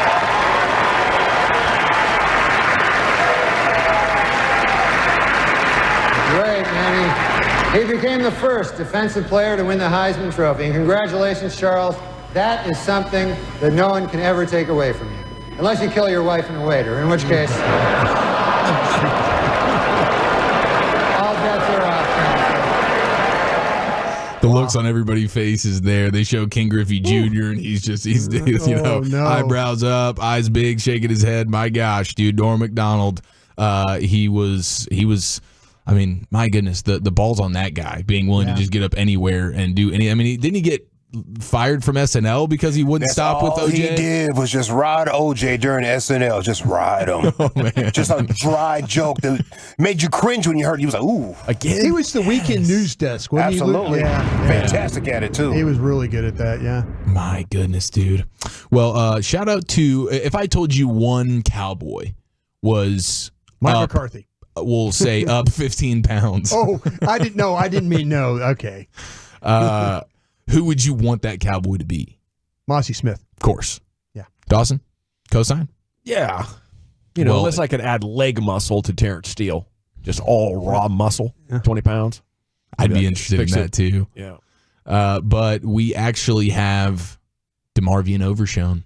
Oh, wow. Our guy that we're all fired up for in year 2. There we Off go. the ACL, so it makes sense, probably doing some upper body lifting for a while. Couldn't really do the lower body stuff. Couldn't really do the running or anything, so definitely going to bulk up a little bit. But now he's obviously 2 feet on the ground. He's running around and doing well. But he was listed at 220 pounds on the team site, but he posted a photo on the scale, and it is 234.85. So he's basically, he's a 235 pounder now. And I believe we would consider that a full-size linebacker, which is exactly what they need. As long as the speed and the athleticism remains, we're good, man. This is exciting. The first thing that popped in my head was, just the downtime and how you could put on some extra weight. Maybe he's going to cut down. But also, I wonder if they want bigger linebackers. I wonder if Zim was like, hey. No, that's it. You're absolutely right on that. Keep pumping that iron. Yep. Doing that protein and creatine, man. Yeah. I would like to get Deca. Would like to get Mozzie on one of these diets. I would think if Overshone's putting on that weight, getting him on the plan there for Mike Zimmer, perhaps Mozzie is as well. By the way, a texter alerted me to this, and I just confirmed it. There are cronuts at the shop. Actually, it's a donut made of like a croissant type of pastry, that flaky pastry. You're kidding. That's a cronut, but you never actually had it. Never. Okay. We're going to need to bring that in studio, do a little taste testy. Because that's not bad. When somebody has to eat some crow, that's not a bad thing to actually have to do, partake in. Eating crow sounds terrible, by the way. Speaking of terrible, this is not. This is less than ideal, but we're Nasty bird. seeing They're some actually of the pretty good. There was a trend in the 20s where people were eating them. They're quite meaty. They had no choice. It was a 20. We're jumping out of buildings because we lost the stock market. They just found out that they don't reproduce fast enough to have it be a legit industry, but they tasted pretty good. Okay. And then they found out they're some of the smartest animals on planet Earth, and they found other food. Yeah, they'll never forget you. You do something wrong to them, they'll never forget you, and they spread the word to other crows. That one right there with the bald head. Yeah. I have a feeling Give it to them every time. I have a feeling there's geese like that right now. I think that geese is talking to his buddies. 100%. Yeah, definitely, I'm dude. worried about You're that. intruding on his space. Yeah, worried about that. Well, seeing from the Dallas Morning News here, you have Chiefs wide receiver Rashee Rice. This isn't good. Ooh, this is not good. Apparently was driving 119 miles per hour in the seconds before he caused a multi-vehicle crash. And so I see here from the Dallas News, one of the quotes is that the warrant details injuries for at least 7 people, including a 3-year-old. And one driver who was hit suffered injuries to her face, head, torso, and leg. And police wrote that she will be rendered to a life of, quote, limited mobility and sight while she seeks treatment. So definitely, now that the details are out, and I mean, because at first it's minor injuries, and that's a little bit vague. You're not sure what that actually means, but when you throw in the idea of a 3-year-old being in there and getting shaken around a little bit, super, super heartbreaking. And then if this lady limited mobility and sight for the rest of her life, perhaps. I mean, I don't know, but that is definitely heartbreaking. And Jail? I think so. know. That's what it sounds like to me. That's a lot of bodily damage. Maybe not a lot of jail time, and maybe not jail at all, but a sizable fine. I mean, this is a major life event. This isn't just speeding and I got in a wreck and, oh, man, I learned to not drink and drive. If a lot of people got hurt, I think the law in the NFL is going to look at it significantly different. Yeah, 4-game suspension, Yeah, I could see a season-long one, to be honest with you. 119. Conduct detrimental is what that falls under, I believe, in your contract. Yeah. To the league. Yeah. Definitely not cool, but those are the latest details there with Rashee Rice. Get that son of a bitch off the field right now. Out. He's fired. He's fired. Fired. Man, Des Bryant's been doing some tweeting. Some good storytelling. He is, good storytelling, but he's a highly successful gambler now, right? He is. He absolutely is. He was tweeting earlier this week. He says, I remember my first practice as a rookie with the Vets. Yeah. I torched all of them. Both cornerbacks fresh off Pro Bowls. I remember like yesterday. I had a real-life Showtime mentality. Coach Garrett hated the swagger. I'll catch a one-hand pass in practice, and he would literally yell at me like I did it on purpose. how in the hell can I catch a one-hand pass on purpose with a defender draped all over me? Before I was drafted, I was told Coach Garrett didn't like me. Folks don't know half of the bleep I had to deal with. Like I said, I did more with a lot less. True story. Yeah. That was one of the tweets he fired off. I was like, okay, Des is doing some storytelling over here. I've tried so hard to get him to come on the air.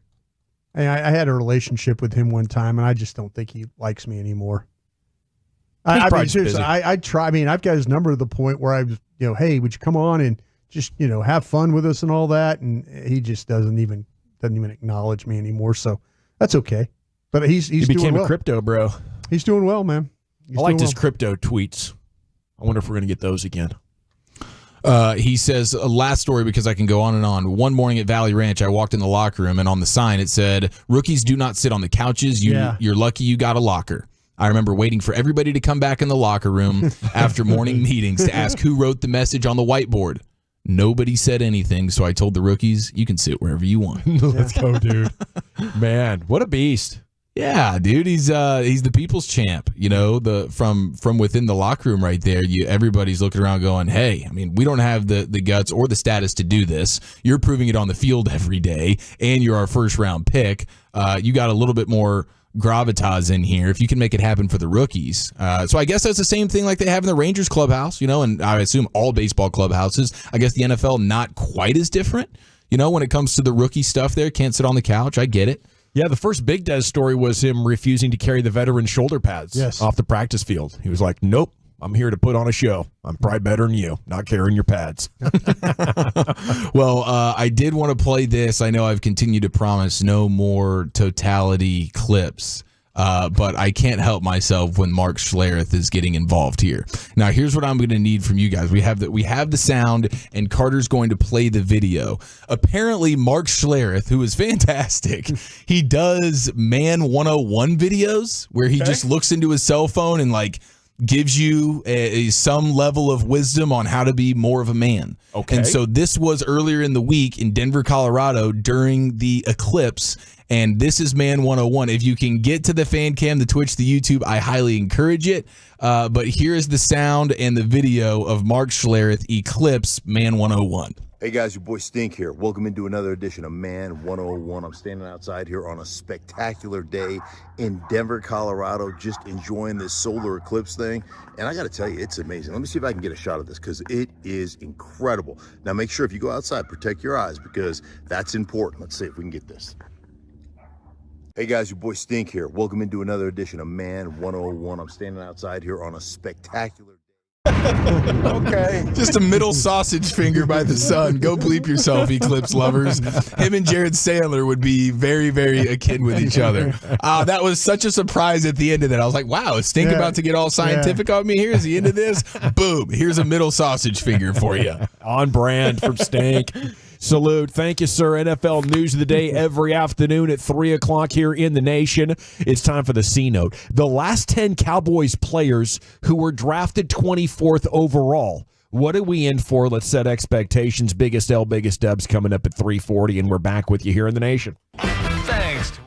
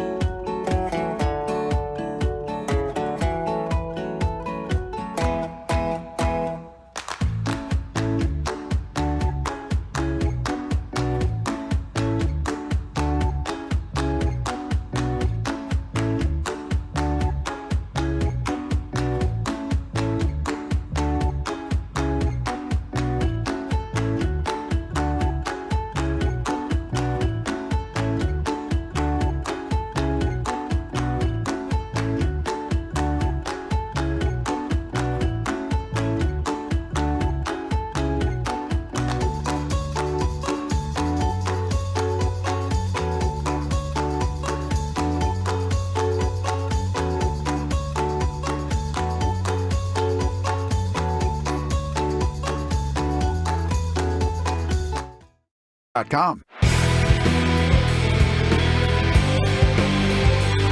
Welcome back, G-Bag Nation. Hope you're having a great day as we're time now for the C-Note here. Cowboys news of the evening.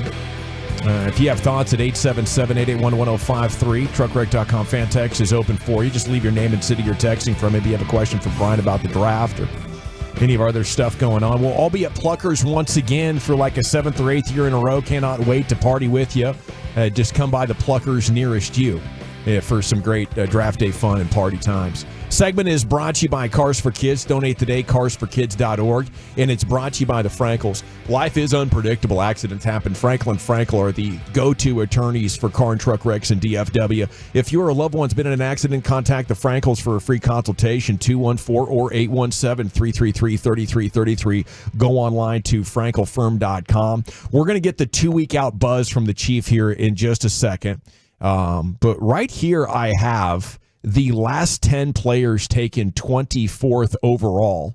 And my question's going to be simple for you guys. If this is the quality of player the Cowboys end up with this year, would you be happy, upset, or somewhere in the middle, Brian? We're going to start in 2014. I remember talking about this guy quite a bit. Darqueze Dennard, the cornerback for the Bengals, 24th overall in 2014. Played in 77 games, started 24 of them, 3 picks. 274 tackles. Last played in the NFL in 2021. Basically became a journeyman. That'd be pretty disappointing, wouldn't it? Yeah, that would be disappointing. No, thank you. Was it Michigan State? Just shooting in the dark there. I think that was Michigan State. Dennard, remember him, Brian? Don't remember the school. I don't want to just say yes, but I probably could have looked it up for you while you were throwing it out there. Darqueze Dennard, yeah. Michigan State. Good deal. Now, here's a position I would love to see the Cowboys take. In 2015, the 24th overall pick was the offensive tackle DJ Humphries that went to the Arizona Cardinals. He was a Pro Bowler in 2021. Yeah. What do you think, Brian? I think to me that there was that would be one that there was probably more promise there coming out of school than what he's ended up with the Cardinals. I think he's been okay. I don't think it's been. You thought there was going to be a lot more consistency, a lot more domination with him. It really, really hasn't been that way with him. Big, strong guy. Yeah. I mean, he had the body for it. Oh, no, that's what I'm saying. He coming out, you felt like that he was going to be a dominant guy. I just don't know if that's the type of player you have right now. The thing that really sucks with Terrence Steele, I know you just did the thin ice topic. The thing that really stinks is he's not really releasable for a while. You know, they not only give him a big contract, but they backloaded it in a way that, does not make that a player that they should be moving on from. You just have to hope for the best. Maybe he does have the big bounce back season following the injury recovery season. I think he needs some help from vitamin S, but it's neither here nor there. In 2016, the 24th overall pick was William Jackson III to the Bengals. Spent the first 4 seasons of his career with Cincinnati, 21 and 22 in Washington with the Commanders, and did not appear in a game in 2023. That's bad. Yeah, that was a bad pick. 2017, it was Garyon Conley, pick of the Raiders, that did not go well at all. He had a troubled background, and his Raiders Ohio tenure. State, right? Yeah. Him, yeah. Yeah, it did not go well for him at all. I mean, he was basically out of the league in 1 year. Here we go now, 2018, DJ he had a Moore. heart problem, too. Oh, yeah. Yeah. I'm sorry. I mean, he's currently with the UFL's DC Defenders, so he's still playing ball. Yeah. 2018, it was DJ Moore, hell of a wide receiver with the Panthers. Yep. They somehow saw reason to trade him this past season to the Bears, and he picked up where he left off. It's been a really good player. I think maybe one of those underrated, just barely a quarter step down from a legit number one, or maybe even a number one on the right kind of team. Hell of a player. 2019, Josh Jacobs with the Raiders there, the running back. And he has had a nice career. If they pick Josh Jacobs at 24, I know we're against first-round runners, but considering how 3 of his 4 years have gone, that wouldn't be a bad use of that pick. Could go a lot worse. Trying to find a corner or an offensive lineman. Yeah, I mean, at least he's contributing. If you're getting Josh Jacobs there, he's going to be a quality player. But that would, well, on your board, I'd be ticked. On your board, he's likely a second-round guy.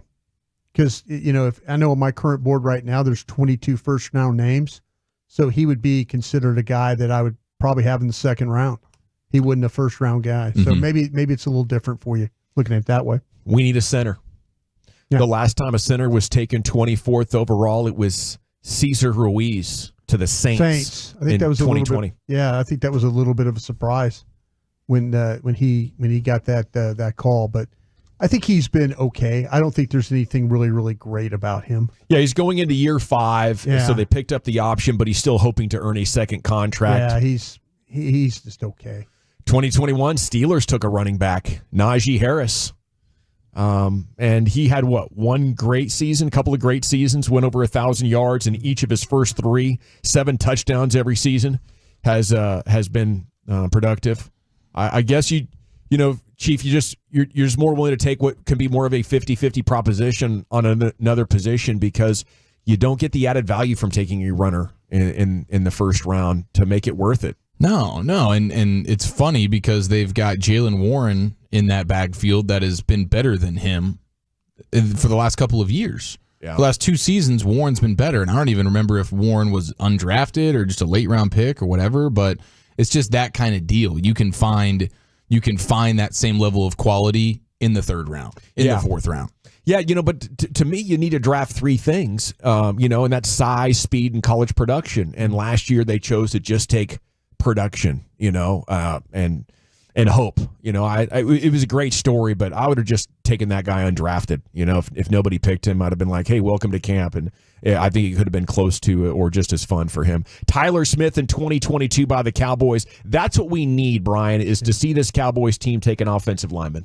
Yeah, the one thing that they're really consistent at, we've talked about it a bunch, is they draft those plug-and-play guys, and there are going to be some plug-and-play tackles, I think, in this current draft, and I think they're going to be able to draft a plug-and-play center if, in fact, that they go that direction.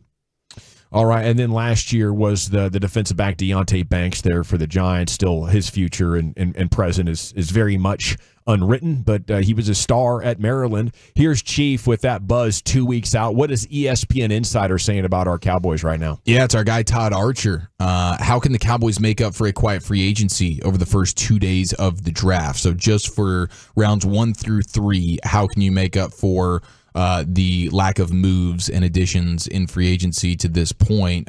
He says find at least 2 starters with their top 3 picks. So, I mean, I get that's definitely successful when you do that, but I don't know that for the Cowboys right now, how much I think most fans are going to be like, dude, the pressure you've put on yourself, you're going to need all 3 of those picks to be guys that can come in and be immediate starters for you. And he notes the 2023 draft class contributed little last season, and the Cowboys can't have a repeat of that in this upcoming class. And now you're down to 2 starters on the offensive line, losing Tyron Smith, losing Biotish. So at the very least, they need a tackle or a center to be a day 1 starter. And he says it would be nice if their 2nd or 3rd round pick could come in as the lead rusher, but they will still need to backstop the running back position in free agency with a veteran. Yeah. So, but this is what an NFC scouting director had to say. He says, I don't really understand the plan there so far this offseason, but there's a lot weighing on this draft, and they seem to be confident about finding a bunch of starters. And then they throw around some offensive lineman names like Graham Barton and Jackson Powers Johnson, plug and play options on the interior. And then Tyler Smith can move back to left tackle. But he says, don't sleep on Dallas doubling up and selecting 2 offensive linemen early in the draft. What do these 2 names do for you, Broadus? Cooper Beebe, K-State, and Dominic Puny from Kansas? Yeah, both are. It's funny because both of them, I think, are guards. So they're probably thinking that Puny is a guy that he is going to play tackle. No, he's a guard. A lineman named Puny is pretty awesome. Puni is how we would say that. And so, yeah, to me, the thing with BB's a massive guy, big, thick, but he's athletic. He's one of those mauler type guys. He's short armed a little bit, gets into you. He could push in the running game. He's a good pass protector. He's played tackle. He's played guard. He's kind of an up and down the line guy, but yeah, both those guys are considered to be guards. So if they're trying to do it where it's drafting a tackle and drafting a guard, I don't think that they got the combination right. Could one of those guys play center potentially? I'd have to train one of those guys. To play center. BB likely would be the one that you would have him play the center spot. It'd be awesome if they take back-to-back offensive linemen, though. And we talked about that on the Love of the Star today too. About how would you consider to doing that? Would you look at one of these? Would you take the tackle first, or take the center first and then take the tackle? I think the tackle probably would be the one that you needed to take first. The center will stretch a little bit for you. So I would if you're going to do the combination, go tackle, go center. But when it comes to do we want a surefire starter or do we want the highest potential talent? I don't think you're in a place right now where you need to be drafting for starters to try to make the playoffs or hold the line. Take the best long-term prospect, because I think the next time this team really has a chance to win the Super Bowl might be 2026, as they go through 2 years of having to pay off a lot of salary cap space. So I don't want safe high floor picks. I want high ceiling picks and guys that could end up being, Hall of Famers. A 21-year-old skier in Colorado has deceased after he attempted to make an incredibly dangerous jump over a major highway. The Evel Knievel of skiing, it sounds like. You see some of these highlight videos where people are doing all these stunts on skis and snowboards and mobiles and bikes, and you're like, man, I wonder how often, they don't make it. Well, this week was an example of that. Dallas LeBeau, well known in the skiing community, attempted to jump Wednesday over Highway 40 near the Berthoud Pass summit. According to the Grand County Sheriff's Office, the preliminary investigation reveals the victim was attempting to perform a high-risk skiing stunt by trying to clear the width of Highway 40. Unfortunately, lacked the necessary speed and distance, subsequently landed on the highway. Goes on to say LeBeau was wearing protective gear at the time of the failed stunt, but not enough. Not enough protective gear. LeBeau's mother, you got to imagine an absolute heartbreak, said one of the most joyful and kind people you could ever meet. He was always raising good spirits and loved to ski ever since he was 2 years old. I do like watching those ski videos. Like back in the day, this dude Warren Miller would release one every year. Oh, yeah. And you probably watched him in the college VHS tapes. Exactly, yeah. And that's just like getting as much air as you can on. Well, no, he was the steepest mountain you could ever ski on. He was coming down that. That's what he was doing. It would be like helicopter skiing. Yeah, where you get in a helicopter, and you go take to the very top, and then he'd remote sites. Where there'd be an avalanche coming down behind him as he's skiing. That kind of guy. Dude, the brain chemistry of people like that is just extremely unique. Like you are built totally different than everybody else walking the planet. As soon as I get up there, like any kind of jump, I just kind of lose bodily control, and I'm like, okay, I'm just falling now. Yeah. Where other dudes are like, okay, I'm going to pull a corkscrew 360 double backflip, and those guys are just incredibly talented, and they have the feeling obviously inside of invincibility. They just think they can pull anything off, but the gentleman did not have enough speed. And thoughts and prayers indeed. Biggest L, biggest dub coming up next. Chief, where are you taking us? Yes, sir. 877-881-1053. Where have you taken some L's this week? More importantly, where have you gotten those personal victories? Biggest L, biggest dub, featuring Lunchables, Cousin Lovers, and Buc-ee's next year in the nation. Want to chat D&M Leasing?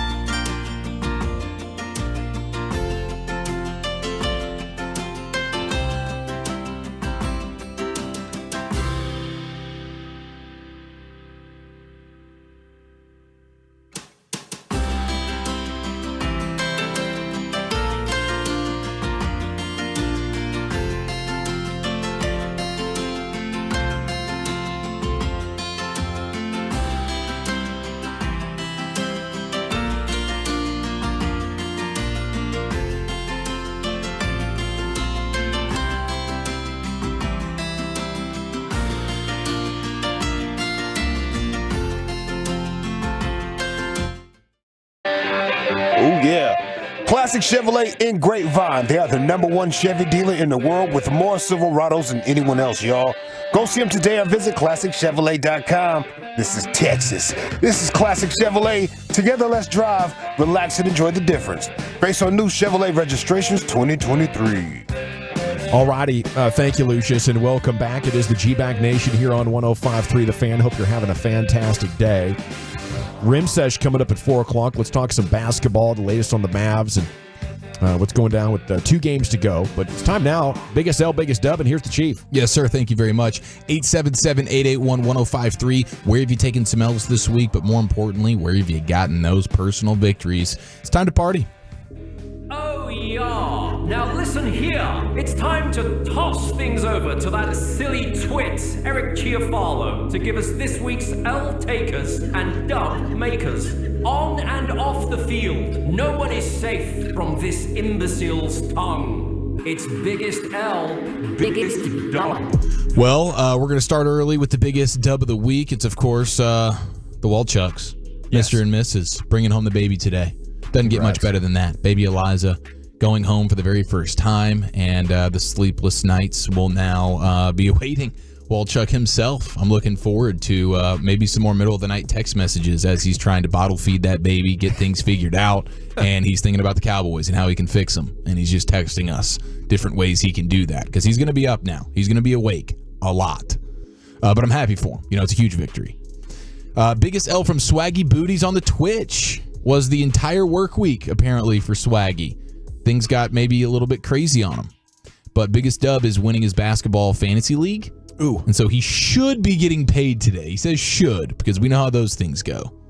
But what I've learned is, because I've been sort of the guy, like last guy to pay deal, it's so much better. It feels so much better on the front end when you pay the $50 or whatever, and because you feel like there's a chance. That 50 feels like 25. Yeah. But at the end of the season, when it's a loss and now you got to come correct with it, that 50 feels like 100. Yes. And you don't want to be caught there. You just pay those dues early, and you still have some hope about you. And then at the end of the season, you're like, well, I already paid it. It's not that big of a deal. It's $50 from forever ago. Yeah. No, I hear you, man. That always hurts. It always stings. I have a somewhat of an L to report. You know, I said a couple of weeks ago we won our first basketball game with the 7th graders. It's essentially soccer kids playing basketball. And our first game, we won 15-zip, right? Just a pack of wild dogs. Don't really know how to hoop that much, but they're athletic. Pitching a shutout, bro? Yeah. So they moved us up. They're like, oh, you're too good for this league. I was like, no, you should have seen the game. The other team was just horrible. They're like, nope, we've seen this before. You're sandbagging. So we were down 15-zip on Sunday before we got our first basket. And, you know, they're getting thrown to the wolves a little bit. Dang, dude. Yeah. You should have used the theory that my coach had. What's that? Brought us just don't show up. Like, take all the, just have guys just not show up. Tell your bench players to stay home. No, you play with your bench players, and then, like you say, you get you have all your bad guys. I was a bad player. Yes. Obviously. But I would flip that around and have my good players stay at home. That can kind of tank some games. Oh, okay. Tank some games so you're not, and then you don't get moved up, and then once they kind of like they're not looking at you anymore, then you bring your good ones back. We once won a rec soccer championship with that. It was luck. Yeah. I didn't tell them to stay home. They just did. And Flying Squirrels picked up a dub out there in Rowlett a number of years ago. But I do want to say, in the dub department, the lady coach for the other team, we had multiple girls foul out, and she was like, no, just stay in the game. It's cool. So I wanted to tip my cap to that lady. Look at that. Salute. How many fouls do you get?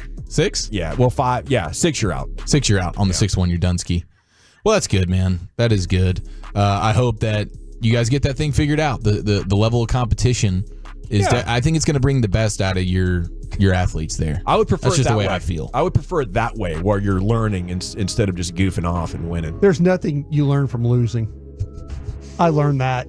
That's what my high school coach used to tell us. We went 0-10. That's what I'm saying, though. I mean, for 4 years, I watched Bennett win one game, and there's nothing they learned from losing. No. Nothing. You have to balance it with some success. That's what I'm saying. There was none. You're supposed to get lessons and then play weaker teams and then use that to kick their ass. That just didn't happen until he was already gone. But, man, I trust me, I've driven all over the state and all over the, Oklahoma. Just catching L's all over the great L's, state. Yeah, every day catching L's. I don't know why he played the last 3 years, to be honest with you. He must have talk about for love of the game. He loved the game. He really loved playing that much. It's a warrior spirit. I just can't imagine just only winning one game in 4 years. Yeah. That just, I mean, I sat there and watched him do every one of them, and I'm like, my gosh, what are you doing here? Yeah. 817 Biggest L rented a 50-foot lift. It needed 60. Ouch. My goodness, dude. That hurts. That's not just a ladder situation. That's not a quick exchange, I don't imagine. No. Let's see here. 469 biggest dub. I've successfully re-drywall taped my entire garage this week and Tolo'd 105 through the fan the entire time. Bravo to you, sir. Yeah. Dang. That's a getting it done kind of guy right there. I would say my wife is envious of your wife. Yeah, make sure that you YouTube that so the rest of us that never done that in our life can at least see you do it. Yeah, man, instruct us. Learn from it. Man 101. Yeah. Big dub. HEB opened in North Fort Worth. That's right. My neck of the woods. I'm fired up, dude. I haven't been in there yet, but I look forward to getting up in there. I've never been in HEB before. This dude got some Wagyu sirloin steak. Nice. I guess HEB serving it up, man. I'm looking forward to getting in there. I really am. 469 big dub. I finally got my albino pied ball python to eat Ball after python? 3 weeks of no eating. Ooh. So he's got an albino python is what he's got, right? That wasn't eaten. Wasn't eaten. No rats. I'd get nervous if I had a python that wasn't eaten, making room to make a run at me. Albino one, that's got to be rare. I actually took an L this week in regards to a snake. It was, I go to sleep. My wife comes storming into the room like an hour later. So I am actually asleep at this point. And she's freaking out that there's a snake in the living room. Okay. So it's me get out of bed time. Is that you on the couch? There's a snake in the living room? Yes.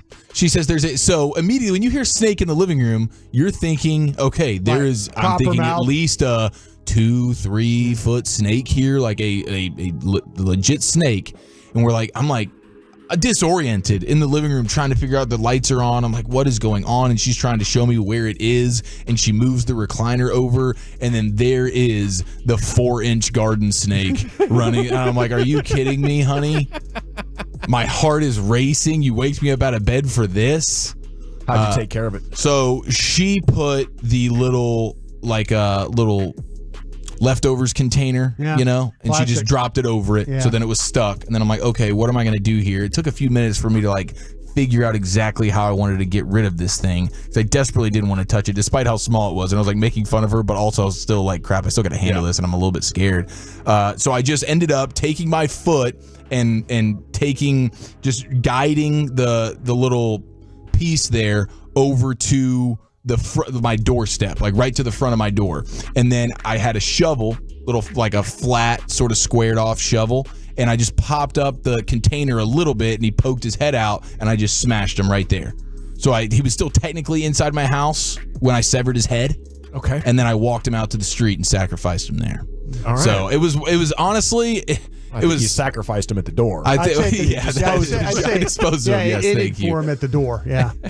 I was proud of myself, but I was also like, honey, you have to specify the size of the snake next time. Yes. At least it forewarn me. It's just a 3 or 4 incher here. Okay, this isn't a full-fledged ridiculous snake situation. But I couldn't sleep that night. So then I wake up in the middle of the night. I'm having snake dreams now. Oh, geez. Okay, so now I'm having snake dreams, and I have to get out of bed and turn the lights on in the room to figure out what the deal is. I wake myself up by turning the lights on. And my wife's like, what are you doing? I'm like, I thought there was a snake in the bed, dude. This is what you did to me. It's supposed to be tell me it's a 4-inch snake. That's all I'm asking. Big L to Lunchable lovers out there, like all of us. High sodium, we knew that. But apparently lead as well. What? Lead is being found in Lunchables across the world. So now they might be getting revoked from schools. And, the Lunchable wasn't the healthiest choice anyway. I think we all knew that. But knowing that there's lead in there makes it even worse. If you made me pick one item at the grocery store that might have lead in it, I think Lunchables would be a top 5 pick. Really? Most likely. Yes. Yeah. Fake cheese. It's like the most fake processed meat. food. Yeah, it's exactly. Those Lunchables, if you keep them covered, they will last for the rest of time.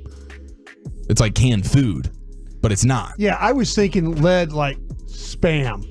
I was thinking stuff in a can. Yeah, I think canned Spam stuff might be healthier. How about those Vienna sausages? You ever seen those, Josh? Oh, I've seen with them. that kind of that goopy thing that's awful. That's it's weird goop. The gelatin kind of thing in it. Yeah. Yeah. I don't that's need to got know. lead in it, I bet. Yeah, I bet it does. Tennessee legislator passes bill banning marriage between first cousins. Okay. So, big L to the Tennessee first cousin lovers. It's the second cousin, third cousin. No harm, no foul. I think Jerry Lee Lewis was married to his cousin. Yeah? Yeah. Yeah, she was 16. Yeah. Maybe 14. Yeah. She was young as hell. But she was a cousin, I think. He's following in the footsteps of Elvis. That was his thing too. Give me a youngin. Raise her up right. Dye her hair. Look like me. She's a good woman. 254 says, Chief, it probably looked like a 6 or 7 inch snake to her. Touche. That's fair. The Golden Bachelor. Yeah. Did you guys see that? Yeah, he got married in January and he's out. He's divorced already. This is the old, What a bum. they did like the senior citizen version of The Bachelor, yeah. and apparently He was a weepy. this thing lasted 90 days. Yeah, he was a weepy dude. Everything was weepy with him. Everything was weepy. I see why she left him. He was a weepy He was brought to tears too much. Always. Were you fixated on this? No, Because it was kind of like your generation No, male, so maybe you came home and watched it every I saw night. the commercials for him. He was a very emotional, weepy guy. So I said, you deserve what you got. Had a little Caleb Williams in him. I'm sorry. Jared's here. I had to make a USC joke. And finally, brand new. This is a huge dub for Hillsboro because Buc-ee's is coming to you. And it'll open later this month along I-35. Dubski. So another Buc-ee's here. And what town is that? That's in Hillsboro. Nice. Hillsboro. Congratulations. I don't know why that word screws me up, but Hillsboro. Damn, you killed a garden snake, bro. That is really strange. We used to like lift up rocks and bricks and stuff out there while playing, trying to find the garden snakes as many as we possibly could. You killed one. I did, dude. That's wild. My wife didn't even know that, like, I'm like, this is a garden snake. I mean, as soon as I saw it, I'm like, it's small and it's a garden snake. This thing cannot hurt you. She's like, what do you mean? Like, she didn't know snakes existed that couldn't really hurt you. It was like news to her. Oh, it was a cottonmouth basically in the living room. In her mind, it was the biggest, most venomous snake of all time. It's a dragon. Were you just too lazy to pick it up and get it outside? No. That wasn't laziness, okay? Because I had to sit there and strategize how to get this thing out. In fact, I had to work harder than the guy that's just Pick cool it with up bare and throw it fists. outside. Yeah, I couldn't bring myself to do that. I'm sorry. It is startling because they usually will turn and strike at you. They like he's in this clear container and I'm watching him up and poking at it and he's like, okay, this dude does seem a little bit serious here. You saw what I deal with the geese. I understand animal attacks. Yeah, I was fearful. I wasn't lazy there. This man sits to pee, by the way. Yeah. All right, let's go to break. The snack community here on the text is jumping after you as well. Getting after it. Well, should I not have killed that thing? Was that like unlawful? No, you're good. I mean, it's just like, how friendly do you want to be to Mother Nature? And I think if a snack is inside my living room, all bets are off. Yeah. At that point, you are now out of Mother Nature and you are in Daddy's house. It's a garden snake. It is. You should probably let it go. Next time I will. Yeah. Next time I will. Next time. They'll shame you into it. I mean, hell, last snake I saw on the property was like a 6-foot king snake. And, he was all coiled up in my fence. He looked terrifying. See, that right there? Yes. That'll send me to That's my a neighbor's kill. house. That's a kill. I'll be moving. Get me out of here, bro. Bart, where you at? I mean, at that size, he can take down like good-sized vermin. Squirrels, mice, stuff like that. Okay, we got to run. Top 10's coming up at 4:20. Woolchuck is out. Send him some love on social. They got the baby home, or they're about to get the baby home, so that's huge. Been in that hospital for 6 weeks now, though. So a massive week here in the nation is concluding. We have 2.5 hours to go, including a rim sesh coming up next. Isn't that right, Chief? Yes, sir. Lots of Luca love, chicken wings, and bad questions next year in the nation. I want to chat Men's Tea Clinic with you, though, because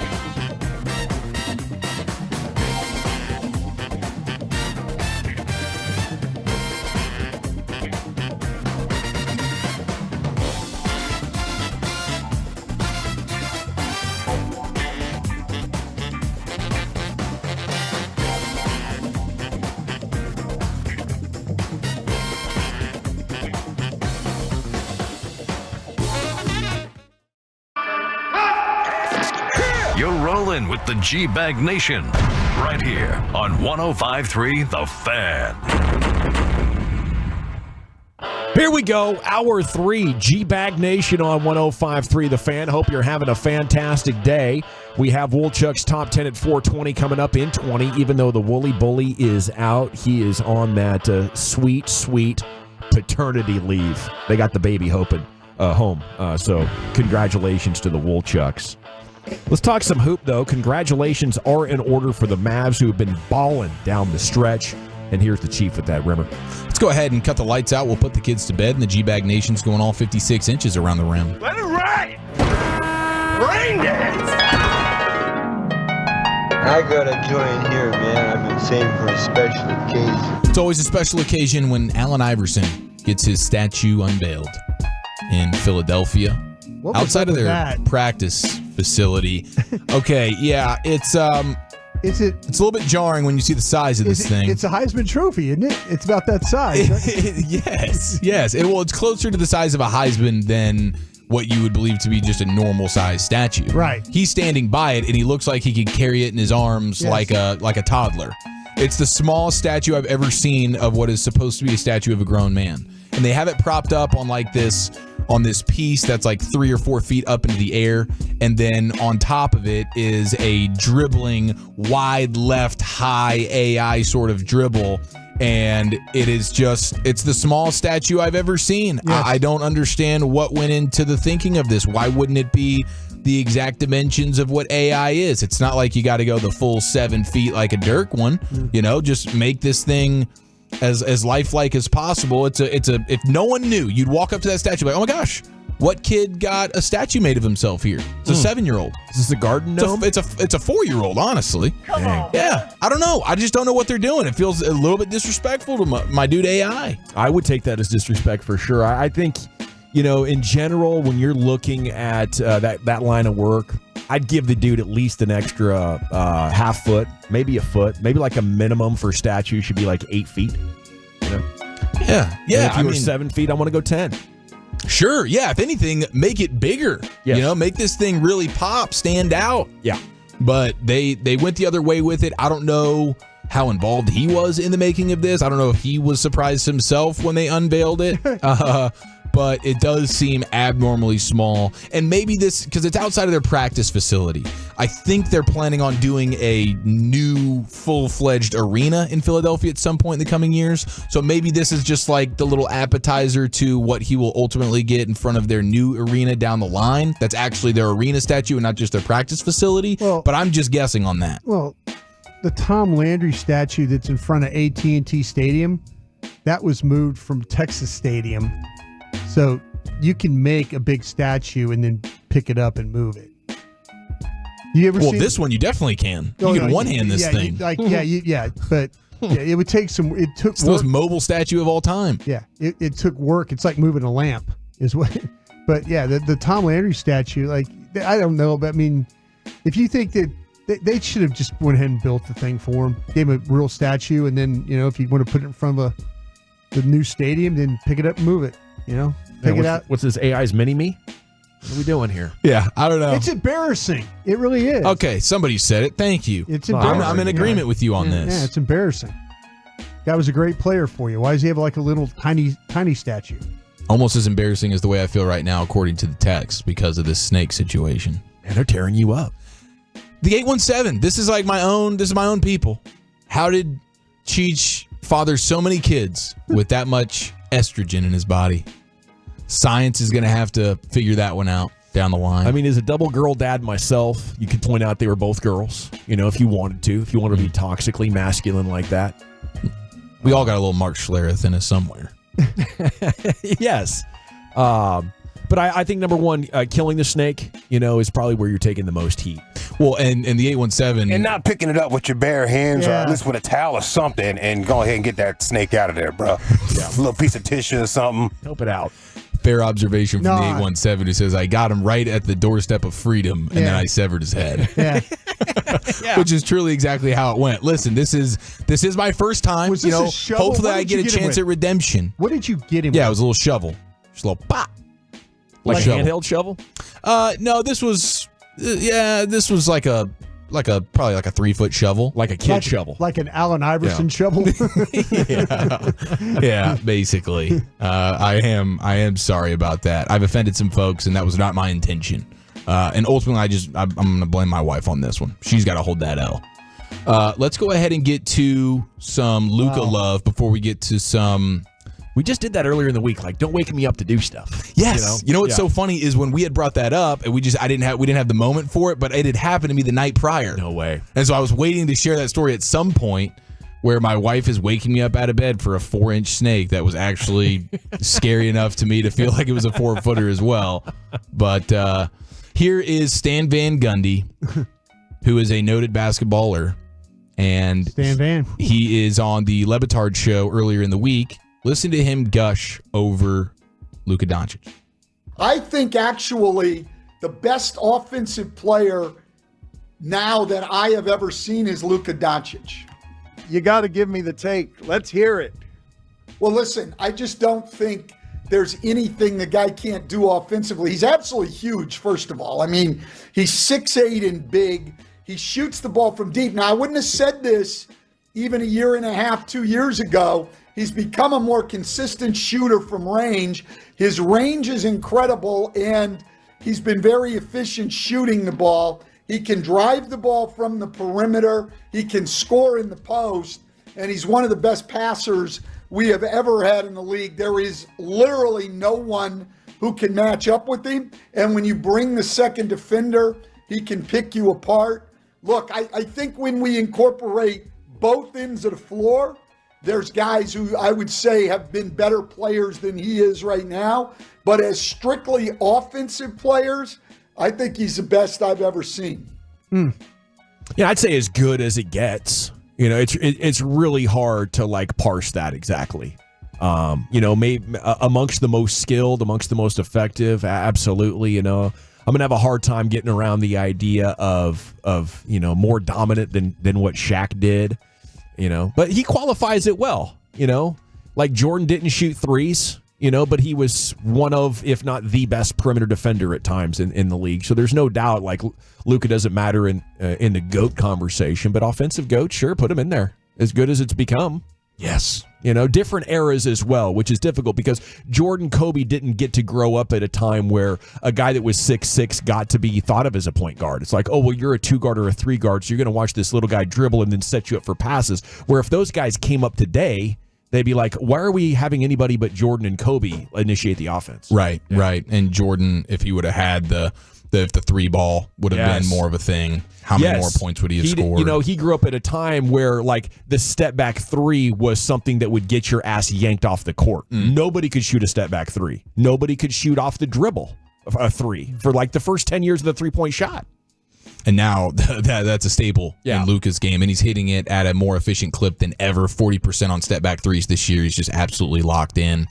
Here is J.J. Redick. Remember, at one time a short-stinted teammate of Luka's here in Dallas. J.J. Redick was asked to put together a starting 5 of former teammates that he had over the course of his career. This is how it went. Build a starting 5 of players you've played with in your career. I'm going to do this one real quick. I thought about this, and I wrote it down. If I leave one of my teammates out that should have been on here, I apologize. And I'm getting all these guys in their prime.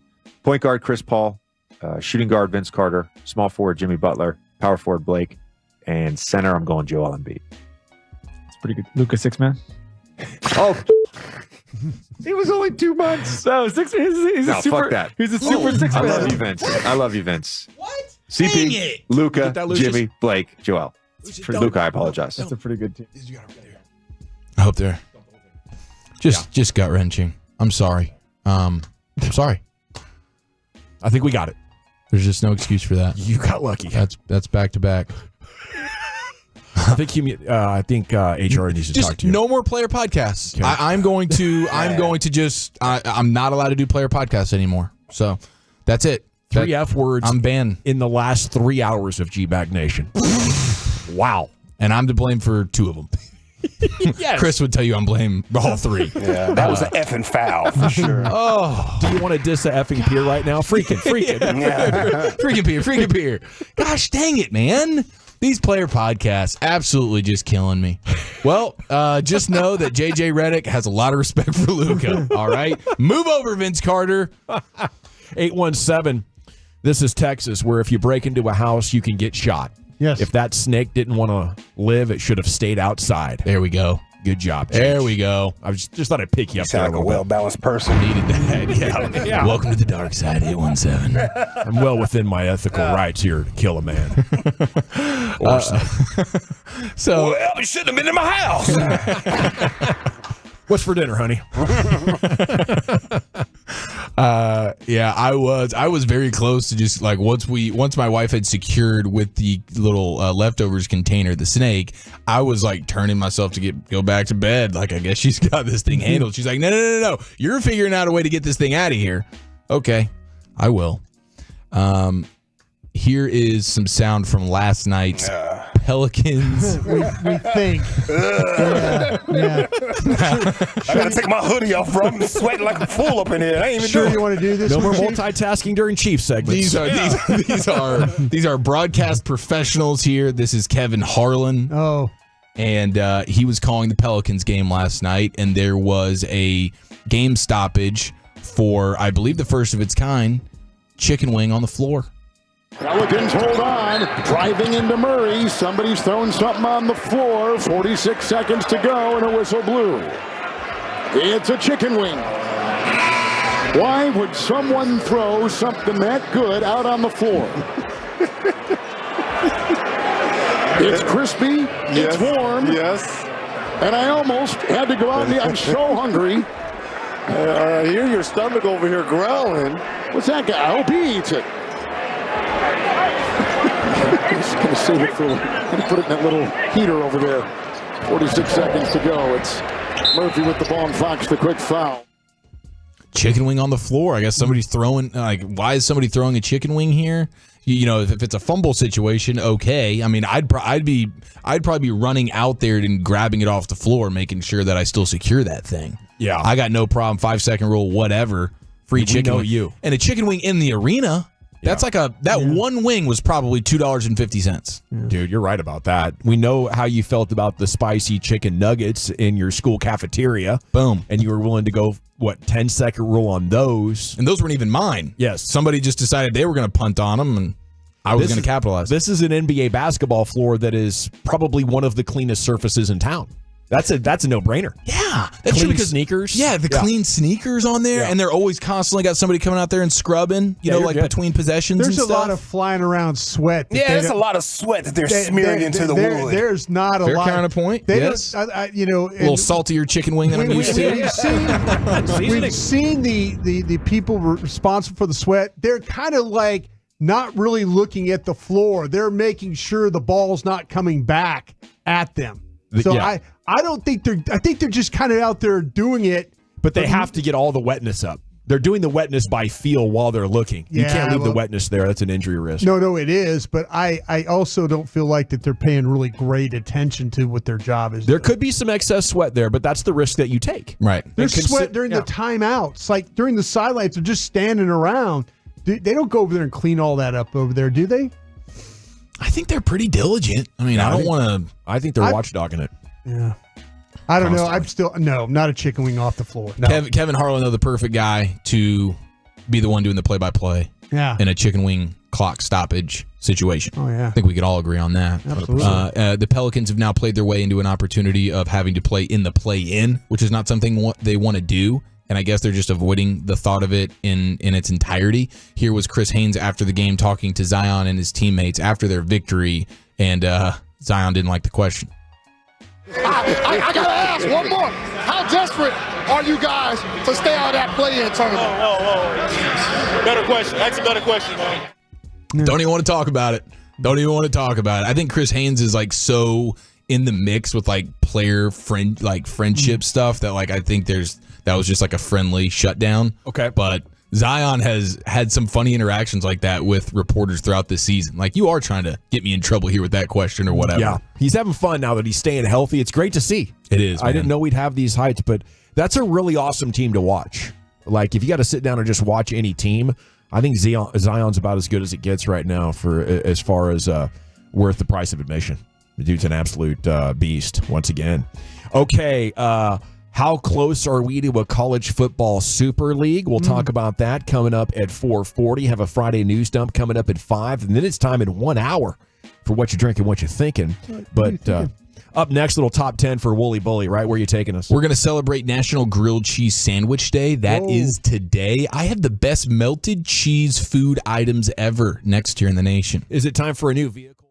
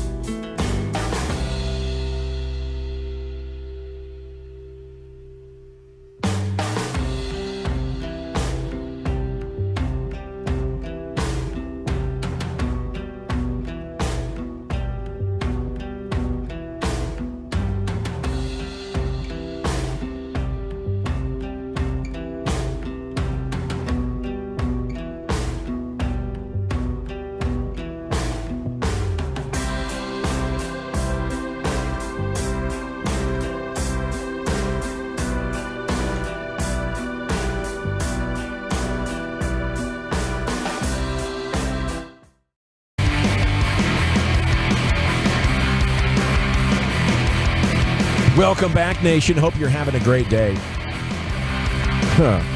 Okay, yes, we've now had the greatest week of F-bombs over the air on 105 through the fan in station history.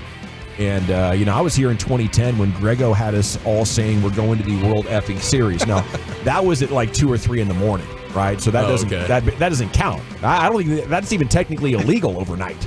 But what we've encountered here, tested our metal, tested the dump button in ways that have never been seen. And, it's exciting. It breaks up the monotony a little bit. Like, holy crap, we just had another F-bomb on the show. It's exciting. Speak for yourself. When you're the one letting it fly, then it'll be funnier for me. But that bleeping stuff is tough business. Apparently, it is, dude.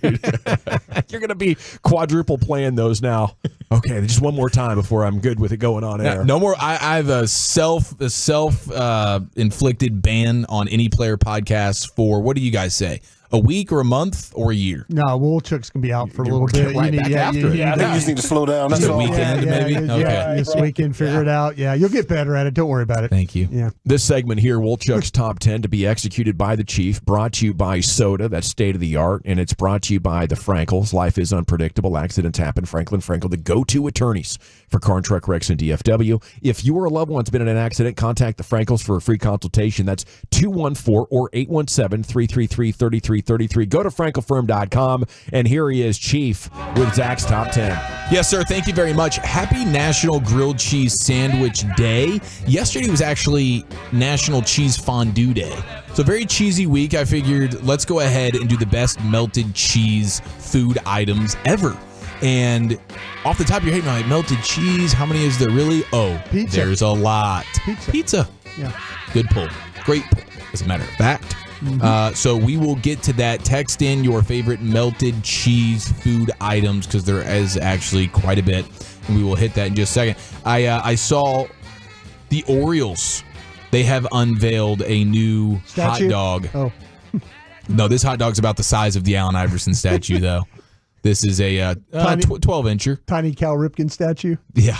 The warehouse dog is what they are calling it. Oh. And 12-inch dog, horseradish infused brick sauce. Not totally sure what exactly that means, but I love a horseradish. Yeah. So they're infusing something. I love that the word infuse is always just like, yes. You know, if you're going to say something's infused, I'm here for it. Pit beef queso fundido. Ooh, pit beef queso. That'd be like a brisket queso, probably, kind of. Absolutely, yeah. Pit bread, yeah. So just lather that dog up in that. Grease, the grease factor's got to be pretty good in that one, too. Pickled pico and onions on a pretzel bun. All right, I see why you did this. You're the biggest fan of the pretzel bun ever. Well, here's the thing. It's topical for me because it's a bit of a recency bias. Yeah, but they got you at pretzel bun. The Hawaiian roll pretzel bun, yes, with like cheeseburger sliders. It was the MVP of the Super Bowl spread. Yeah. And then I've had it 2 or 3 times since then because it really is that special. I encourage everybody. Where do you find those, I wonder? Because I just found I'll text my mom and ask her. Because the ones I used for you guys today were just the regular Hawaiian rolls. Yeah, those were outstanding as well. But the pretzel bun, would a pretzel bun with what I did with a meatball? It would have been great. So. Would that have been good? It would have been good, dude. I'm telling you, it would have been good. I don't know if it would have been. Hey, I think what Brian did with the Hawaiian rolls was genius, because most people will cut them in half and then try to make a sandwich out of it. No. He just took out a chunk from the top, dropped the meatball in there. He infused. I cut the center. I made a square out of the center and just I'm gonna do that with some brisket, I think. There you go. It's a great idea. There you go. Yeah, Chick-fil-A is apparently testing some pretzel stuff. I thought that was my phone. And by the way, I do want to also encourage you from a food standpoint. I got to try last night the new Bluebell Ooey Gooey Butter Cake ice cream. Wait a minute. I thought that 10 out of 10. Wolchuk said it was a no. No. He said it was a no factor. No. I think there had to have been a typo involved.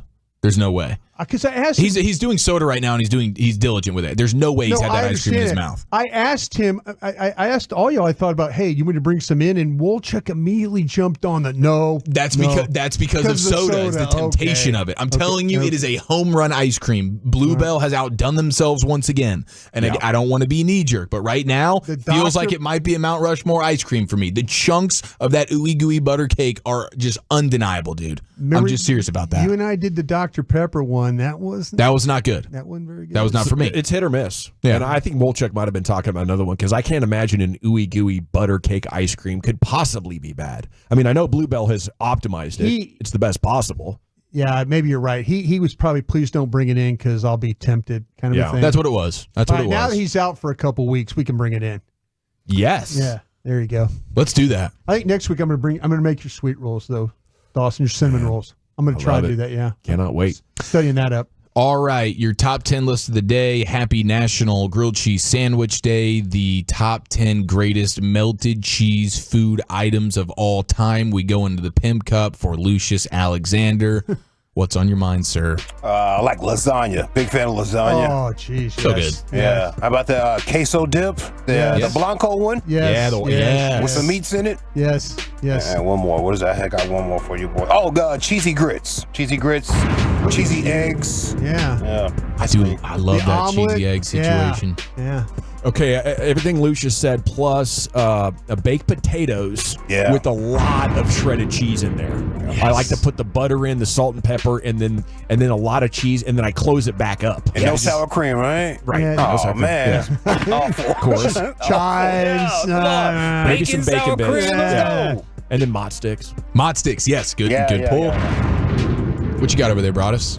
Man, you hit them all. I think to me, my favorite is the grilled cheese, though. The pizza, the lasagna was great. Ravioli to me. I've always loved like just cheese ravioli. I know it's pretty basic, but with it's the so pasta good. and the inside, and then when you cut it and that cheese kind of lasagna-ish. Yeah, but the little the little raviolis of it, the little squares with the cheese. Made some last night. Oh man, those are so good. Yeah, you really can't miss with that. It's delicious. You made some ravioli last night? Well, I just heated up. I heated up the ravioli. Oh, okay. Wow. Yeah, Target has a wonderful section over there by their meats. Yeah. A bunch of different kind of raviolis, so it's a big hit at the house. We got they are kind of hard to make. I've looked bet. at that before. That's pretty intensive what you have to do to get that done. I would believe it. Craftsman. Yeah, you'd almost want to have like a ravioli helper thing like they do with the dumplings. Don't they have like a little something that kind of helps them get that thing closed up? But you have to be able to roll out the sheets. You roll out the long sheets of the pasta, and then you have to roll out the same long sheet to put over the top, and then to cut all that. Man, it is very intensive how you do it. We got pizza in the 903 favorite melted cheese food items on National Grilled Cheese Sandwich Day. 801, nothing beats mine. Peppered turkey, Colby Jack cheese, buffalo sauce, Texas toast grilled cheese. You can drop that off to the station if you want to do that for us one day. It's a good idea. Mozzarella. The 5-cheese Texas toast is up there. Oh my gosh, yes, dude. Yeah. The cheesy garlic bread is just crazy. Mozzarella sticks from Joey in Bedford. The cheeseburger, good call. The Juicy Lucy cheeseburger in the 806. We've had that before here. That's where the cheese is inside the meat. Again, infused. That's just always a good. It's always a good move. Always a good move. The nachos coming in strong. The burrito tacos, yes, 214. I like that. Mozzarella sticks getting a ton of love. Patty melt, yes. The queso is number 1 in the 817. Fair enough. Chili cheese fries. And I do love a loaded fry. Both your chili cheese fry and, its close cousin, the nacho. The nacho plate. The nachos are outstanding. Homemade nacho plates, Even I feel better. like. Yeah, because then you can control the coverage. Yes. Put those bad boys in the oven, a little piece of chicken on each chip. Winning. Yes, dude. The quesadillas are getting a lot of love here on the text as well. Cheese enchiladas. Cheese enchiladas. Cheese so and onion good. enchiladas. A lot of people co-signing the gooey butter cake, Bluebell ice cream being I'll dominant. I'll bring that in next week. 817 brisket mac and cheese. Nobody said mac and cheese, man. No, it's just kind of the standard though. Isn't that a given?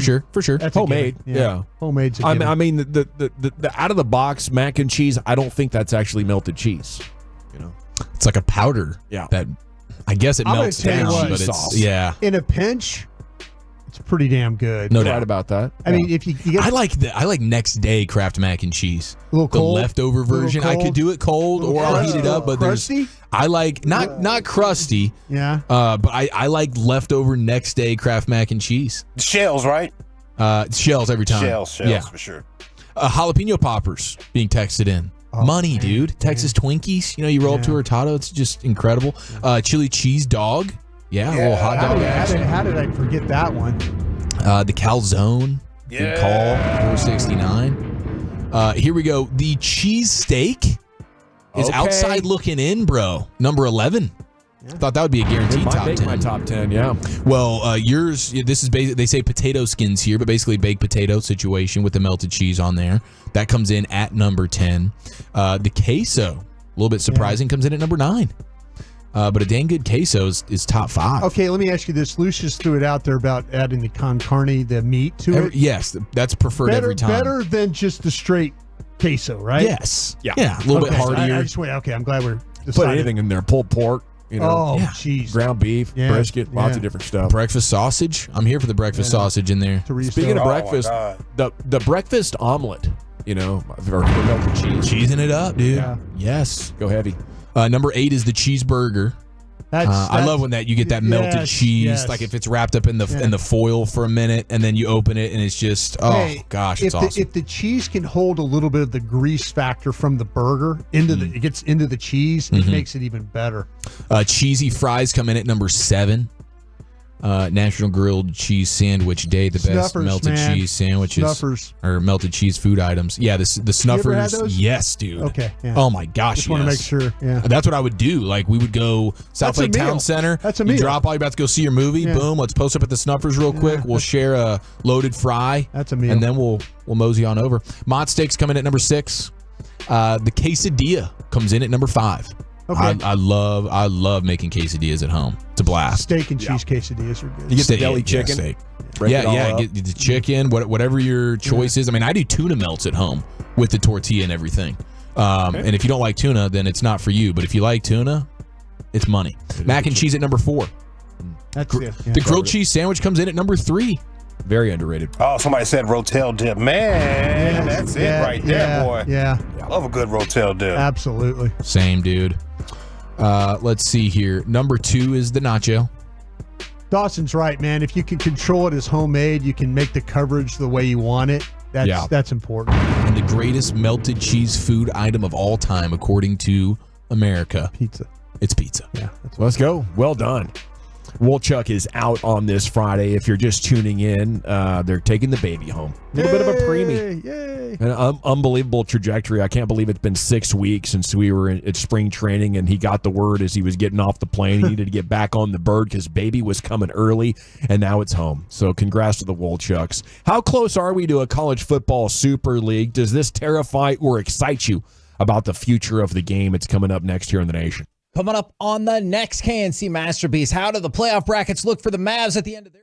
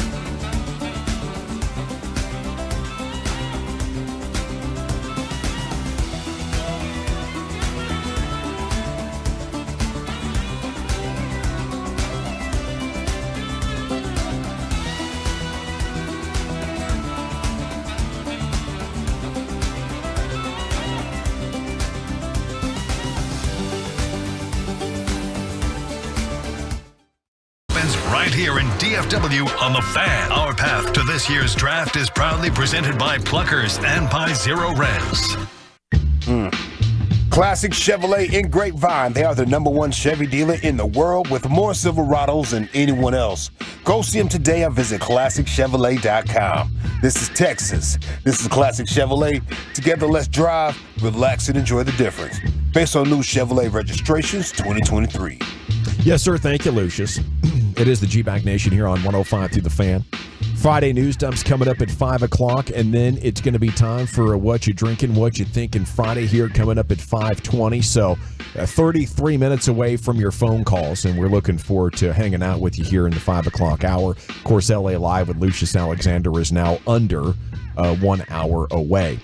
Okay, what could be just a few years off on the horizon is a college football super league. And the question is, how close to it are we? Okay, the very latest intel from this story on CBS Sports. Okay, this Super League proposal has some merit. And the latest proposal to adapt to the changing landscape features 80 teams as well as promotion and relegation, buddy, which you got to love, because how do we go from like 110 teams down to a group that could all play each other and be eligible for the prime spots for the championship, right? And it doesn't make sense logistically to try to get everybody to play everybody. So when they're talking about that, that is exciting. Okay, The Athletic reported last week this idea of a super league. And there's a group of power brokers trying to do what the NFL did in the 60s. That was kind of their premise. So CBS sent a couple of reporters on a mission to track down as many of them as possible to kind of flush out the idea. And I read their report and the results of what they've been talking about this week on CBS Sports. You can go check out the article if you'd like to. But there's 20 different people involved in this group called College Football Tomorrow. They have presidents involved.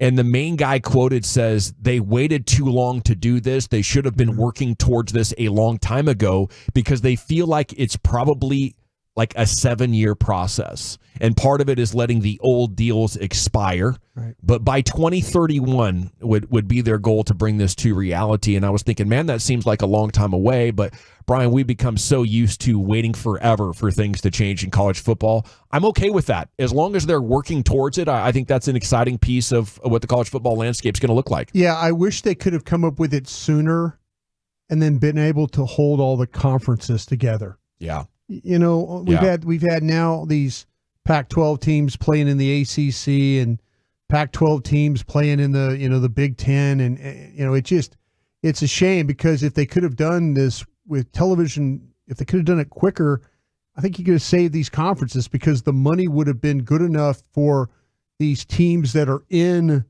the super conference.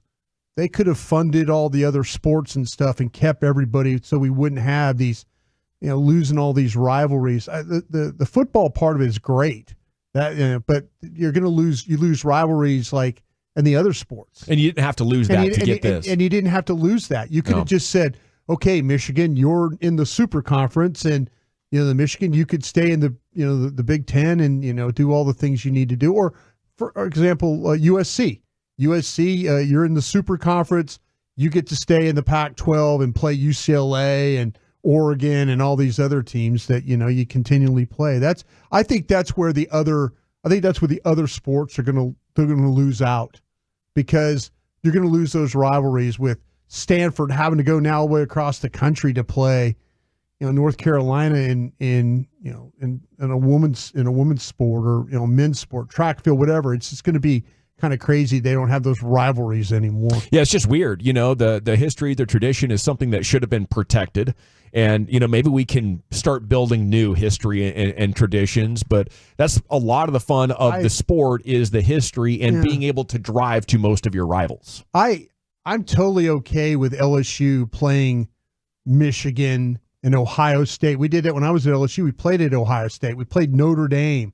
Those were fun. I bet. Fun games to be a part of, to go to play at Notre Dame Stadium, or to play at the Shoe like we did. That part of football, I could deal with that. It's the other sports that I just don't want to lose those rivalries, and I feel like we are. Football rivalries are good, but the fact that we've accepted the fact that Ohio State will play, will play USC or whoever. I think that's great, but as far as all the other sports, I don't know if that's great. That money's going to win, though, Chief, and they want more huge matchups, and they're going to get it. There will be less dead weekends. Yeah. You can see on Thursday Night Football how important it is to have a great game with the most talented players in the sport. Yeah, it's just going to be there are plenty of weeks in college football where you're looking around at the slate going, is there one game maybe that is like big money matchup here? So I'm excited about this. I know the tradition factor of some things is going to get lost in translation here, which is a bit of a bummer, but I do think you're getting better matchups. You're getting more high stakes games, like when you talk about the playoff and all those different things. So ultimately, I'm here for all of this, and logistically, they will figure it out. Yeah, and new history will be born, like, for example, in soccer 10, 12 years ago, Manchester City was an also ran in Manchester United's shadow. And now it's become a massive global brand in a very brief period of time compared to the history of the sport. I think naturally we kind of resist change and we don't like it. And surely there's value in it. I'm not trivializing, even losing the Southwest Conference. It still sucks all these years later. Yeah, it does. The writer does point out, though, when it comes to the 12-team format, you had commissioners and ADs trying to hammer that out. They couldn't come to a solution. It was like too many chefs in the kitchen trying to decide on what a menu was going to be. And every time they had a meeting, they were like, crap, we're no closer. We got to have another meeting. So it's taken the College Football Playoff Board of Managers, specifically Mississippi State President Mark Keenum, to get that done. And they now see that process for decision-making inside college football is vastly superior to the old style that was just spinning its wheels trying to come up with this 12-team playoff format that couldn't get the job done. So as decisions flow and the logistics of having meetings and committees decide and vote on things, they feel like they've turned over a significant page, and maybe college football doesn't have to move so slow anymore as a result of it, getting the presidents involved. Do you worry about, though, with the Super League that maybe some of the teams in the Super League, especially the top teams, are going to get all the NIL players, all the transfer portal guys? Yeah. Do you think there's going to be a huge imbalance of players in the Super League, that they're all going to end up in the top 5 programs? I think you'll have teams that aren't in the top 5, like Man City, who finds a booster. Like, was it Abramovich that bought them, or that was Chelsea? It was a different guy. I think he bought Chelsea. Yeah. So, like, you'll get alumni that come into money that say, hey, we're going to make our program great, like Phil Knight at Oregon. Right. I think he went to an Oregon-Stanford game in, like, 1999 where they won the conference, and he was like, damn it, I love this, and started the process. Next thing you know, NFL guys are coming out of there. So it's just going to be I just wonder if the super teams is there going to be just maybe 8 to 10 real super teams, and everybody else is kind of, that would be more than we have now, isn't it? Hanging on there, Yeah. I don't know. It just seems like to me the way that they're going to. Let me ask you something real quick. I know we're up against it. Yes or no? Does there need to be a salary cap on NIL money for these schools? I think that is certainly in play. There just needs to be a little bit more regulation. There's got to be some uniformity here, whatever that means. Maybe it's a salary cap. Maybe it's just, player contracts, whatever. But there needs to be something. I'm for the players getting paid. I'm not trying to have the players not get paid. I just wondered if every team knows going in, we have X amount of money we could spend on our players. That maybe, okay, we have a $15 million budget for our team every year. I like the idea of an open market. It's great. I don't know, but see, that's what I'm saying. To me, the open market's great. I just wondered if the haves are going to continue to push down the have-nots. Man, I want the colleges to bust down some of that TV money to all. I agree. That's what I'm saying. And have a regular check for all the kids. Yeah, $1,500 a month or whatever it may be. There you go. But that's what I'm saying. Maybe you do. Maybe you have a $20 million budget for your NIL money, and you put it through your whole team. That's ultimately what kicked the NFL off into great success, was taking all of the money, distributing it amongst the teams, and then giving 50% of the revenue to players. And that's been a model that has worked for decades. So maybe it can be applied to college football. Yeah. Okay, coming up next, the 5 o'clock hour. Of course, what you drinking, what you thinking's coming up in about 25 minutes. Where are we going next, Chief? Friday news dump featuring your baseball stat of the day, Masters fun facts, and the most reckless TV show idea of all time has just landed at Netflix. That's next here in the nation. That sounds fun, but I do want to tip you off here. If you're ready to make this a spring to remember, it's time to get into Diamonds Direct.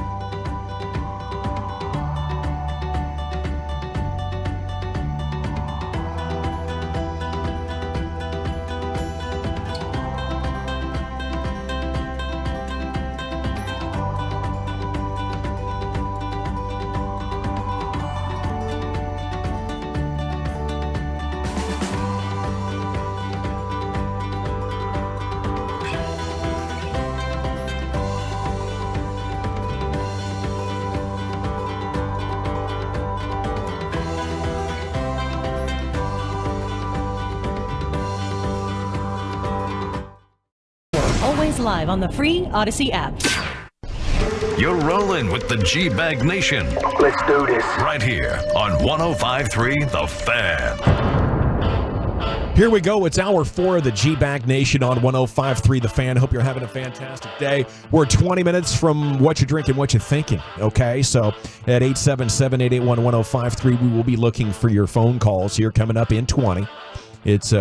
It's time now, though, for the Chief to give us that Friday news dump, and here he is, Eric. Man, I didn't think I could get worse when it comes to prognosticating after my terrible bracket in March Madness, but we got our company-wide Masters Challenge, and I do have Scotty Scheffler, and he's in first place right now, so that is good news. But then I have Matsuyama and Finau as my next two fellas, and they're both not necessarily great. Tony Finau tied at 28. He's 2 over, and Matsuyama is 4 over. Ooh, so I brought us, line, isn't it? Yeah. I don't know how that's going to play out for me. Not great, but you're in the mix here, Broadus. I know you love getting in the mix on these things. I do. I got Scheffler at 7 under like you. Yeah. But I have Schauffele in this thing. He's my second one. Okay. But he's +1. He's playing with Scheffler. But my third is Auberg, who is playing in his first Masters. He's 2 under. So if this thing goes to a tie, if I could get this guy to continue to play at a top 10 level, that's what it's going to come down to. Everybody's going to have a lot of the same guys. It's whoever you picked as that third guy. The wild card. The wild card guy. So I've got the Ludwig Auberg. Is that the 6'8" guy? No, I don't think so. There's a guy who's 6'8" making his let's see. I don't debut here. Yeah, this guy's 6'3". He's sweet. He turned pro. He just turned pro 2023. Oh, okay. 24 years old guy. Went to school at Tech.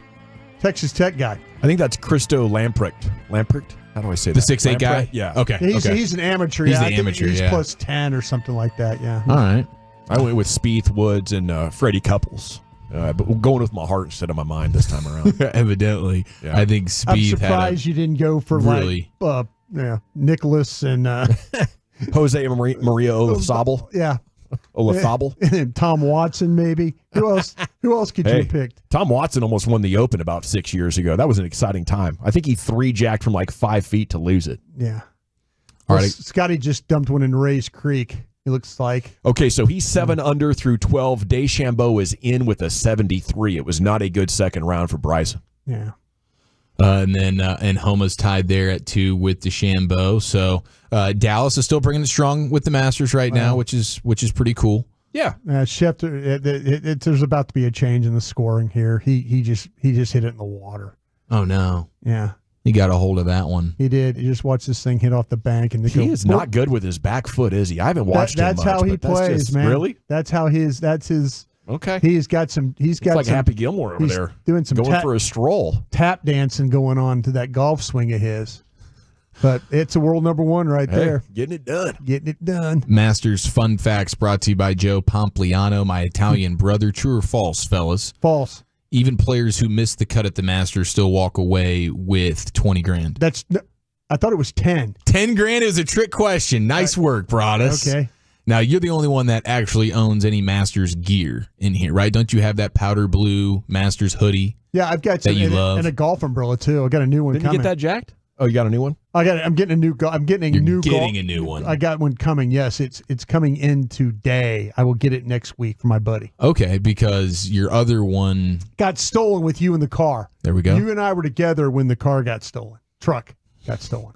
How about this, dude? I'm still bitter about that. By the way, what would you guys? Well, I'll get to that in a second because they do make a lot of money at that merchandise store. But a 5-bedroom home near Augusta, 30 grand will rent for 30 grand or more during Masters Week. I've checked this. Yes, that's per night.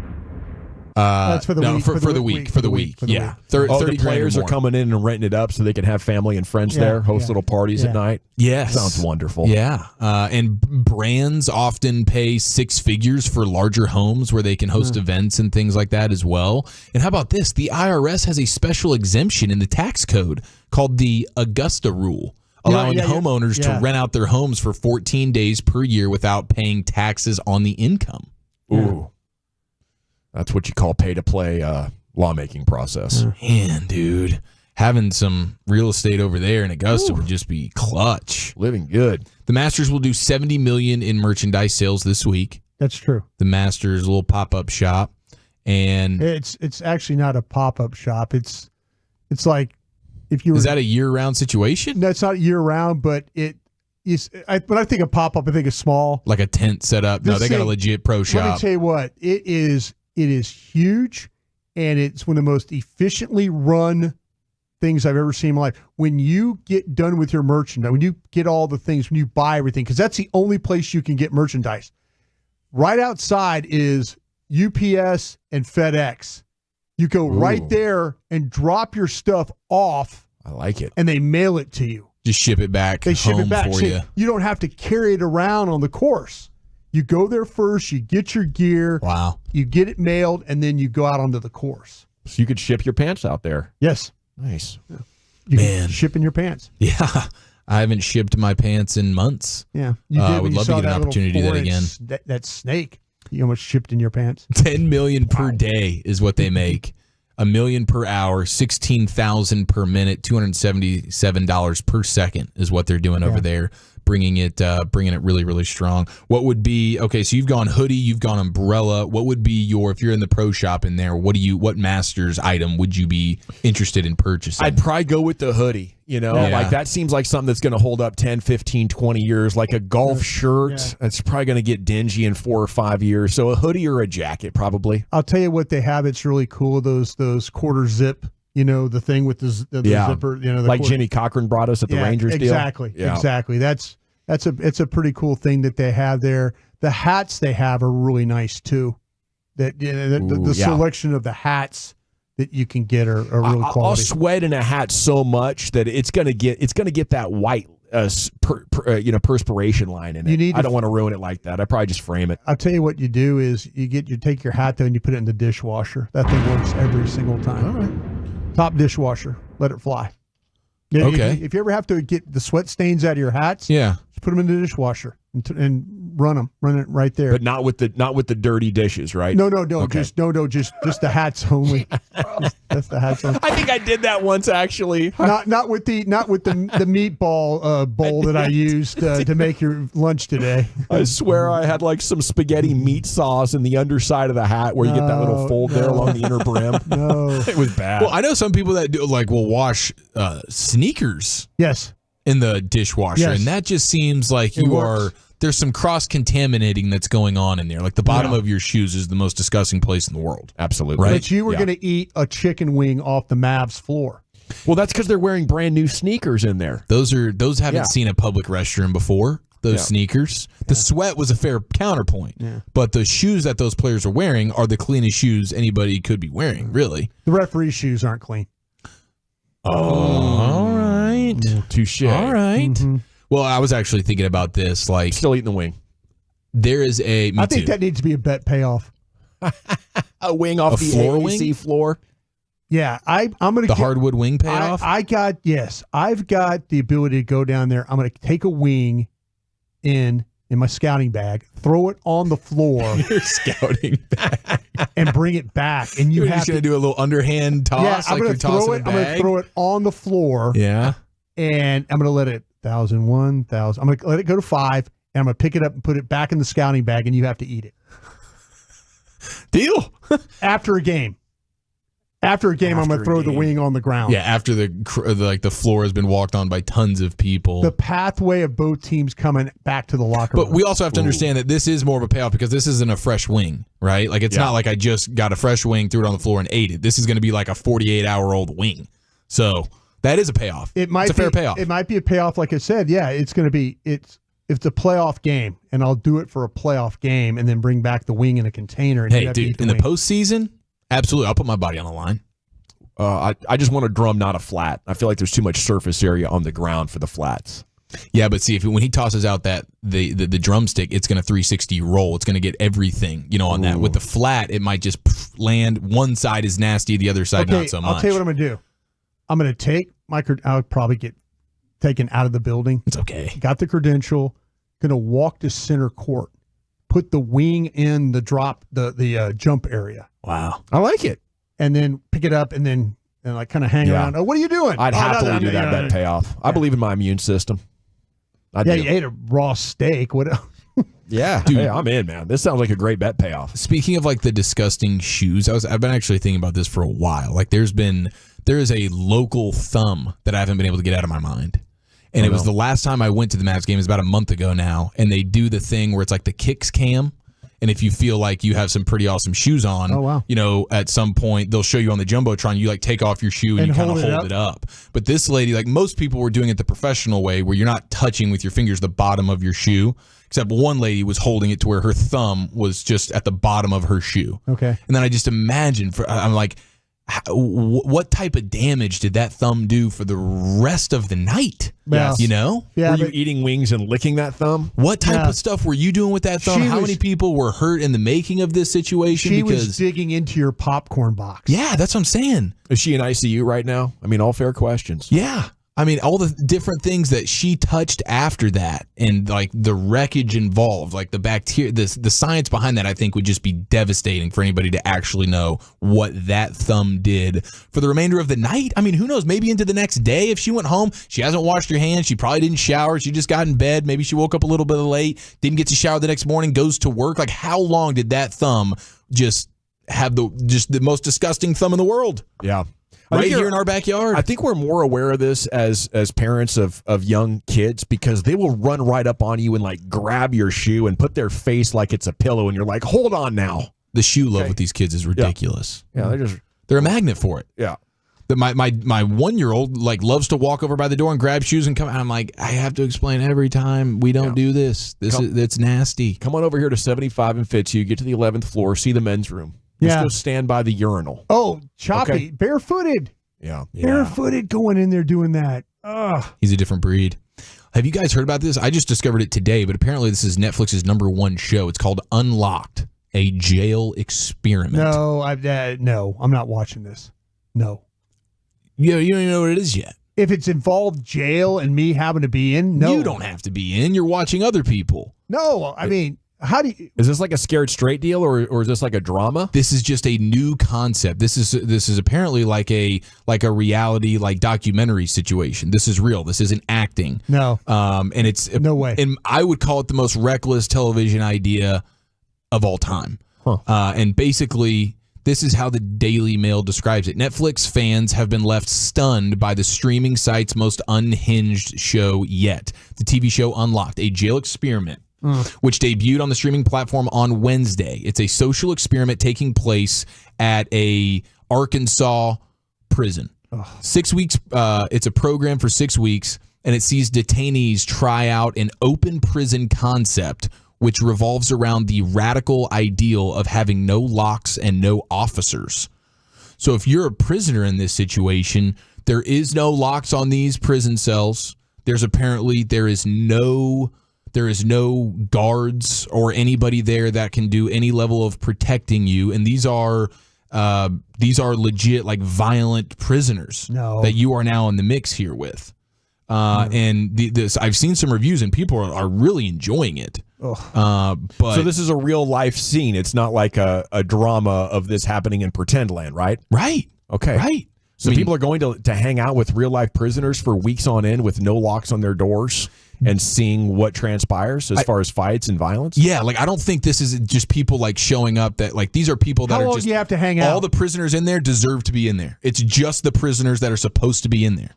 So it's not like just people off the street going in there and observing. This is just all the prisoners, but there is no guards and there's no locks. There's nobody. So these guys it could just be mayhem. I don't know. I don't know how it's legal. I really don't know how it's legal. This is Arkansas? This is in Arkansas. And this isn't a Blair Witch thing where it looks real, but it's actually fake. From what I understand, this is real. Huh. And there's no way this is real. So it's a real prison, real felons, and all the worst offenders Arkansas has to offer. The sheriff in charge of the prison, desperate for change, turns out the guards aren't necessarily capable of keeping a large group of dangerous felons in line. So the sheriff implements something radical. He gets rid of the guards entirely. He lets the inmates run the asylum for 6 weeks. Yeah. Well, you've heard, that ex-cons will say, we run the place, and oftentimes security is not actually protecting anybody, and they're actually contributing to the nefarious activities and the contraband coming in. You know what I'm saying? Yes, definitely. So I know there's good security guards out there, but I don't know what the percentage is. And maybe it'd be better off if you just kind of let the game, police the game. So you're saying you have to be in there if you commit, you're in there for 6 weeks? There's no commitment. You don't have a choice. These guys are in prison. No. Yeah. You go in and stay with them? No, these are actual prisoners. This is just the prisoners. It's like a reality TV show. Nobody off the street has to go in there. I thought you had to go in there and stay with them. I thought that was the bit. Now, there's a show like that. It's called 60 Days In on A&E. Yeah. Where they take regular folks, random folks, and you go jail for 60 days or until you tap out. Yeah. Pretty dramatic. It's amazing. Tap out as soon as I check in. There's no way. But apparently there's I'm terrified of jail. A guy named Tiny who should be. prides himself on how many people he's stabbed. There's a guy named Randy who insists on trying to be in charge of everybody. Randys are usually wild guys, too. Yeah. A guy named Randy? Oh, my God. If you ever met a girl named Randy, she's crazy. A guy named Miller. Randy James. Shout out to Randy James out there. Yeah. You put a Randy and a Clint together, I guarantee 2 felonies before the sun comes up. Yeah. Clint's a good one. Clint's can be savages. There's a guy named Mayhem in there who speaks about himself in the third person. The guy from People Allstate? have enjoyed this. Yeah, maybe it's the Allstate guy. I'm going to watch it, though. I'm looking forward to this. Are they keeping the place fairly civil? So far, the dude that I've seen the review of has seen the first couple episodes, and he's trying not to spoil much, but he's like, it's definitely worth your time. And so far, there hasn't been anything crazy like killing each other and stuff. Yeah, I think it's an interest for a lot of people. It's just a world that you don't want to go into, and you're kind of curious. Like, man, I wonder what that would be like. Could I make it? No. Right? I mean, what's your play, Brian? If you go in, you're gonna I'm do sorry. everybody's laundry for them? No, I have no chance. Yeah, I have no chance. Taking care of my guys here. Yeah, coming through for your laundry. Yeah, exactly. We got the Expressway. What you drinking and what you thinking at 877-881-1053. We're back with your phone calls next here in the nation. More G-Bag Nation, less commercials. We go commercial-free all the way to the top of the hour. Coming up next, right here on The Fan and the Odyssey app. I know you're like me and Eric and you're cashing in big on Prize Picks. And if you're thinking, what the heck is Prize Picks? Well, it's only American.